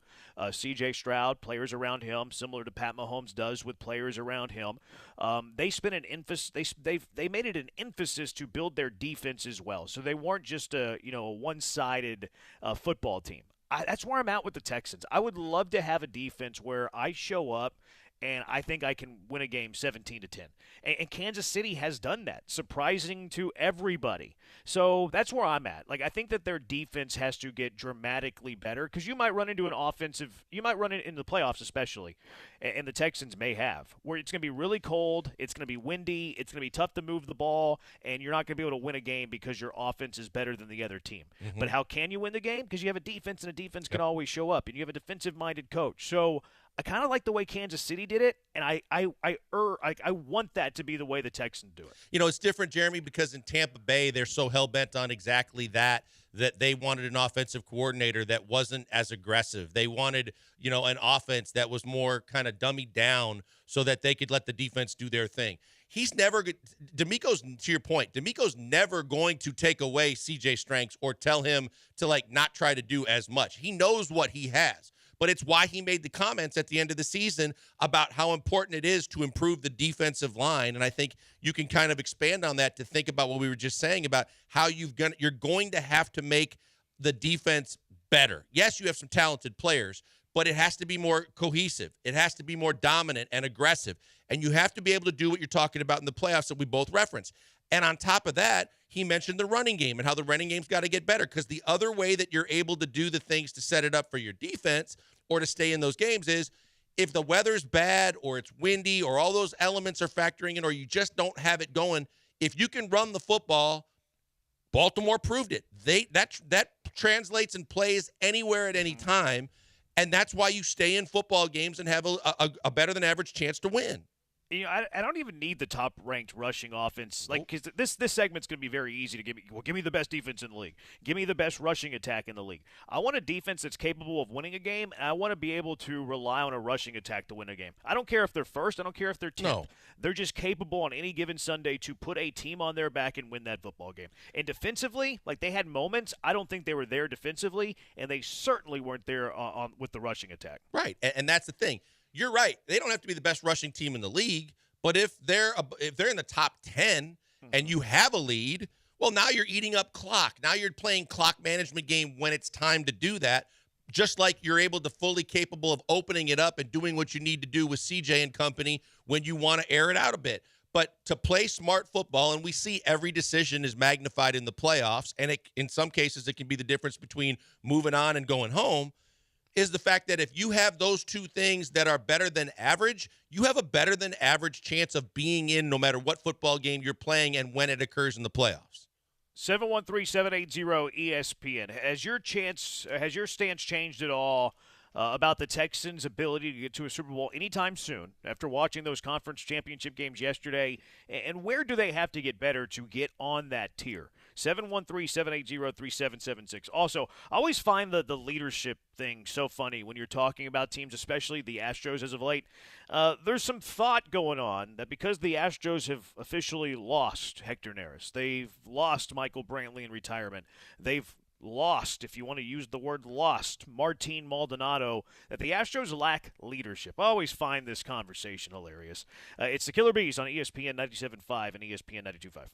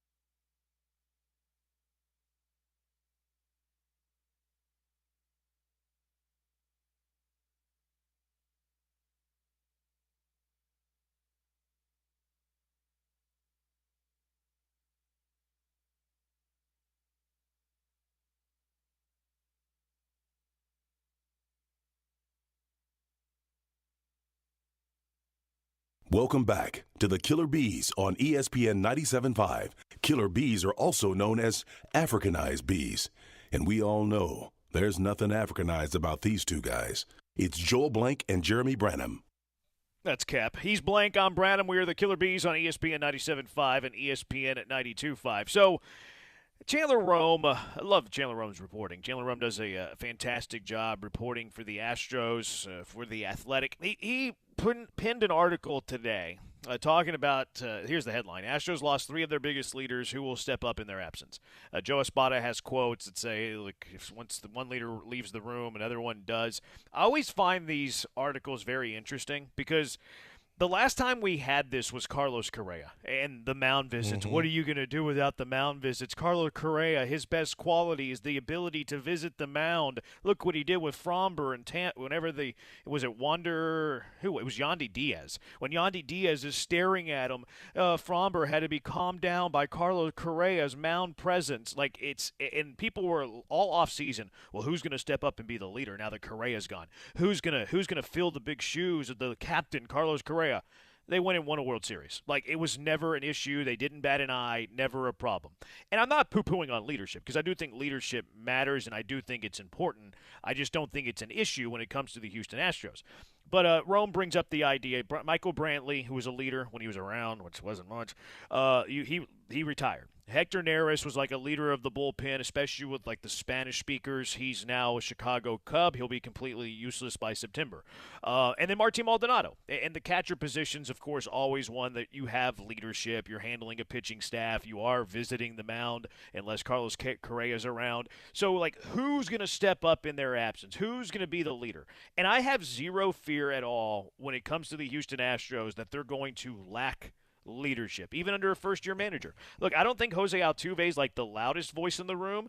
He might be the loudest. He just doesn't talk the most. Jose Altuve can get you right, and he's proven to do that in the past. Same thing with Justin Verlander. Verlander might be a little bit of a diva and have some diva tendencies, but when Justin Verlander needs to speak, Justin Verlander speaks. I know that we mock Lance McCullers and bury me in the H, and that burying him in the H came way too soon, but he has the ability to speak up and to have a loud voice in the room, as does Alex Bregman. Yep. So this whole the Astros are we've already done this once when Carlos Correa left, and all the Astros did was win the World Series without the presence of Carlos Correa on the mound. I have zero concern about the Astros having any sort of leadership issues. Yeah, I'm with you 100%. And you named just about everybody. The one guy I would throw in just from the standpoint of experience is Abreu, simply because of the fact that, he's been in the game a long time, played at a high level. Obviously, his first year in Houston, he wasn't going to say a lot, and he had his own struggles. But Abreu's the kind of guy in a locker room that people are going to turn to, they're going to look to, and they're going to respect. But you're right. Because of all these guys that have been through this golden era and the guys that are still around, those are the guys that you have 100% faith in, that they know how to handle things with class. They know how to handle things the right way. I didn't know Neris was supposedly a leader. I know that he was very effective. But when there's a time and a place for it, he's going to make sure that his voice is heard, and he's going to do what needs to be done. I'm with you. I have zero concern about leadership with this team because there's a great veteran presence in this locker room. I would love that as part of this, and as this golden era continues, I would love to see Yordan maybe take on more of it, even if it's from the Altuve direction of it. He doesn't have to be screaming, yelling, chest-pumping kind of guy, but he's a guy that's one of your best players, and he's a guy that's going to be here. He's a guy that I would love to see kind of get groomed along the way and take on a little bit of that, a little bit more leadership as well, because that's a guy that's going to be counted on going forward, regardless of who's here and who's not after this year. Yeah. See, I'm not the type of person that needs my best player to be a leader, though. If they do it, that's great. That's cool. But if they don't, whatever, as long as somebody else does. And also, is baseball that sport where you have to have the dude that grabs you by the shirt, hey, let's go? No, not really. King of Twitch, I do think that there's something that exists from a catcher. If I had to pick one thing, it's okay, well, Yiner has to be able to step up in his ability to be able to handle a pitching staff. But you also have help. You have pitching coaches. You have people around you that should be supporting him along the ride as well. Is he going to be Martin Maldonado next year? Absolutely not. Absolutely he's not going to be Martin Maldonado in this, the attribute of handling a pitching staff. he as long as he's taking steps forward, though, and you have the help of two pitching coaches, Miller and Murphy, you have the rest of the pitching staff that whenever, they're on an off day or they're not throwing that day, they're helpful on that front. So it can come from so many different areas. No, it can, but like to your point on the best player, I don't need the best player to be like an outward leader, but he's got to be handling his business the right way, because whether he likes it or not, the rest of the team, especially younger guys, are going to be looking to him, looking to see how he handles things, looking to see the fact that he's leading by example with the way he's playing. But you don't want him to be an ass clown like some of the guys that are superstars, quote unquote, in this league that just go off the rails or get thrown out at the wrong time or do stupid stuff on or off the field. And that goes into it as well. And I think but you don't think he's that guy. No, I don't think. No, nothing he does no, is that guy. No, but there's plenty of examples of guys that are that guy, though, that you don't want them to be. And that kind of constitutes, to me, a leadership quality as well. Because when times are tough or he's been through some situations, there are going to be guys that lean on him. And he doesn't have to, like I said, he doesn't have to go and make an example of himself. But he has to be a leader within the culture of that clubhouse. And that's why I think overall it's just as easy to sum up as saying the culture they've built in that locker room is so strong that I don't think any player that's on this roster is going that have been here for any period of time is going to allow that to It can be overrated. I think it's like I'd rather have it than not have it. Don't get me wrong. But am I picking leadership over a guy who can hit 320 with 30 homers and driving 120 runs? Never. Not once. Never. And I think that you can find leadership from your highly paid players. Martin Maldonado has proven that. Martin Maldonado was one of your leaders, and he was one of your worst offensive players. 713-780-3776. 4958, you have Altuve and Verlander in leadership positions. Enough said. Those guys are respected. Verlander I don't think is he's not going to speak up a lot. And I do think that Verlander has some diva tendencies, which is fine. He's earned it. Like you brought up Jose Altuve. He's not really one that wants to talk a ton, which I agree with. But he's not scared of it, though. Right. Like it's one thing to not want to do it all the time, and it's another thing to not want to do it, but then also be hesitant and timid about it because you don't want confrontation or you're not comfortable with confrontation. He's not that guy. Like he's proven it on the field that he's willing to say something if it crosses the line with him. Very, very soon. Jeremy Pena, like Yiner, Chas McCormick even. Like the young guys have to kind of fill that void because it's great if Bregman, if this is important to the locker room or the clubhouse and two people out there, it's great if Bregman does it for a season, but we all know he's leaving. Like Yordan Alvarez probably can't be your best leader. He doesn't play when it's too smoky outside. Like, I don't know if that can be your number one leader. That's why you can't throw Tucker in there either because you don't know how long he's going to be here. Yeah, like I'm not but really. What if they have average leadership? Now they're not going to be a good baseball team. Well, who's going to give this? Who's going to give the speech in the World Series? Jeremy, Michael Brantley's gone. That's why you have managers to motivate players, and that's why you have coaches to motivate players. Like the whole, oh my goodness, they're great. They're led. He's the best leader in the league. Cool. Then what does that give you? What does that get you? You need talent. You need players that have success. Like you need to produce. Locker room speeches are overrated. Oh my goodness, they lost this unbelievable leader. Somebody's going to step up. It's the nature of the business. It is, but Jeremy, what I'm saying is the way I view some of this leadership is like you mentioned with Maldonado, but it could be in so many different ways, whether it's, on an off day or talking philosophy with pitchers like Verlander sharing, because you're right. He is and can be kind of an aloof guy, sticks to himself, diva, if you want to call it that. But at the same time, you're looking for guys that can kind of take the guys, the younger players that Joe's talking about. You need to get some leadership qualities. Well, you got to learn it first. And on the field is the stuff that matters the most. What are you thinking in situations like this? Like they could lean on Brantley to understand, hey, pitchers in this situation or lefty or righty or, doing this or in his experiences. Whether you're leading outwardly or trying to be a leader of men or not, I get it. How it relates to baseball is up for it's subjective. But when you can lead by kind of developing the young talent both on the field and setting them up for situations so that when the situation arises, it's not too big for them and not everybody standing around going, what do we do now? So which of these young players in the Astros are you fearful of having a situation that it's too big for them? Jeremy Pena has been the World Series MVP. Yordan Alvarez has hit the biggest home run in postseason history for the Houston Astros. Maybe like a Hunter Brown, maybe like a Yiner Diaz. I think like Yiner these young for players sure. on these. I mean, yeah, Yiner perhaps, but I mean the other young players on this team have achieved. They've succeeded at the highest level. But you got a first-year manager, too, so that's going to factor in, too, no matter – we just got done talking about when coaches take over for the first time, and bumps in the road are going to happen. Mistakes are going to be made. But Yiner's the first guy that I would look to, not only because he's got big shoes defensively with Maldi, but also because offensively there's – he struggled in the playoffs, and there's things that you can help him to kind of move his progression along a bit. So – you're right. It's a different team than most teams in baseball because their young guys are already experienced and they've already gotten their feet wet. But there are still, some players that you got more to do with. If you're going to, completely rely on Jake Myers could use a couple of shoulders to lean on and try and figure some stuff out, too. Could he, though, or could he use 30 points with the batting average? But it's not just 30 points with the batting average. It's understanding situations, maybe in how you attack a baseball in certain situations, or give me that situation. I'm saying later, it could be a late game playoff game or something like that, or knowing something about a certain field you're playing in or doing things like that, where you can have a veteran that says, hey, man, another thing besides just taking fungos off the wall tonight, be aware of this, or in this situation, do that, to where it is different because they are so far along in advance than most teams in baseball. But I still think there's always going to be a need for some kind of leadership depending on how you define it with any team.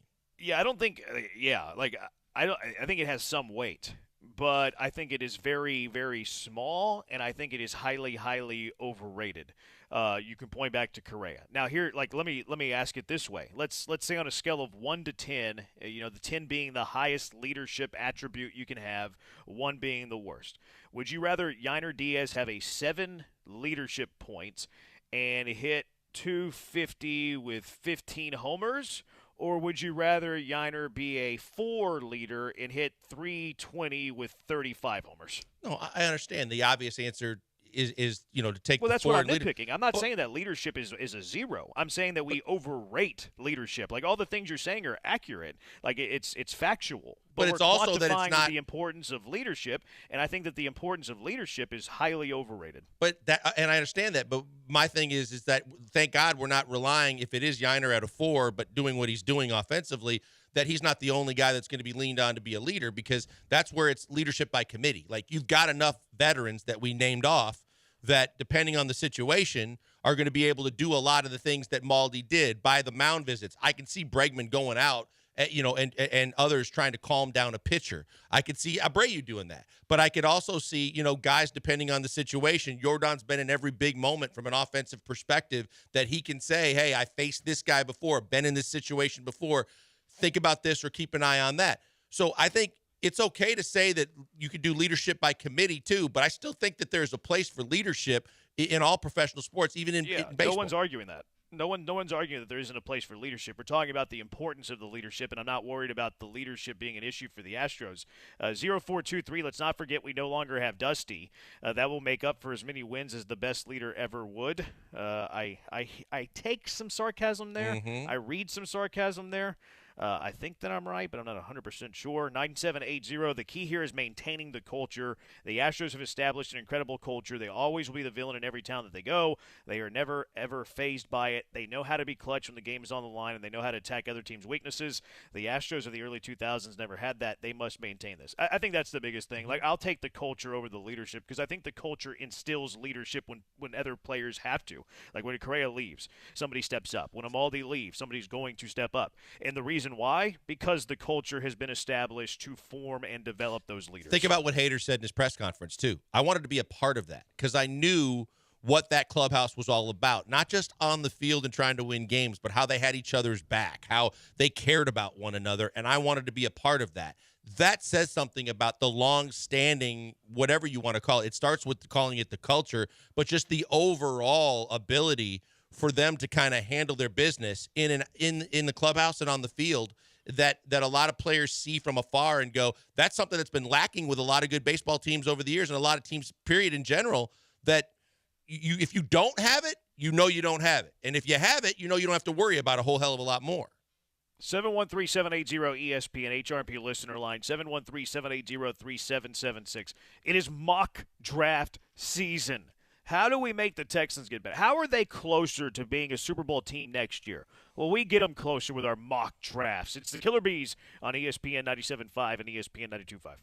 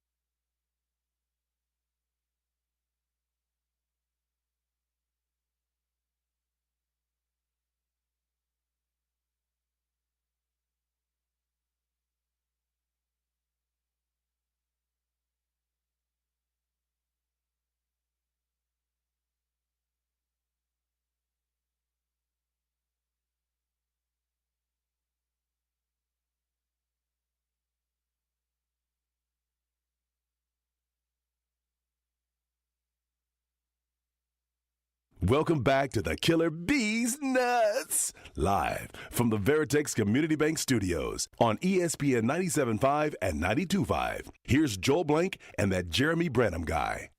He's Blank. I'm Branham. Killer Bees, ESPN 97.5, ESPN 92.5, 7212. Team chemistry matters way more than leadership.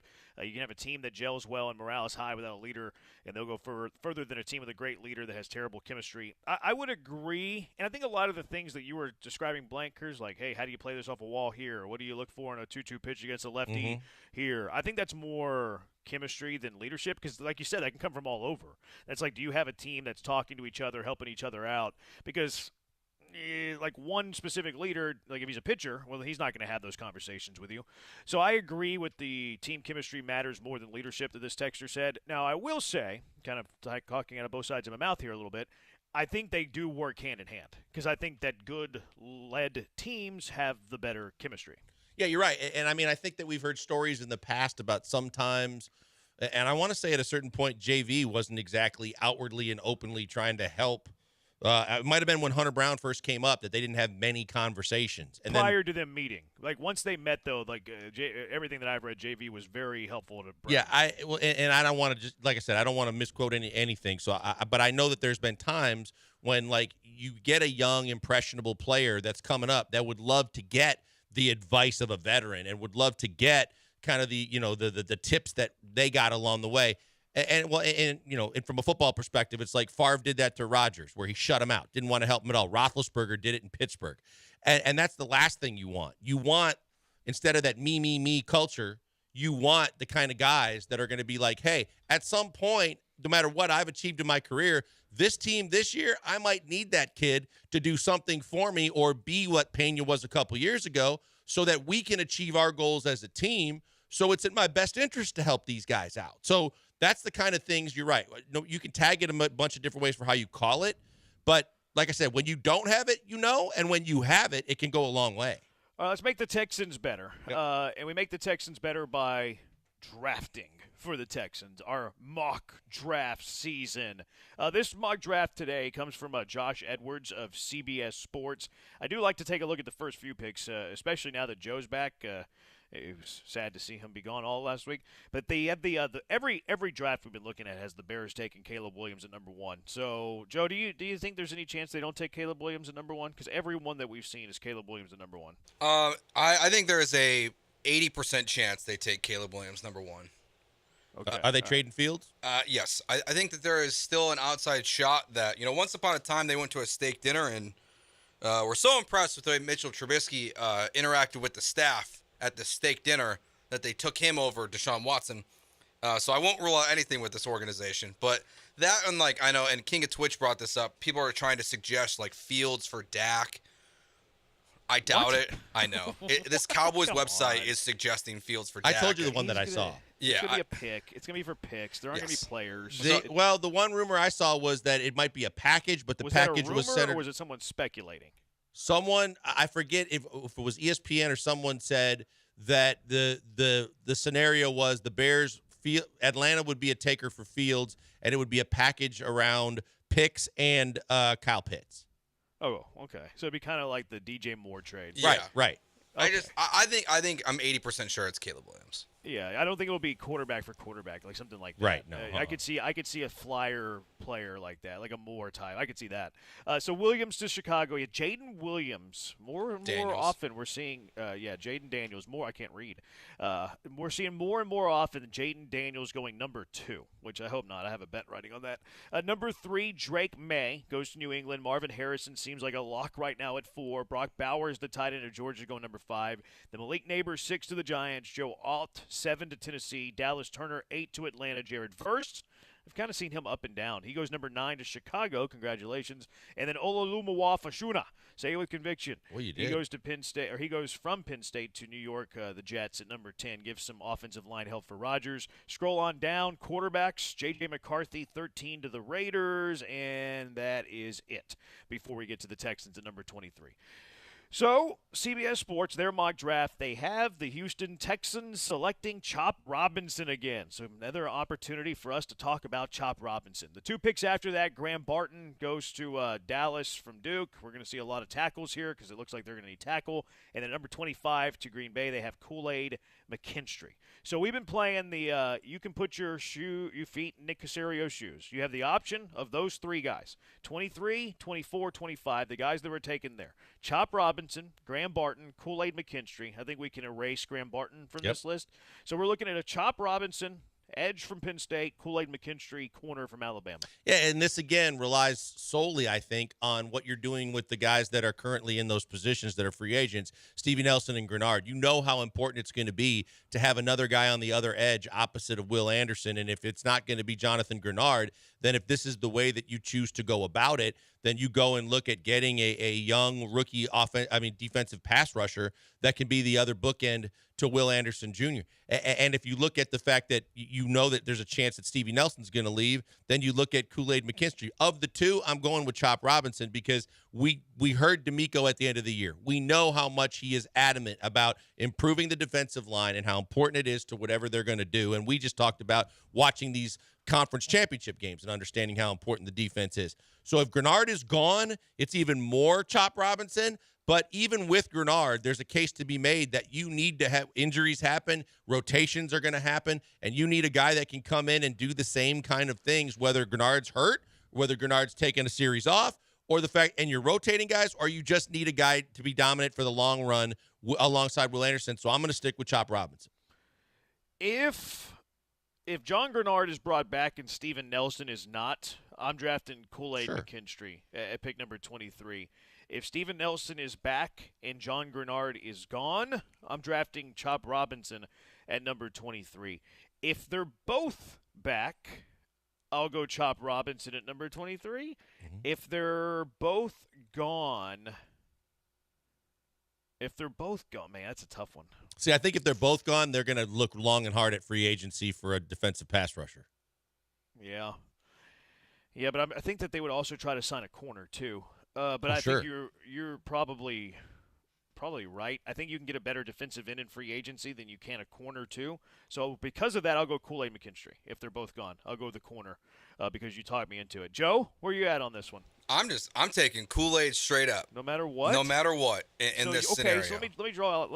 So you bring back Steven Nelson. You don't bring back John Grenard. You're still drafting Kool-Aid McKinstry. And the reason for that is because I think Nick Caserio, I know it's just a waiver wire pickup, but with Derek Barnett, Jerry Hughes, guys that Nick Caserio's brought in players pretty consistently through veteran deals, cheap deals, waiver wire pickups that kind of shows he can identify pass rushers for the cheap.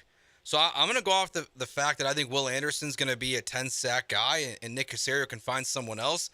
And to me, Kool-Aid looks like a way bigger improvement over Steven Nelson than I think Chop Robinson would be over where else you can find guys. And I like Chop Robinson a lot, but also, can I really pass on a guy named Kool-Aid?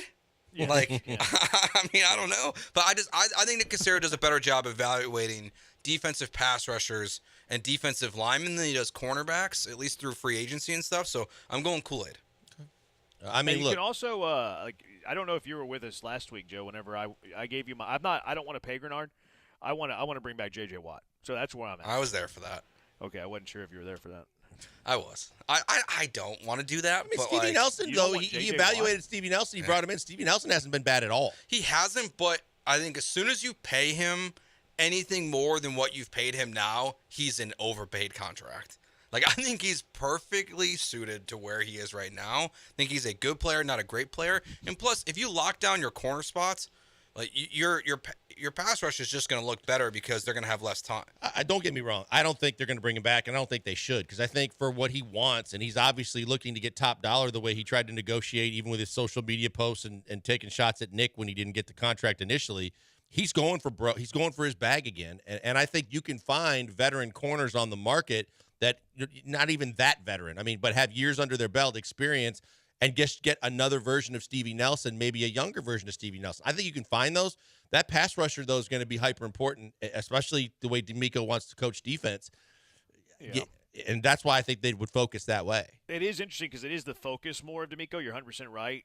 Looking at this free agency class, it looks like it's more saturated with good defensive ends, though, than it is corners. Now, maybe there's somebody we haven't really talked about or heard of, and he's a top, he's not a top 100 free agent, but maybe he just hasn't had a chance to play. Maybe he's been behind a couple of good corners, and then Caserio can go find that guy, too.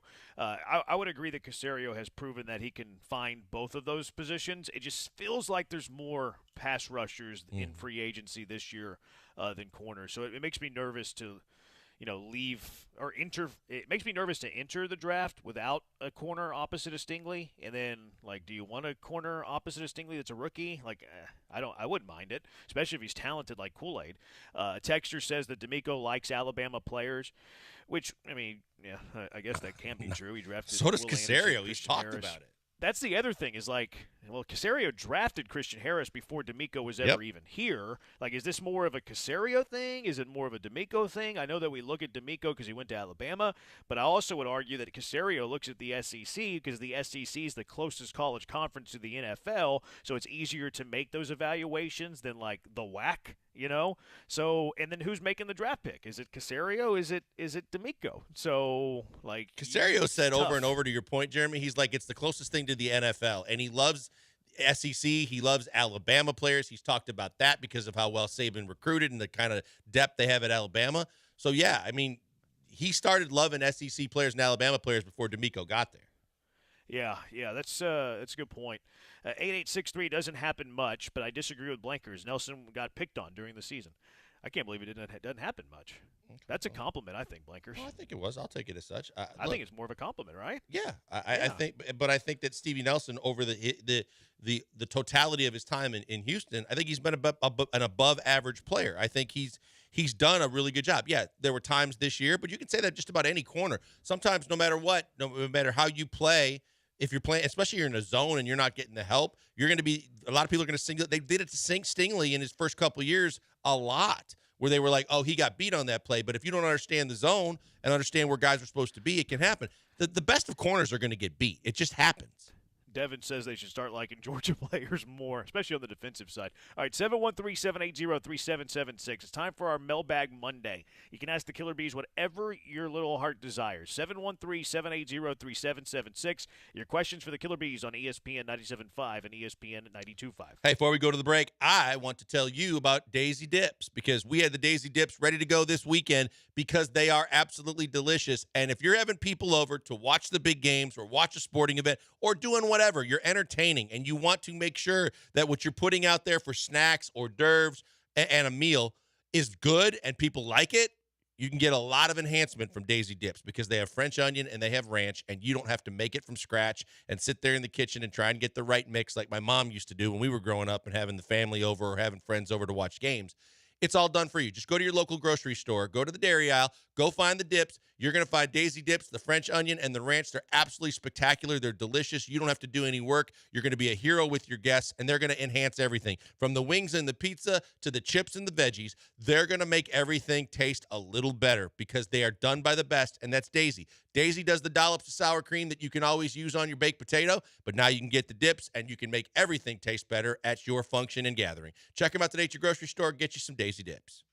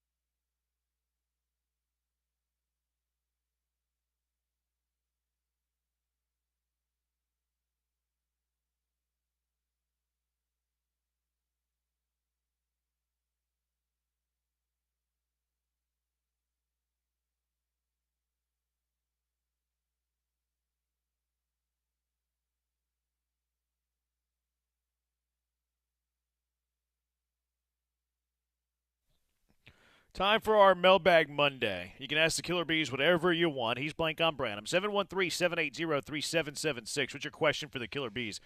Key from L.A. Who is more important to a team, a starting pitcher or a starting quarterback? Oh, I think it's without question the most important position in all sports we've talked about is a starting quarterback. Starting quarterback is, bar none, hands down, the most important position in sports. The only thing that I would push back on is the best player on a basketball team, but I would still lean quarterback for what it's worth.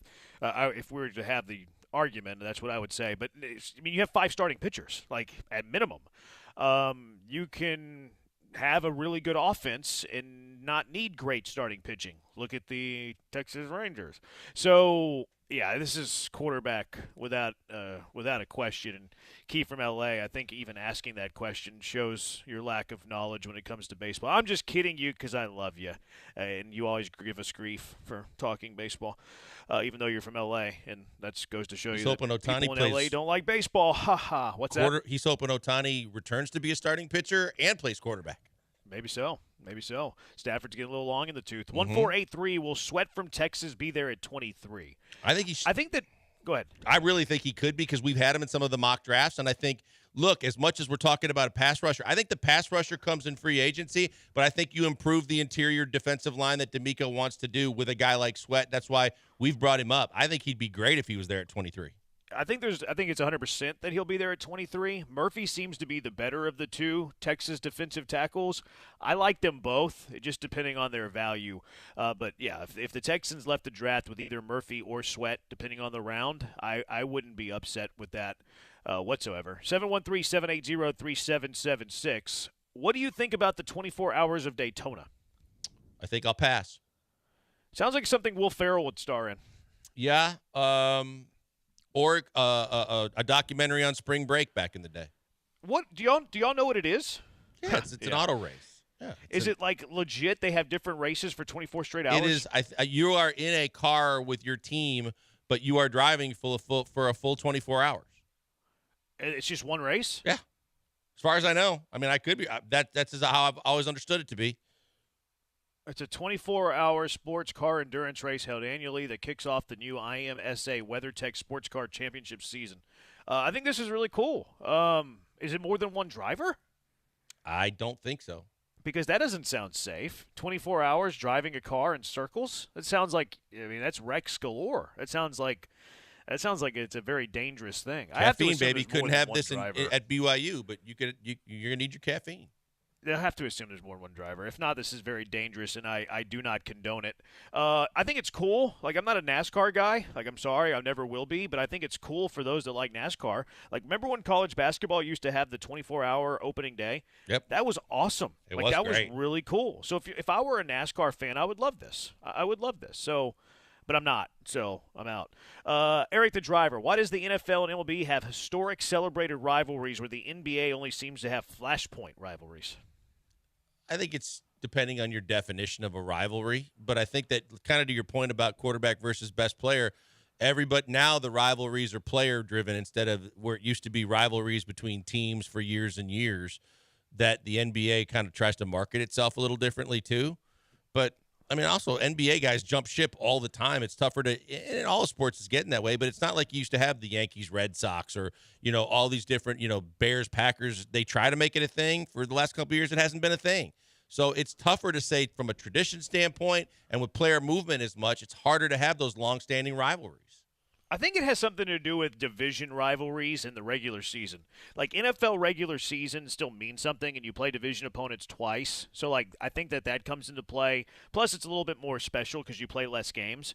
So, playing that team consistently twice every year, that to me matters. Like, in the regular season matters more than the NFL. And then baseball, you had, these long-standing divisional rivals, and you used to have to win your division to get into the championship series. So I think that's why. Whereas NBA, winning your division doesn't really matter.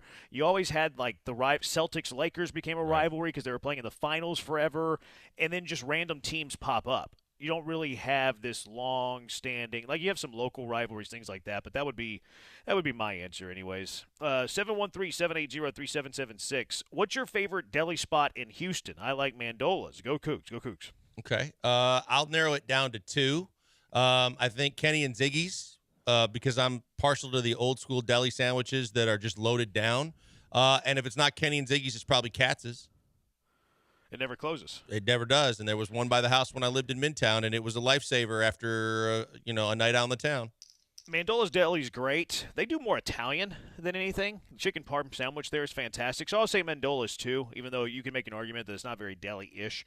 Now, I'm not a huge deli guy. I'm not like sandwiches for me. Like I'll eat them. Like I'm not going to turn down a good sandwich. But I very rarely go out of my way to have a sandwich. So I'm not a big deli guy. I'm not the guy to ask. On the road, we loved them. The ones that were just like I said, and you could always guarantee that you're not going to finish the sandwich. There's more that you can even take back to the room. But in L.A. and in New York, the delis, the Stagecoach Deli, and some of the famous delis, those are pretty good.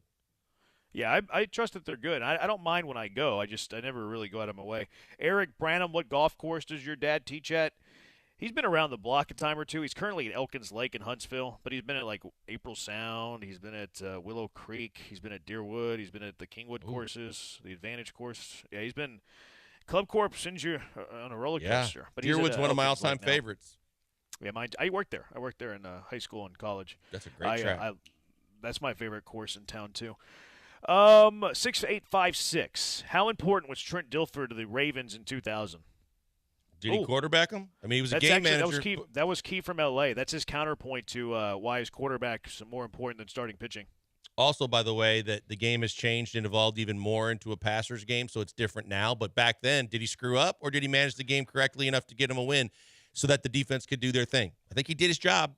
It's also a 1 in 30 example. Right. That's key from L.A.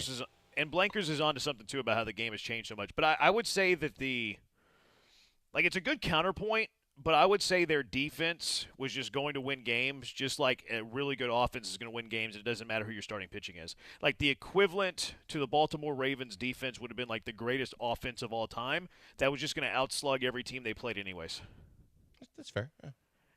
8755, am I stupid to say I love sandwiches but not burgers? Yes. Yes, you are. Yeah, that's just not intelligent. Cheeseburgers or sandwiches? Cheeseburgers for me. Cheeseburger as well. 10 times out of 10. Are cheeseburger sandwiches? I would say no. I would think they are, though. I would say no.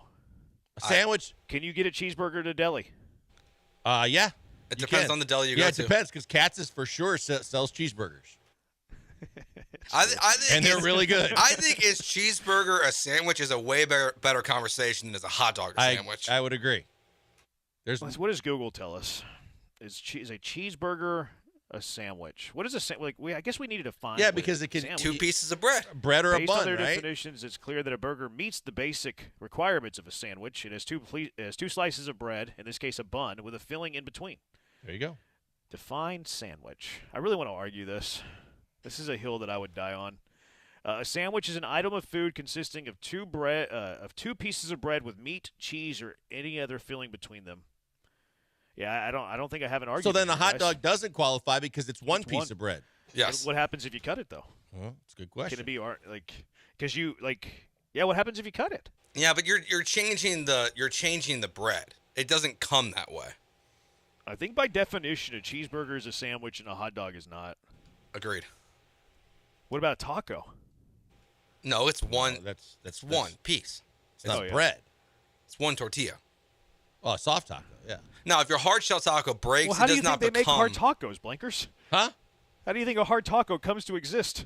Well, I get it, but actually bread would be more like with the yeast and the different the things that make the bread instead of a tortilla, whether it's crispy and fried. And let's see what the Google says. Define taco. No, a taco is a Mexican dish consisting of a fried tortilla. That's how it gets hard. Typically folded, filled with various mixtures such as seasoned meats, beans, lettuce, and tomatoes. No, a hot dog is not a taco. No, not even close. It's got to be a Mexican dish. Fair. And nothing about a hot dog is a Mexican dish unless you're cooking discada, in which case it can be. Yeah, I guess a cheeseburger would be a sandwich, though. Man. Yeah. You sound so defeated. Yeah, you do seem like you're disappointed in that. You were like, it seemed like you're ready to die on this hill, and you just got crushed. I did. I got owned. I got owned in this argument, and I'm sad because I don't want to say a cheeseburger is a sandwich. But every time somebody asks me what's my favorite sandwich, I'm now going to say a cheeseburger. I despise how two teams in the NFL handled their coaching search. I'll tell you who those two teams were and why I despised it. It's the Killer Bees on ESPN 97.5 and ESPN 92.5. Hey, before we go to the break, tell you about my good friend Doc Linville. Doc Linville, best in the business at the NeoGraft procedure. If you don't know what it is, but you've lost your hair, you're losing your hair, you've got pattern baldness and thinning spots, you don't think there's anything you can do about it, you really can. It's not the sprays and the creams and the foams that just mask the problem. It's legitimately taking care of the problem once and for all. It's your own hair. Genetically, you're never going to lose the hair on the sides and the back of your head. So Doc takes some of that. He repurposes it. You still have total coverage on the sides and the back, but you get more where you need it most. It makes a substantial difference in your appearance, your coverage area, and your self-confidence, and it's a game changer. You, as the listener to ESPN 97.5, can meet with Doc Linville and his staff and get all the information for absolutely free. It normally costs $150 for a consult. You get it free for listening to us just by going to 975hair.com. Set up an appointment. Go in, ask questions, get answers, see if you're the next in line to get the procedure like I did and reap the benefits. It's phenomenal. It's fantastic.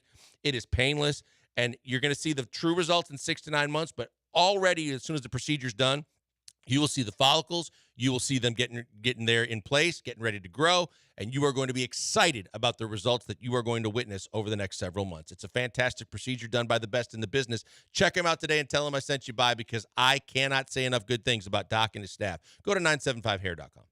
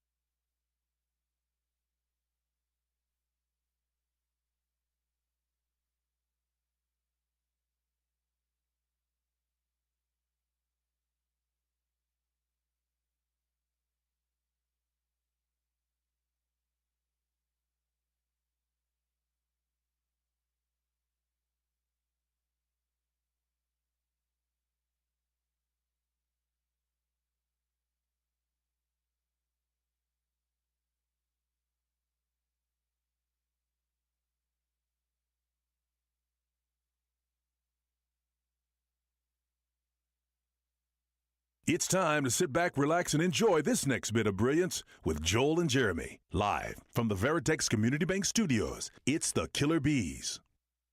All right, there's two teams that I don't like the way that they've handled their coaching search, and if I was a fan of those two teams, I would not be pleased in the direction of their two teams, although their flagship would probably be talking about how they won their press conference.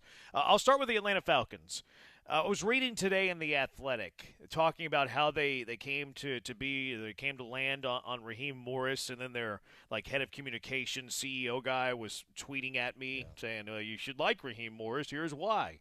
The Atlanta Falcons. First off, Arthur Blank wanted to hire Bill Belichick. So first and foremost, we know right out of the gate Arthur Blank wanted to hire Bill Belichick. And I'm not saying that was the right decision. I'm not saying that Bill Belichick should have been the slam dunk. I'm not saying that's who they ultimately should have landed on. In fact, I've said the opposite about Bill Belichick in the coaching carousel is that are we sure the game hasn't passed him by? What's the allure for Bill Belichick? Look what he's done the last few years. But it's how they went about it. This was from The Athletic. They said that my understanding is Blank went into the process wanting to hire Belichick as coach. But those around the owner fearing what that could mean, it nudged him in different directions. After a while, the amount of change hiring Belichick could require weight on Blank, especially when taking into consideration that making the amount of change might only get him 2 years of Bill Belichick. How I read this, Blankers, is you had people in the organization that because they were worried about their own job, convinced the owner to go away who he initially wanted. I don't think that's the way you come up with a head coach. That could have been the best option. No, I think option A could have been the very best option that they could have got, but because other people in the Atlanta Falcons business were scared about having Bill Belichick around, they nudged the owner, Arthur Blank, to go in a different direction. This is like Easterby to me. I was just going to say, is this not Jack Easterby to a T? Because when you think about it, Jeremy, take it a step further, because I saw a lot of those tweets, and I'm going, why did they feel that they had to justify anything to anybody? They just make their choice and then back the guy 100%. But when you think about it, Rich McKay had the guy that was considered to be head of football operations and general manager, or whatever his title was. He got bumped out after this. He's a Belichick guy. He's been a guy that's been a Belichick guy. They've worked together in the past. So as part of this, if now the head coach and the GM are now reporting to Arthur Blank directly, and they changed the hierarchy and the structure as well, it's kind of weird that they've had to do all of this kind of extra work to try and justify the coach and the hire that they made. So I think that, I didn't like the way they handled it either. And I think that part of it, too, is there's a whole lot of CYA for a guy that's been there before that you could easily have sold on the fact that, look, he's a young up-and-coming coach. Getting him back in the building is phenomenal. He knows how we do things. He's got a great defensive mind. He's going to do whatever he's going to do. You could have spun it a lot of different ways. But the fact that you come out of the gates defensive and CYA on all of this is a bad look. And it just seems to be like Arthur Blank kind of relented at the last minute, or just kind of faded out and just said, okay, you guys do it your way. But Jerry Jones wouldn't have done that. And I think Jerry's a guy that's always been focused on big name, old school kind of guys like that. It's crazy how they went about their business. It felt like it was job preservation for all of the other people. Like, in a way to cover their own tails, they convinced the owner who wanted somebody else to hire someone else. And then that someone else that they hired, you mentioned Raheem Morris, he's 21 and 38 lifetime. Yeah. He's been a head coach for 3 years and then an interim coach for part of a fourth. He has never finished in the top half of a division. He finished fourth in his first year in Tampa. He finished third in his second year in Tampa. Now, they did go 10-6 that year. It was a good division. I do feel the need to say that. And then he got fired after a 4-12 year where they finished last. Took over for Atlanta in 2020, the interim head coach after they moved on from Quinn, and they did some things with him, but they still finished 4-7. Now, taking over a team that already fired their coach, I really don't put that 2020 against him at all. But you end up with a Raheem Morris whenever the owner wanted Bill Belichick, and then how did that process go? And then you had some of the other contenders, like, how do we feel about Bobby Slowick versus how do other people feel about Bobby Slowick? This texter just mentions, I felt like Mike Vrabel would have been the perfect fit in Atlanta, which I would agree with the small exception that Arthur Smith came from the Vrabel tree. Mm-hmm. Like, I didn't see Atlanta hiring Vrabel after they moved on from Smith. Keep in mind they hired Arthur Smith, who was the offensive coordinator under Mike Vrabel before he got hired by Atlanta. The second team that I don't like how they handled their business at all are the New England Patriots. And look, Gerard Mayo might turn out to be an excellent head coach. In fact, I'll be rooting for him because I actually did a deep dive whenever I thought he might be a contender for the head coaching job with the Texans. But does the way the Patriots came about hiring Gerard Mayo and then all of the rest of their coaching decisions, like they just hired their defensive coordinator, which is going to be DeMarcus Covington. who was the defensive line coach for the Patriots. What did I miss? Like, the Patriots have been awful the last 2 years. They've won 12 games in the last 2 seasons, and they're promoting from within. Like, they should have said, sorry, Gerard Mayo, but Mike Vrabel's out on the market. I like Mike Vrabel a lot, but I'm hoping Gerard Mayo does some good things. Here's where I'm at with the Patriots. This feels very Lovie Smith to me.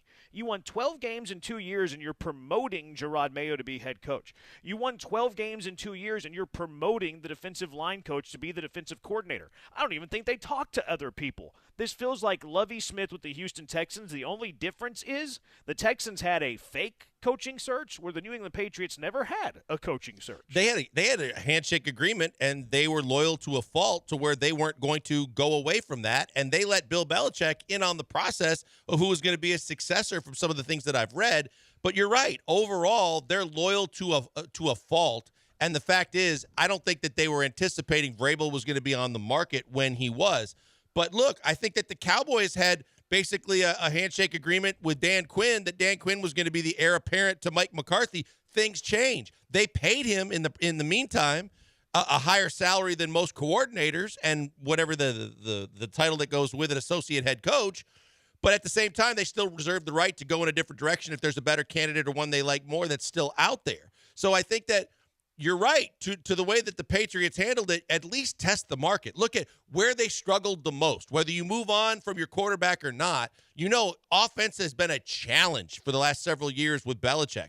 At least explore some of these young offensive coordinators and listen to them and see with the interview process what they think you could do with the pieces that they have and what they would do to get pieces that they don't. The fact that they just went basically and said, no, we're sticking to our guns. We said we were going to go with Gerard Mayo. We're going to go with Gerard Mayo. We're not even going to have the process. That's on them, but you're right. They haven't won a whole lot. And look, the Belichick coaching tree has a lot to be desired as well with guys that have come up under Bill Belichick. Yeah, I wouldn't be happy with the way the Falcons came about being their to their head coach if I was a Falcons fan, and then I'd be really ticked off if I were a Patriots fan. You're selling to me a staff that won 12 games in the last 2 years, and you want me to be happy about it, and you didn't even interview anybody else? Don't like it. 713-780-3776. What is tougher to achieve in sport? Kansas City going to 6 straight AFC championships, or the Astros going to 7 straight AL championship series? 713-780-3776. Killer Bees, ESPN 97.5 and ESPN 92.5.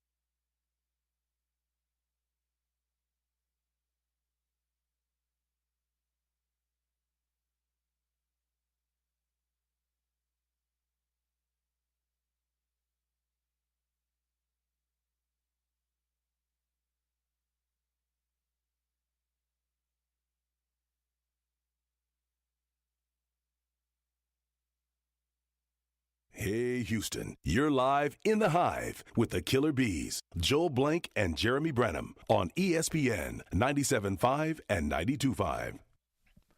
He's Blank, I'm Branham. So I was show prepping today. I'm not going to take credit for this question. I'm going to give the proper praise for this question that it deserves. This comes from a guy named Sam on Reddit. Yeah, he asked this question for the first time I saw it. Which is tougher to achieve, what the Kansas City Chiefs have achieved, 6 straight AFC Championship appearances, or what the Astros have achieved, 7 consecutive ALCS appearances? That's a great question. Because Thank you. Because you think about it from the standpoint of, obviously, the NFL is a more violent sport, so injuries are going to occur a lot more frequently. And that factors in. But what the Astros are able to do when we talk about hot teams and how baseball changes and fluctuates when, the dominating records don't matter come playoff time in some cases when you get a team that's really hot at the right time.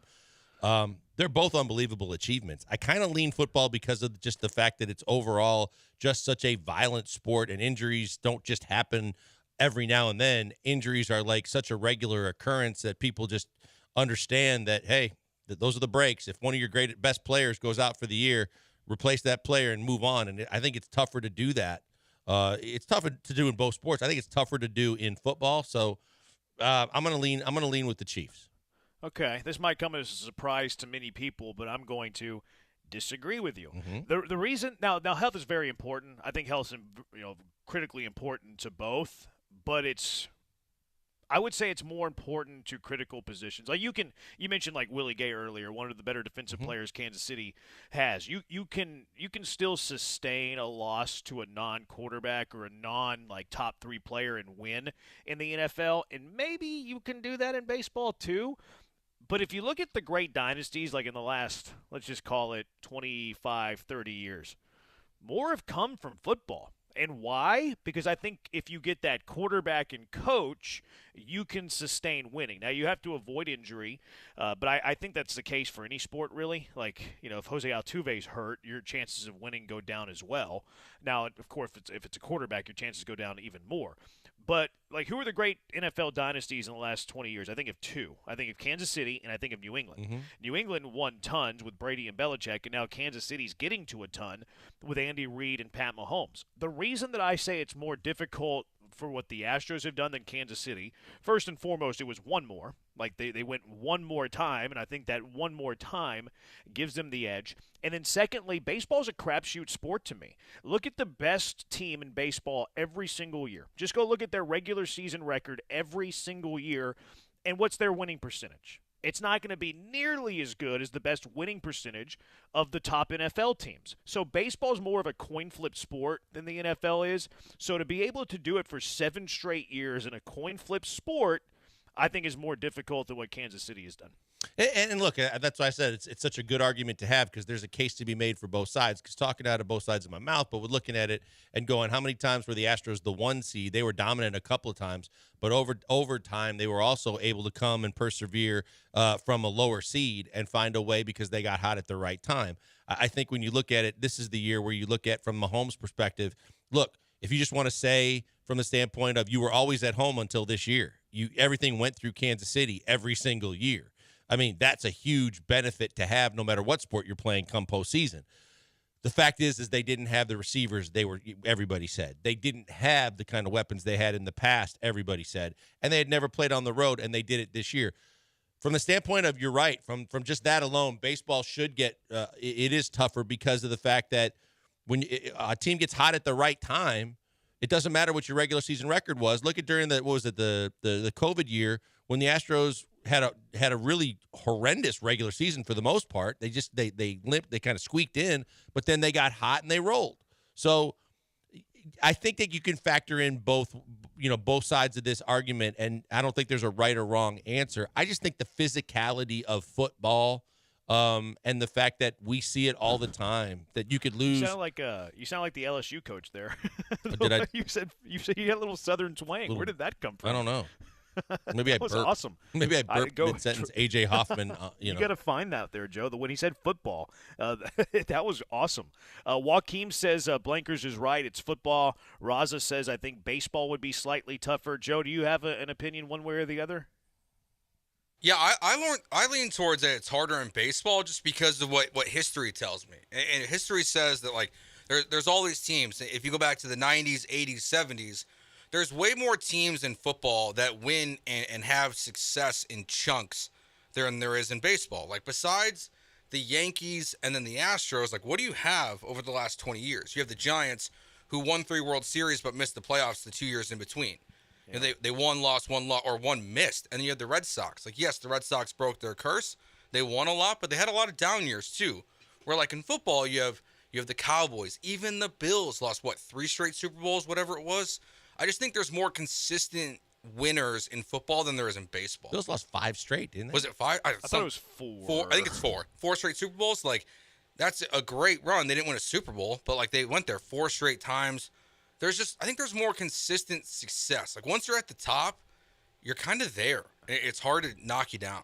I agree. I think it's easier to sustain that dominance, and I don't know why exactly the answer is that way. I would lean quarterback because the one common of those teams. Buffalo had Jim Kelly. He was a great quarterback, but that roster was just so stinking good. But recently, you have Pat Mahomes. You have Andy Reid to couple Pat Mahomes with. We think Pat Mahomes potentially could be the greatest quarterback of all time. I think he's the greatest quarterback talent. The greatest quarterback resume is Tom Brady. So Tom Brady was able to sustain a level of dominance for the New England Patriots for some really long time. 8807 brings up a good point. They protect the quarterback so much that they rarely get hurt. What's the probability of a quarterback getting injured? I don't know, but it is important to keep the quarterback healthy if you're going to have this long period of success. And the texter is right that they do have all of these rules in place now in an effort to try to protect the quarterback because the quarterback is the star. 6856, hands down, it's football. Y'all just said how important a quarterback is to a team. But in counterpoint to that, is it once you have that quarterback, he's just so much better than everybody. So if we're establishing the quarterback as being this great, holier-than-thou position, which we all think that it is, once you have the best, it's almost an upset if you don't get to a conference championship game. Well, yeah, but it's also still a challenge because even though you're right, Joe, that there was, you can have the parity that you can have when you look at it, but you look at Baltimore has the quarterback, they have the 2-time MVP, but severely flawed. Like people say, he sucks in the postseason. Right, but you're the 1 seed. I'm just going by the fact that as a team you were dominant, especially this year. You're dominant more than any team in the entire league, and you're blowing doors off of the best teams in football, and then you come up short. Well, they got to the. We're talking AFC Championship appearances. They got there. Yeah, but again, I just think that. I rely on the sheer violence because in baseball, the injuries aren't to that level. Yeah, there's a Tommy John here or there, or that they can be severe. But we've seen how quickly even the best players, when they're not playing, and it's not just the quarterback, but obviously it starts with them. But you could lose if Deebo Samuels doesn't play, or you could lose a stud. In the past, it would be a stud running back. And yet it's just you're not supposed to bat an eye. You just have to make it work and get better and win games. Baseball, you have 5 starting pitchers. You have 7-game series. It's the magnitude of the one and done too, where the fact that you're not playing in a series. It's like if you have an off day, you're done. Whereas in baseball, you have an off day, you could live to see another game in the series. But it's easier for a more dominant NFL team to win than it is for a dominant baseball team to win a series.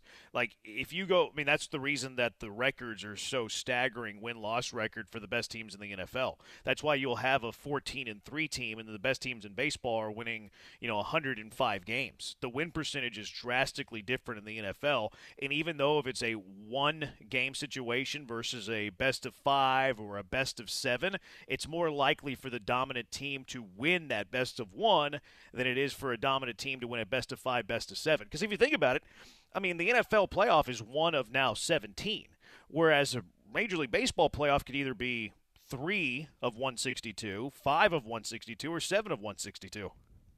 What you're talking about, the entire run of how many games they have to win? We're talking about the ratio of what the playoff series is versus to the regular season, yeah. Yeah. No, I'm talking about the series length. Yeah, the series length, but in totality, you have to win more games in baseball to get there than you do football. I get that. But I look at the Dodgers every year. The Dodgers have the best record in baseball. They've been dominant in the regular season. And then and then they crap the bed in the playoffs that's a point overall. for the I know, I'm Astros. saying that's a point to your side. But then I also look at, like I said, the Ravens being the 1 seed, and they can't get it done. And there's something to be said about the wild card teams that have won it, to Joe's point, when we're talking the Ravens did. You keep saying the Ravens. The Ravens did get to the AFC Championship. They did check that box. But winning it all. I guess you're right. The question is phrased to just get to the championship game. So that's my bad, because I'm thinking about just like solidifying it by winning it all. Yeah, I mean, even like the Chiefs' run is absolutely incredible. I think what just for me why it's the Astros is more impressive is just because we haven't seen this happen since the Yankees in the late 90s, early 2000s, where like someone is consistently going this far every single year. Where like the Chiefs, the Patriots just did it. Like the Patriots were doing this basically every single year, just like the Astros were, just like the Chiefs have been doing. So I think that to me is why it stands apart. The Braves did it for what, 8 years? You're talking about the Well, 90s? they won their division, right? No, the Braves went. Oh no, I guess Braves you're went right. to the NLCS 8 straight years. Yeah, and even then, like now, not to discredit that team, but I do think that we have to. The playoffs were different back then. Like there were less series like than what the Astros have gone through. I would say too, it and everything changes, but the fact that you've had the same quarterback the entire time, when you look at our core four for the Astros, has changed. The pitchers have changed. There's been interchangeable parts, and now we're down to 3 remaining from the entire run. But when you look at it, Mahomes has been Mahomes the entire time, and the unequivocal guy that gets him there. Yeah, that's my point. Like, I think if you have that quarterback, it kind of – I'm not going to say it makes it easy, but I will say that it makes it easier than a baseball team. And the Braves did it now, what's tricky about the Braves is there was a strike in 94, and there wasn't a playoff. So they did it in 8 consecutive postseasons, but there was the strike of 94, and they were in second place. Like, they were in second place in the strike in 94. So, like, would that have derailed that long stretch that the Braves had? Who knows? But, I mean, they were 68 and 46. They were 6 games back of Montreal. Remember, that Montreal team was unbelievable whenever they had the strike. Who was the other point you were talking about? The 49ers was the point that I was going to make. Like, the 49ers have done it 4 of the last 5 years. Like, and I know that's not consecutive. It's not quite to what the Chiefs have done. But 4 of 5 years without a real quarterback. Like, that's what's kind of crazy about what San Francisco's done. Now, some people would say Brock Purdy is a real quarterback. Yeah, it's a good conversation. 0810, 80s and 90s football is a bad example due to how free agency worked. Then I agree to that. I don't think that you can go far that back because free agency is a lot different than it used to be. What about the difference of playing a series versus a single elimination game? And kind of touched on that. I think it's more likely for a favorite to win a single playoff game, football, than it is for a favorite to win a series of games in baseball. Well, I thought you were going to say, yeah, man, I don't know. Because, you can have throwaway games in baseball because, you're not going to. We're talking about postseason, though. Postseason. But in postseason, your starting rotation, your 4th or 5th starter might be hot garbage, or even your 3rd, and you might just throw a game away, or just you're not going to throw it, obviously, but you know that you're probably going to get beat, knowing that you can bounce back and get one of your 2 big horses or one of your best pitchers or out on the mound the next game and still win the series. Whereas if you have a quarterback that lays an egg, Lamar, then you're probably not. Then you're done. You're going home. You can't live to fight another day. So that's the point I was making earlier about the difference between the fact that in a series you can bounce back if you suck, whereas if you suck in football, you're done.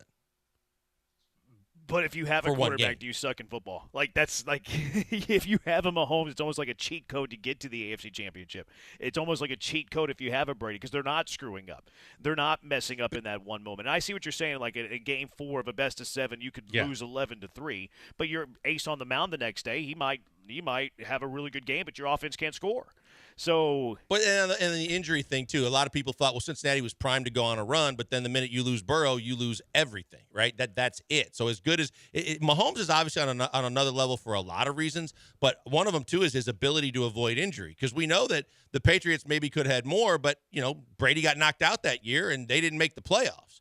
So The injuries thing to me is the first thing that came to my mind, and just the overall physicality of football versus baseball. But yeah, there's an argument to be made for both sides. Which is tougher to achieve? Kansas City, 6 straight AFC championships. Astros, 7 consecutive ALCSs. 713-780-3776. It's the Killer Bees on ESPN 97.5 and ESPN 92.5.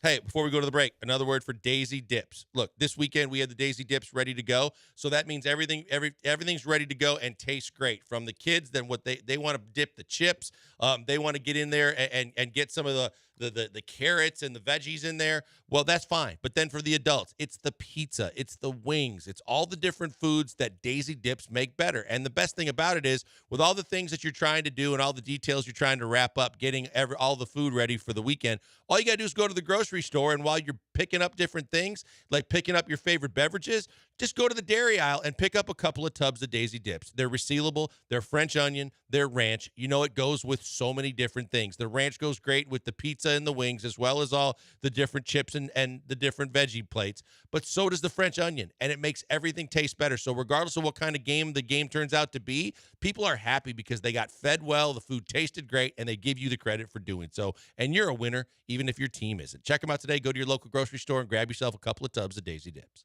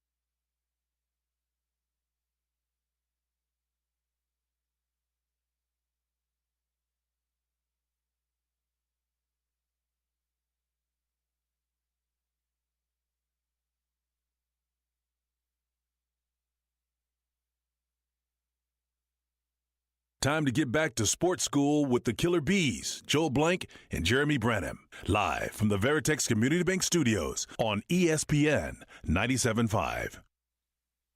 Killer Bees want to send you to a little concert. How about that? The American rock band The Black Crowes are coming to Houston for their 2024 live tour. Caller 5-713-780-3776 wins a pair of tickets to see The Black Crowes at 7 at the 713 Music Hall on Friday, April 5th. Get your tickets now at livenation.com. Black Crowes, Friday, April 5th. Tickets available right now, livenation.com. That'll be a Really good concert to attend. All right, 713-780-ESPN, HRMP listener line. What is tougher to achieve? Thanks to Sam on Reddit, by the way. You're the real MVP here, Sam on Reddit.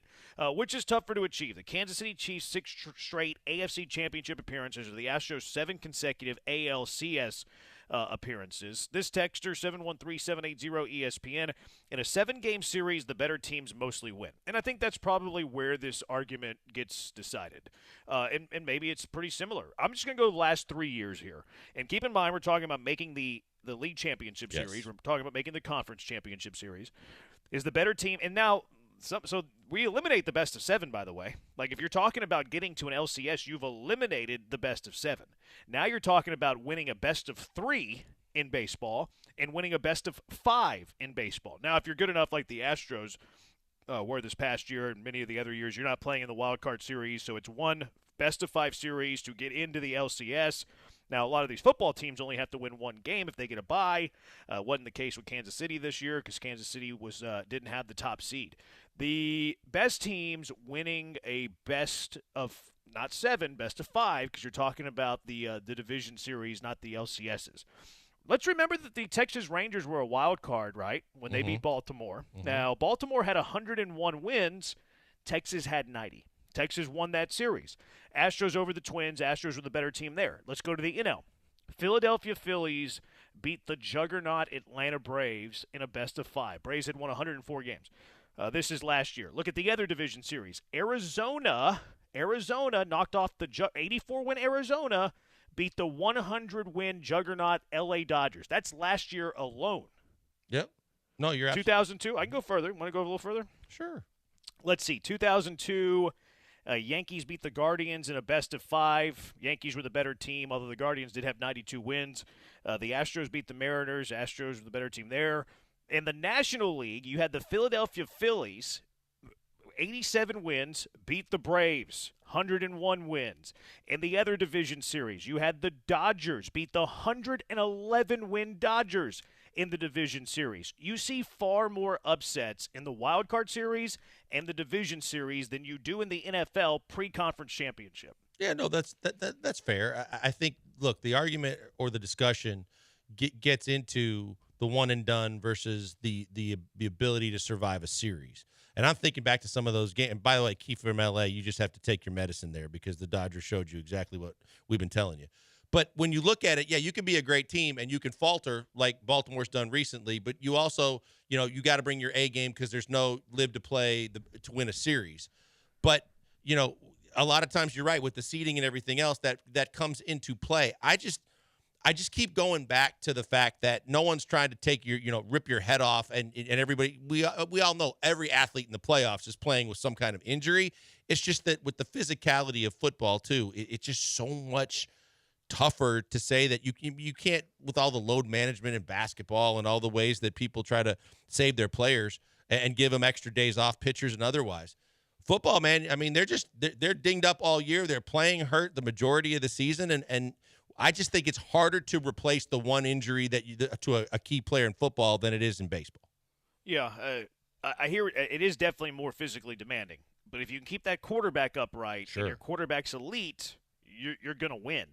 Honey Glazed Branham baseball. Football players usually don't just lose it in midseason. And although all the talent is there, the players sometimes just can't put it together. What other sport has the varying degree of success per player from season to season? That's a great point. Because if you're a really good football player, you might have the occasional bad game. Like even the really good receivers. We think they have a bad game because they didn't have this huge statistical performance, when in actuality it's because the defense was focused in on that singular player and it probably opened up other things. Tyreek Hill is an example I'll use here. We think if Tyreek Hill doesn't have a 10-catch, 100-yard, 1-touchdown game, that Tyreek Hill did not perform well. Well, maybe they just bracketed Tyreek Hill, they sent all their attention his way, and they opened stuff up for Jalen Waddle. So, even their statistically bad game, they were highly effective for what the offense was able to do moving the football.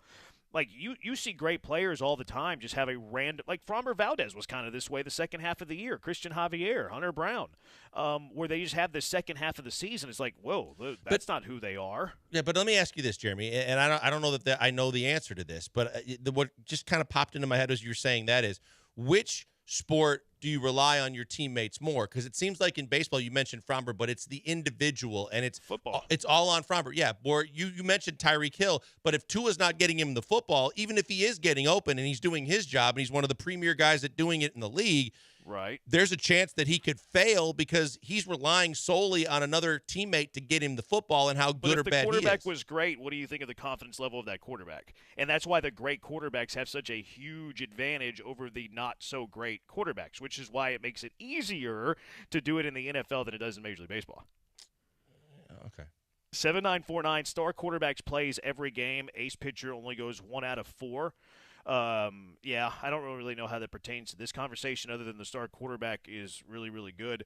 713-780-3776. 3863 brings up a good point. I think it's harder in NFL because the league stacks the deck against the winning teams with schedules, and lower draft picks are more impactful in NFL. I really like that counterpoint because the NFL does do a good job of strength of schedule. They try to bring more parity, and definitely first-round draft picks in the, not even first-round draft picks, the top 3, the top 5, the top 10, those impact the game much quicker, obviously, than baseball. Baseball, they don't impact for 3 to 5 years in most cases. So let me throw this at you too, okay?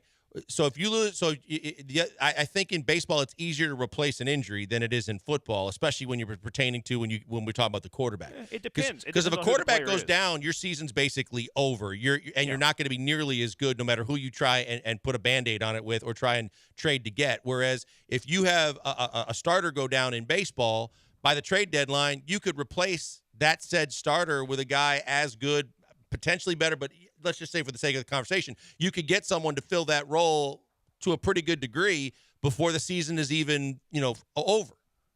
Yeah, well, what if it's Jordan Alvarez? Depends on what team's willing to sell what they got, right? There's still a chance that you could get not maybe you're not getting Jordan, but you could get a very high level outfielder or bat to replace him. Whereas if you lose Tom Brady or you lose Joe Burrow, you ain't finding another replacement that's going to walk through that door and learn that playbook and do what's necessary. But any other position, I think you can survive. Other than quarterback, I think you can survive any position in football if you have the quarterback. Like, I think it takes that quarterback, though.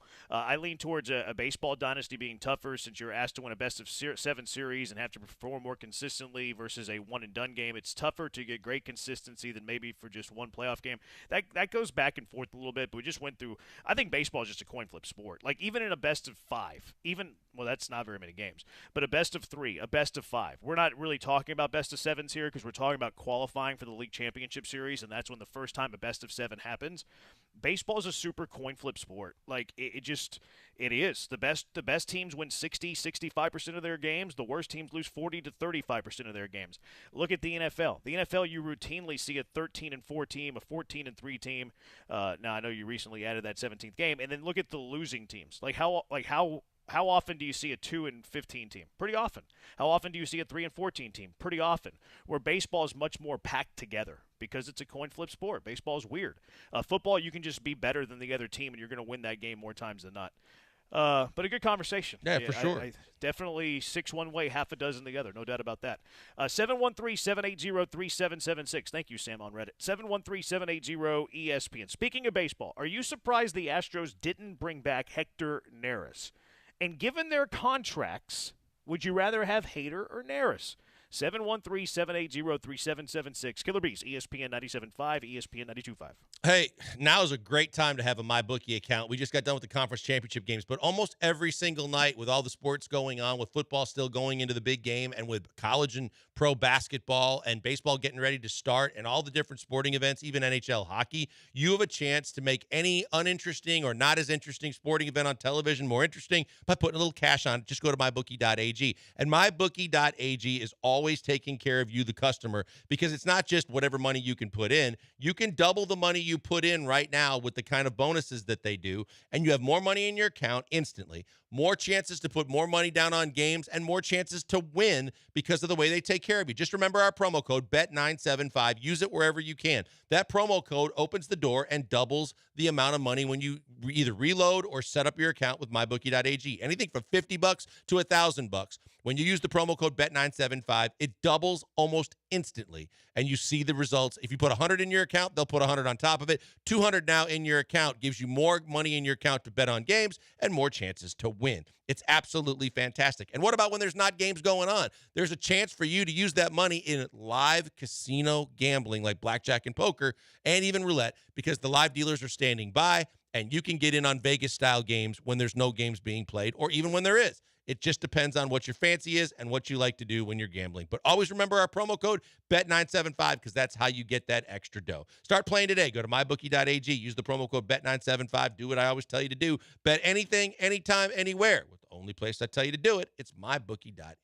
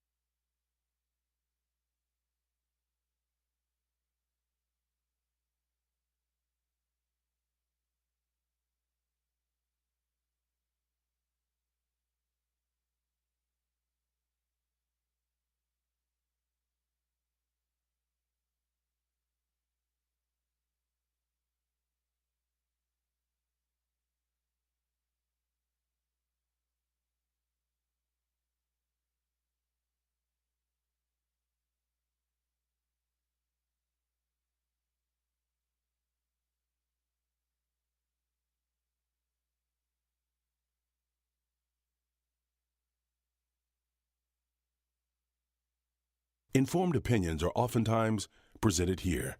You're locked in with the Killer Bees on 97.5 and 92.5. Live from the Veritex Community Bank Studios, here's Joel Blank and Jeremy Branham.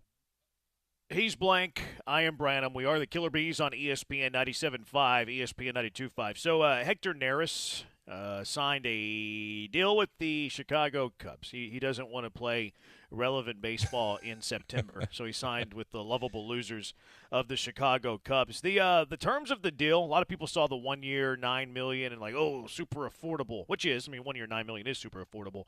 But then we learned that there is a player option for the following season, that if he gets to 60 games, he gets a $9 million option the next year. And then there's also incentives that could bring the total to just over $23 million over 2 years, which, it's $11.5 million for Hector Neris per year if that does convert, which I would be shocked if he doesn't get to 60 games. That would kind of take it would take an injury, I think, for Hector Neris. Mm-hmm. So this isn't the $15 million per year that we thought. This is pretty affordable. $9 million, maybe it's $18 million over 2. If he's hitting the incentives, you're probably happy that he's hitting the incentives because it means he's pitching well.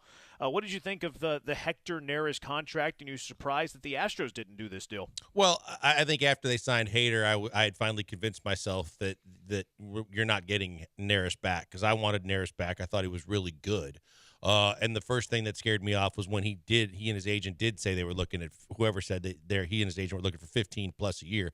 That was just ludicrous. But when you look at it now, I'll take Hader over Neris, and I'm even a little better with the money, because Hader has proven year in, year out, and time again that he is dominant. Like, Neris was a closer for the Phillies for like 88 games total. He's had his ups, he's had his downs. He's had some good years here. He had a really good year last year. But when I look at the two and I look at where the team is at, the fact that you could add a lefty that is as dominant as Hader has been and then put him in that bullpen and sign him for the length of the contract that you got him for, I think you can look at him and say, I know what I'm getting every single year because that fastball translates no matter what, because he's been dominant, and because I like the way that he, takes it to the next level in the bullpen. Neris was really good, but I don't know how much longer he's going to be really good. And I don't know, with the age and everything that factors in, if he's going to be able to be as consistent as the consistency I've seen from Hader. So I feel fine with what the Astros did, and I've been the biggest supporter that I wanted Neris back. But good on Neris for getting what he did, but it did seem a lot more affordable than I was expecting him to get it because I thought he was going to get $10 million plus.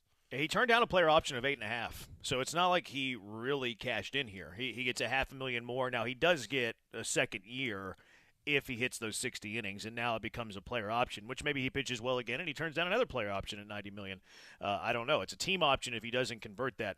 So it's kind of interesting that he turned down $500,000 to hit the open market. Now, I expect he thought he was going to get more. The $15 million, I'm sure, was a direct order to the Houston Astros that, hey, you spent Rafael Montero money. We want Rafael Montero money. I'm with you in the sense that once the Astros got Hader, that was it. And I'm not even completely sold that they would have signed a reliever if Graveman didn't get hurt. So even if that's not the case, even if I'm wrong there, the Astros had one relief pitcher move in them. They had one relief pitcher move in them. So this wasn't a Hader and Neris situation. Right. Like other people, well, you could have also got Neris. You could have also got Neris for the middle relief at 1 year, $9 million. No. As soon as you got Hader, you were done signing middle relievers. It closed the book on Neris, even if he would have signed a league minimum contract with you.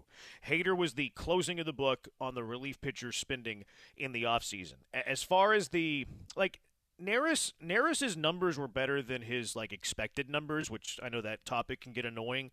He lost about 2 miles per hour off his fastball. The expected numbers, his ERA was supposed to be a lot higher than it really was, which nowadays, and general managers, they don't pay you as much for what you did. They pay you for what they expect you to do going forward.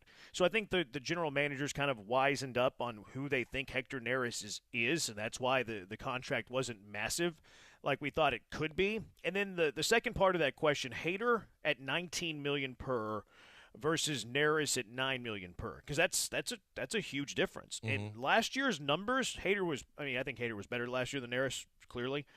But was he $10 million better? You could argue last year that he wasn't. But I think going forward, I expect Hader to continue to be a dominant late-inning reliever for the Astros that probably will, demote Presley to the 8th, demote Abreu to the 7th, and makes you better in the back end. I think being better in the back end makes you a better playoff team, and your chances of the World Series, or at least navigating the playoffs to get to a World Series, increase. And I'm not, what you just said, I think it's a really good point. I don't know what Neris is going to look like for the next 2 years, the next 3 years. So I'm cool with spending the more money on Hader than Neris. And I also don't think that it cost the Astros a move here. Because you could tell me, well, if you signed Neris, you could also have gotten Jorge Soler. Would you rather have Neris and Soler or Hader? And now you have this really confusing conversation. I don't think it costs you that. I don't think the Astros are playing in that market anyways. This isn't a Hader or Neris and another player. This is flat out Hader or Neris, and that's the end of the conversation. And think about this too, Jeremy, because of the fact that Neris was a Houdini kind of escape artist last year, but a lot of it was self-inflicted. He set himself up for some tough situations that he pitched his tail off and pitched his way out of. But a lot of times he created his own danger, so to speak, and that was also an issue. And the fact that from an Astros perspective, they saw it backfire going and spending a little bit more and giving multiple years to Montero, and it didn't work out.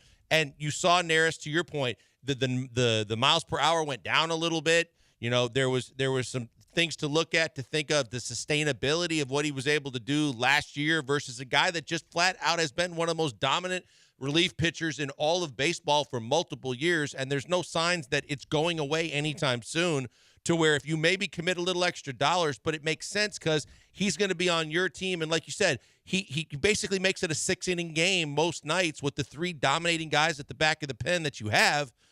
And maybe this is a different conversation if Montero isn't on the books for 11 for the next 2 years, and maybe then it's a different conversation in terms of. And I agree with you that if Graveman doesn't get hurt, this conversation may be totally different too. But because of the fact that you have Montero still on your books too, this wasn't something that they were going to be willing to do regardless. But I thought he was great last year. I don't know how long he could sustain that. I just don't think there was a secondary move here. Like, it wasn't Neris and an outfielder or Hader. No, it was Hader or Neris, and then if they make the decision to bring it's not going to be a top-level outfielder. It's going to be a backup caliber outfielder. Then they'll do that regardless if it was Hader or Neris. Plus, like, all that we hear all offseason was that Crane needs to spend. And then when Crane spends, he spends a lot on Hader. And I haven't seen a whole lot of people say that I haven't really seen anybody say that they should have signed Neris and not Hader. But this is why. Like, this is why all of our listeners that were saying that Crane was cheap, this is why. Because he's not spending big money on big free agents this offseason. And then he did. So that should satisfy. Who saw this coming satisfy too? the people. To the point that we kept making on the show. No one saw it coming. No one saw them spending it on a relief pitcher. We were talking about a bat or a middle relief pitcher, but not at this dominant of a salary for that many years. And yet Crane was willing to do it because he thought that this was the best way to to give the team an advantage. So, yeah, you can't say he's cheap, and you can't say that he isn't willing to do what's necessary for this team to continue to win, because this is a big-time move. But, to a certain degree, too, as much as I like Neris, if you told me you had to give him 5 years, even 3, I think would be too much. Oh, yeah. Yeah, because I just don't see him being that effective for that long of a period of time. Now, if you would have said this before you had Hader, I think a lot of people would have been ticked off about it. Oh, you could have had Neris on a 2-year, $18 million deal where the second year is a team option or it's a player option if he hits 60 games. They would have been upset. But because you signed Hader, no one's really upset. It might be like, oh, we could have had both, but the backup is, well, you also got Hader. So it's like, okay. You shrug your shoulders, shrug emoji. Joe, how excited are you that you have Hector Neris for the Cubs?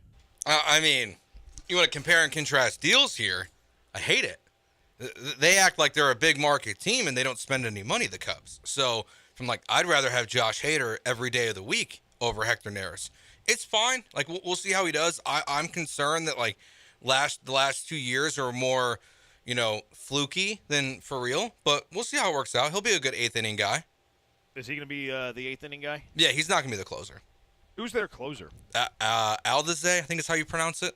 Oh, okay. It's like a lawyer or whatever? Yeah, but he was hurt last year, so he'll be the closer this year for sure. Neris will be in the 8th. The pitcher that they brought in from Japan, he's a starter. Oh, he's going to be a starter? I think so. I don't know. They only have 3 starters if he's not, so. Yeah, I've read he's a starter. Where they have Steele and Talent. They still have Tyon, don't they? Yeah. From the Woodlands High School? Yeah, and then they have Hendricks still. Tyon had a good second half of the year. Yeah, he's solid. He's shown flashes, yeah. Well, they're going to be an okay team. They might win the division, but good luck. Right. He was decent with the Yankees. I said they might win the division. They weren't far off last year. It's not a good division. He said they were going to win the division. They're going to be useless by September. We know the story for the Cubs. They were in the playoffs until the last 2 weeks of the season. Who's going to beat them? The Brewers? They got hot under David Ross. The Cardinals are going to have a resurgence? It's not a good division. I actually kind of like the Cardinals. You do? Yeah, they spent some money in the starting pitching. They brought in Sonny Gray. Their they offense did. Ain't bad. I also think they severely underperformed last year. I think their roster was way better than their record. So I actually do like them as a dark horse. I haven't looked at division odds yet, but if I can get St. Louis at plus 500, that'll probably be something I'm super eager in doing. Maybe it's just the one. What's the kid's name? Cruz from the Reds. Oh, Neil Cruz? No, that's the Pirates. Is it Geronimo? Oh, you're thinking Ellie De La Cruz. Oh, yeah, Ellie De La Cruz. That There guy. you go. De La Cruz. He the makes Reds. They could be sneaky good next year, Reds too. are a really talented young team. I forgot about the Reds. I think the Reds are the best team in Yeah, the division, they're really actually. good. They just didn't add anything this offseason. So. See, they kind of did though. They added 3 middle of the pack rotation arms, which will help them eat innings. And their best 2 pitchers didn't pitch much last year, in Hunter Green and Nick Lodolo. Green's a beast. I think that they're. I'm gonna go look up stupid NL Central futures now. I wonder if they even exist yet. Because I do like the Reds. If Cubs, I get the Reds, you brought it up. Cubs are the favorite. Well, it depends on where you look at. DraftKings has the Cubs at a favorite plus 180. BetMGM and FanDuel has the Cardinals at plus 150 or 180. The Reds you can get plus 390. Reds plus Would you say 4. you say I get the Reds at plus 450? Yeah. Oh, I'm playing that. That's on. That's FanDuel, but Brewers are not in this mix at all. I mean, they're still think there. so? No, I'm asking because I think that they still are. They still, they're going to get some of their injured players back. They're obviously never going to overspend, but they're always super solid. It's the most What's Ryan Braun up to these days? I think he's still on the Brewers. No, yeah, Ryan he's Braun's probably fighting with UPS guys. trying to find how's another it- partner for a restaurant after everybody pulled out when he got caught with roids. How's their offense? Well, I mean, Yelich had a better year than he's had, but that's Zero not pop, saying but much. yeah. Yeah, because he never has panned out to what they thought they were getting when they signed him. We but know the story on him. what? He's still in signs. Oh, Fact. okay.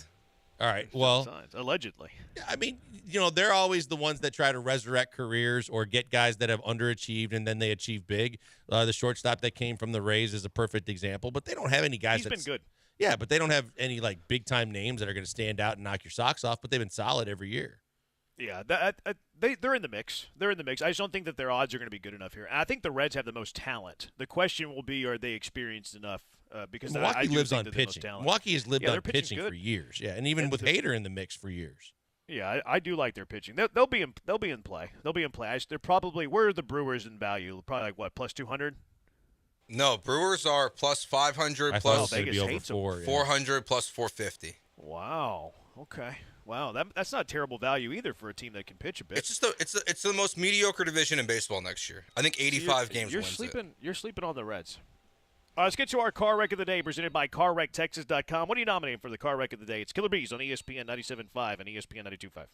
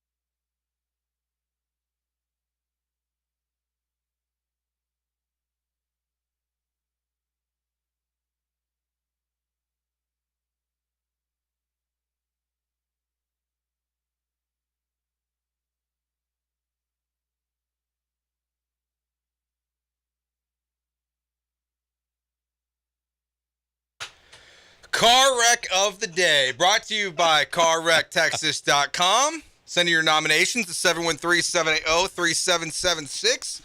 Jeremy's gone. If you heard at the very end of the segment that you could hear a hotel phone ringing in the background, I heard it. I come back into the studio, Joel, and I just hear, Joe. I'm like, Jeremy, what's going on? They kick you out? He goes, yes. Jeremy got kicked out of his hotel room because he's been there too long. He's past checkout. He got kicked out. Well, that's the car wreck of the day. That's a good nomination. We have so many. We do have a lot, but just think about this now. If you are planning ahead and you know you have a set radio show time of 3 to 6, and you do realize that if you're on the road in a hotel, you normally could just call the front desk and let them know, special circumstances, we got this going on. The hotel normally wants to cater to the big blocks of rooms that they sell, especially to like universities and things. You think if you plan ahead, you could get around that? Yeah, so I don't know if Jeremy didn't plan ahead or if just he was there too long. So Jeremy got kicked out, so that's our first nomination. I'll nominate. Does that get a horns down? Yeah, horns down. Okay.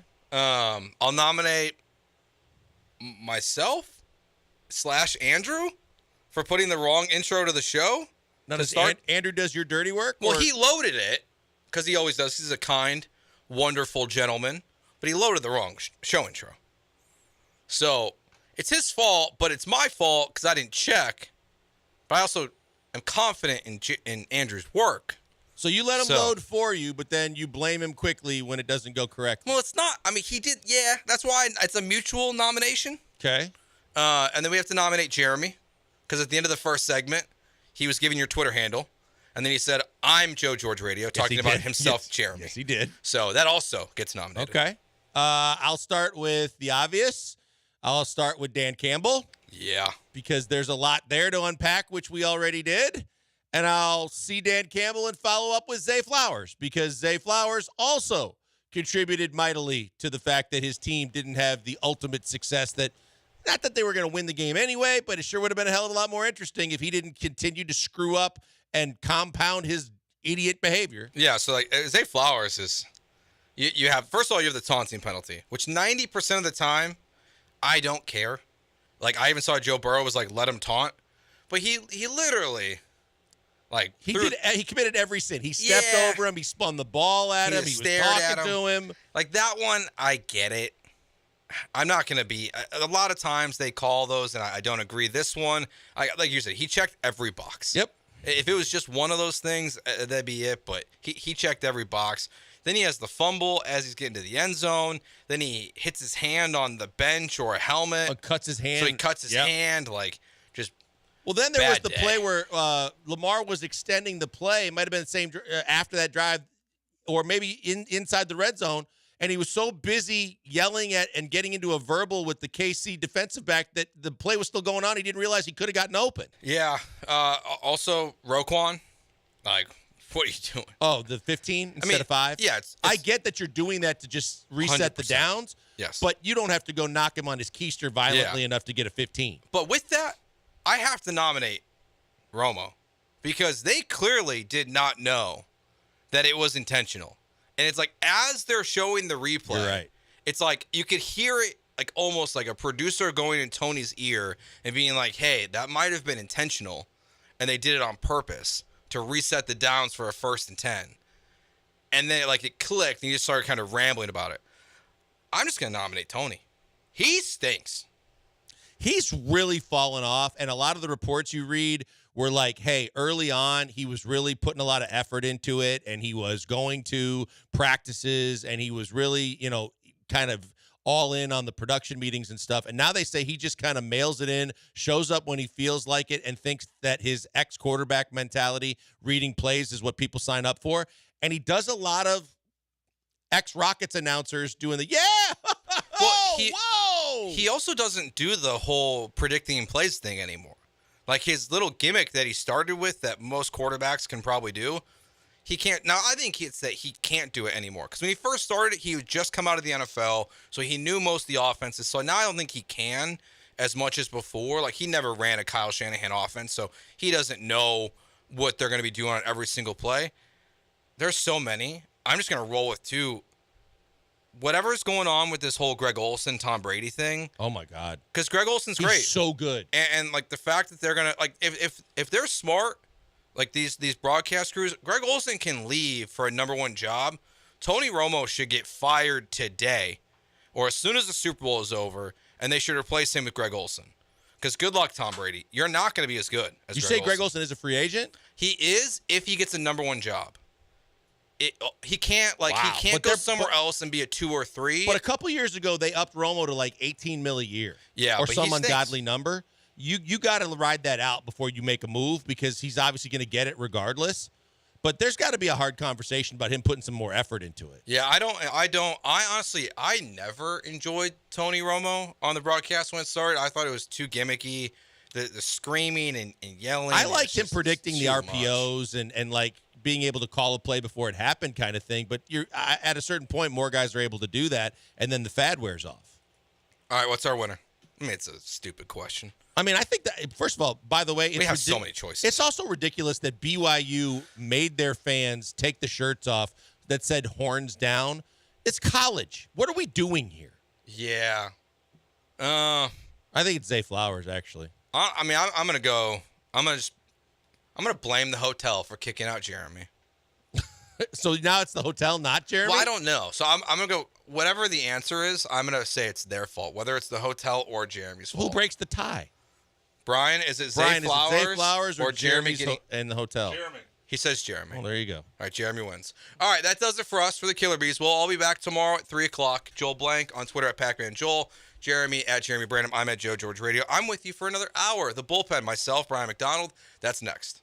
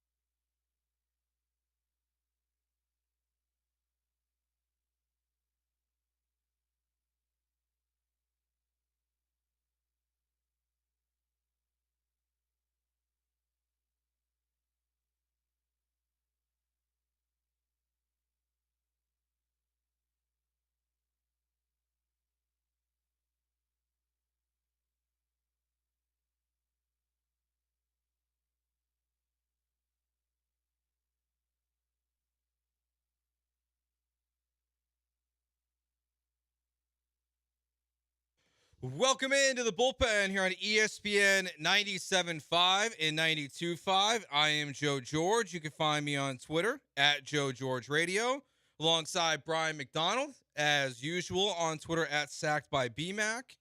We got a lot to get into over the next hour, leading you into the Buzz Williams Show, Texas A&M basketball's head coach, their coaching show every Monday night. But obviously, the Super Bowl is set. The 49ers versus the Chiefs. Mr. Irrelevant versus Patrick Mahomes. We'll talk about those games, our worst Super Bowl storylines that we're going to have to deal with for the next 2 weeks. I just saw that FanDuel Canada, because apparently they have different betting than we do in America, has a wager of will Travis Kelce propose to Taylor Swift. It is a plus 190 underdog for a yes, minus 250 no. I would bet the no. That seems quick. I agree. But we saw it in this city. What did Carlos Correa do after the 2017 World Series? He proposed on the field. So we got that to get into. We're going to talk about worst Super Bowl stories. A lot of Taylor Swift is going to be around there. Brock Purdy. We're going to look at the Super Bowl odds for 2025. They're already out. Where are the Texans in that conversation? Where should they be? Or are you going to bet on the Texans to go and win the Super Bowl next year with where their odds at right now?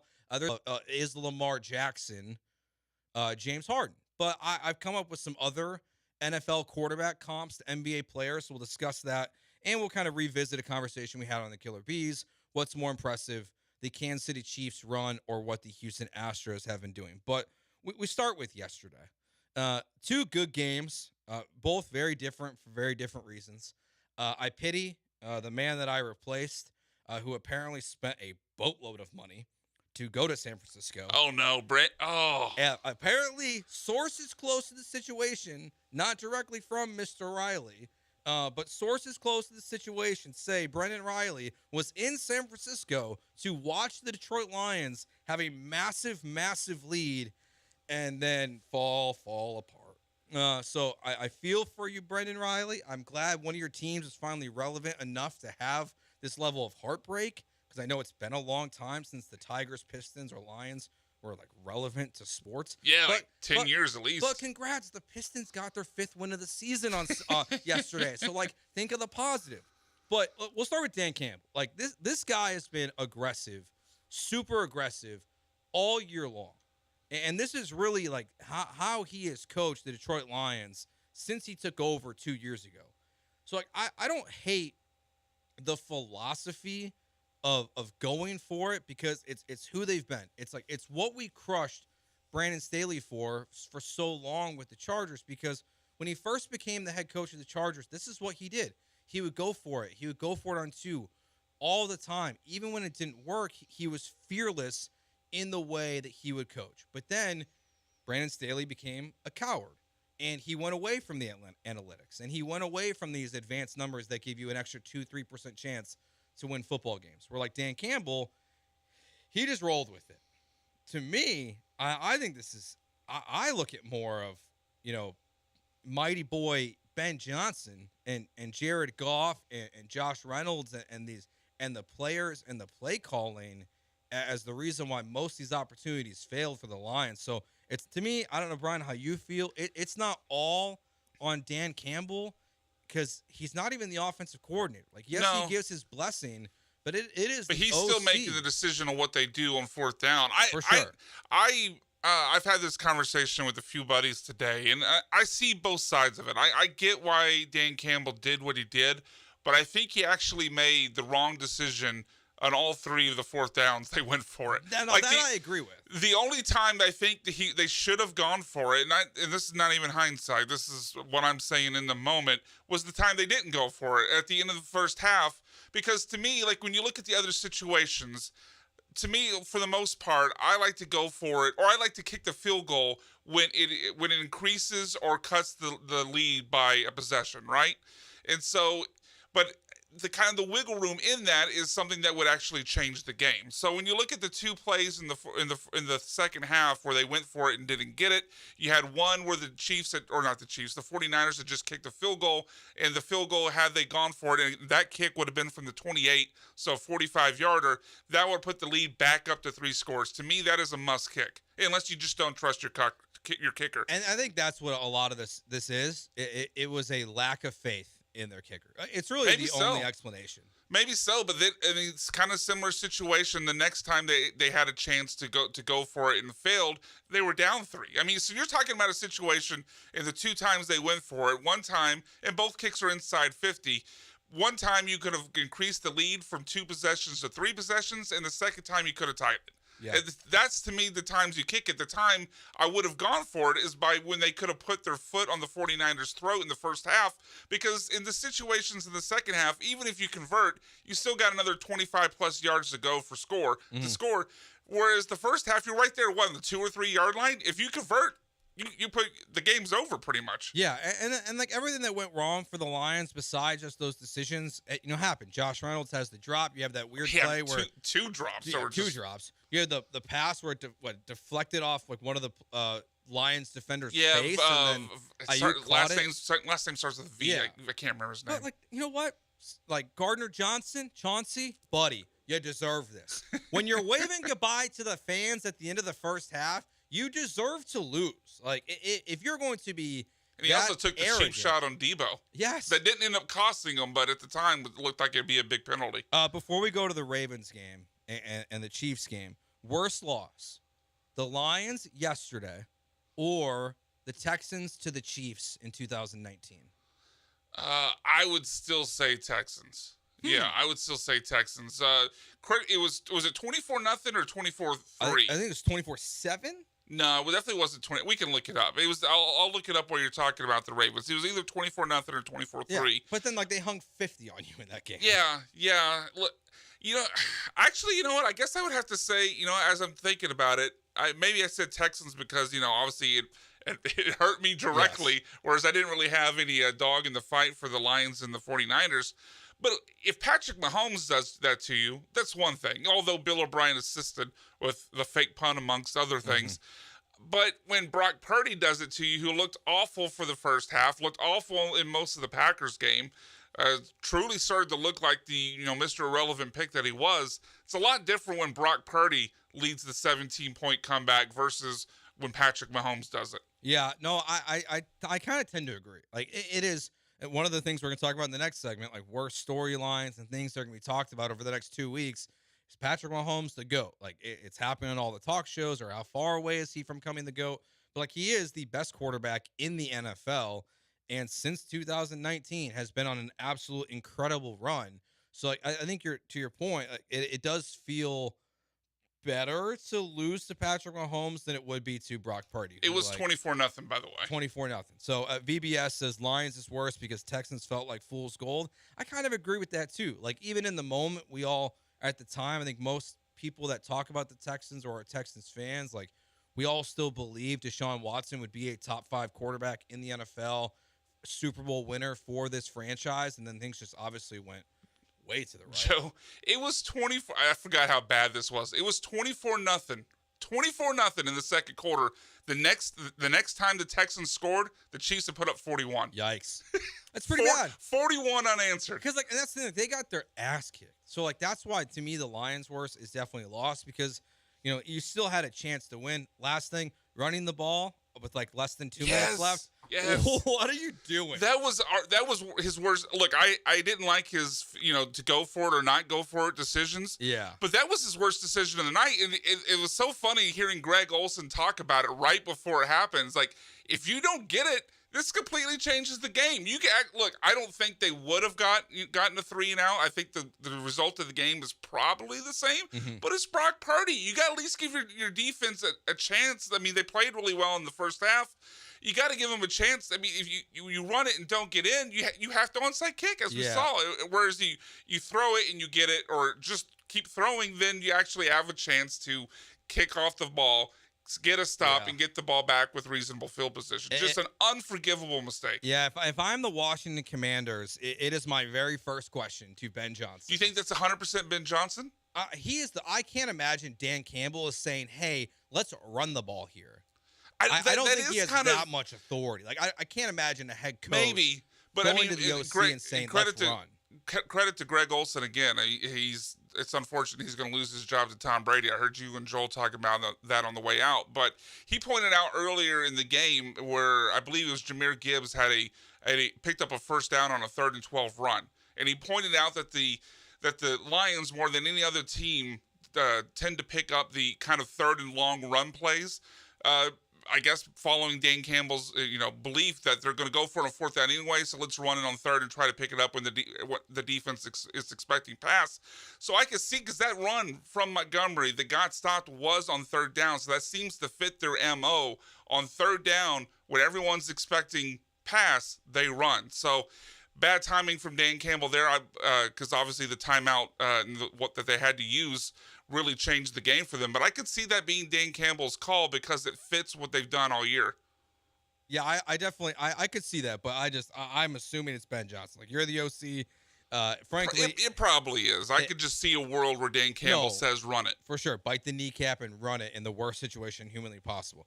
And then, like you have the Ravens game where it's a competitive game.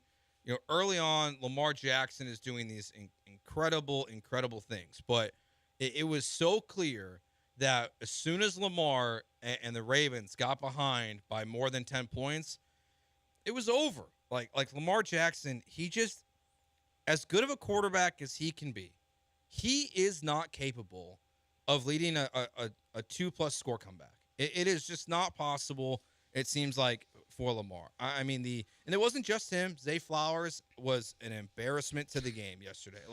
The taunting penalty, I was talking about this with Joel. Like, normally I don't have an issue with taunting, but he literally checked every negative box for a referee. They had to throw it. Then you have the fumble. Then he cuts his hand hitting whether it was like the bench or a helmet, just like total disaster for Zay Flowers. You have the interception for Lamar Jackson, which, like, I don't know, Isaiah Likely, what are you doing raising your hand there, buddy? You're not open. But Lamar threw it in triple coverage. So that game was everything that, like, you want to be critical about Lamar Jackson for. As much goodwill as he gained last week for crushing the Texans, he lost dramatically in yesterday's game. Somehow he's going to end up here in a couple weeks having as many MVP awards as he does playoff wins. Yeah. It's kind of incredible. It's incredible and sad at the same time. It really kind of, watching the game, it really kind of depressed me as a Texans fan, thinking, oh yeah, the Texans lost to this offense. Because everything that I think we said about the Ravens as to why the Texans could win, about how poor that offense could be at times, how predictable they could be, how easily they are to shut down, how easily you can make them one-dimensional. All of that happened yesterday. Yeah. And it was right there for the Texans. Well, I thought the Ravens game was fascinating too, because the Chiefs are not a good run defense. Now, I know the Chiefs, according to all the advanced metrics, Pro Football Focus, all the DVOAs and stuff like that, have played their 2 best football games of the year the last 2 weeks. It's been like their best DVOA game on both sides of the ball since week 5 of the NFL season. But the Ravens did pretty much abandon the run in this game, something that has worked so well for them and it felt like it worked pretty well for them during the game. Yeah, Gus Edwards had 5 carries the entire game. They just they went away from it. Like, I don't know if it was panic or it was because they were as much opportunity as they were giving the Chiefs to just run away from this game. The Chiefs never really did.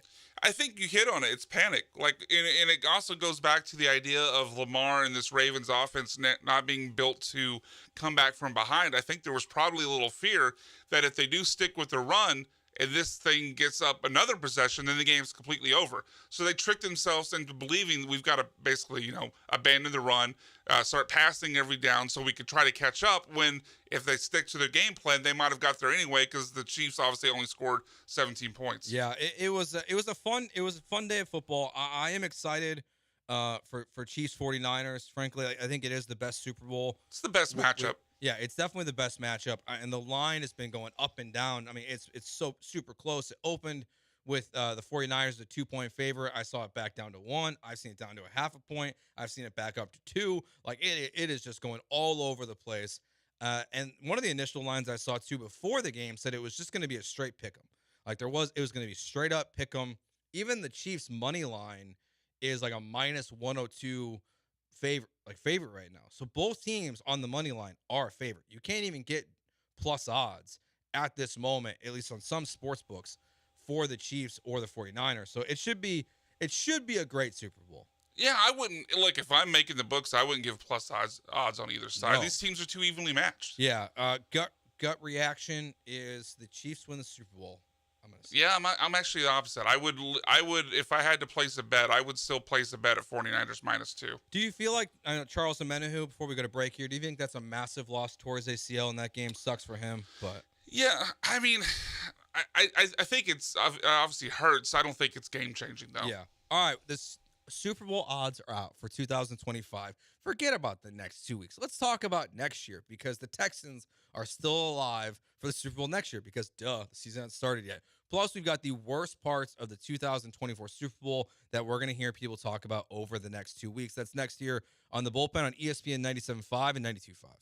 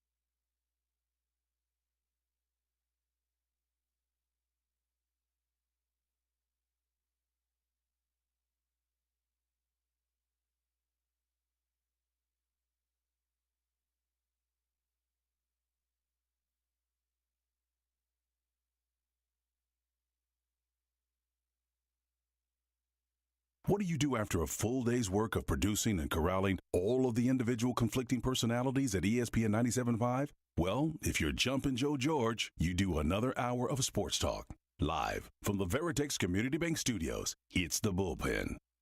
Joe George, Brian McDonald here with you till 7 o'clock. We got the odds for the 2025 Super Bowl.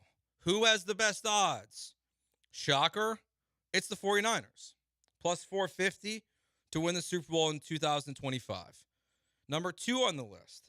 I would bet you that this has changed. I'm going off an article from Odds Checker. It has the Ravens at plus 700. That is interesting because it's not like they're free of guys that could potentially leave. I mean, obviously their best pass rusher could be leaving here at the end of the season, and it's a team that's not proven they could get over the hump. So, like you said, I bet this was before yesterday's game.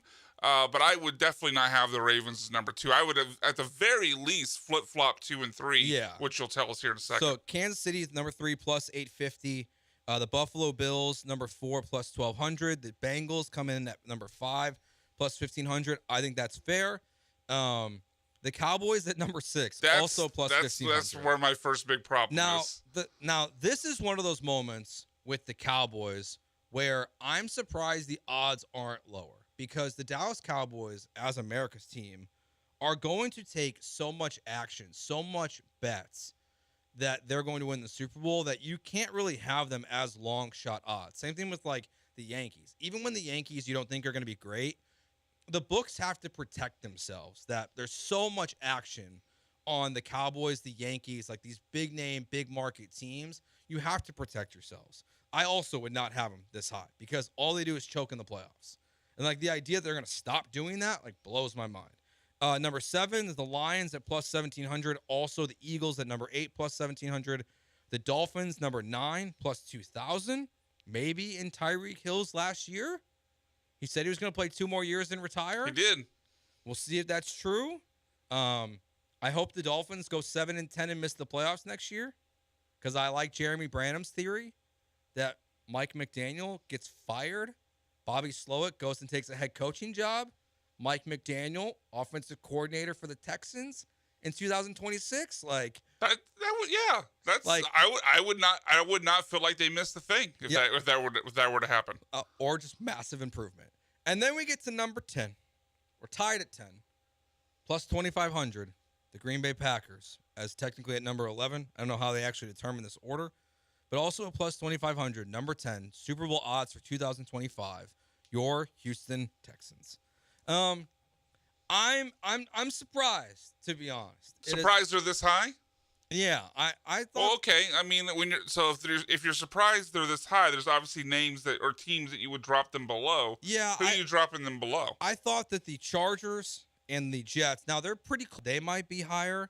Honestly, I'm a little surprised at getting the Cleveland Browns at plus 5,000. I thought with the way they played this year, the defense and everything, they'll have Nick Chubb back. They'll have Deshaun Watson back. I think it's clear, like the sports books do not believe in Deshaun Watson. I thought they might be higher on this list, but I think it's right. Like I think it's about in the ballpark. It is not a big difference between where the Houston Texans are and where other teams are at. Frankly, I think there's a fair argument to have them in front of the Miami Dolphins. I think there's also a fair argument to put them in front of the Cowboys.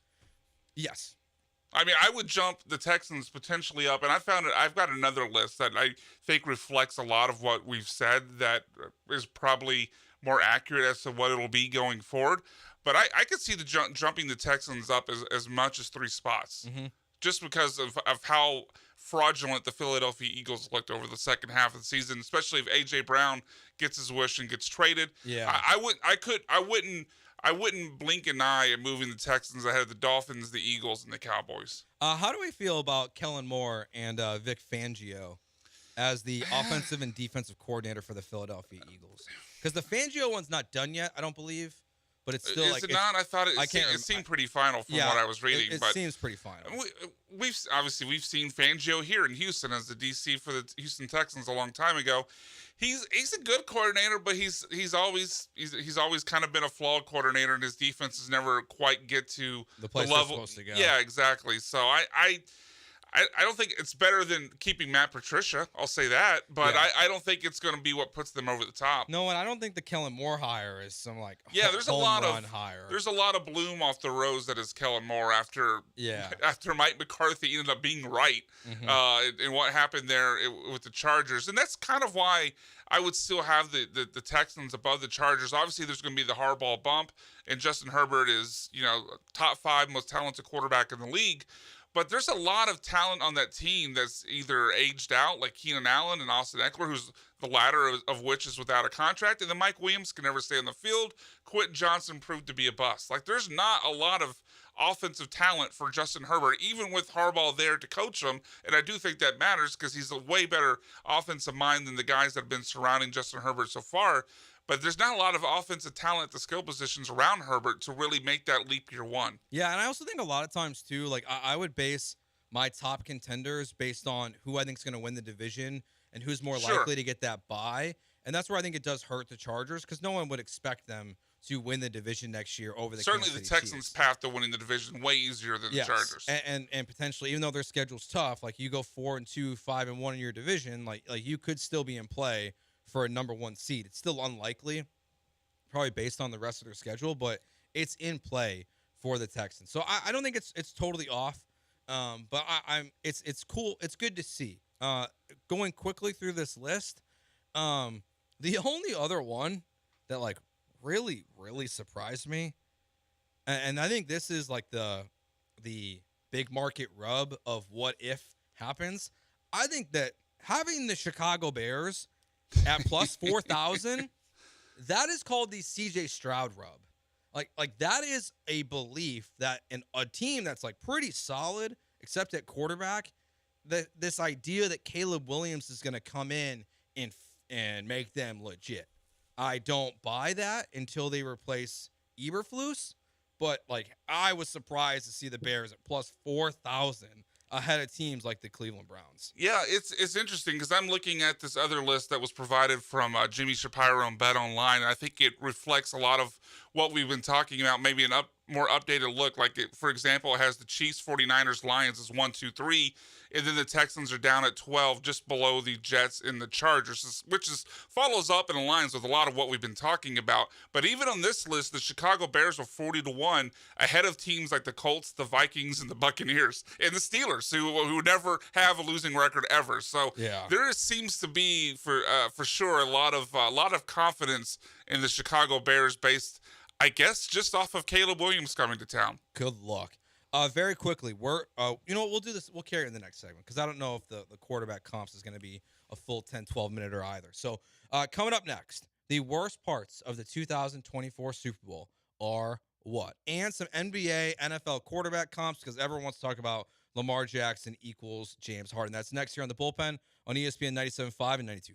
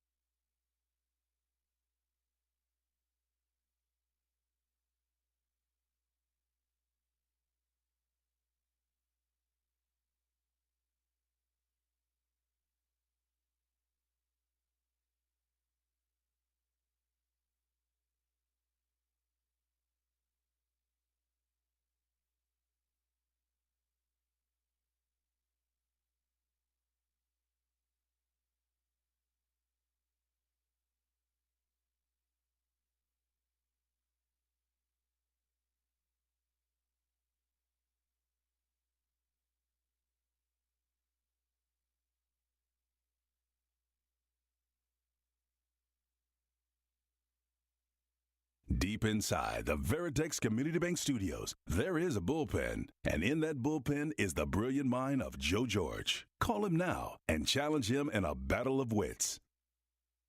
Joe George here with you for another 30 minutes on the bullpen. We'll have a full set of shows this week.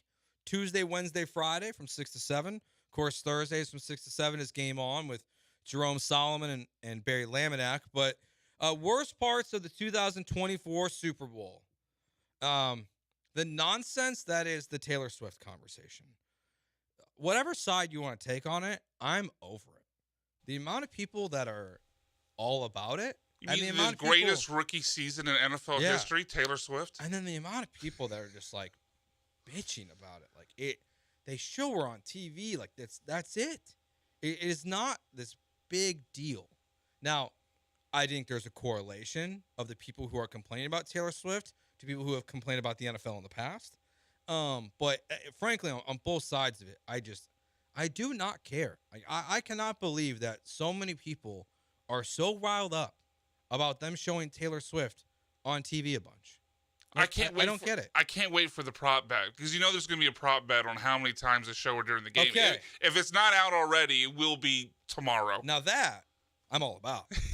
I will be gambling. I cannot wait to see that number because that number needs to be massive. Now look, I understand that she's going to be flying. I saw and like the fact she's that on, someone like broke it down of like her concert in Japan is going to start at this time and it's going to take her this many hours to fly to Las Vegas and she'll get there at 8 a.m. Las Vegas time and have time to sleep and get to the Super Bowl at 3 Vegas time. Stop. Like it is exhausting. But yes, I will be betting on how many times they show Taylor Swift. Let me just say, if she can get to Las Vegas by 8 a.m. local time, bad girlfriend, she doesn't show up to the game. I'll just say it. Fact. I do think the FanDuel prop bet that if Travis Kelce will propose is very funny, but the complaining that's going to happen is exhausting. It doesn't bother me. There's so many. Another one. There's so many Chiefs conspiracy theories. Just like the refs, we talked about one off the air. Do you want to explain it or do you want me to explain it? Yeah, so I saw a tweet from, and this is in reply to another tweet. I don't remember what the original was, but a former presidential candidate, I won't even say what side of the aisle he's on, but you could probably figure it out. But a former presidential candidate tweeted that he believes the NFL will fix the game for the Chiefs so they can then prop up Travis Kelce and Taylor Swift to endorse Joe Biden for the 2024 election coming up in November, which love it. I don't know if this guy has lived in a cave. The deep state. I don't know. Yeah, look, shout out to him living in a cave for the last 10 years and then running for president. But I think Taylor Swift and Travis Kelce, the biggest pop star in the world and the most famous tight end of all time, are probably already famous enough to endorse Joe Biden. Yep. I don't think Taylor Swift needs Travis Kelce to win a third Super Bowl to prop up her popularity to the point where she can affect an election. And it goes beyond that. Like just even in the game, actually, like the NFL, the referees chose these referees because they are harsh against home teams and will favor the Chiefs in this game. Like it's exhausting. Like which is hilarious because I'm sure a lot of those were Ravens fans. And look, I'm not going to blame the refs for the Texans losing the Ravens because the Ravens were the clearly better team. And me saying that the refs were to blame would be an absolute lie. But there were a lot of missed calls in that game, especially the one where Devin Singletary got marked like a yard and a half short, and then the Texans had to go for it on third down instead of getting a first. So clearly, the idea of them only fixing it for the home team doesn't appear to work every single week. Yeah. The other two that I had, these are more just actually football related.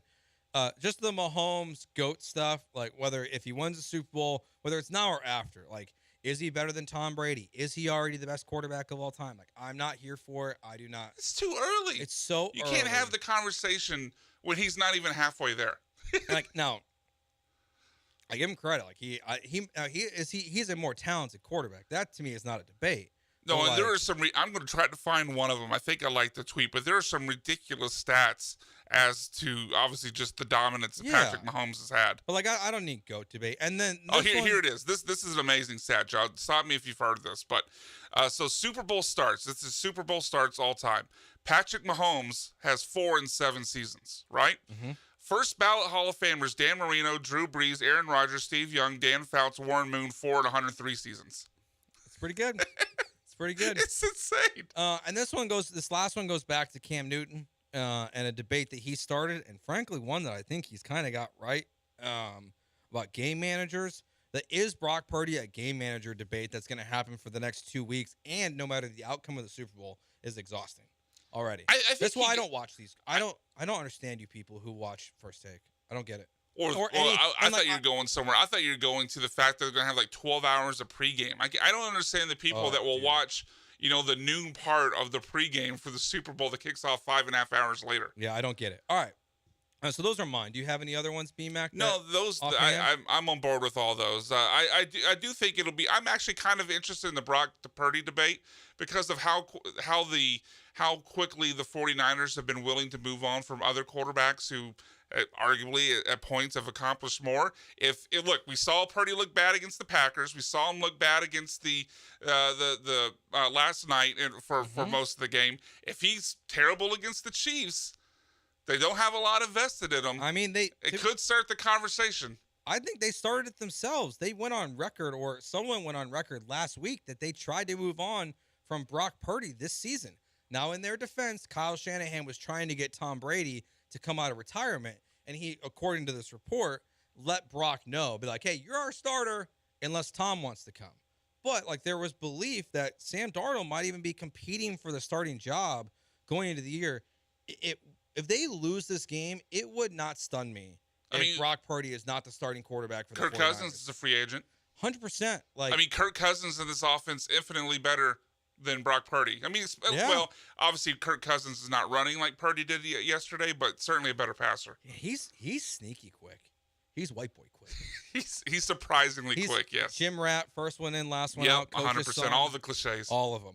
All right, last thing I got here in this segment. So Joel talked about this before, and then I heard Connor and Beard talking about it today. I think it's spot on. Lamar Jackson is the James Harden of the NFL to the NBA. It is the perfect comp. It is going to be 2-time MVP, no playoff success. Even though they have wins in the playoffs, James Harden does have series victories, but like in the biggest moment, he chokes. Like he's part of 0 for 27. He's part of so many moments where James Harden getting his shot blocked by San Antonio. Like there is so much James Harden chokes in the playoffs. Like it is Lamar Jackson 101. I would even put Lamar below Harden because at least Harden rode the coattails of Kevin Durant to get to an NBA Finals. Lamar hasn't even got to a Super Bowl. Fair. That's fair. But James was the sixth man off the bench there. I said rode the coattails. I said that up front.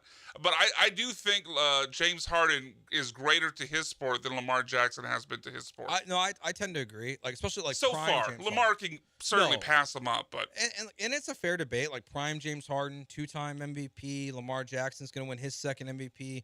Like there's a fair comp there. So I was thinking, and I've heard Ryan Russillo do this before in the past. I don't know if he's done it this year because it's kind of one of his annual things, but. They do like the NBA versus NFL quarterback comp. So I was trying to think of some. Patrick Mahomes is easy. Like going off the last or going off of the worst parts of the 2024 Super Bowl, like is Patrick Mahomes the GOAT? It's so eerily similar to where we were at with LeBron after he won like his second and third championship about passing Jordan. Like that to me is where the comp is.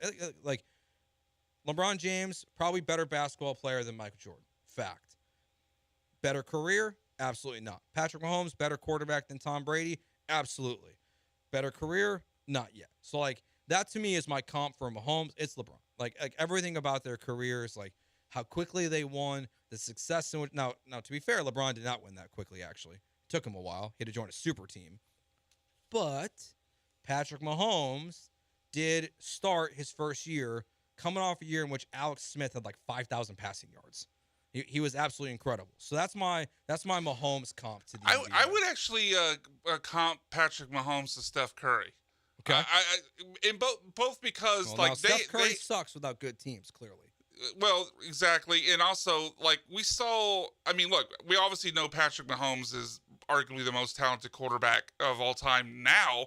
But I think there were a lot of doubts coming into the league, like there were with Steph Curry for Patrick Mahomes. And look, I fell victim to this as well. But it was the Texas Tech thing. Like, oh, quarterbacks have not worked coming out of the system. For Steph Curry, was obviously the injury concerns, the size and the ankle and all that. So there's some doubts coming into them as much as as talented as they were. There's a lot of doubts coming in. But when they hit their prime, obviously Mahomes hit it quicker than Steph Curry. They had a window now, like Steph Curry did, like 6-7 years, far greater than any 6-7 year stretch as far as team success that LeBron had. Yeah. All right. Next one. We'll skip ahead. We'll go to the other quarterback in this game, Brock Purdy. I was like, who is the Brock Purdy of the NBA? Who? My first inclination was like, okay, who was undrafted and has a championship, but you're probably not going to point to that player as their main reason why they won, but has had great success. I think the answer is Fred VanVleet. He won a championship with Toronto. Really, it was Kawhi that was like the reason why they won. He was undrafted. The other one, racially profile here, Jokic. Like, no one really believes in their talent, but they just kind of keep finding a way to get things done. They're in the MVP conversation. Now Jokic is the best. Yeah, I don't think that really fits Jokic. He's too good. Jokic is too good to be Brock Let me throw another one at you. Jalen Brunson. Second round. He wasn't undrafted. That's pretty good. He wasn't undrafted, but he was a second-round pick. He was traded away by the Dallas Mavericks, so clearly the Mavericks didn't think they were going to be able to win a title with him. So he wasn't really received as this franchise-level player. Now with the Knicks, and he's dominating. Kind of came out of nowhere. I would comp Purdy to. I don't think Purdy's dominating to the level of Brunson, obviously. Although Purdy was in the MVP conversation for quite a while, and I think he actually is one of the nominees. So yeah, I would comp him to Jalen Brunson. Okay, that's pretty good. Justin Herbert.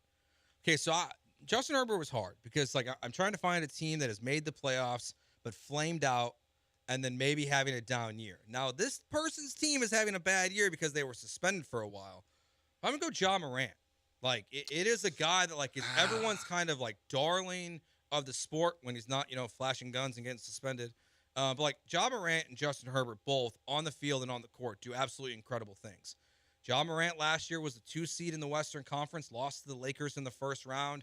Justin Herbert lost to the Chargers. I don't think they were a road team in that game, but still, like, they had a big lead. They had a huge lead, yeah. So, like, they're both kind of flashy, and I think they're both, like, we expect great things, but we're not really seeing that translate to championship level success. So I was going Herbert and Ja. Yeah, I can't separate the guns thing. I know, it's hard. I would compliment, and look, their personalities, I don't think are anything alike, but as far as, like, these uber talented players who put up tons of personal stats but don't win rings, I'm going to go with Russell Westbrook. I mean, Justin Herbert set rookie records for passing yardage. He's had 5,000 passing yard seasons, and it's equivalated to, 0 playoff wins and only 1 playoff trip period in his 4 seasons in the NFL. Russell Westbrook, I mean, obviously he had, 3 seasons in a row with averaging a triple-double. Yeah. And it hasn't turned into anything outside when he was tag teaming with James Harden and Kevin Durant. That's a good one, too. All right, we got 2 more. We'll go through kind of quickly. We'll just go a little long here. Josh Allen, I'm going to go Joel Embiid. Like, I know Josh Allen doesn't have an MVP, but does absolutely incredible things on the field, just like Joel Embiid does on the court.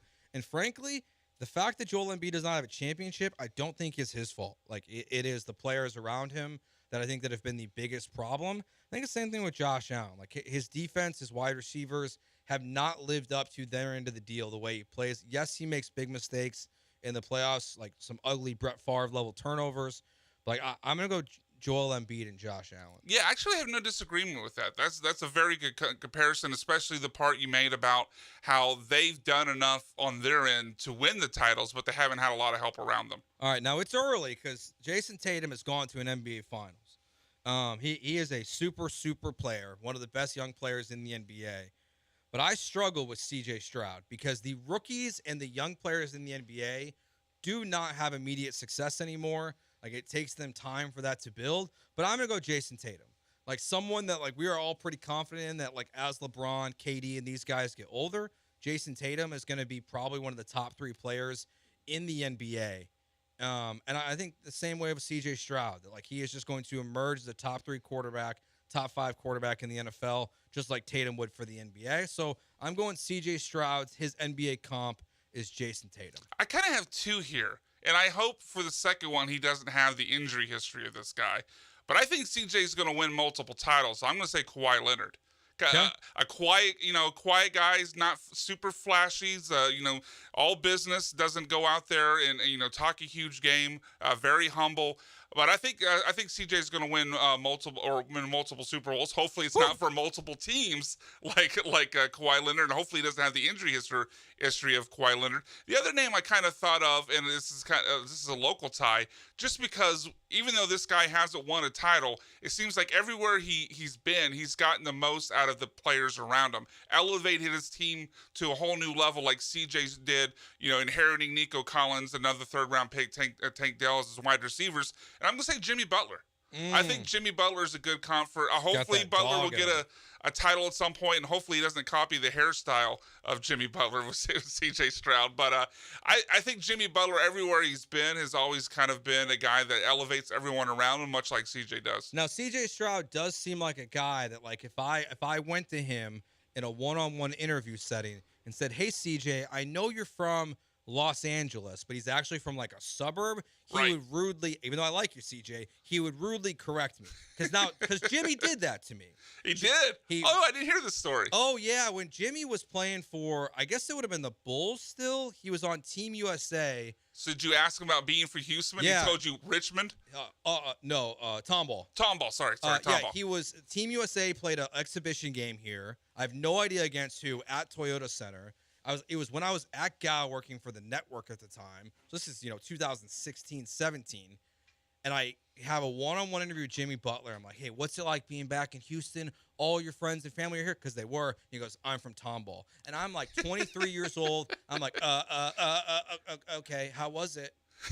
It was awful. Now, how long had you been here at the time? Did you actually know where Tomball was? Yeah, because there used to be a Chicago deep dish pizza place out there in Tomball. There we go. There it always comes back to Chicago. I'm pretty sure I'd driven out to Tomball before. All right, we're going to take a break. What's more impressive, the Astros run or the Chiefs run? That's next here on the Bullpen on ESPN 97.5 and 92.5.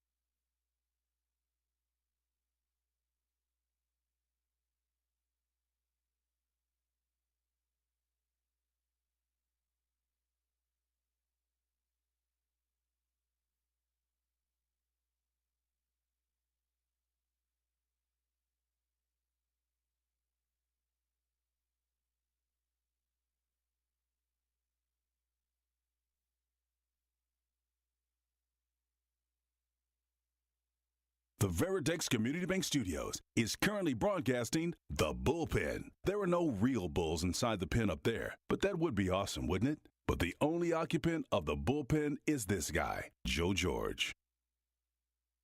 All right, final few minutes of the bullpen here on ESPN 97.5 and 92.5. Joe George, Brian McDonald here with you. We'll be back tomorrow at 6. Brian won't be.